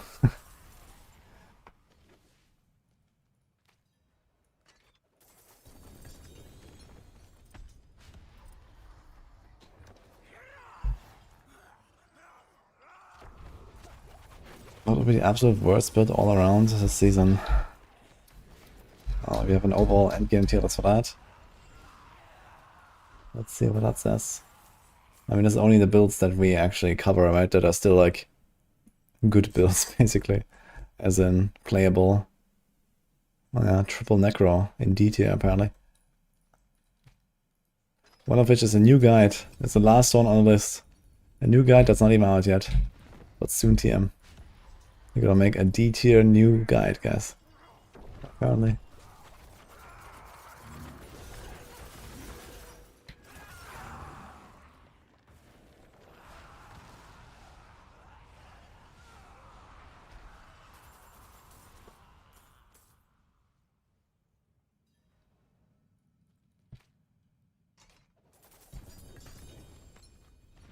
One of the 4 unique parts is bugged badly, the one Barbs and Spiritborn use. Wait, what's bugged with them? I haven't heard of anything. What's this guy talking about?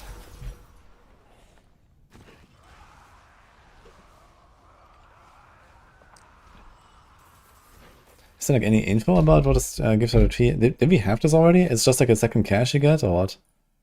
When you turn in, bonuses per cache? I guess so.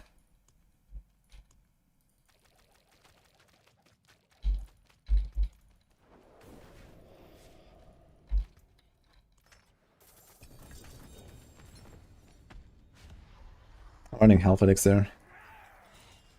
I have attack speed cap, otherwise I'll use the advantage. And Mother's Blessing, that would be huge if we get both. Kind of early for a buff. 2 weeks in. Sword. One last and direct kill. With max life. Do we keep that Doombringer for once? Huh.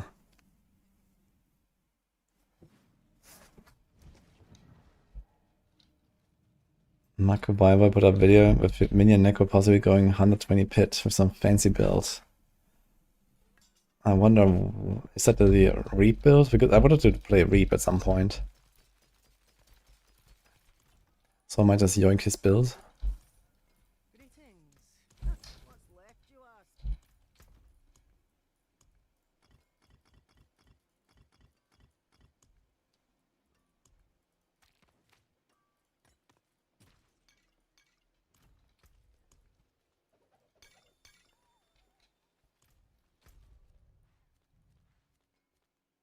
Okay, we have to do that hordes. Because I still don't have my unique perk here. I need to unlock that thing if I want to play dance. Let's go. How much ward do I have? I don't know, 60, 70? Probably a few turn-ins.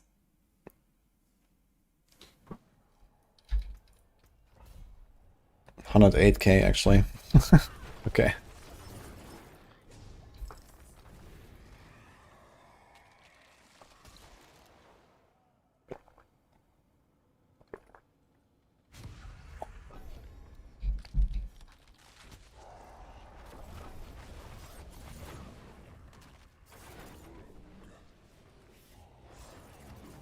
Dude, Char on softcore is 200 million? Holy.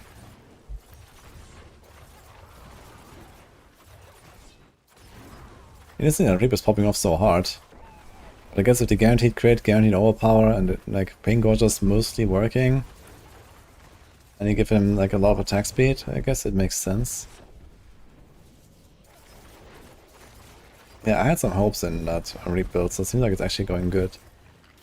I would like a real like manual Reap build, man. That'll be fun.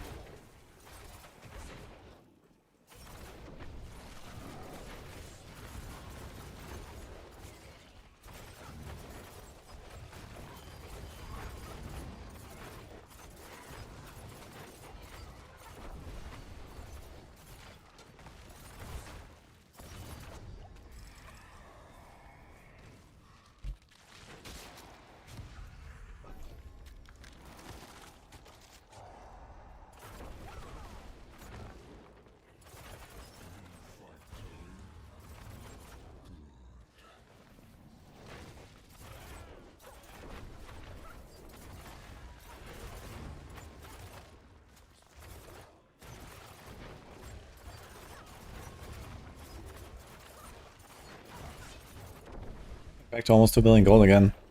Looking good.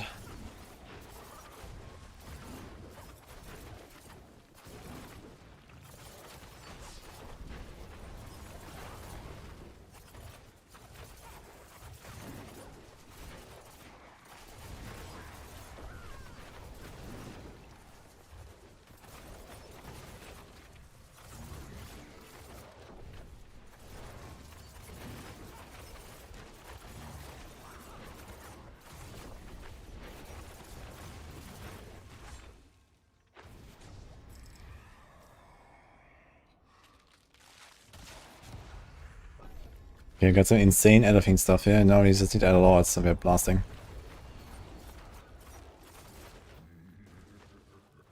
Gimme.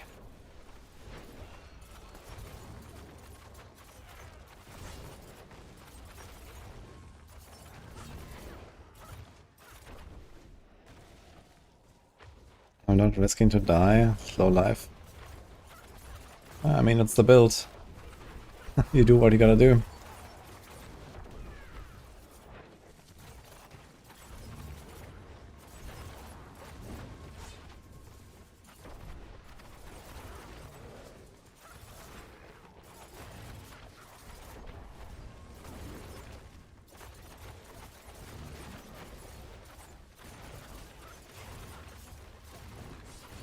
So far, it has been going pretty well.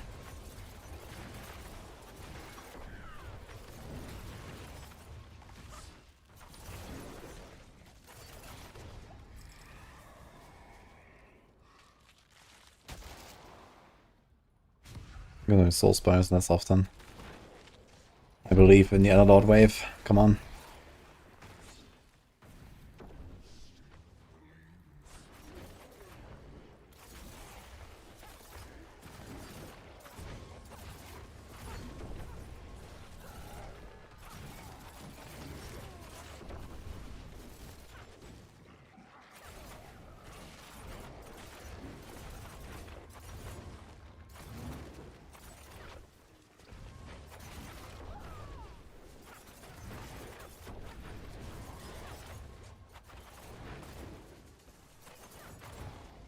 I will stay on for another 45-6 hours, yeah.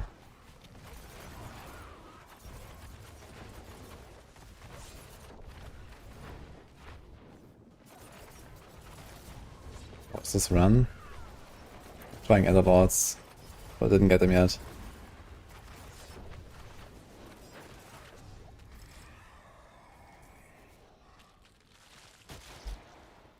Fuck. Infernal hordes.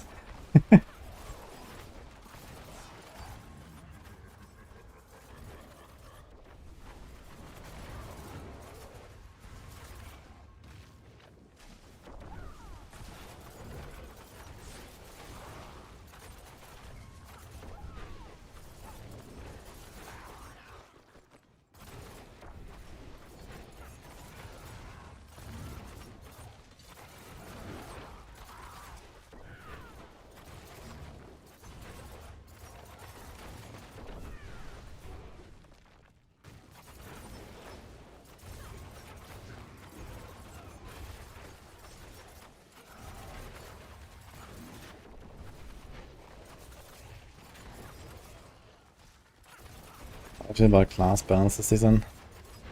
I mean, if you make everything just ridiculously OP, then I guess it's balanced, no?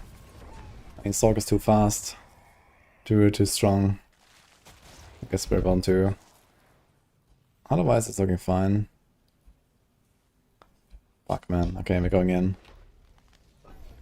Chaos Wave can save it. Okay, I got the Elder Lords. GG. I think we should get enough. On Ravens I did like 500 plus Adder on this wave, so here maybe like 300-400.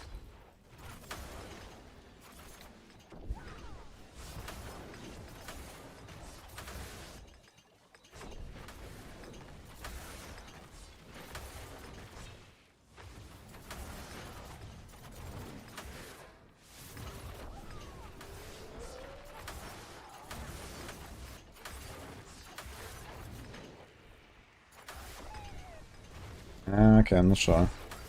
We are still kind of slow as melee, even with this mobility. Raven standing in the middle and just like casting in circles is kind of OP.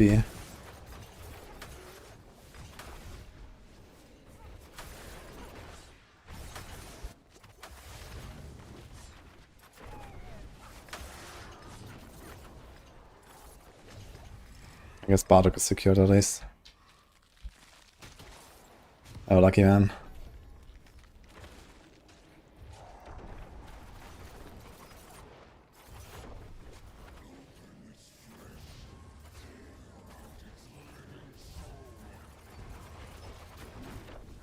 What's that, Princessa?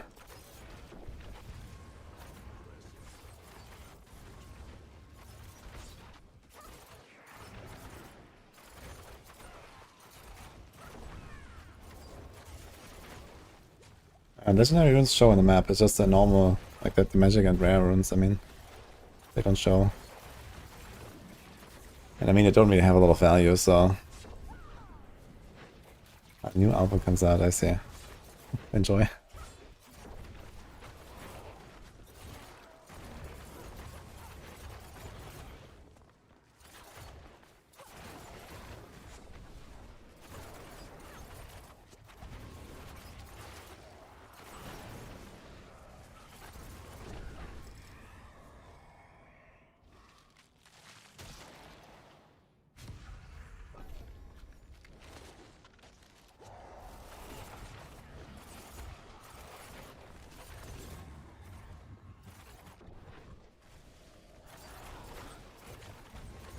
Barking. No.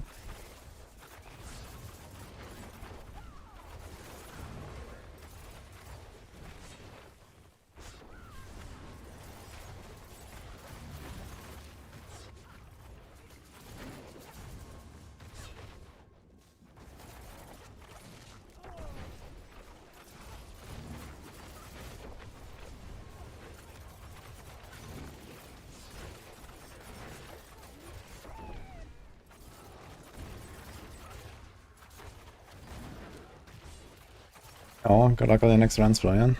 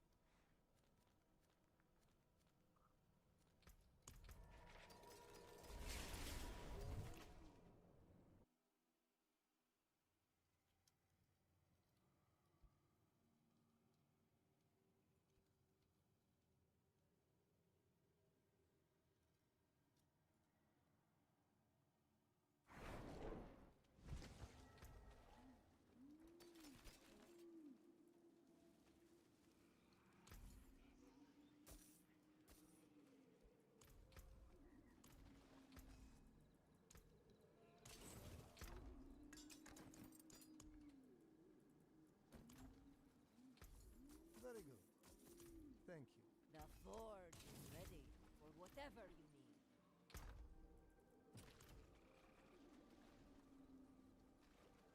I don't know what build I'll play in the event. That depends on which class I roll. We're gonna randomly roll the class. I'm gonna ban Druid, because that would just be pulled anyway. And maybe some Ravens, I guess. Like Ravens of farm, pull for push would probably be the play on the Druid. Can definitely make that work. But yeah, since I banned Druid, I don't know. We'll see. Yeah, Druid will be strong. Maybe just the easiest in this event again. We don't have the damage for Varshan shield. Varshan too strong. I wonder if my Raven's Druid is strong enough to kill Vashana, because I don't want to do 10 seconds to Vashana every time. Would be nice to just insta-blast him. On my Wolf I was able to, but I guess even my Ravens is too weak.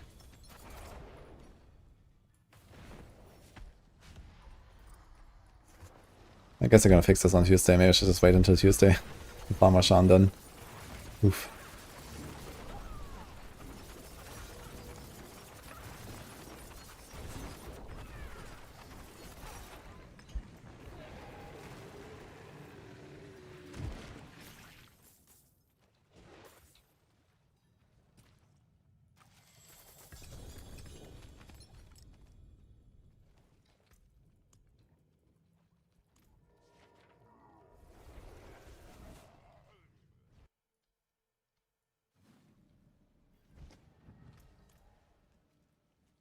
It is done.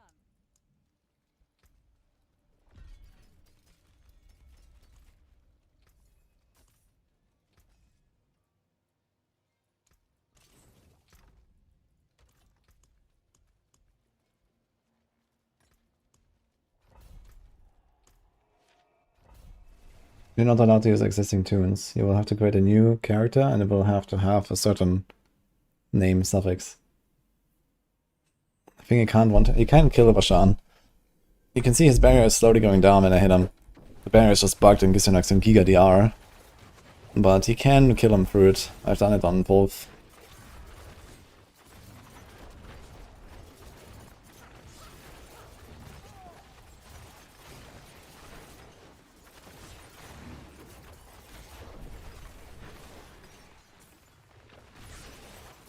Wait a minute, how did I suddenly get all these...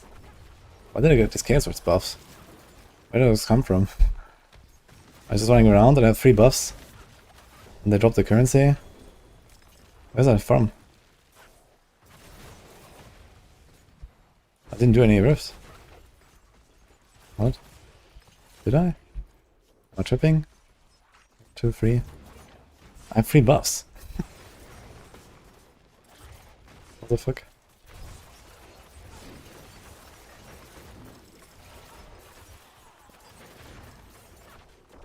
Random mob? But how do I get the buff? Oh, there's like a random... okay, there's like a random chaos guy. And he can give you the buff? Didn't know that actually. That's insane.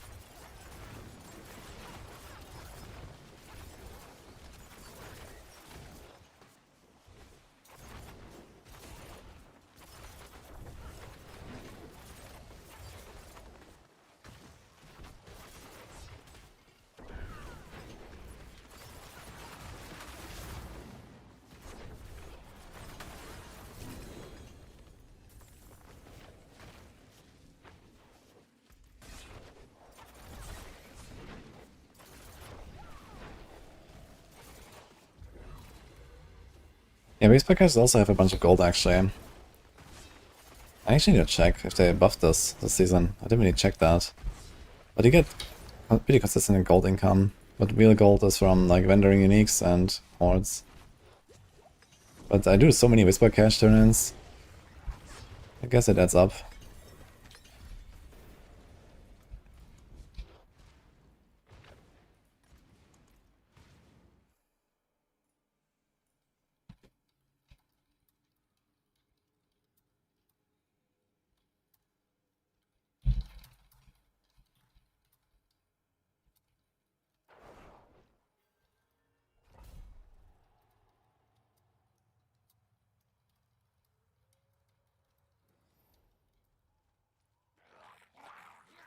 What the?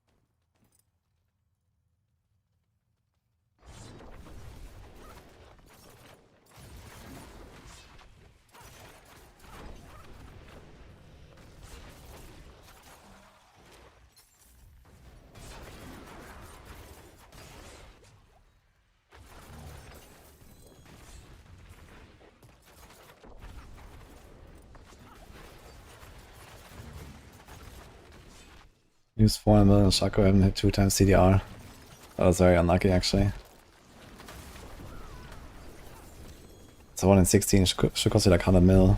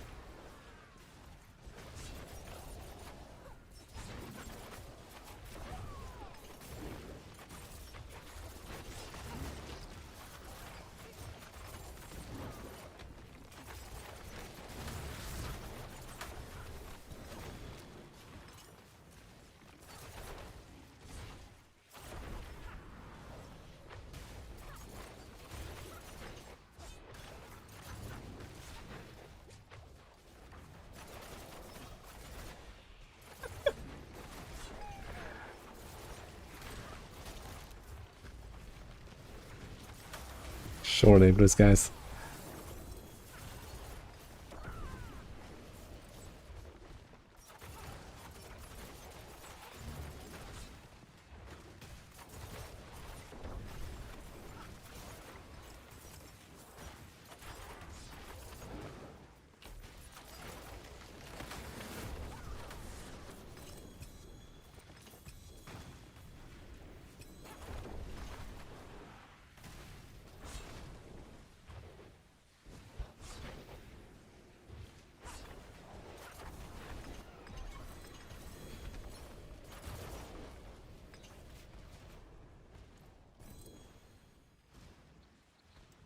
I don't think I can boost you. Noob 2 Pro life. But maybe someone in chat would like to.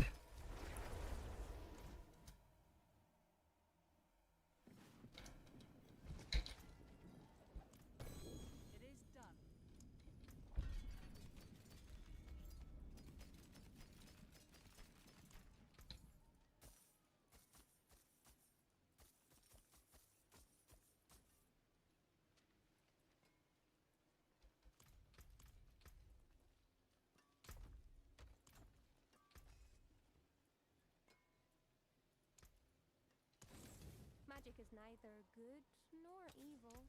How may I help you?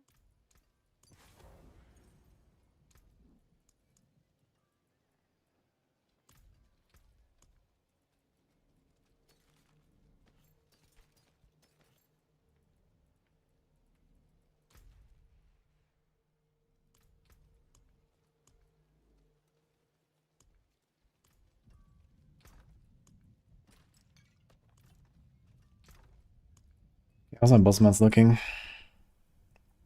I still have a lot of Andariel there.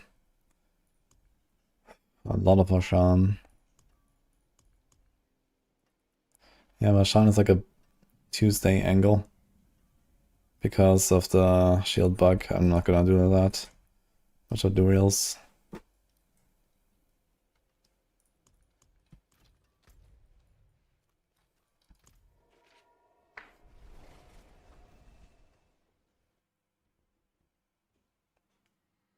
Ashan is the same bear, let's use some mana shield for sure. Must be something like that.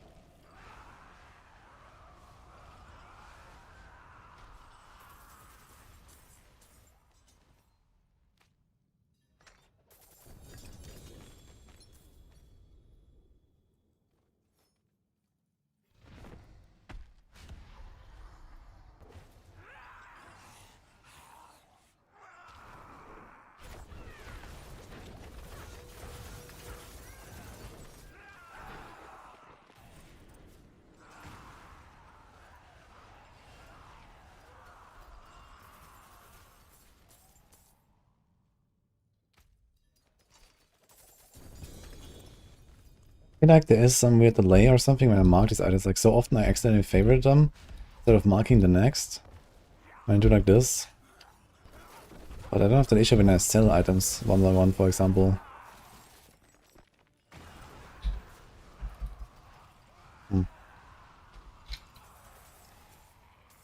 This is a rogue snipe.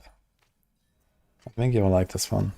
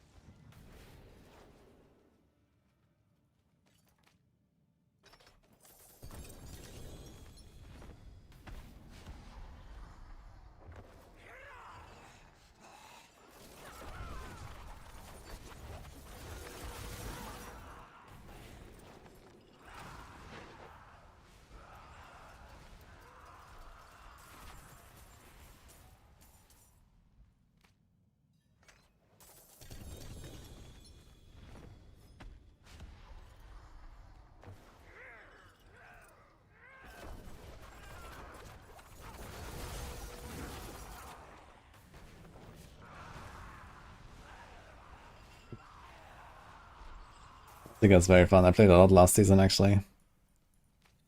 How far did you get with it?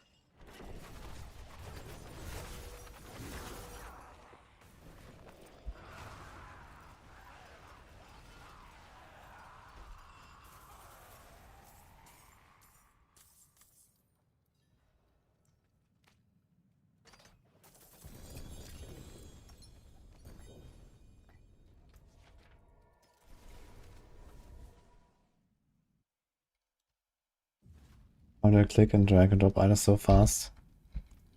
You can hold left control and then you can left click them and they drop. Greetings. How shall I guide my hammer?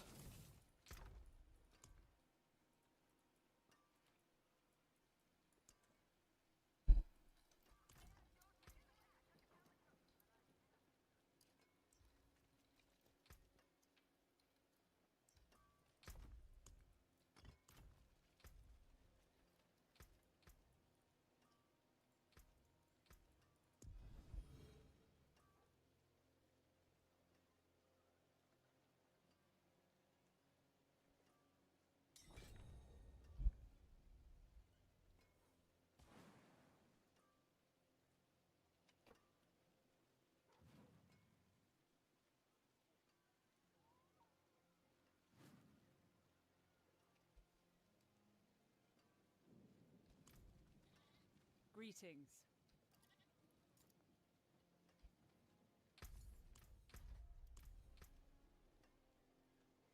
Wir haben uns auch 55 million von Eon.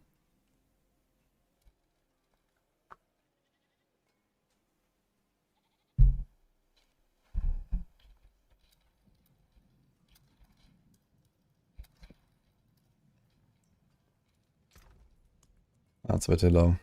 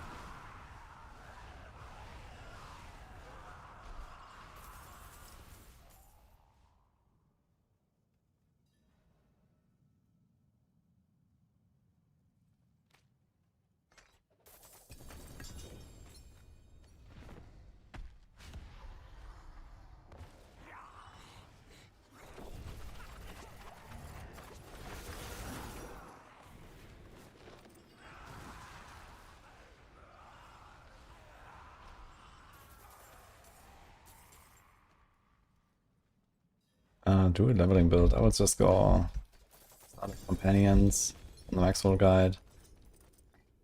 And then kind of like just play whatever you want. Shred is very good if you want to go do some dungeons and get some aspects.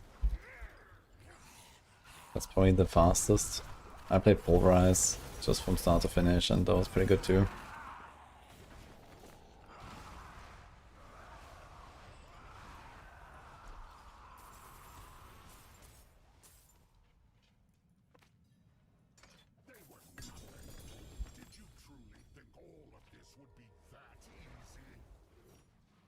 I don't know what happens when you TP out. Is Belial just gonna wait for you when you come back?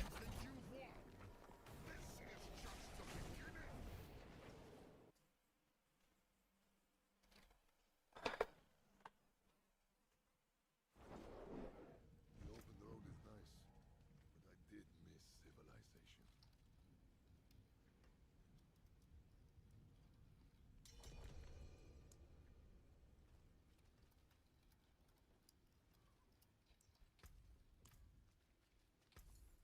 All finished, are you? Hello. Wait. Huh. Nice. Wait, why does it go to my stash though? That's hilarious. Okay. Just get a random position in your stash, guys. Lost and found.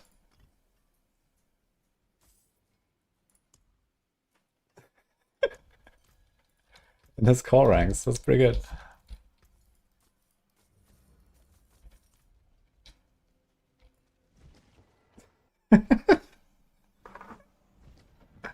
Here, so the Belial loot went to my stash. But the Andariel loot is still here, look. What the hell? That's strange.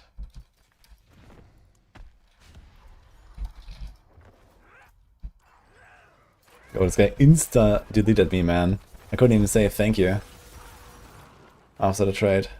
Goodbye, I guess.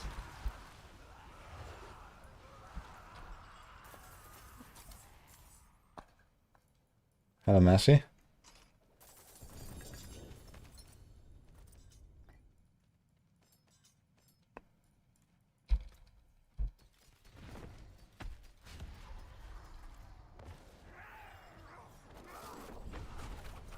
Wonder how much I have any one-shot mechanic this season.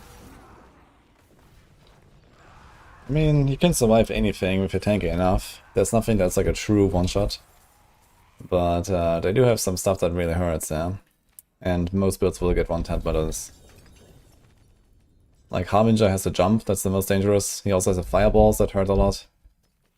The wolves can even hurt if you're not very tanky.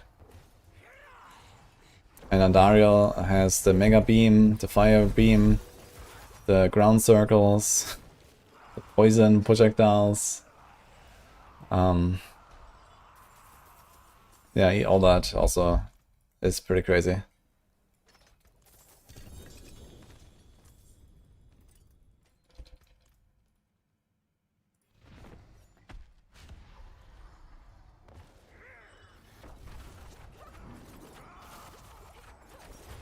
With money down, we get free shreds, and Hurricane give you +5 to shred on the dungeon aspect. Yeah, true, actually, that's kinda nice. It's a utility one, right? Yo, that petition is kinda nice. I'm still looking for one that has crit, but I'm kinda happy with it. I'm missing a crit petition and a cooldown Shaco still. But I guess it's not that important.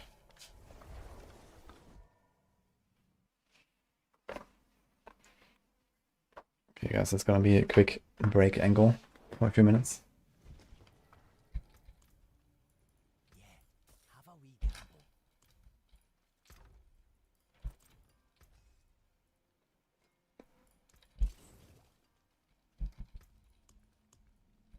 So, BRB.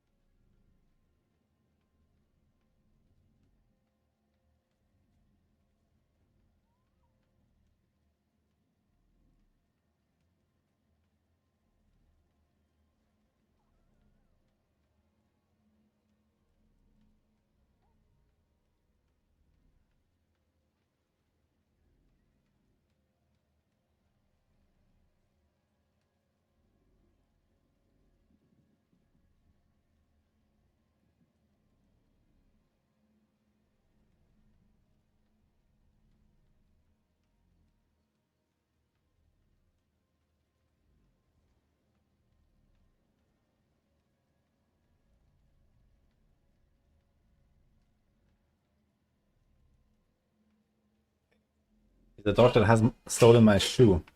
Merlin, can I get my shoe back? Hmm?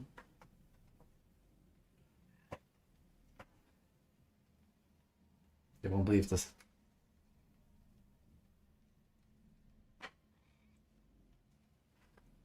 Look. Can you guys see that?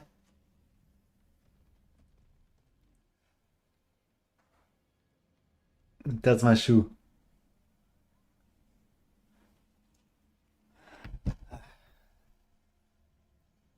No, give me.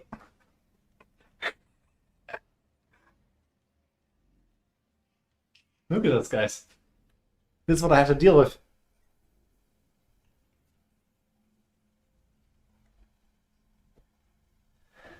Ah, God. Anyway, I'm gonna be in like 2 minutes. More loyal friends you'll not find.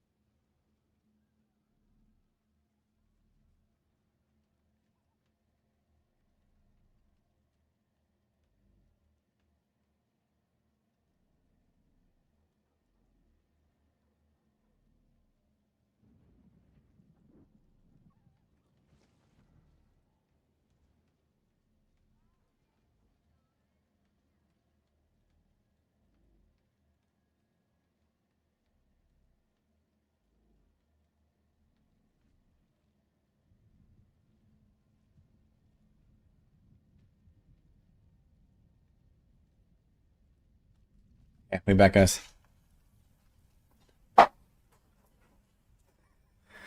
Man is still in a very playful mood though. Okay, where are we at? There's a pit whispering on. I guess we do that.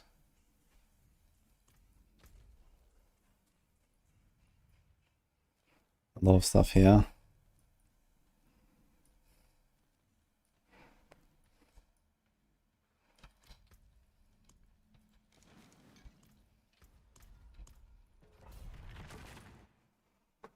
Is it better to go +3 core or +3 shred?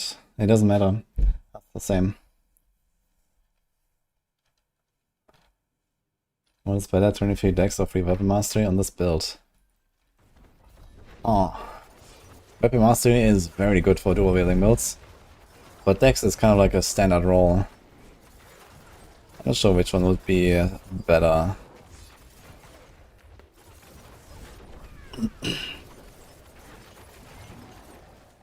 How much is weapon mastery right now per point?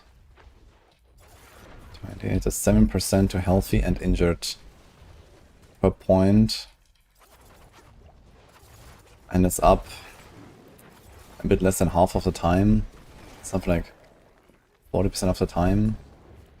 So it's effectively 2.8% times 2, 5.6%. When it's free, it will go up to 4 if you masterwork without any crits. So that will be something like 22% damage on average. And dex. Yeah, honestly, it's pretty close between that. I guess the main advantage is if you want to masterwork the item a lot, masterworking up the weapon mastery will be quite a lot of value, and masterworking up the dex will not be as much value. So this is probably like the main thing. Because the masterwork crits on the passives are more powerful basically than on the dex.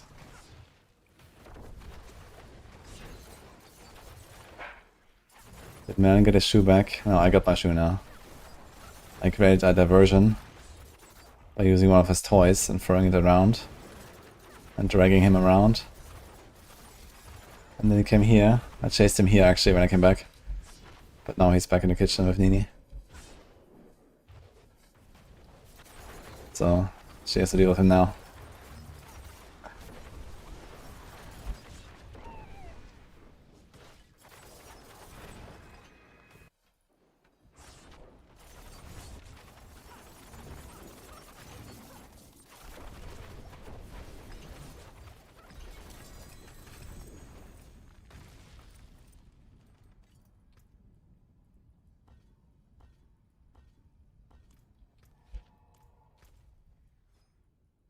World boss in 9 minutes.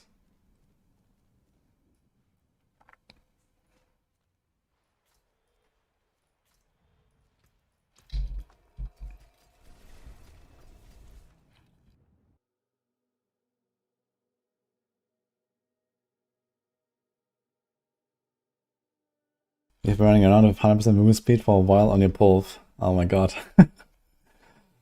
Like before that, I would just use normal boots and put some movement speed there.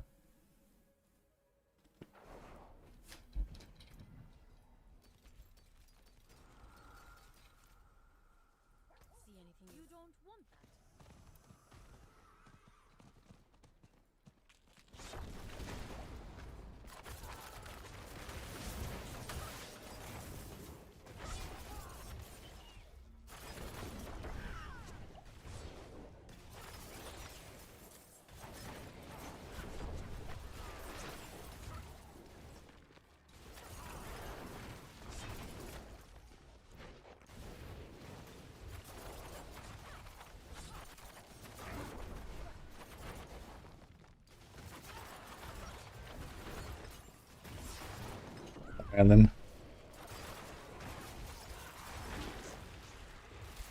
it's a struggle sometimes, guys. Gonna take our breaks. Merlin is waiting. He's lying in ambush.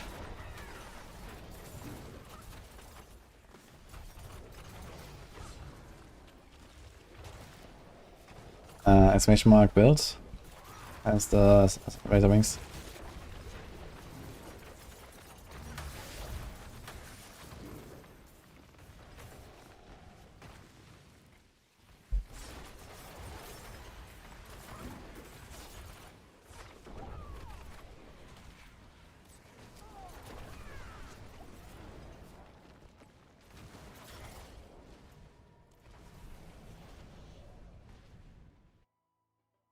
You need a decoy, sure. Actually, I do that sometimes too. I have like some separate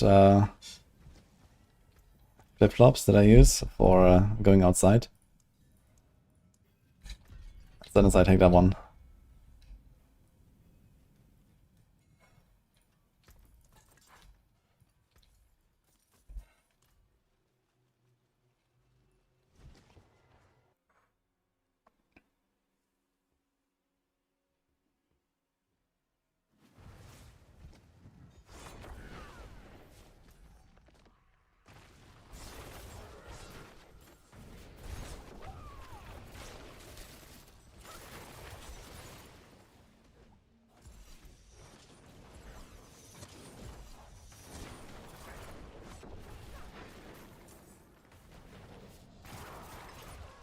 We do get a spark for that of the first time in the season.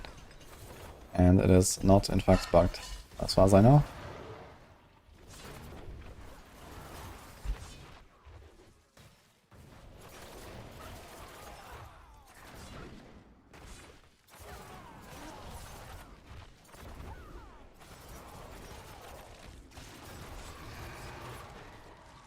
I'll swing us downstairs.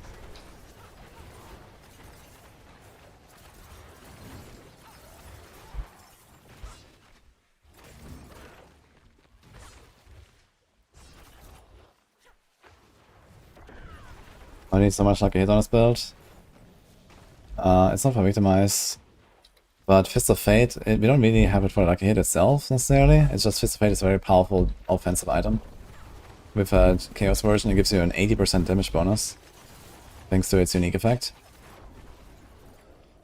And you get a vulnerable for free, and you get a lucky hit, and you get attack speed, crit, which are good stats. It's just a very powerful item, basically. And the lucky hits help you with the siphoning strikes, especially.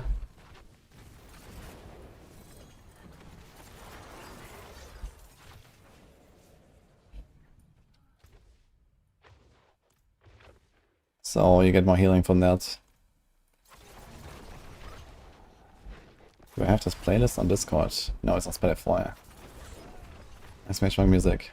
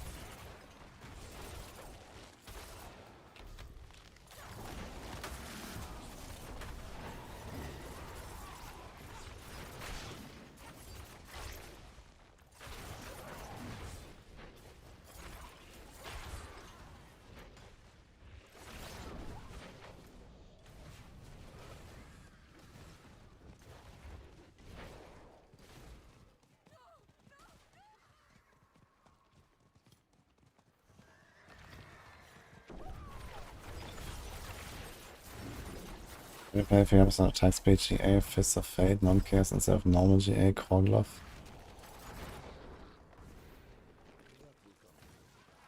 300% attack speed? What? Well, the Fist of Fate is...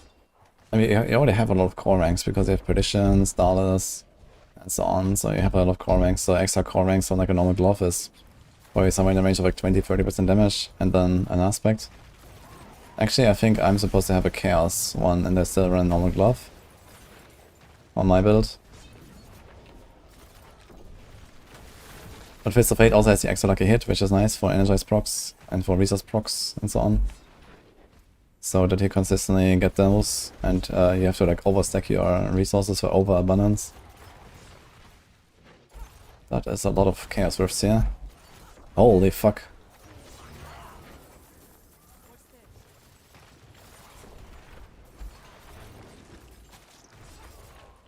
Take them all. And all rare. So that's this one.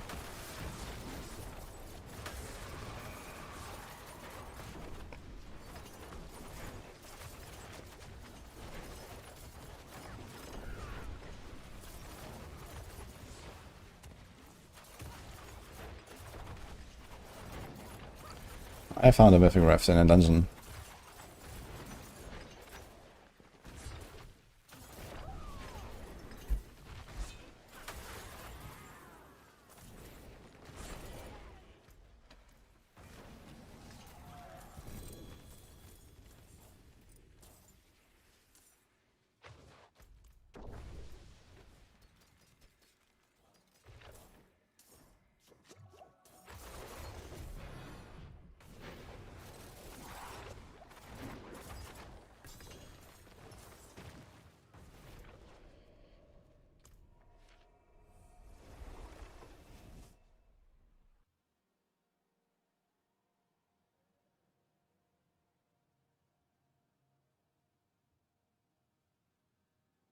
Yeah, percent on the effective GA and attack speed. Ah, okay, so you're talking about a normal Fist of Fate versus a normal glove for the Raven's build. I mean, it might still be worth it just because you have the more consistent lucky hits. If it has a good lucky hit value, you probably want to use the Fist of Fate.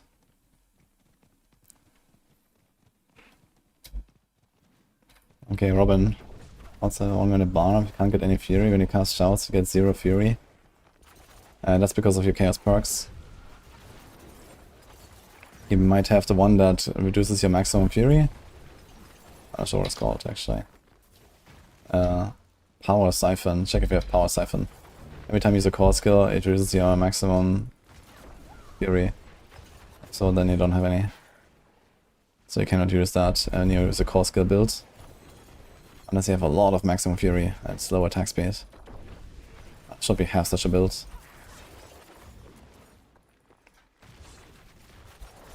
Some stuff like Call Point Rogues might be able to do it.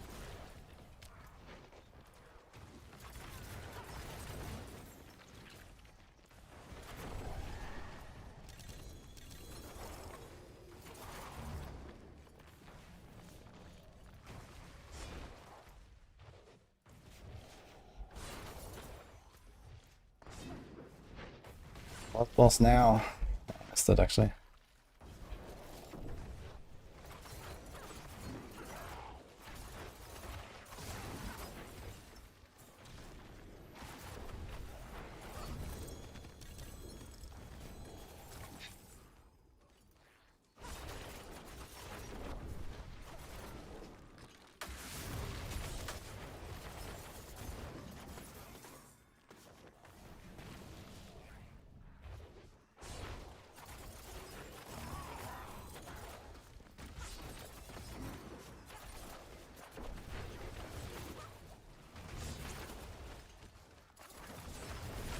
Time for 100 Belials.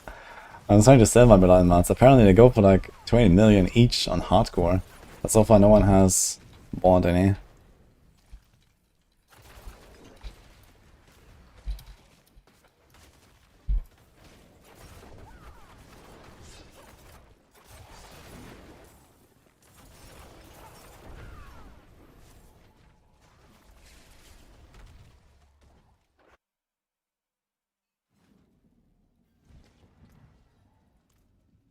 It is done.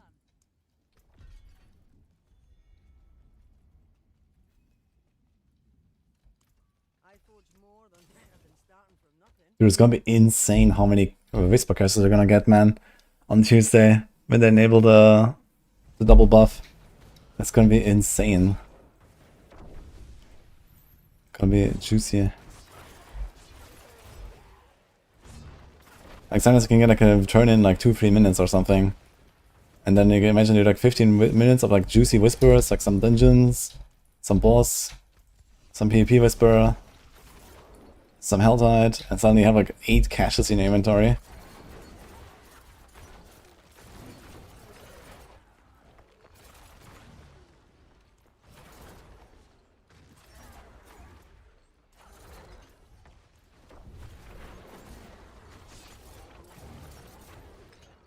You can create a hardcore character that can mule those mods. Thanks for the offer.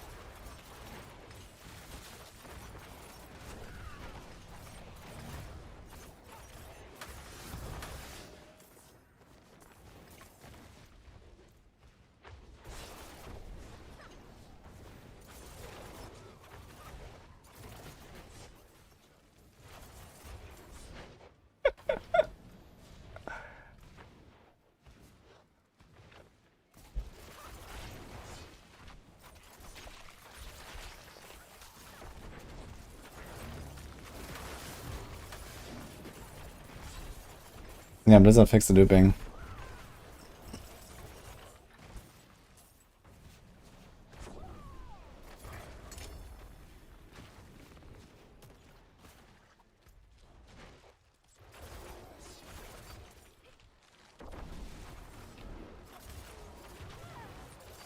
Next Tuesday they're gonna turn on double caches from Whispers. Maybe Mother's Blessing too?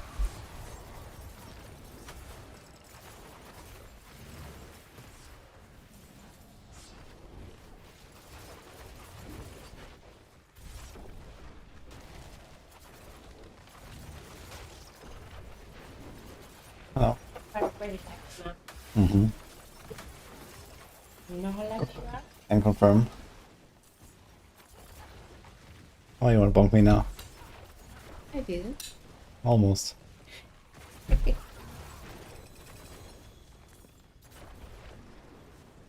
you pushing? No. No, I'm chilling. Thank you. Yeah. Very chill. Okay. I left Oblivion for this. Thank you very much. Mm.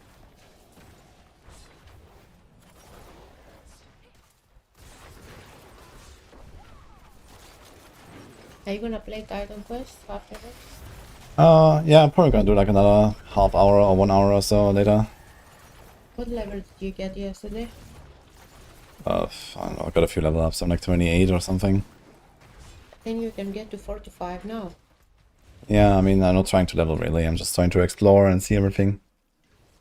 What does the new area? It's pretty nice. It's not so... Is it outside Greece? No, it's still in Greece. Which city do you go to? Oh, I don't know if it's like a special one. Mm. You'll see it later.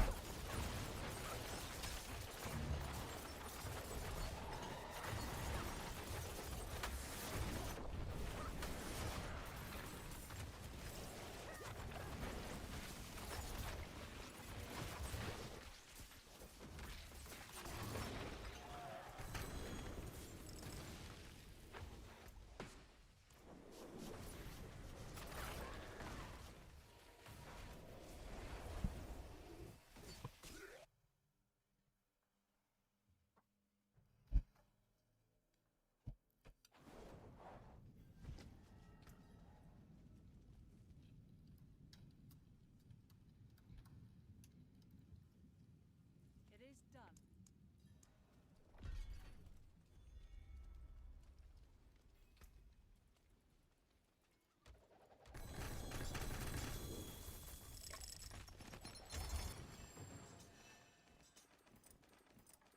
Yeah, I suppose it's not hard to get going. You can start us from level 1 basically. See some steel you need. Use it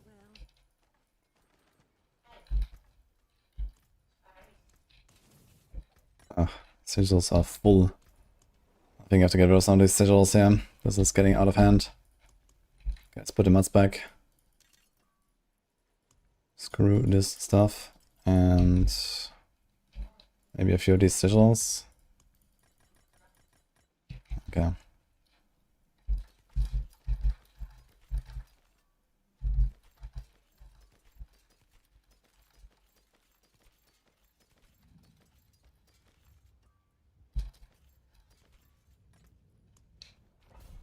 wonders of Sanctuary at your fingertips. How may I help you?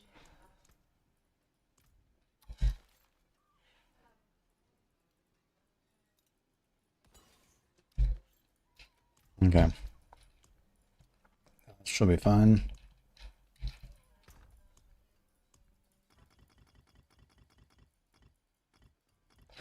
Also, how's my turn-ins looking? Let's see that.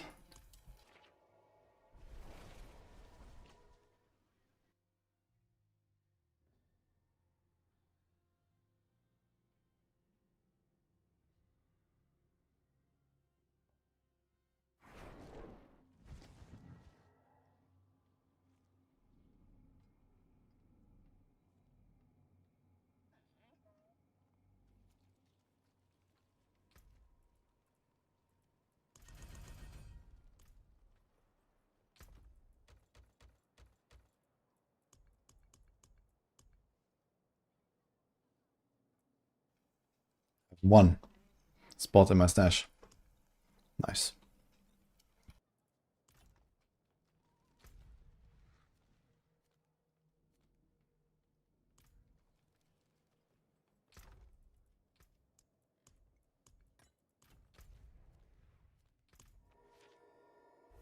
I can sell bug.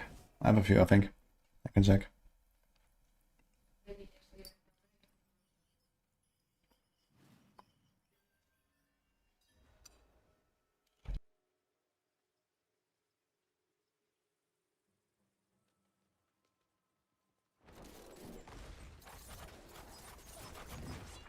I'm going to play for every class. I mean, Titan Quest? Maybe.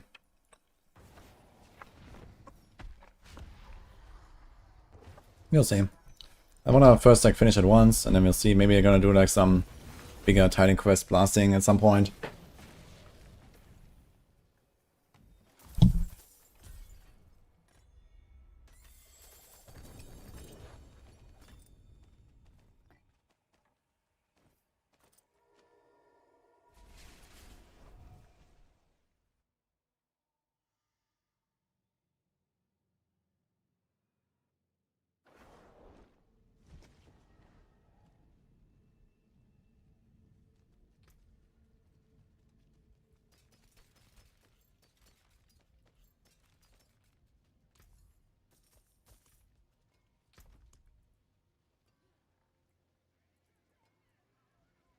Okay, I got $4. I can sell 3.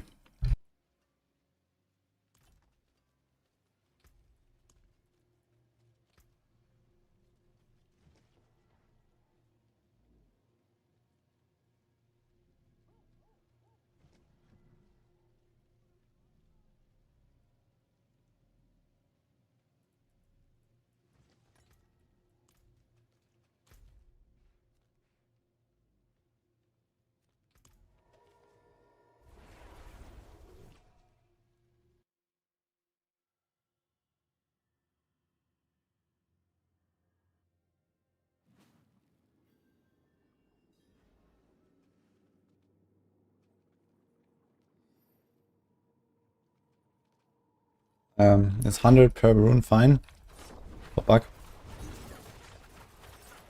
Usually said he's crafting runes for like 100 to 150.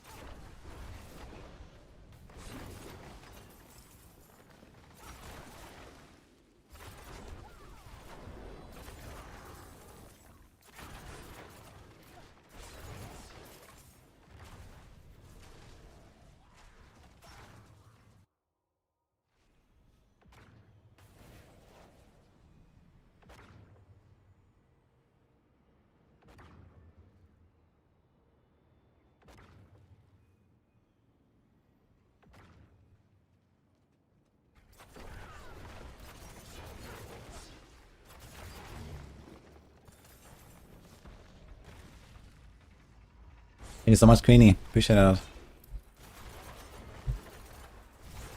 I'm gonna come back, I guess. And give me a minute, D10.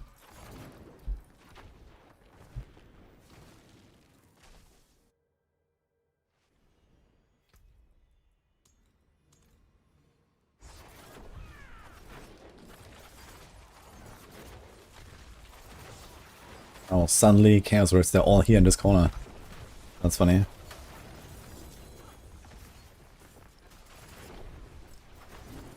Yeah, it shows the best dungeon for the shit, man. Endless Gates. Sorry.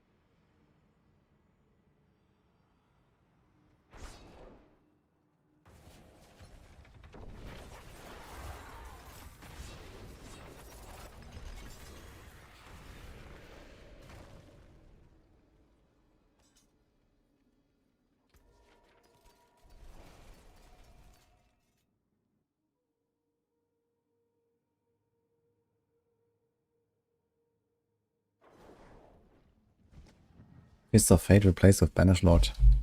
I mean, Banish Lord is also doing something. I heard that people are trying to push with Banish Lords on Ravens, but I'm not sure if that's actually the way. But it's not terrible. You get some life, you get some core ranks. Some attack speed, I think, right?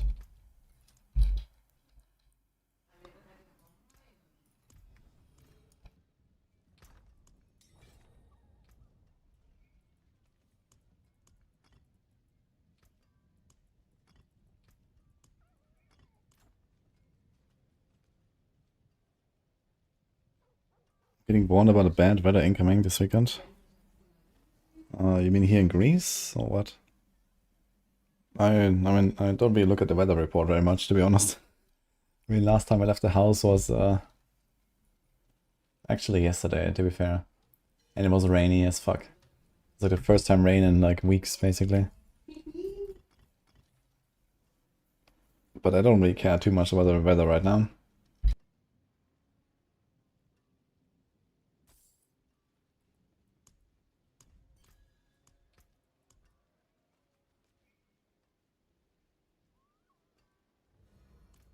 I just saw the whisper, by the way. Sorry, I didn't have my chat like set to whispers, but I don't need the runes, so thank you, Nirn.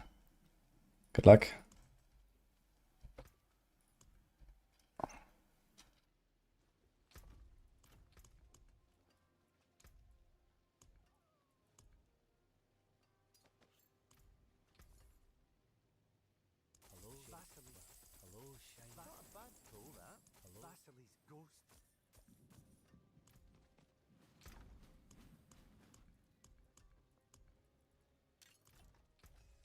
What's still got some good in it?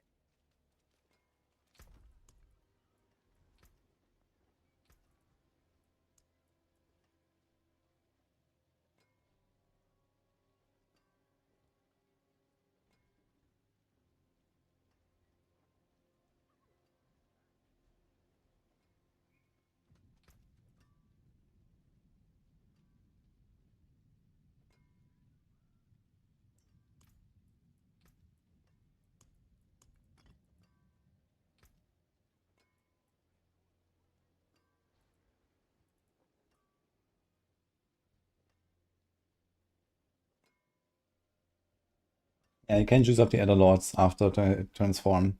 The +2 gives you a +6 then.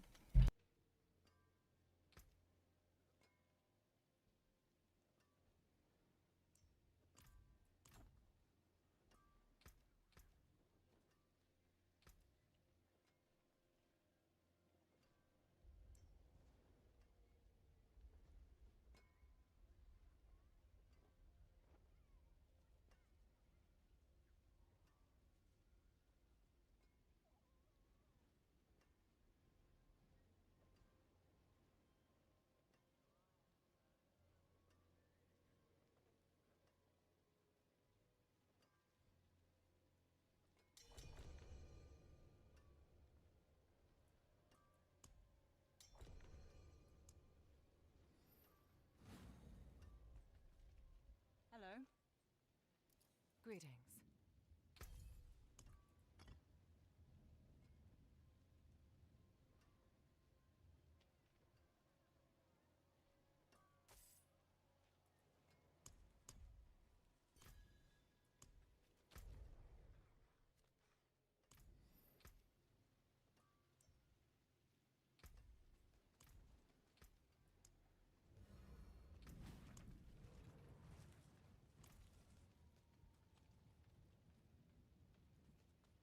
Welcome to my home. On both, you make enemies vulnerable. I did it by Fist of Fate, or like a ring roll for vulnerable.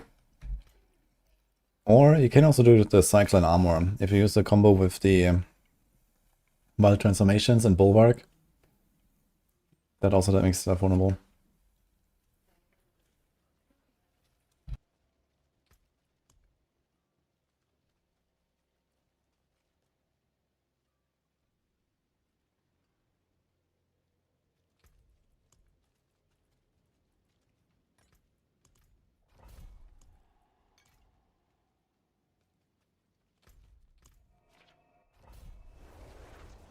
Thanks for Prime, Vidom.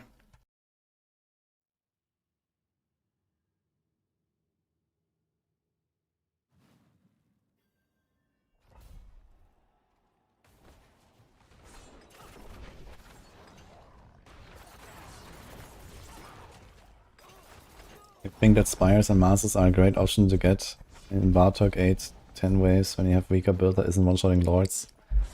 Yeah, I mean, that's kind of like what I talked about, right? Like, Elder Lords are kind of tough, so you need a good build for that. And Spires can be good, but I mean, I didn't want to like outright recommend Spires as a top tier choice to people, because they will lynch me. I'm not in the mood for that. So...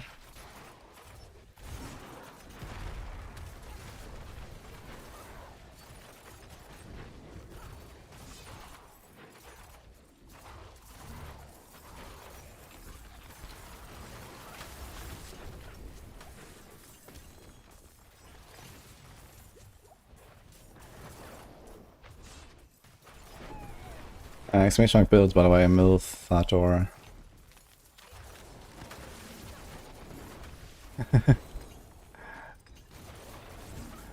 Rudy cancelled promoting Spires.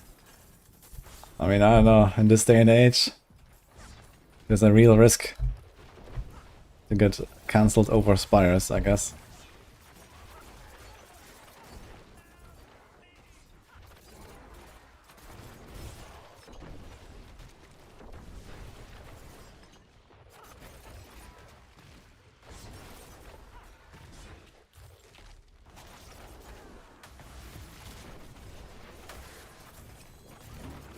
The best build that's not a Sorc. I think one of the overall winners is probably Ravens. And then Evade. Death Trap.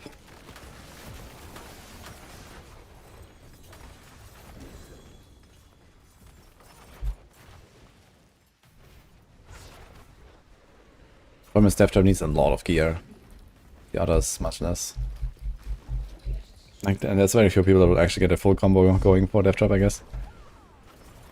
This season it's very hard to do.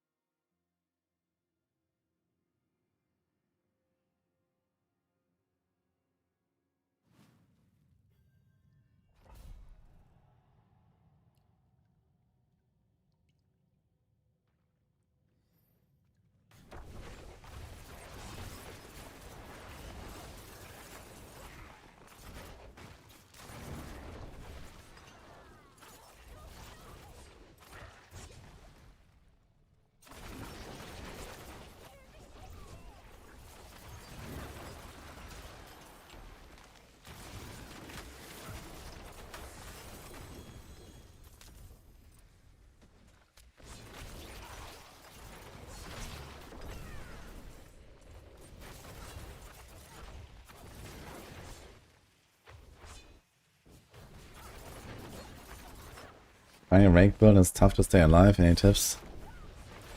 Well, I could have told you before. Not sure what to do about it, really. I mean, first of all, make sure you have your armor and rest caps. Which is hard to do, I guess, but that is important. Armor roll on the neck could help that, for example. If you don't already have it. I guess you usually have it since annealing hits. I mean, life pot instead of resource pot is an option. Same with instance. Masterwork here, life a bit more.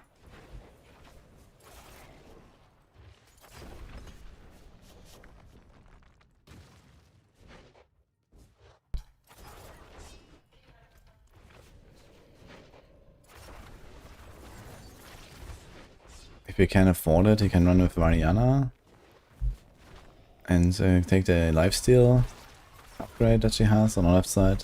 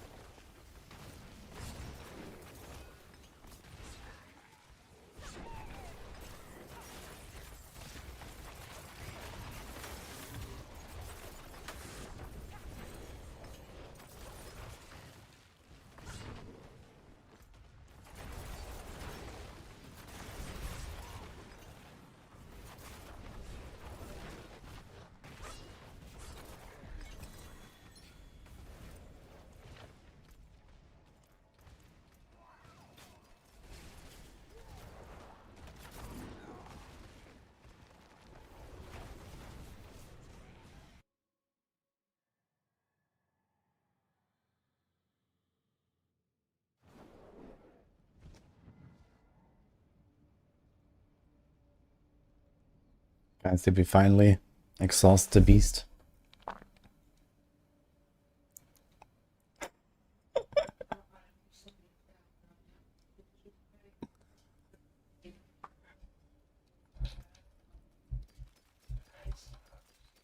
Ditch. How's this, Spirit? Give it a go.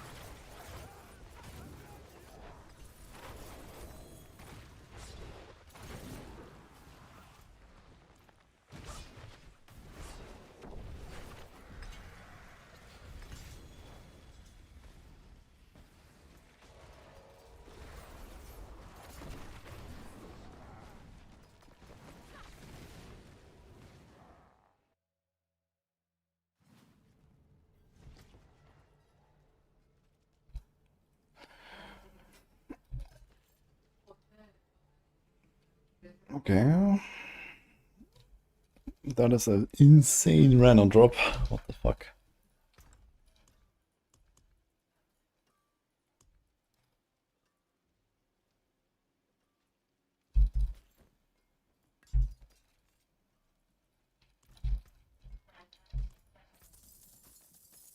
Finished, are you?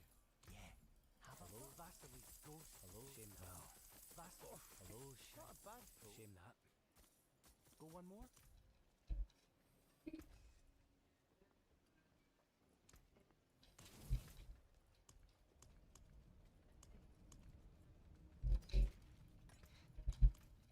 is done.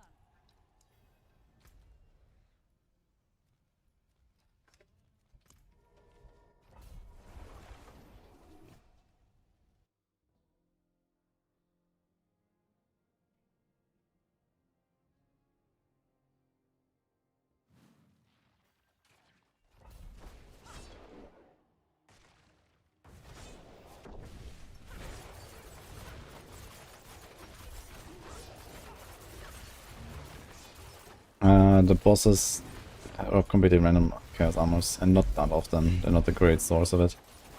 But sometimes they drop. That's completely random.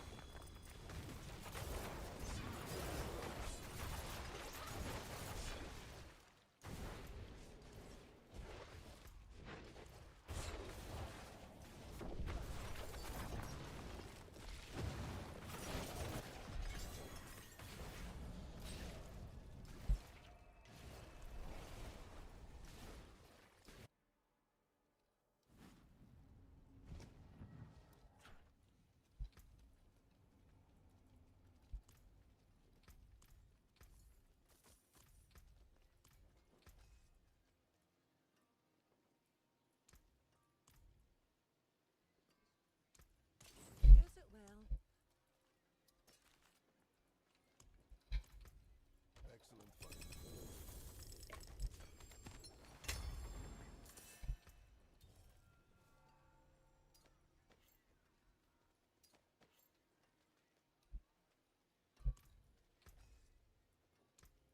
I'll keep my forge hot. Return soon.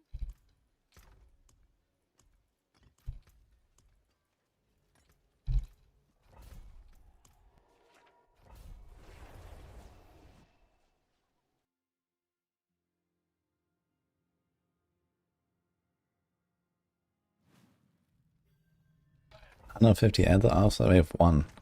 That is pretty high. I think each goblin is 20. So you probably got like 5 goblins or something. Or 6. It's pretty good.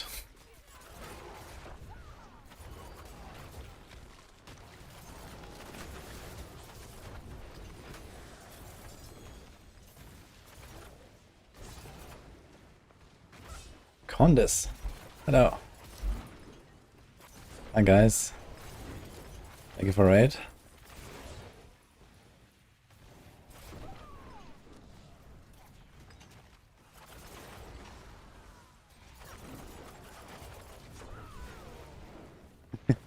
How's it going? What have you been up to?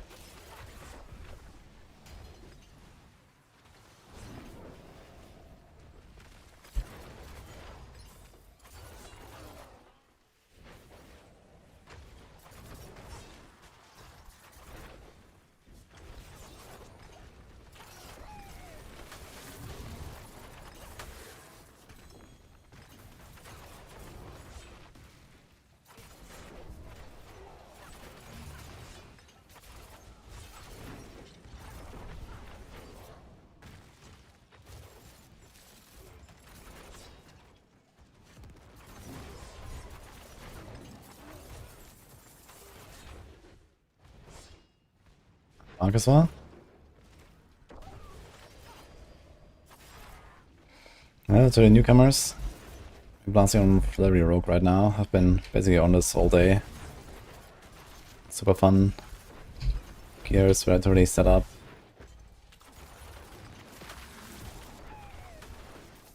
I've been doing a lot of bosses earlier. Getting my gold back up again. Looking good now.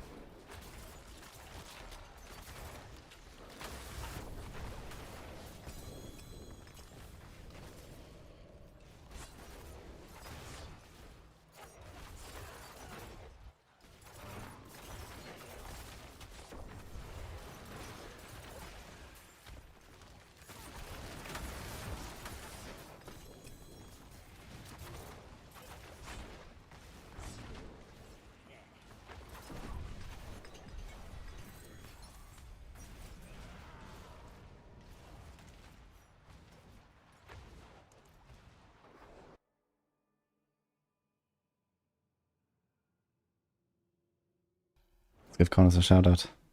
Oh no, the beast has awoken. Oh.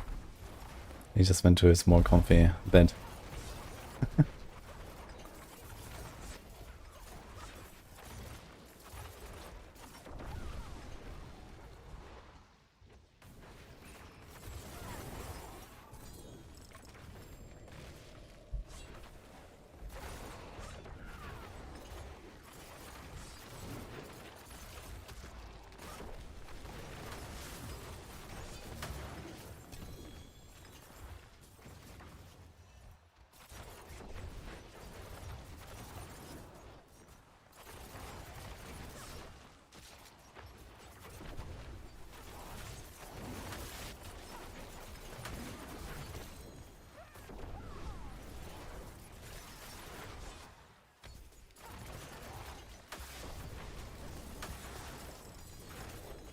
Show Merlin. He's sleeping under my desk right now. I'm not gonna make him. But I can show you something actually.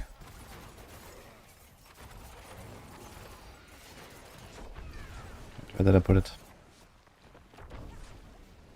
Okay.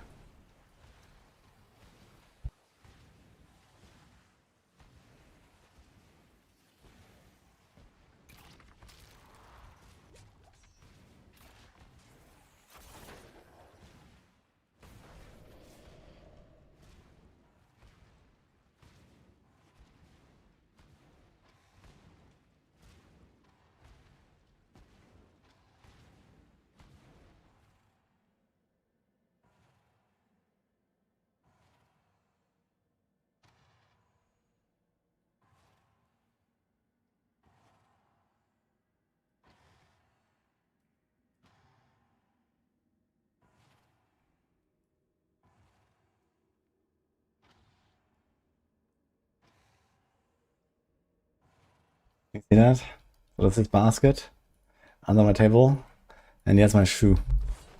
Yeah, it's a bit tough to show because I was fixed on my phone. I took a picture there. Caught red-handed.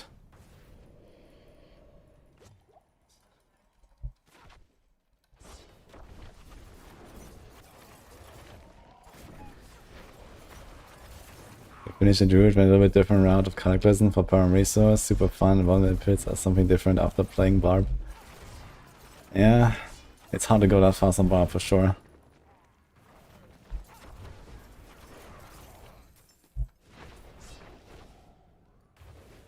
The Cataclysm route is not bad for sure to get started on Ravens, if I'm playing Ravens, I guess.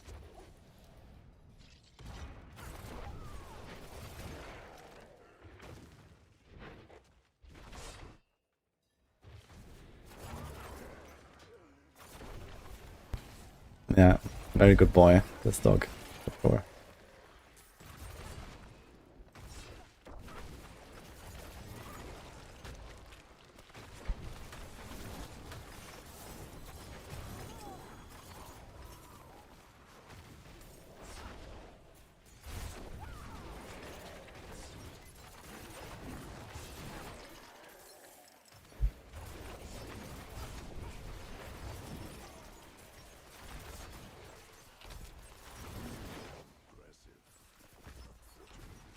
Don't really need Shroud for Ravens.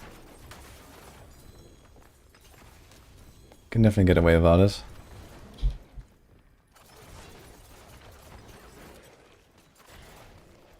Oh shit, there's like no monsters left here, so unlucky. You have to wait 20 seconds. Is there anything left uncleared? No.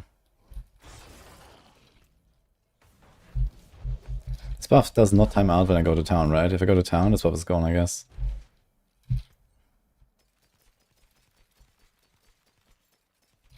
Could have tried it now. For science. Numlock trick for Sorc balls, good idea. I'm not sure if that even works in this game. Does it work? I mean, I don't know. If you want to like spam ball lighting all the time and it works, why not?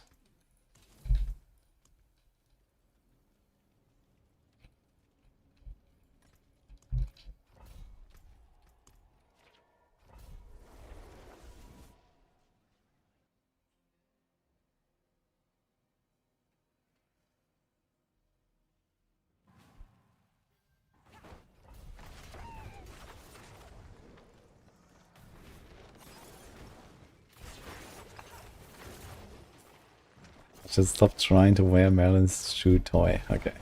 That's a good idea, actually. Maybe I just sneakily buy some new slippers. And then... he's never gonna notice. He can happily chew.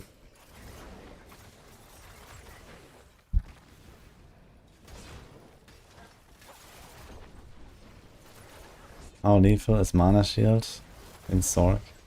Mana Shield is bugged and makes you basically immortal. Like you can't die with it really. Unless you spend it all yourself.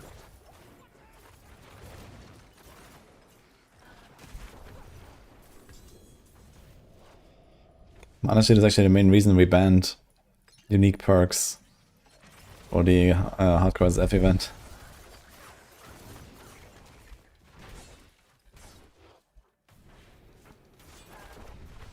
Yeah, you need to watch your mana, and as long as your mana is not 0, you live. So that's how it works. But yeah, you're very tanky with it. People even like not even going for res and armor and stuff.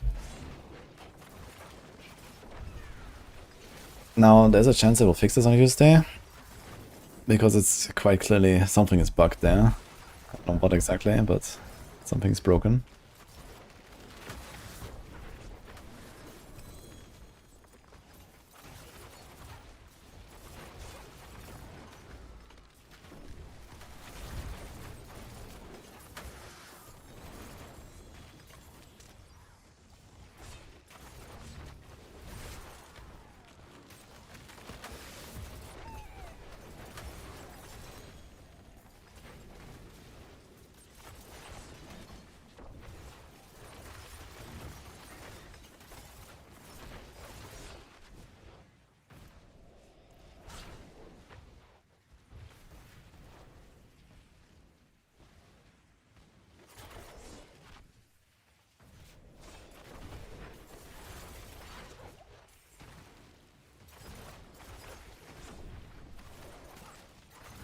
Read through actually, Winterheart.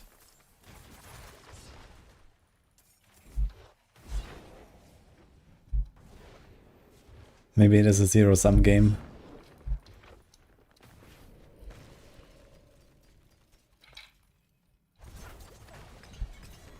How's my mats looking? Mm-hmm.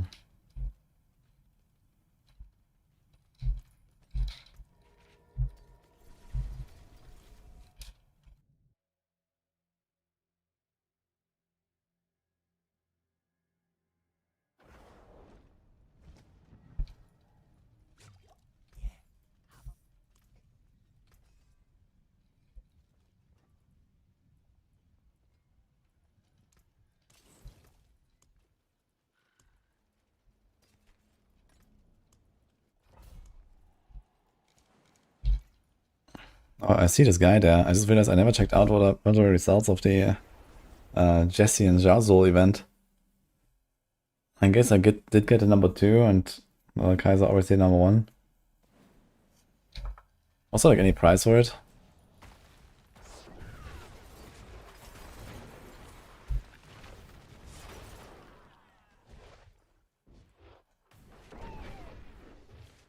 He went with 40k souls and crystals. 40k souls for real? What?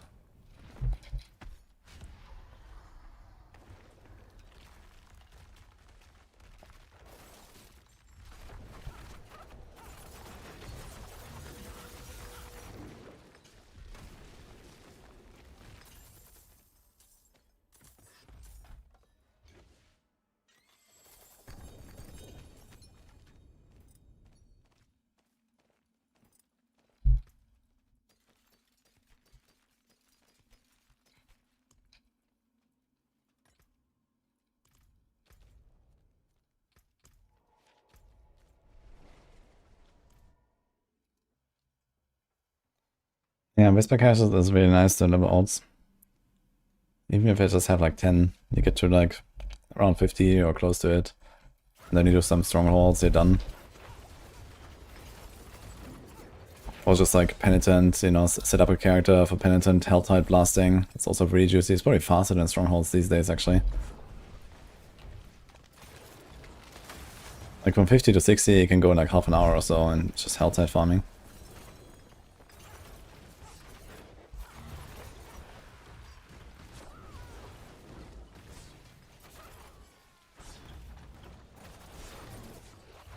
This time only first place got a special prize. What was the prize for first place, Adara?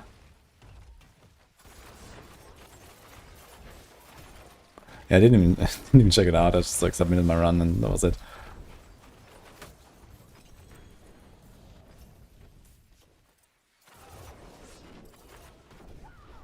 Cafe Tag. Holy.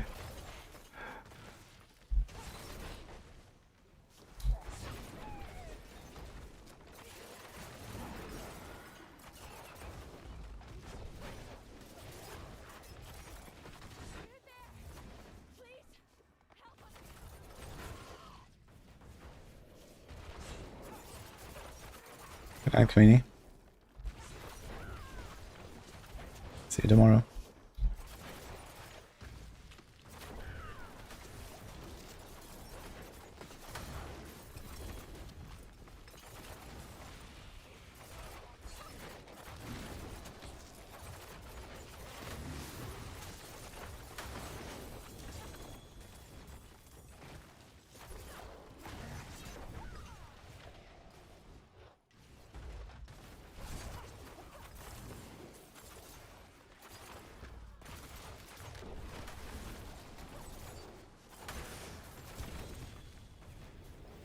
Okay, I see. Hulk. More sweets. I actually never got to try these sweets that I won last time on the event, because they also sent me a package, but they're only for like German region, and I had it sent to my brother, but I mean it didn't go to my brother, so I never got to try. I just told him, okay, just have it, it's fine.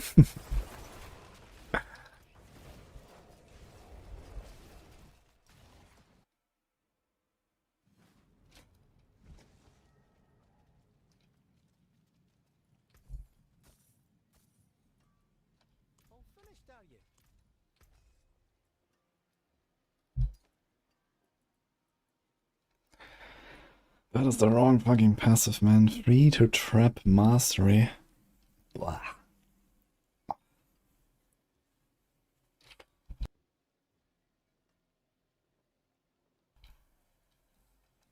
Yeah, I don't think so.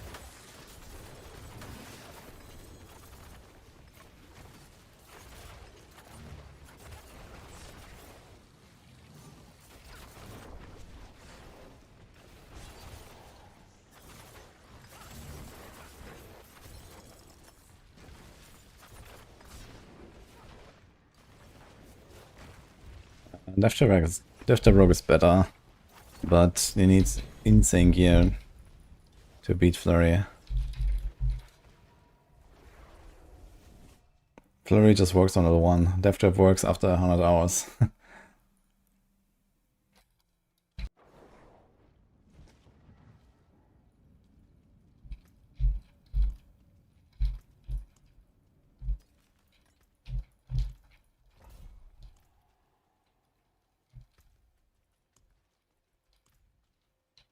There is magic in all things. Let me show you. What's still got some good in it?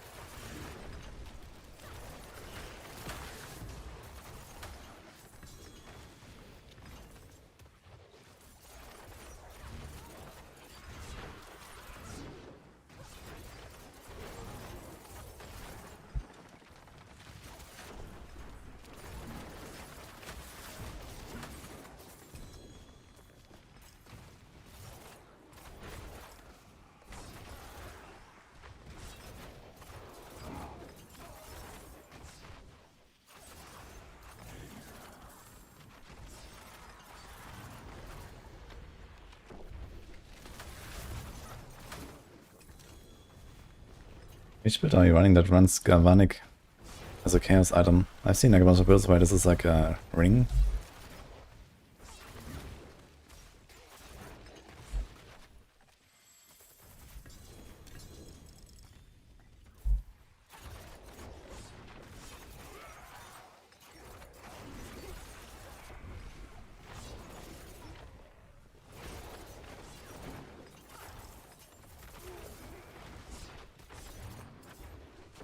A lightning spear, okay.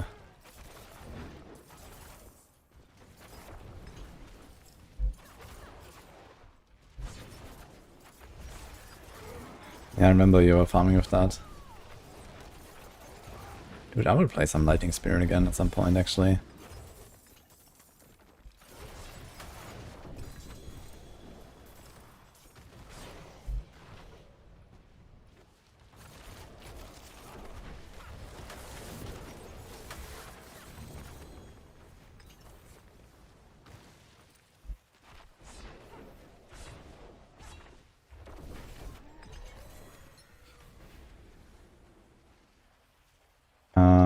Evade is like the overall best Spiritborn build, yes.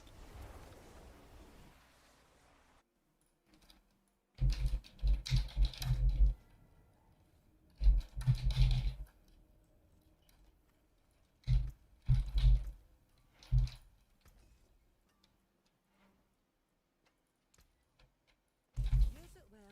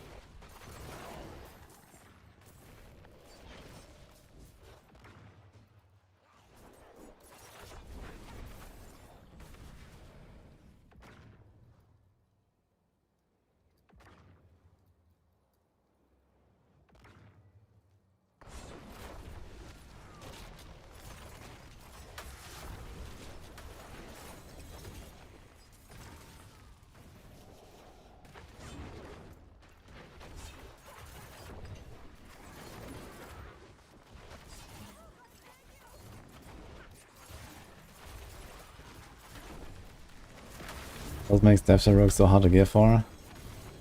They nerfed the resource gains. So Aftermath is nerfed. And then the tempers for ultimate cast, resource gain, and all that stuff. And you need to get to the point where you get 150 resource every cast. Which is just very hard to do. So you need like lots of like double and triple masterwork crits and like perfect tempers.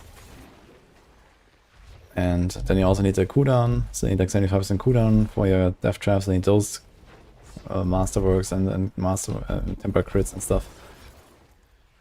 And then you also need enough skill ranks. I think you need at least 12 ranks in your death trap, in addition to the 75% cooldown, in order to even have the cooldown requirement. So you need to like get all of that stuff together. So it's pretty rough, basically. Hi Hadouken. Best fastball for yellow materials. Legion events. And boss layers.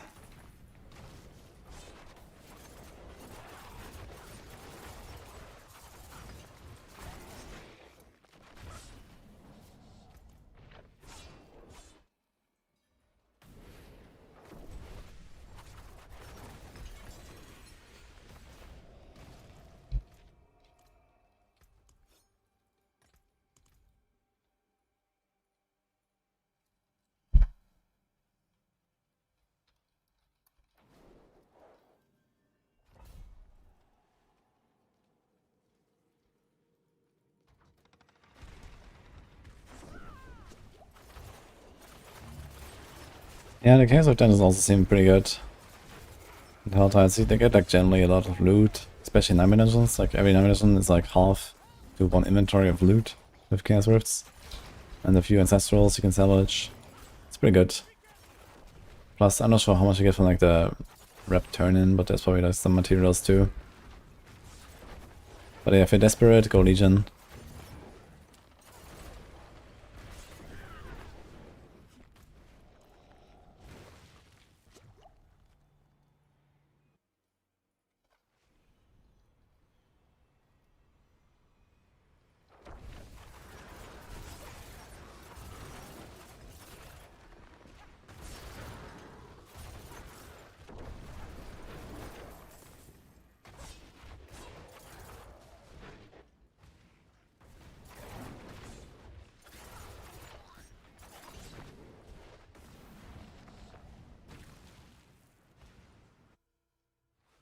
Quite the challenge.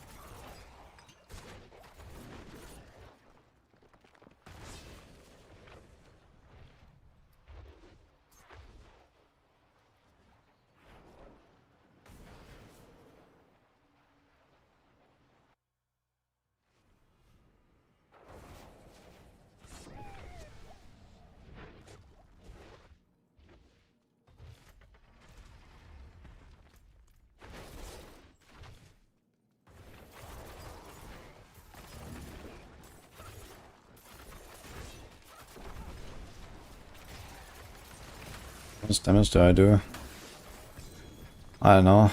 1 Duriel per second? Whatever that is.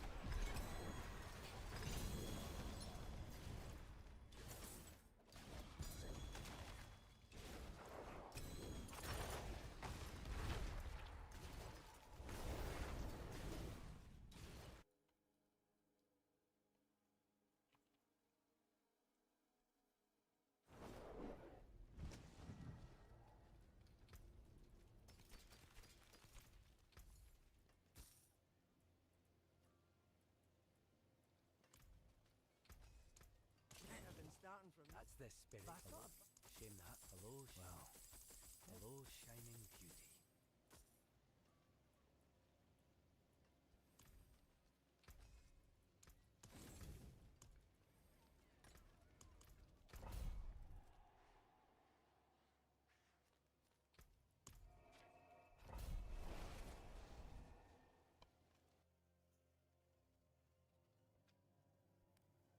Yeah, I mean, Polarize or whatever you are playing on Druid is definitely doing more damage, but we don't need damage at all. We one-shot everything. Like, I can do like pit 85 in 2 minutes or something, no problem at this point. You basically insta-kill all of the T4 bosses. And this is like not even optimized here. This can still get twice as strong or something like that, I think. Realistically.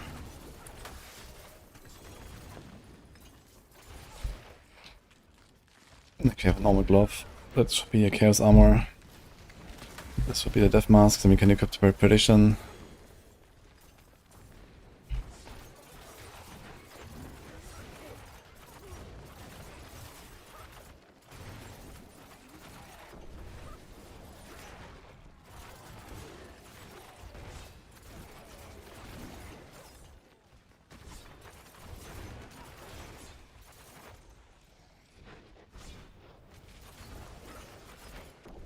I'm not sure how the warp up works in party exactly. I haven't tried party play. What is this?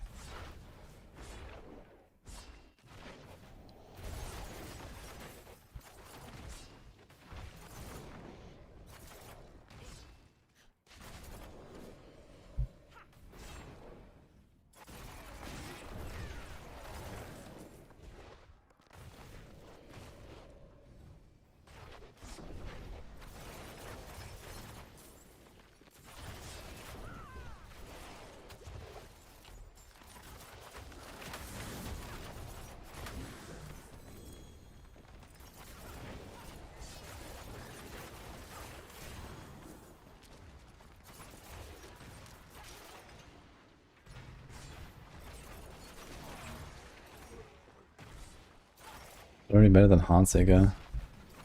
I don't know, I don't think so. It might be a bit faster potentially because you kind of like jump around all the time. But I don't think Heartseeker is necessarily much slower anyway. Even Heartseeker has like dash, shadow step all the time.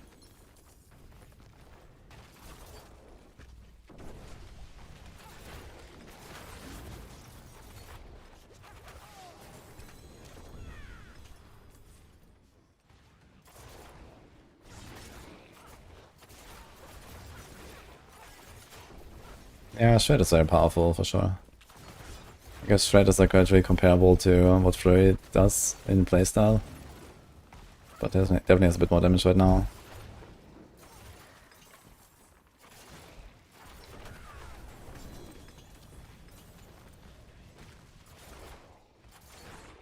But 30 hours on Rogue? Definitely sounds like you're maybe missing some stuff still that's kind of important. Because I'm melting bosses.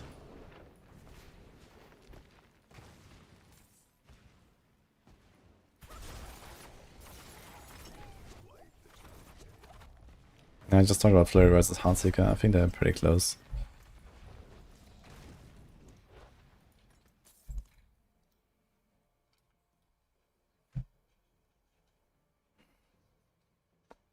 The constant red flashing is really putting me off. Yeah, on Flurry you don't have that issue. You heal up all the time. But I guess on Heartseeker you might not heal very much, right? So you just go with barriers and no life all the time.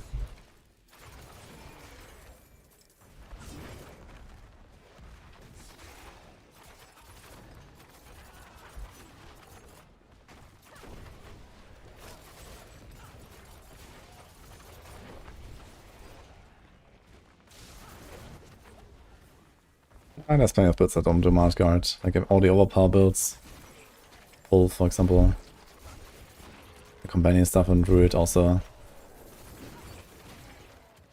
I mean, bunch of stuff on Sorc has Mana Shield, bunch of stuff on Rogue has Hit and Run. Bunch of stuff on Necro has Alter the Balance.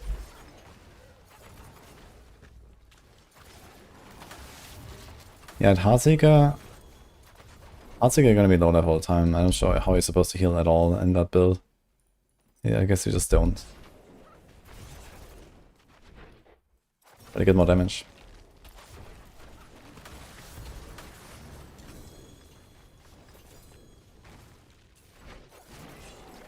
What do you want? Convenience or damage?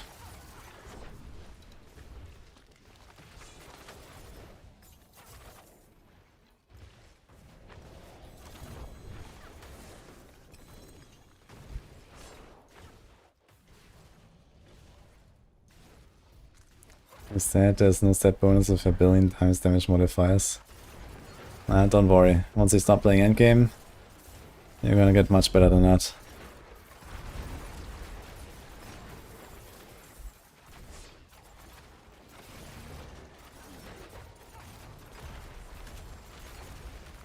Legendary out of 5 rifts.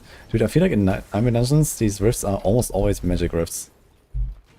It's very rare that I see something else compared to open world. I wonder if that's intentional. And then getting 3 legendary is insane.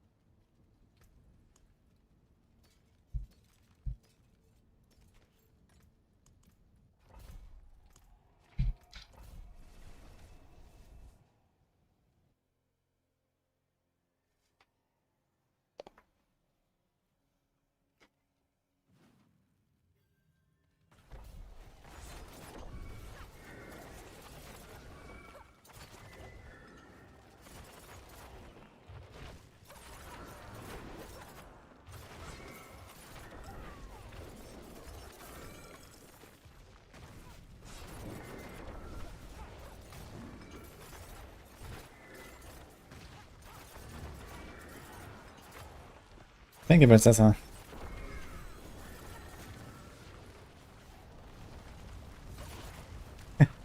Okay, see you later.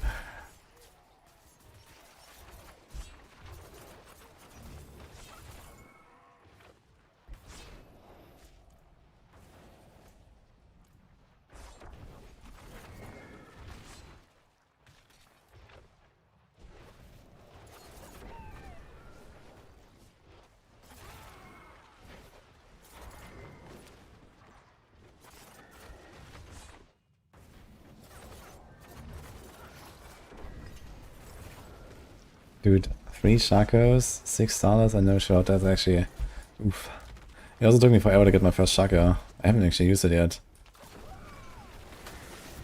But I wanted one when I was playing the Sorc.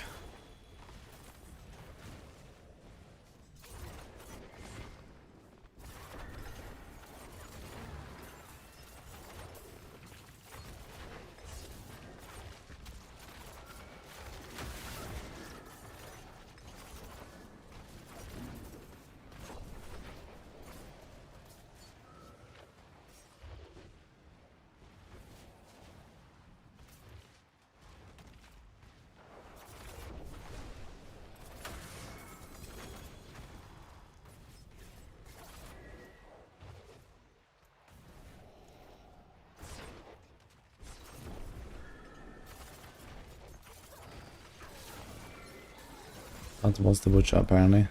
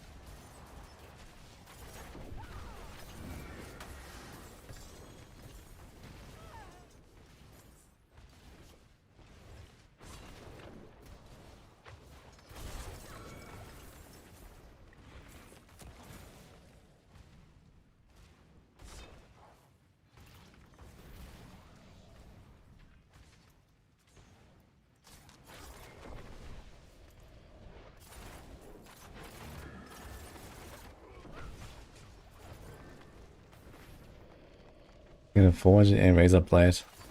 Are you playing the Balazan build or what? I thought you were asking about the political stuff that people are doing with the evade.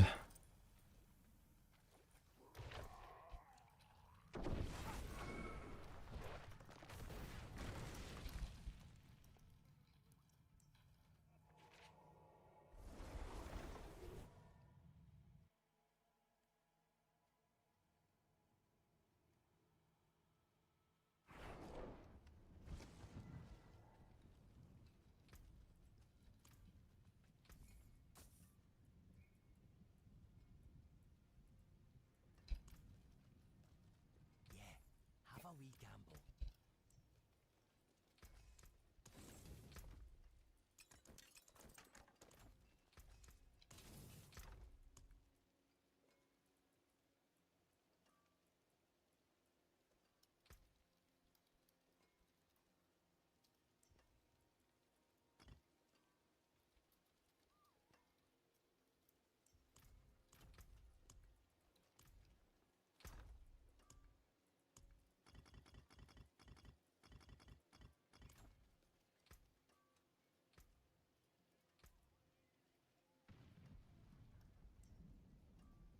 You started eliminating, thank you for the prime.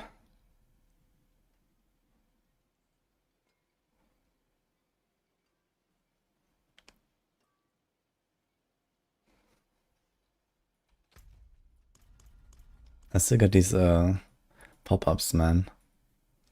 Okay.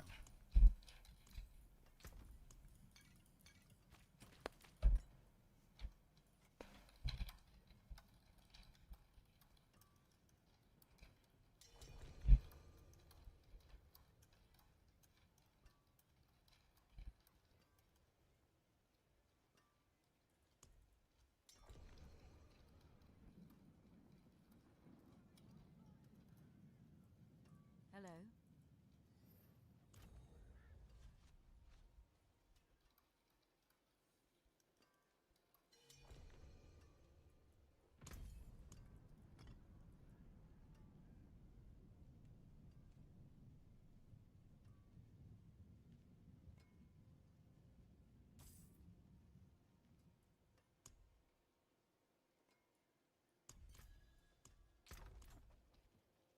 Alright. Almost 3 billion gold soon. Not terrible.